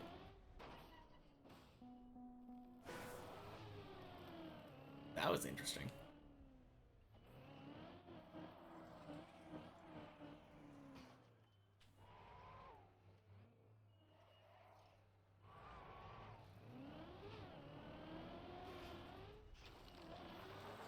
Alright, here's the question.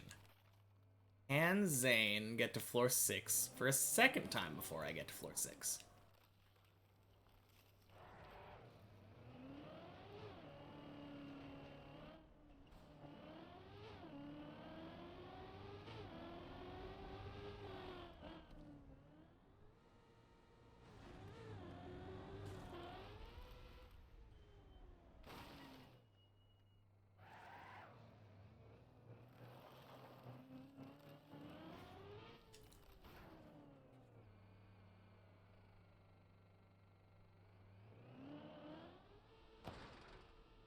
Wing.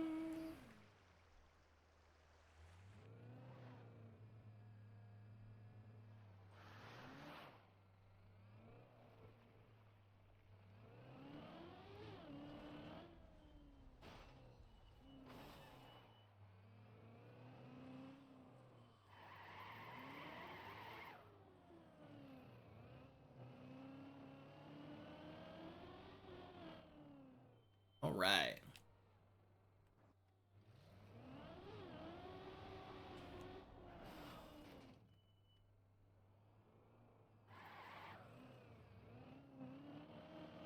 Okay. This time, let's not hit the tree.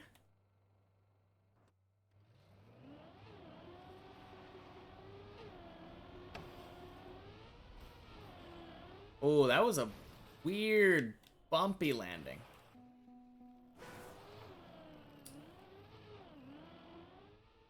Oh.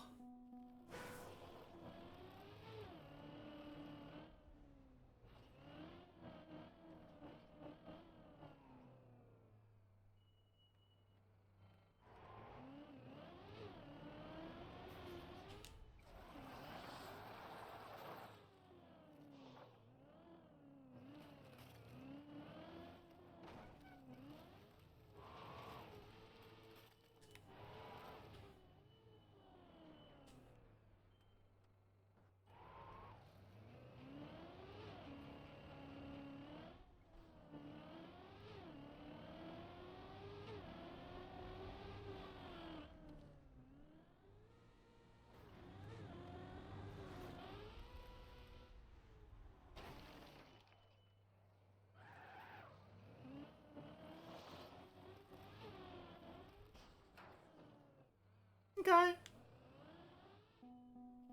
Ugh.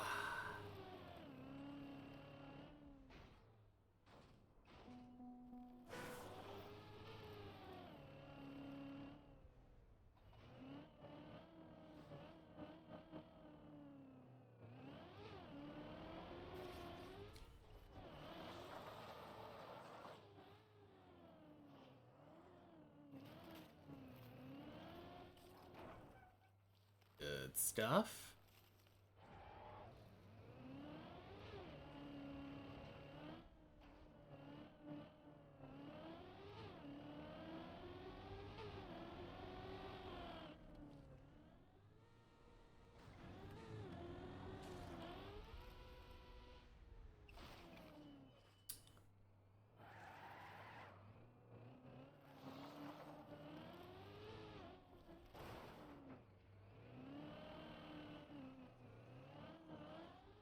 Ding, ding, sploosh.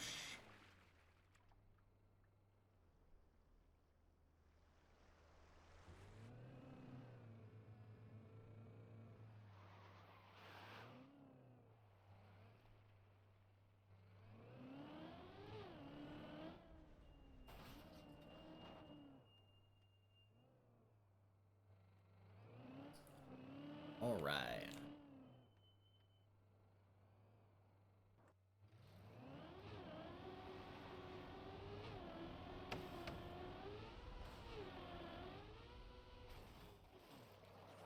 Nice. Can I make this jump now? Instead of having to do the backup? Thank you.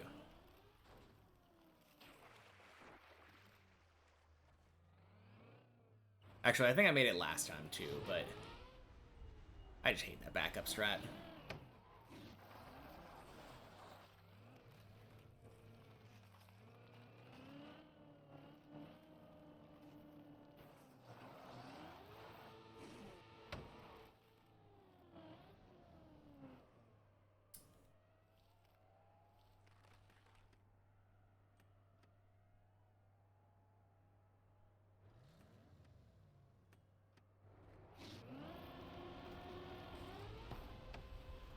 Swing. Nice. Okay. This jump, not that hard. Let's just get it.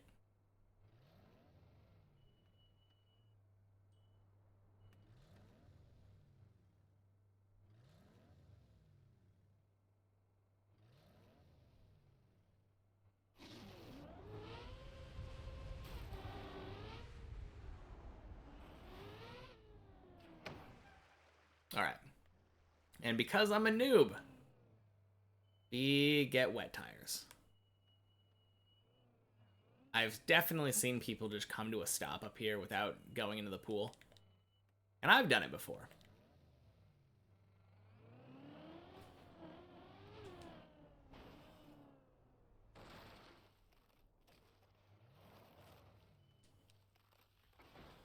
This floor, man. Yeah, that's floor 4.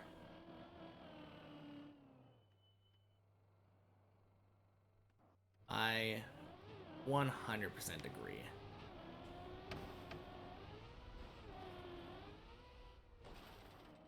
No! Turtle. Oh, that does go down to water, but feels bad. Whoa, weird slippy acceleration.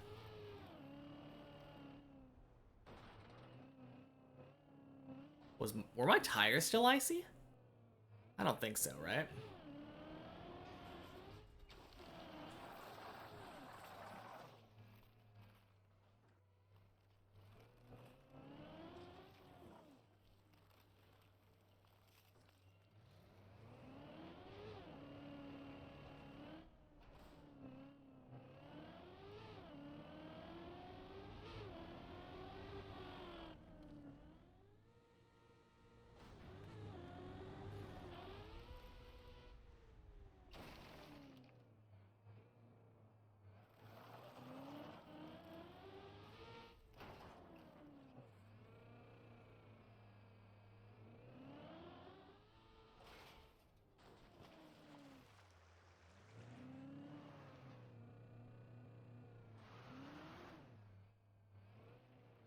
Very nice. Oh! No, get up there. Hell yeah.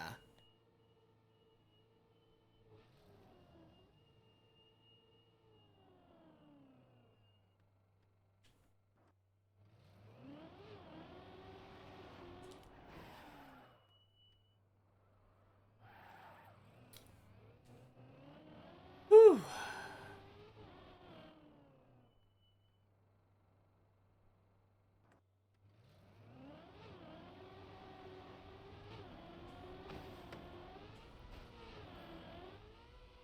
Okay.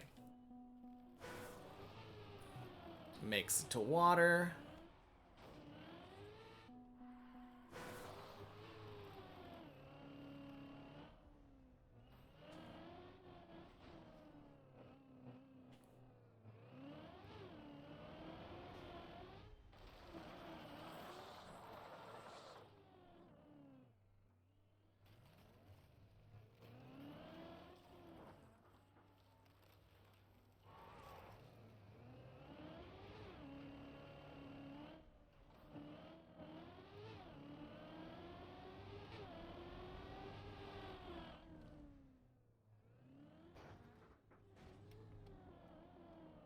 All right. Good try. We go back around.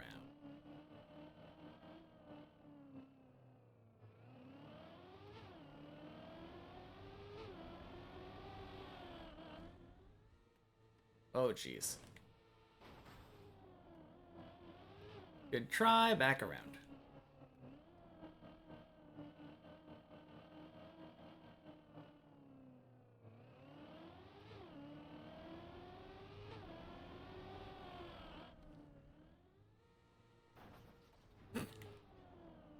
You guessed it. We go back around. Man, this is, we're just practicing, you know? Gotta figure out every way how to not make the jump.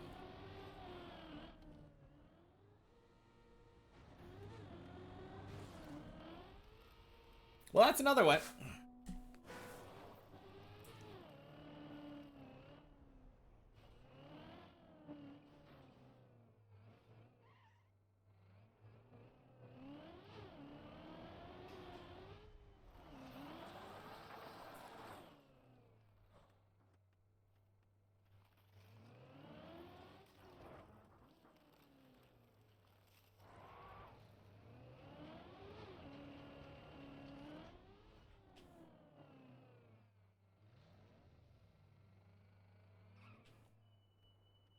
Oh. That was so close. It is so hard to stop on grass.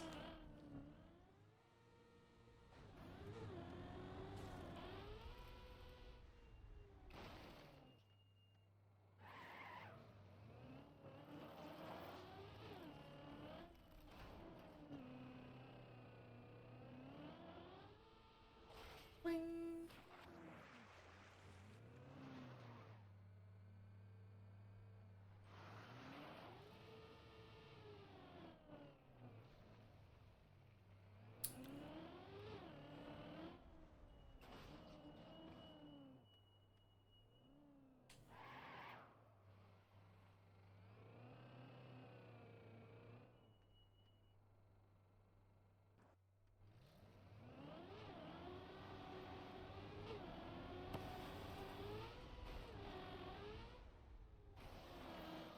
Nice.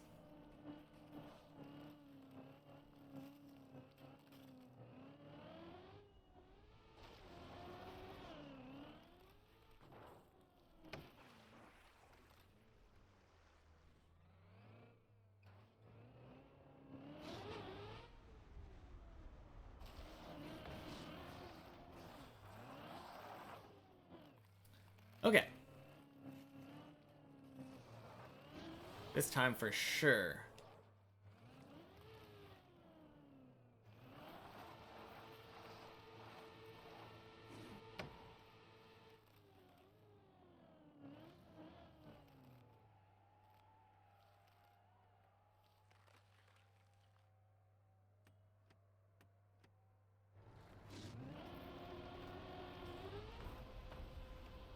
Twing.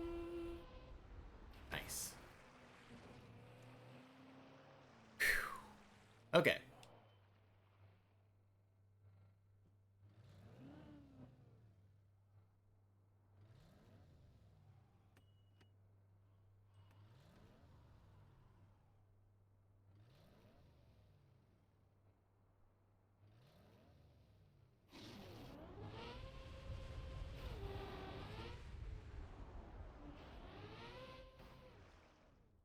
Cool.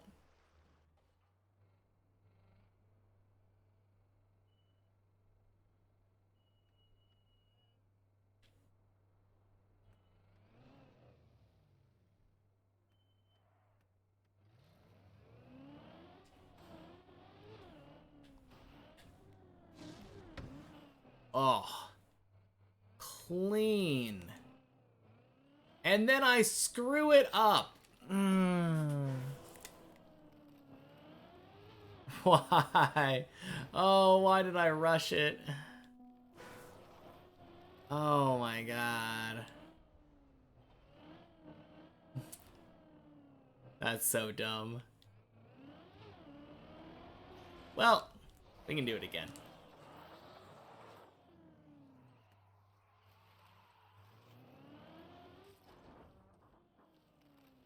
More lore 5 practice, I guess, right?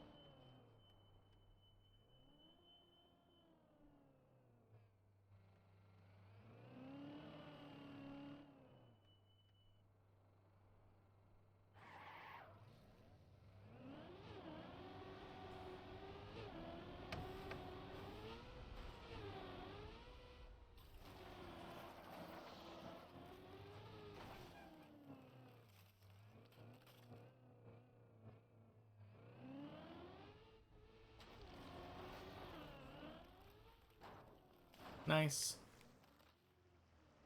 Whew.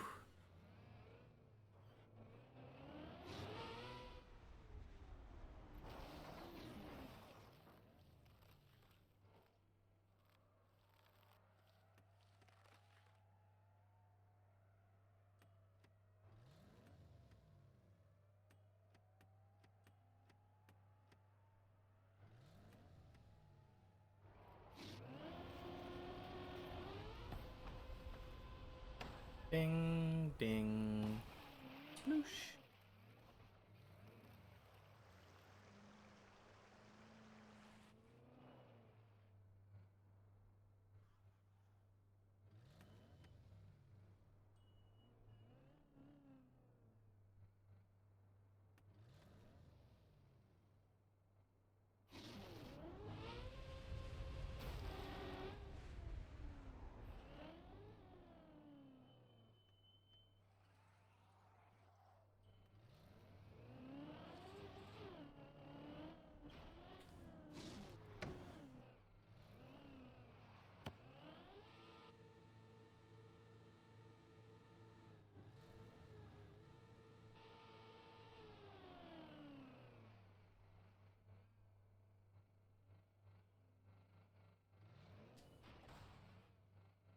Okay.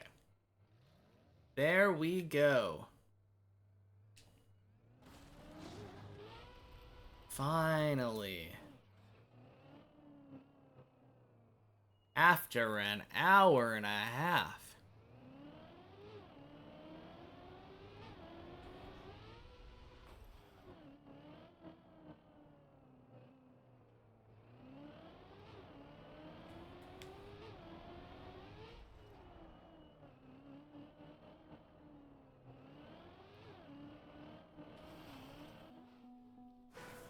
Okay.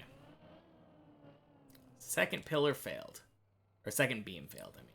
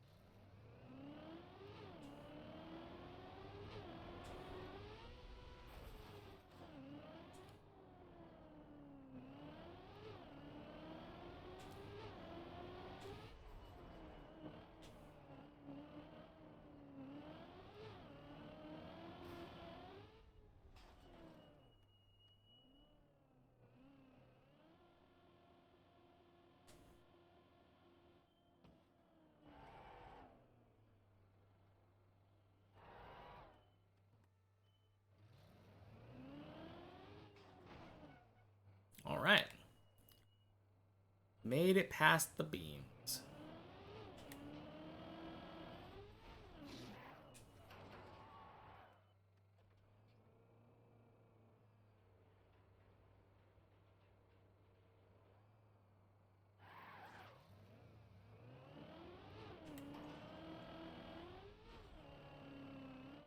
Made it past the zigzag.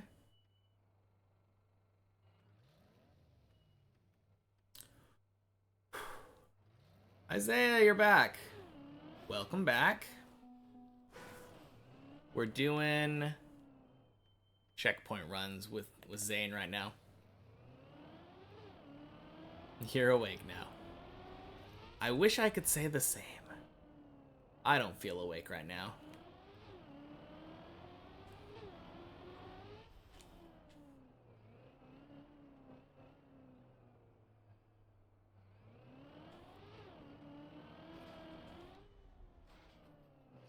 Ooh, dang. Bounce just does not get the height. Yeah. I feel like a lot of the time, not a lot of the times, but a decent number of times when I do that jump, I end up having like a really weird bounce where it just kind of like flips me back onto the bottom side of my car.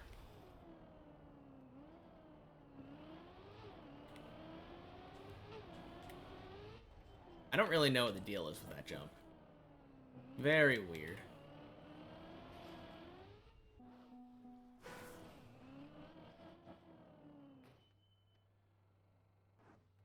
I'm dead, this is the afterlife. I mean, I guess that is a different way of explaining the deep dip hell everyone is talking about.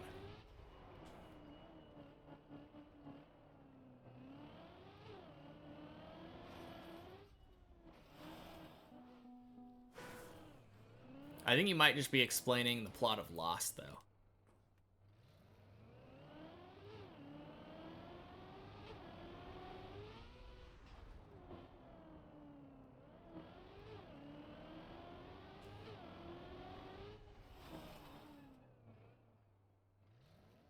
Who am I? Good question. There's really no way of knowing. At least not for another month, though. Month or so. Oh, welcome in, Finks. How have the last 2 weeks treated ya?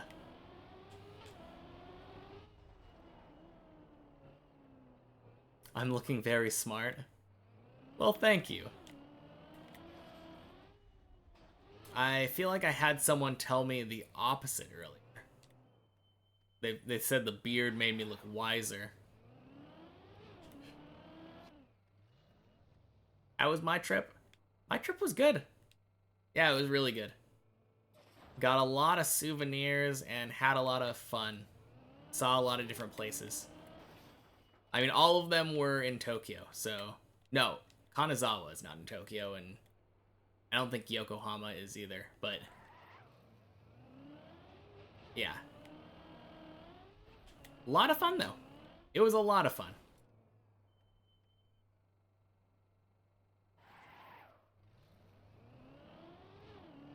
I can't wait to go again. I mean, I'm definitely going to wait. Because it's expensive. And I'm all vacationed out right now. It feels like a very eventful summer for me right now. And it's just, I am ready to sit down and not do things.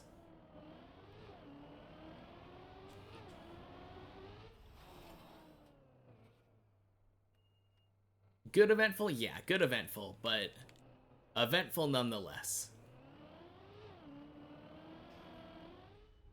Like, I think in June we went to a Ren fair.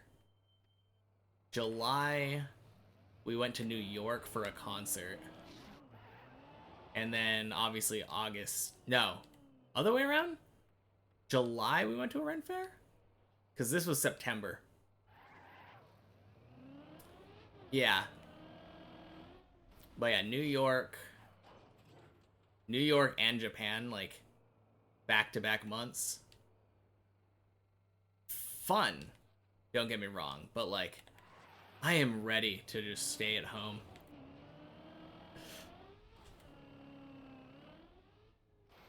You'd love to go to a Ren fair. I had fun. It was Pirate Week. Wow. Cannot get the whole jump, but yeah, it was Pirate Week when we went, or Pirate Day. I think it was week. So yeah, that's where I got the Luffy cosplay.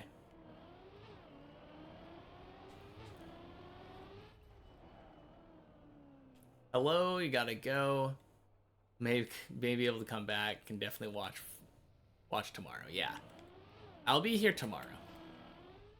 I'm probably not gonna be here that long today.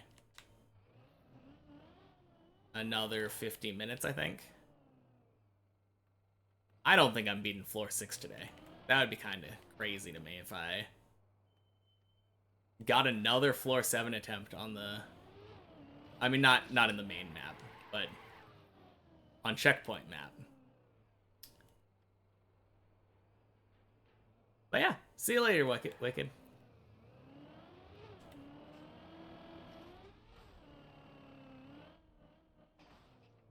Funny thing is, it feels like maybe it's a combination of me being warmed up and like, oh jeez, and having practiced this floor a lot right before I left, but it's kind of feeling more muscle memory to me right now than the other floors were.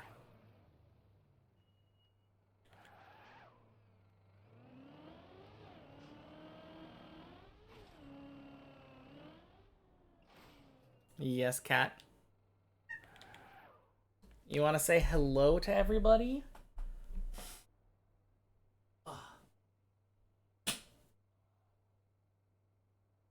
Say hello. Did he miss me? Absolutely. He was so cuddly when we got back. Dog called beautiful.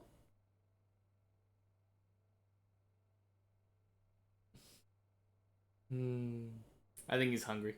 I'll be right back.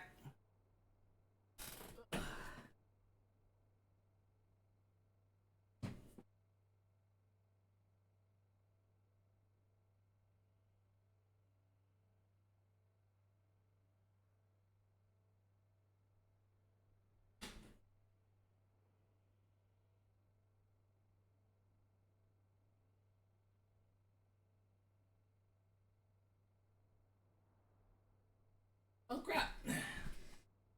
I forgot that I gave him the last of the cat food. I think last night. So I get to go get him cat food later tonight. He is not going to be happy about that for the time being. Poor cat, indeed.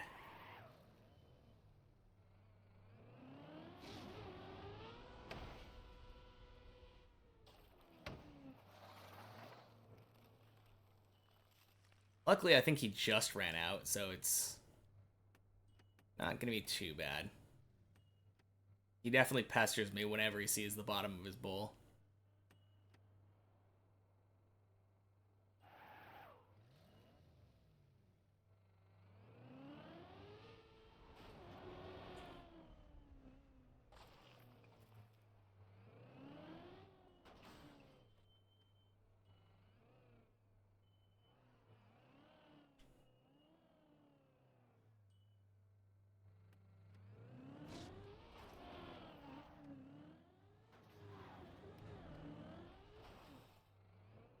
You were just logging off and saw me on? Yeah, of course. Catch you soon. Have a good night, Finks.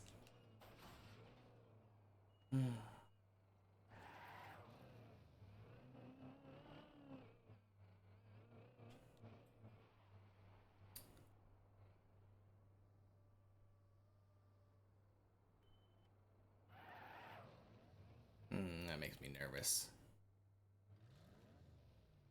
Okay, that's much better.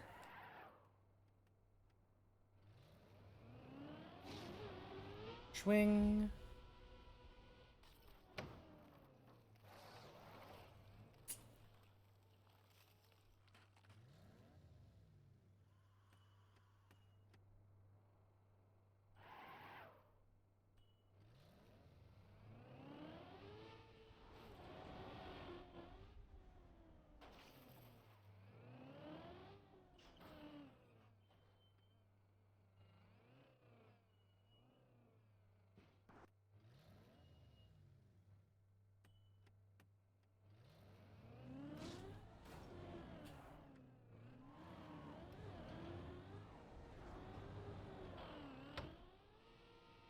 Nice.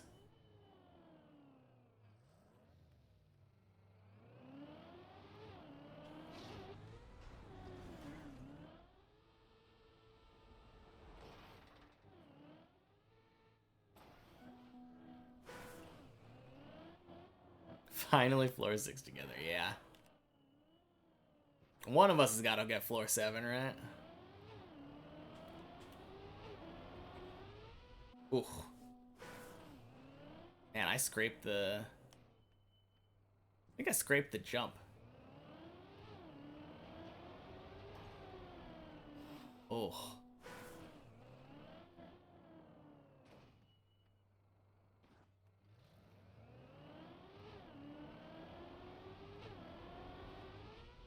Wow. Very bad jumps.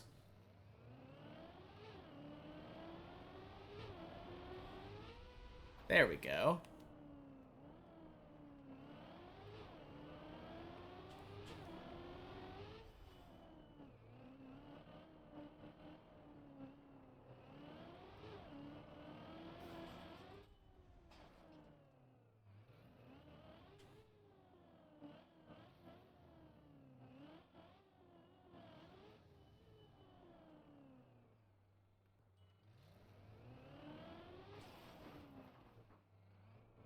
Nice.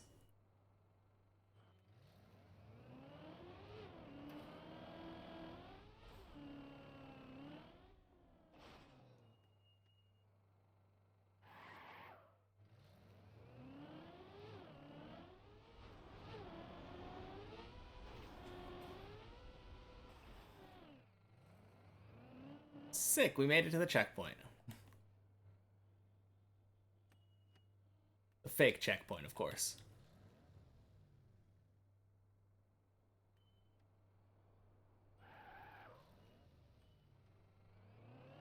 Swing.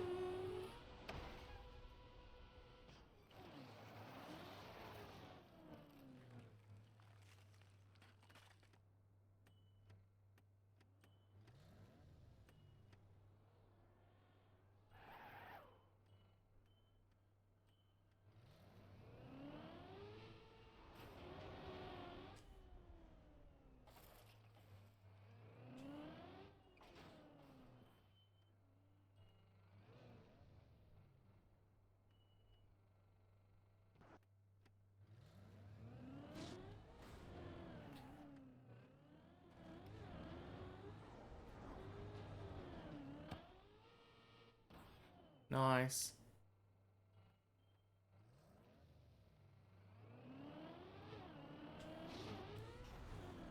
Ugh.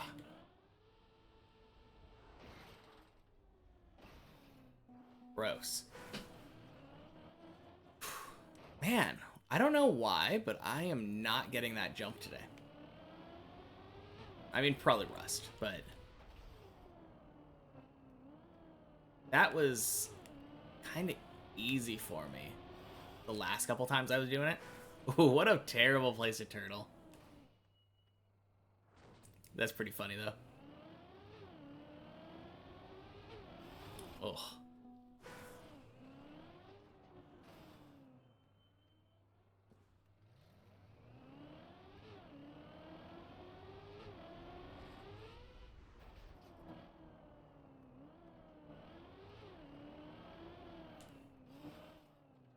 Ooh.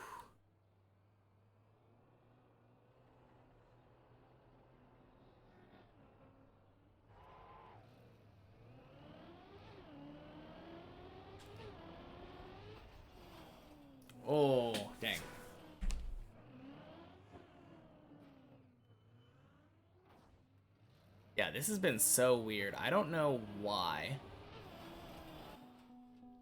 But this first jump seems to be giving me a lot of trouble today.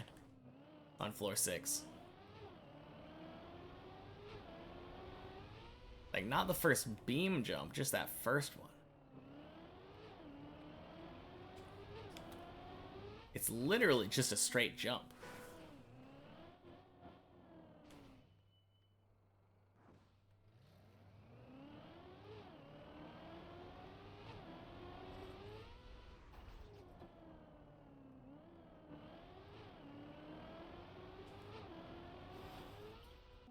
These jumps are brutal.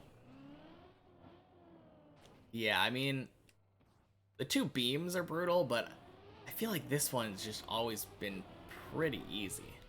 The very first one onto the big platform to the voice line.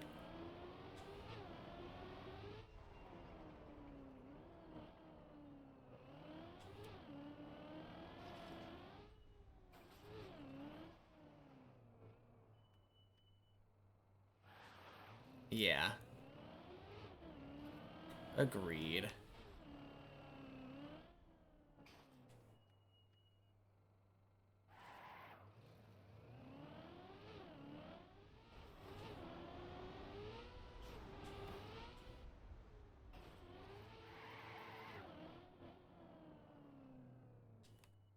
Man. Feels good. Got the whole jump. Spin, spin, spin.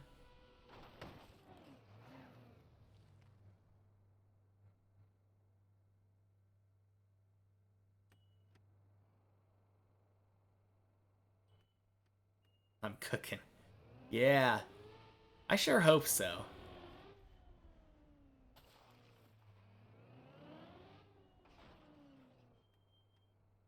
Can see I've practiced. I mean, I've definitely practiced floor 6 a lot.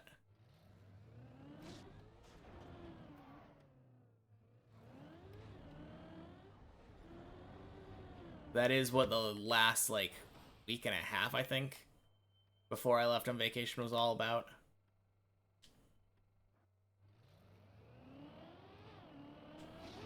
Ugh, gross.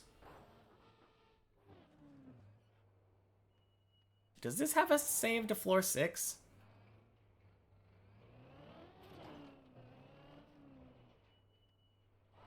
I don't think I've ever seen... Where am I even? I can definitely save to floor 5. Yeah. Just to save to floor 5. Okay.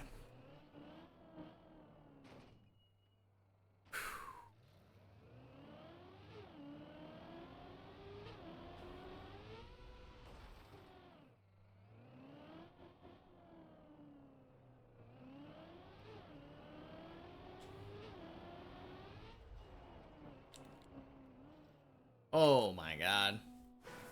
That's the worst. Made the jump. I made the first beam jump, and then I'm like, yeah, let's just not be on it, though.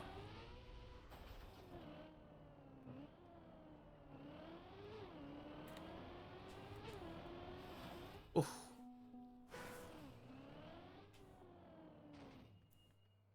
Hey, THC! Welcome in, everybody. Thank you for the raid. Oh. And Octane, thank you for the follow.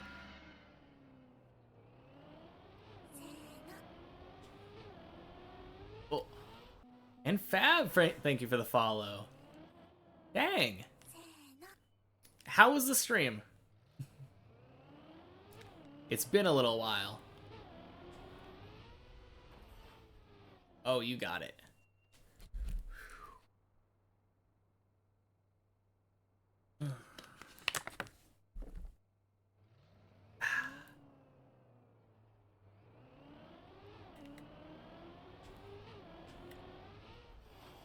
Oh, jeez. Was good. Played some.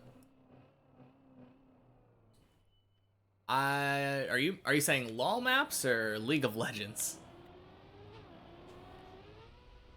Yeah, I haven't been here for a while because I've been on vacation. I was in Japan for 2 weeks. LOL maps, yeah, okay. I was a little bit concerned for your well-being for a second there. Yeah. That is why you hadn't seen me, because I was not here. But now I'm back. And pretty rusty. I was doing the main map earlier. I got like 3 runs to floor 4, I think. It was kind of gross.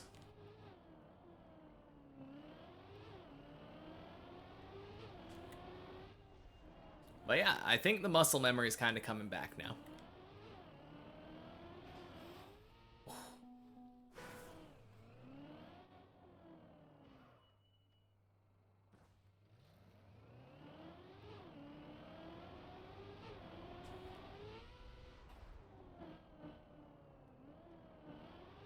Yeah, the jump right before the backward section on floor 6, for some reason, is giving me a lot of trouble today. Oh. Still believe? Yeah, me too. It'd be cool to get another floor 7 today. But we're doing the version of many checkpoints that I usually do on Fridays. Or was doing on Friday. If I ever spend over an hour on the floor, that's the last run, and then I would normally reset, but I'm gonna end once I ever spend an hour on a floor. So crossing my fingers for floor 7.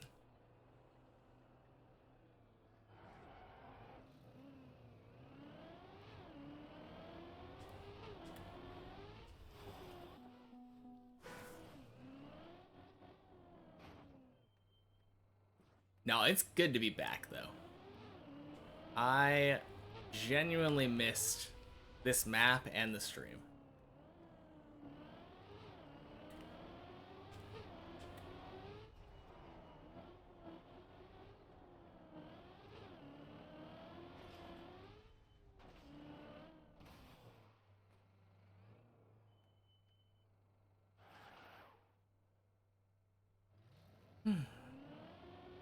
Oh, jeez.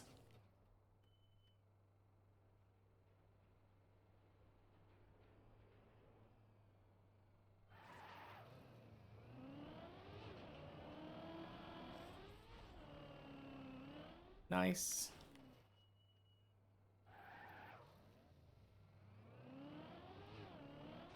Oh. Dang hole jump.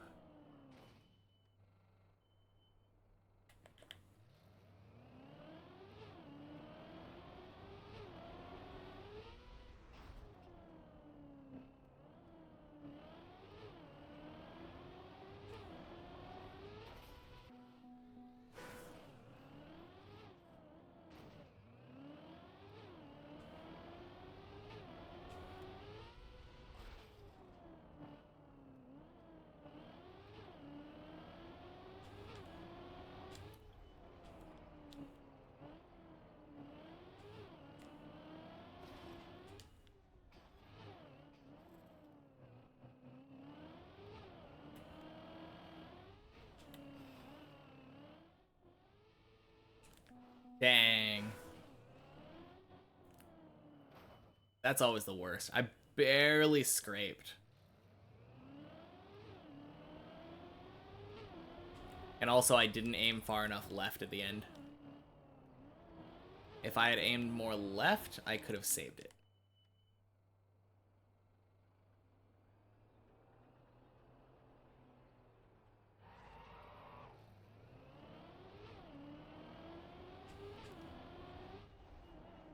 Nice.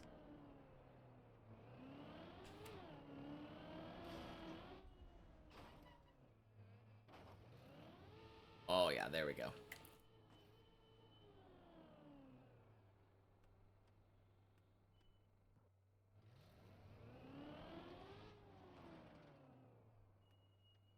Beautiful.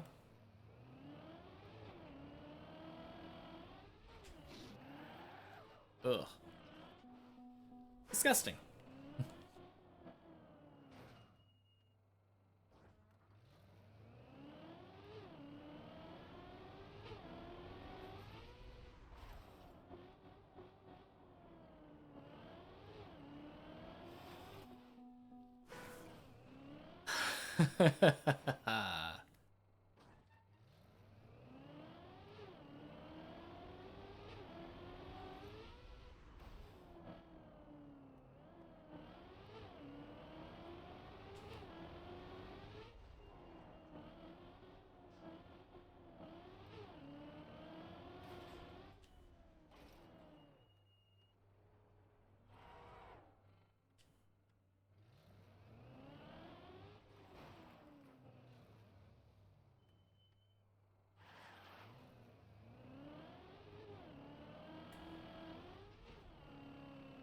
Nice.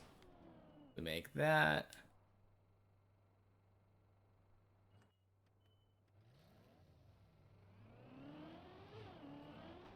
Oh no, in the hole.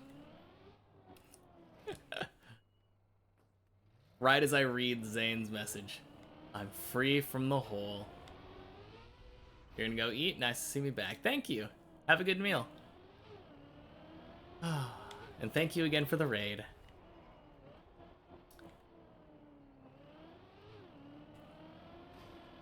Yeah, definitely good to be back.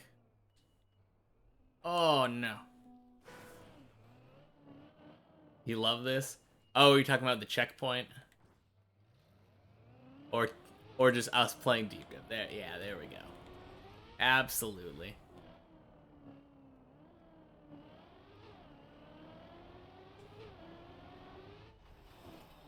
Oh.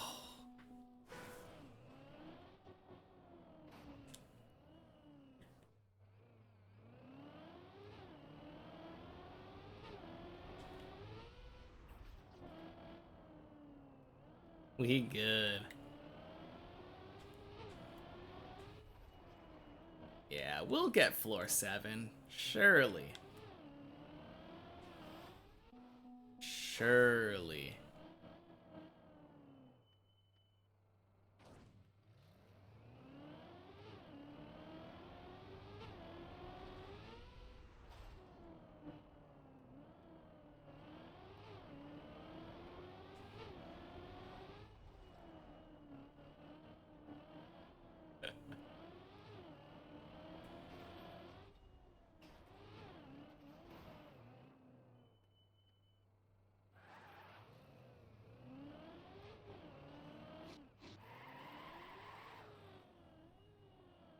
But man. That hole jump.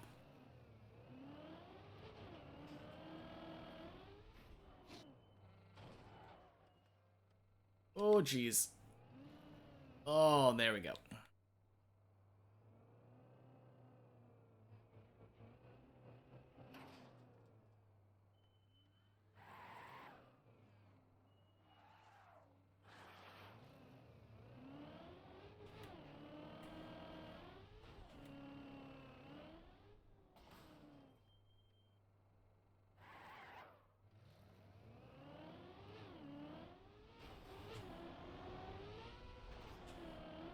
Oh my god, slow down.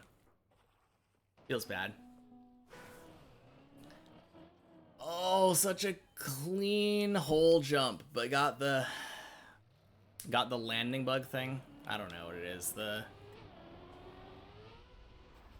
You get a weird slowdown because of a clip kind of thing on that second lock.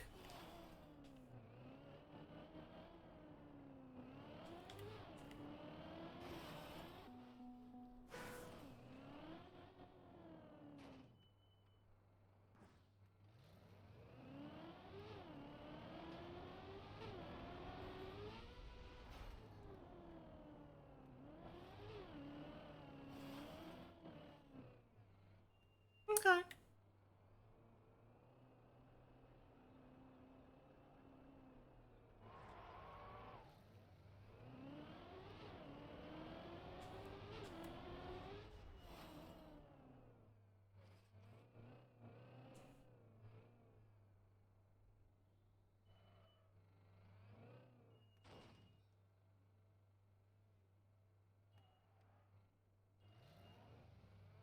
There we go.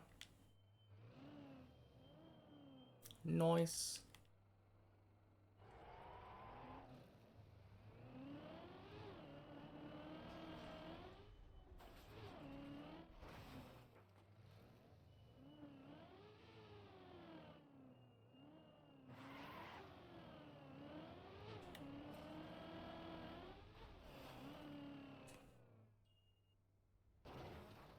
Okay.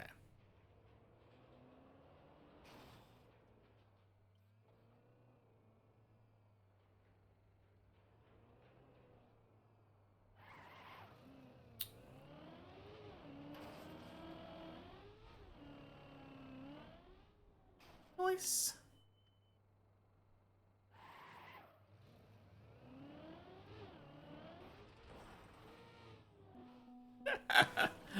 Oh, feels bad.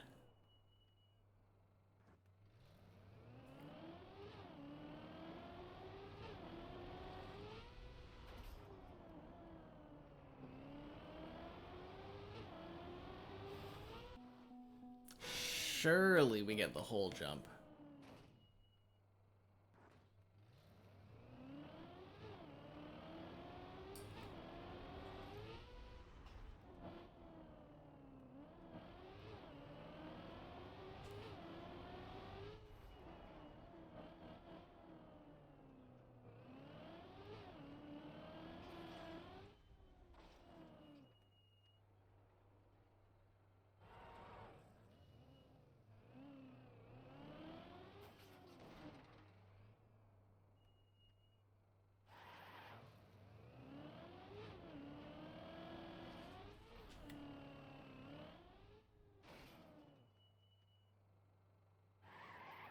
I got it like twice in a row and then failed it like every other time.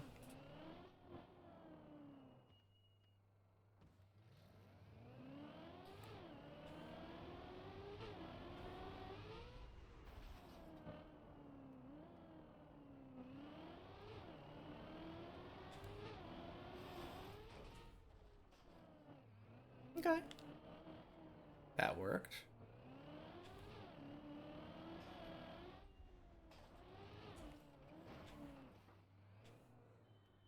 All right. Come on. Not gonna let this hole beat me.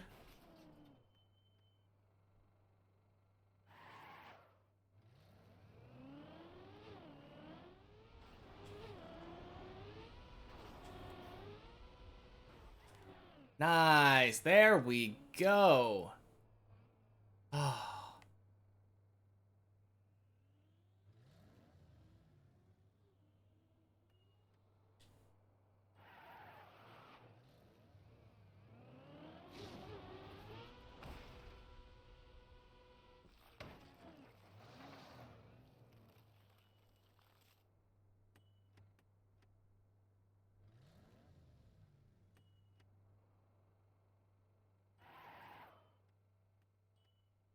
Second try.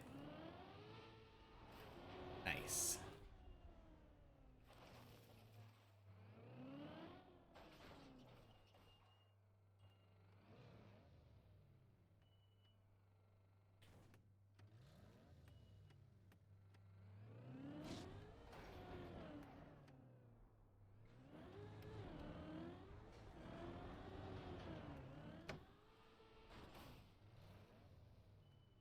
Okay. This time for sure. Ah, oh, that's so annoying.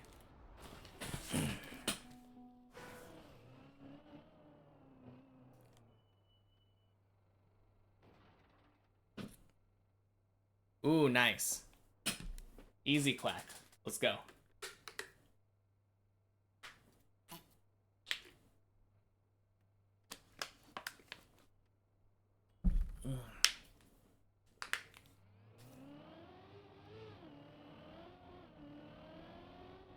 Oh, no.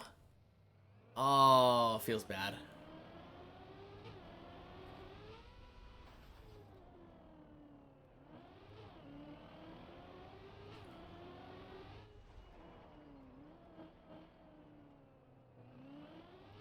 It's crazy that it saves right there, though. Floor is killing you. Yeah, I know how you feel.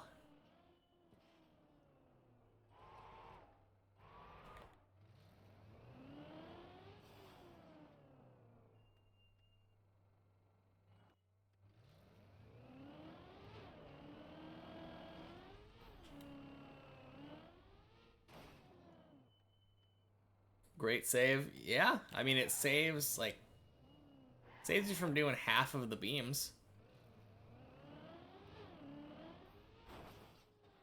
Oh my god.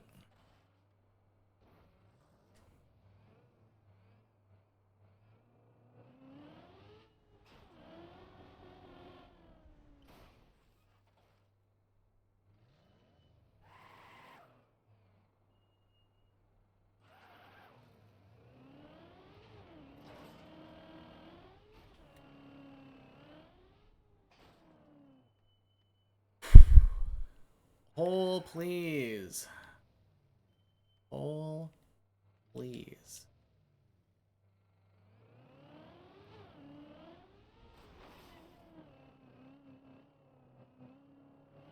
Not this time.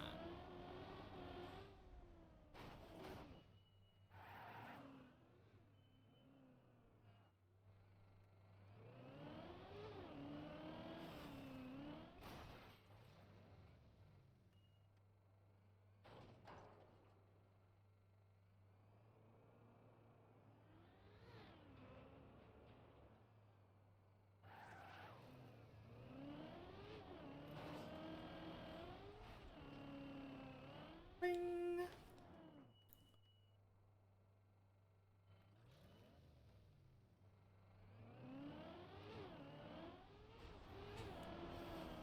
Oh, I scraped.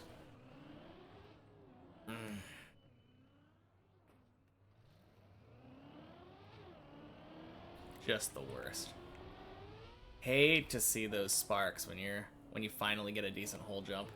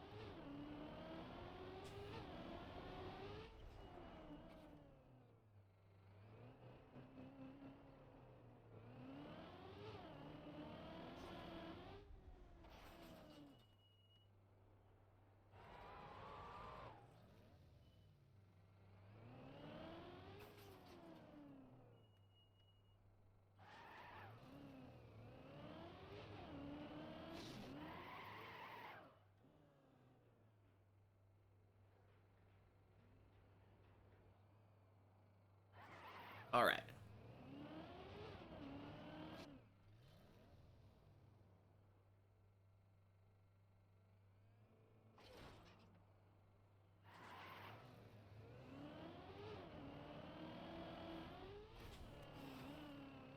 And scrapity scrape.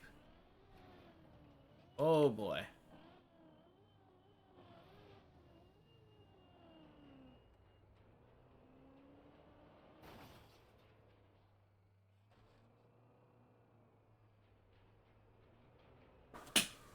Whew.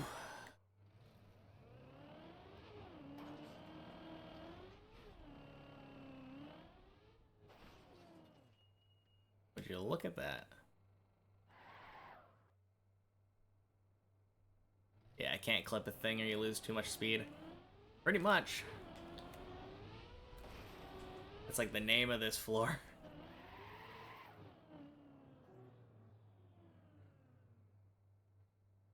Dang. We both made it past the hole somehow.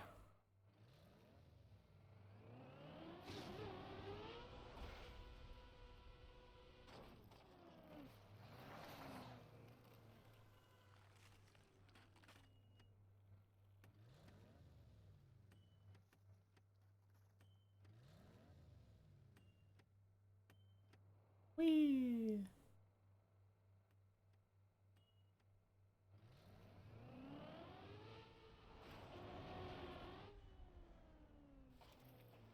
Just followed my line, good line.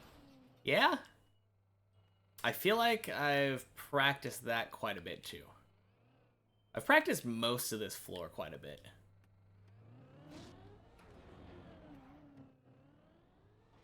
Oh, jeez.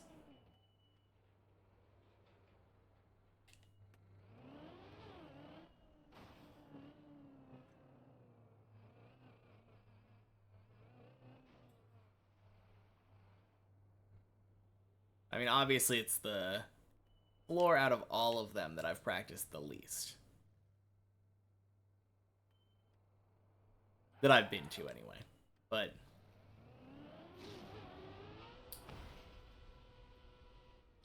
I don't know. A good 40 or 50 hours, I think.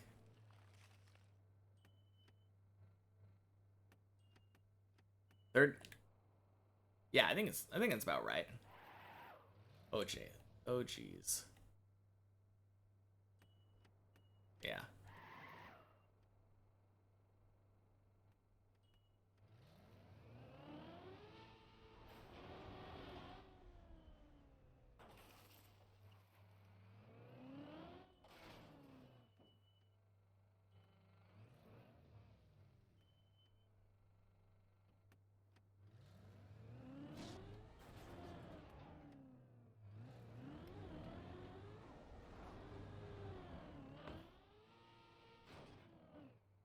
Yo.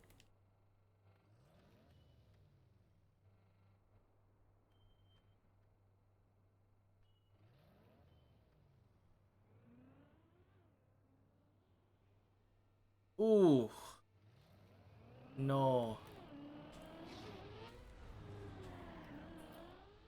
Finally, let's go.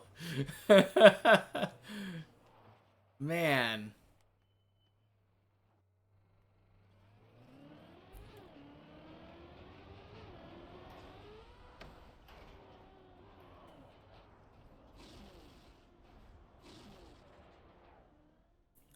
Whoa. I lost so much speed there. I have no idea what happened.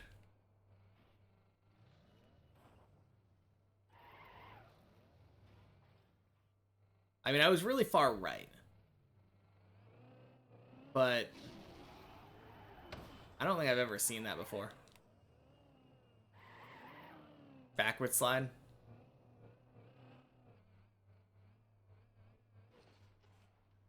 I didn't think I slid, but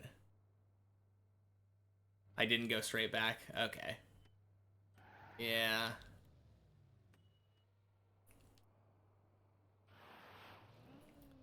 Thought it was gonna be fine, but I guess not. I guess I slid and lost too much speed. Oh well. Just gotta do it again.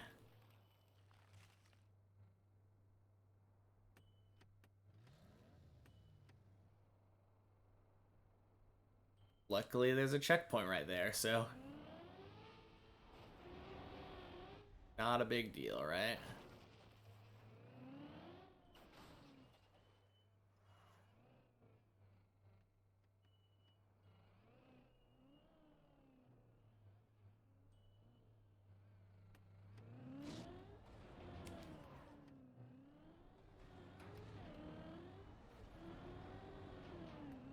Nice.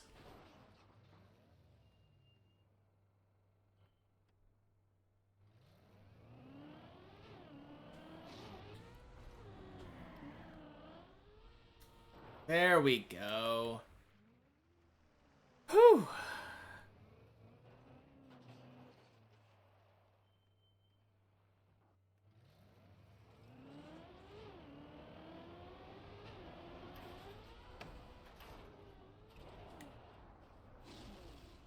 Okay, I think I slid again. Yeah.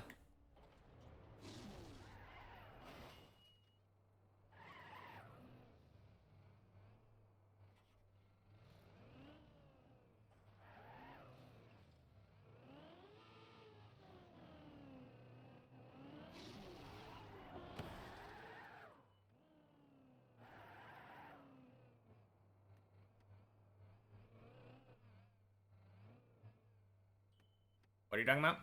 You're talking about the beams? Oh, I definitely know it. Yeah, I know what you're talking about.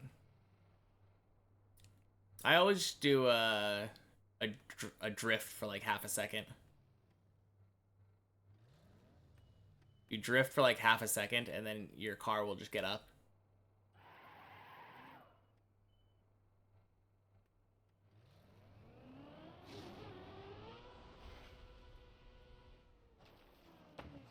Yeah, I feel like it's impossible for me to practice this floor for like 40 hours and not know that.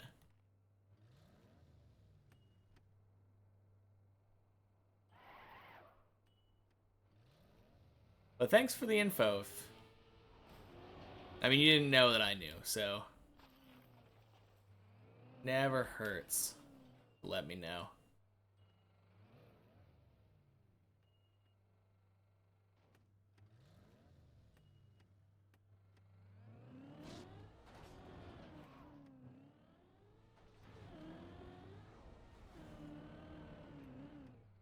Oh.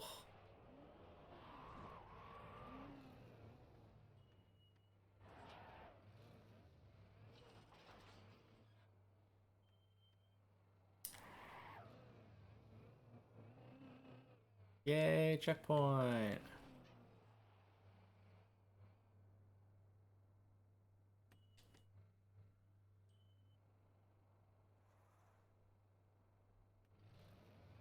Boing. Ooh, that was very spinny. Good jump.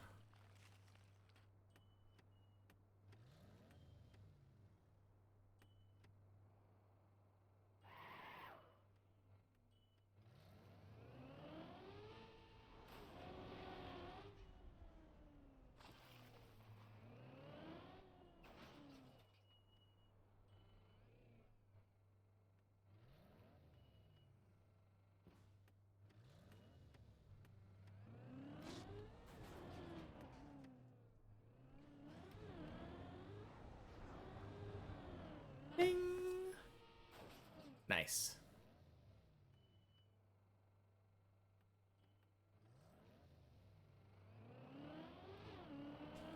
Oh.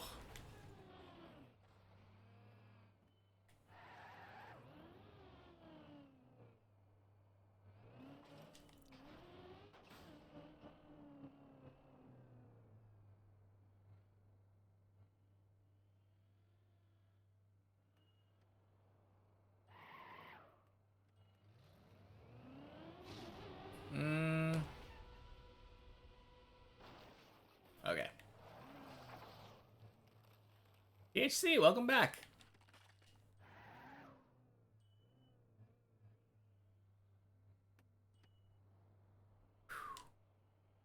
Making quite a few saves here.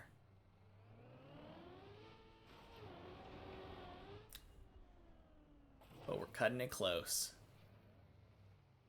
Hello, dragon. Welcome back.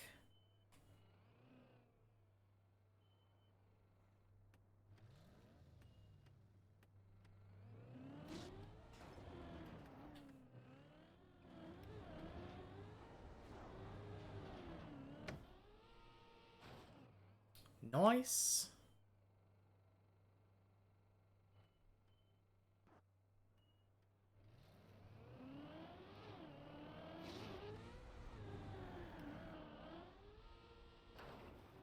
Very nice. Let's go. Now, pretty please. Let me get this one.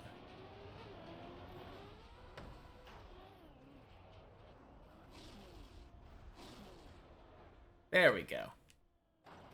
Oh. Beautiful.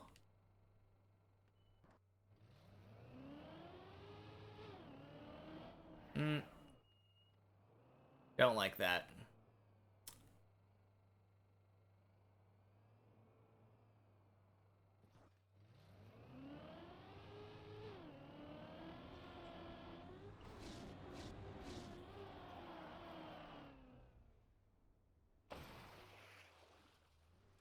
Good.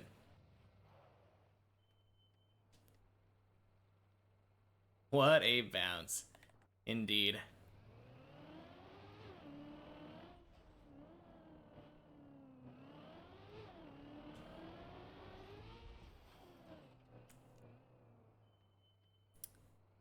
All right.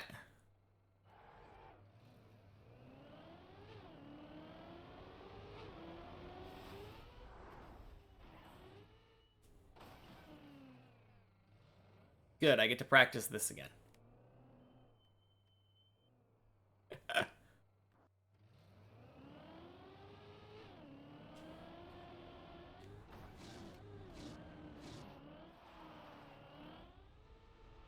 Yoink.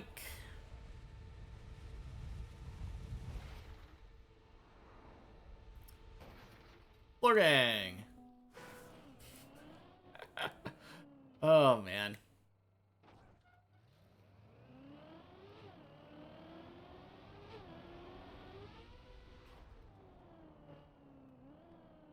Well, almost floor 7. Kind of crazy how close we got to floor 7 again. I almost wasn't expecting it because of how...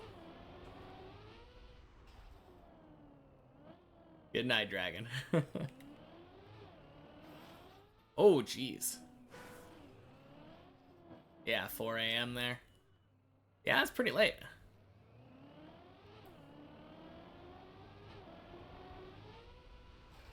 Just about 7 over on my side.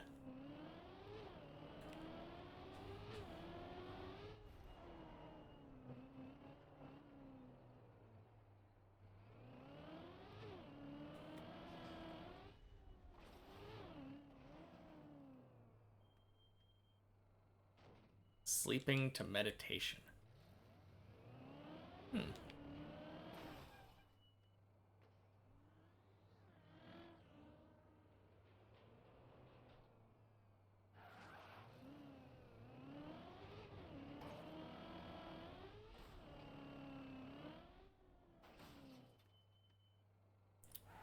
Not really sure what you mean, but that's good. Glad it's working for you.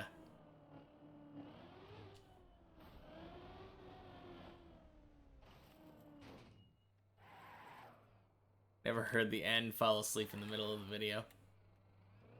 I mean, sounds like that's what it's for, so...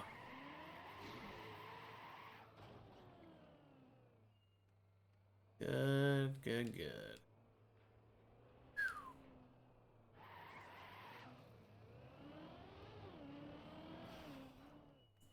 Ugh.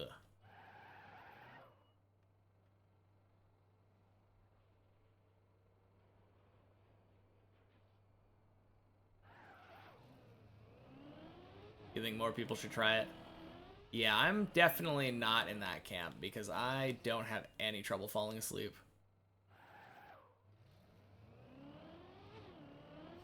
Ugh. Dang hole.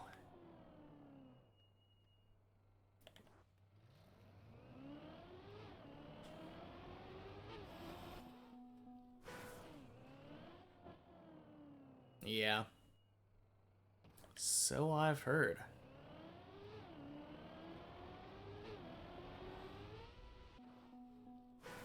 Really anything you can do to keep your mind off things, right?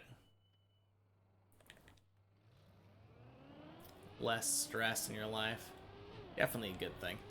Keep your blood pressure down.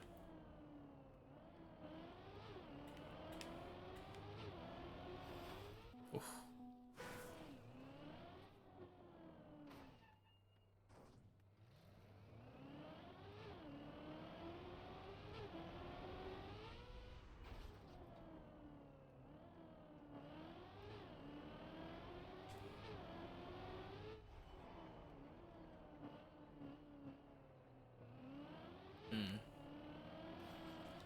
Yeah, that's cool.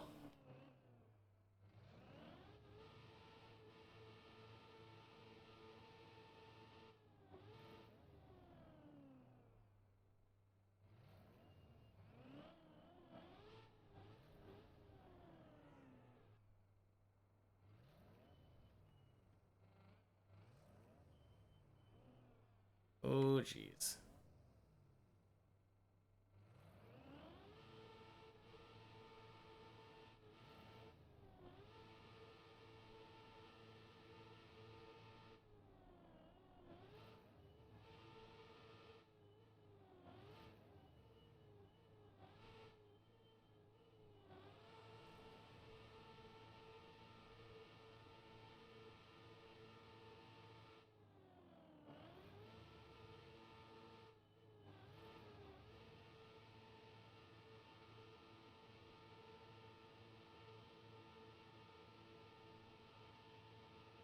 Ouch.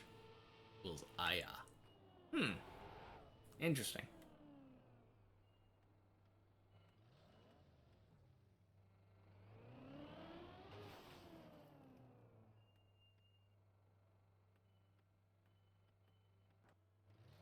Well, that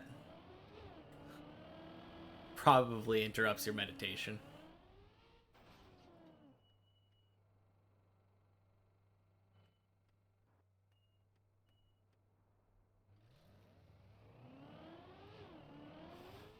Great. Oh, man. Well, at least this one didn't kill the run. Oh, you didn't start it?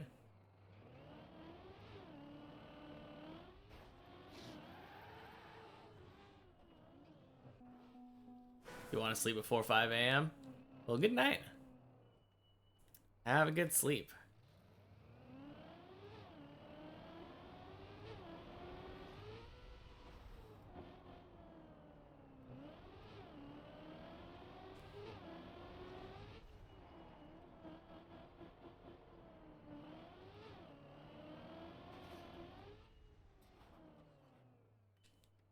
Have a nice stream. It has been a nice stream. But this is the last run, because as you can see, it has been an hour since I got on floor 6. Man, the whole thing is terrible. Yeah, I agree. Absolutely. Oh, what a way to end. So dumb. Anyway. Ugh. Thank you all for hanging out with me. It's been fun.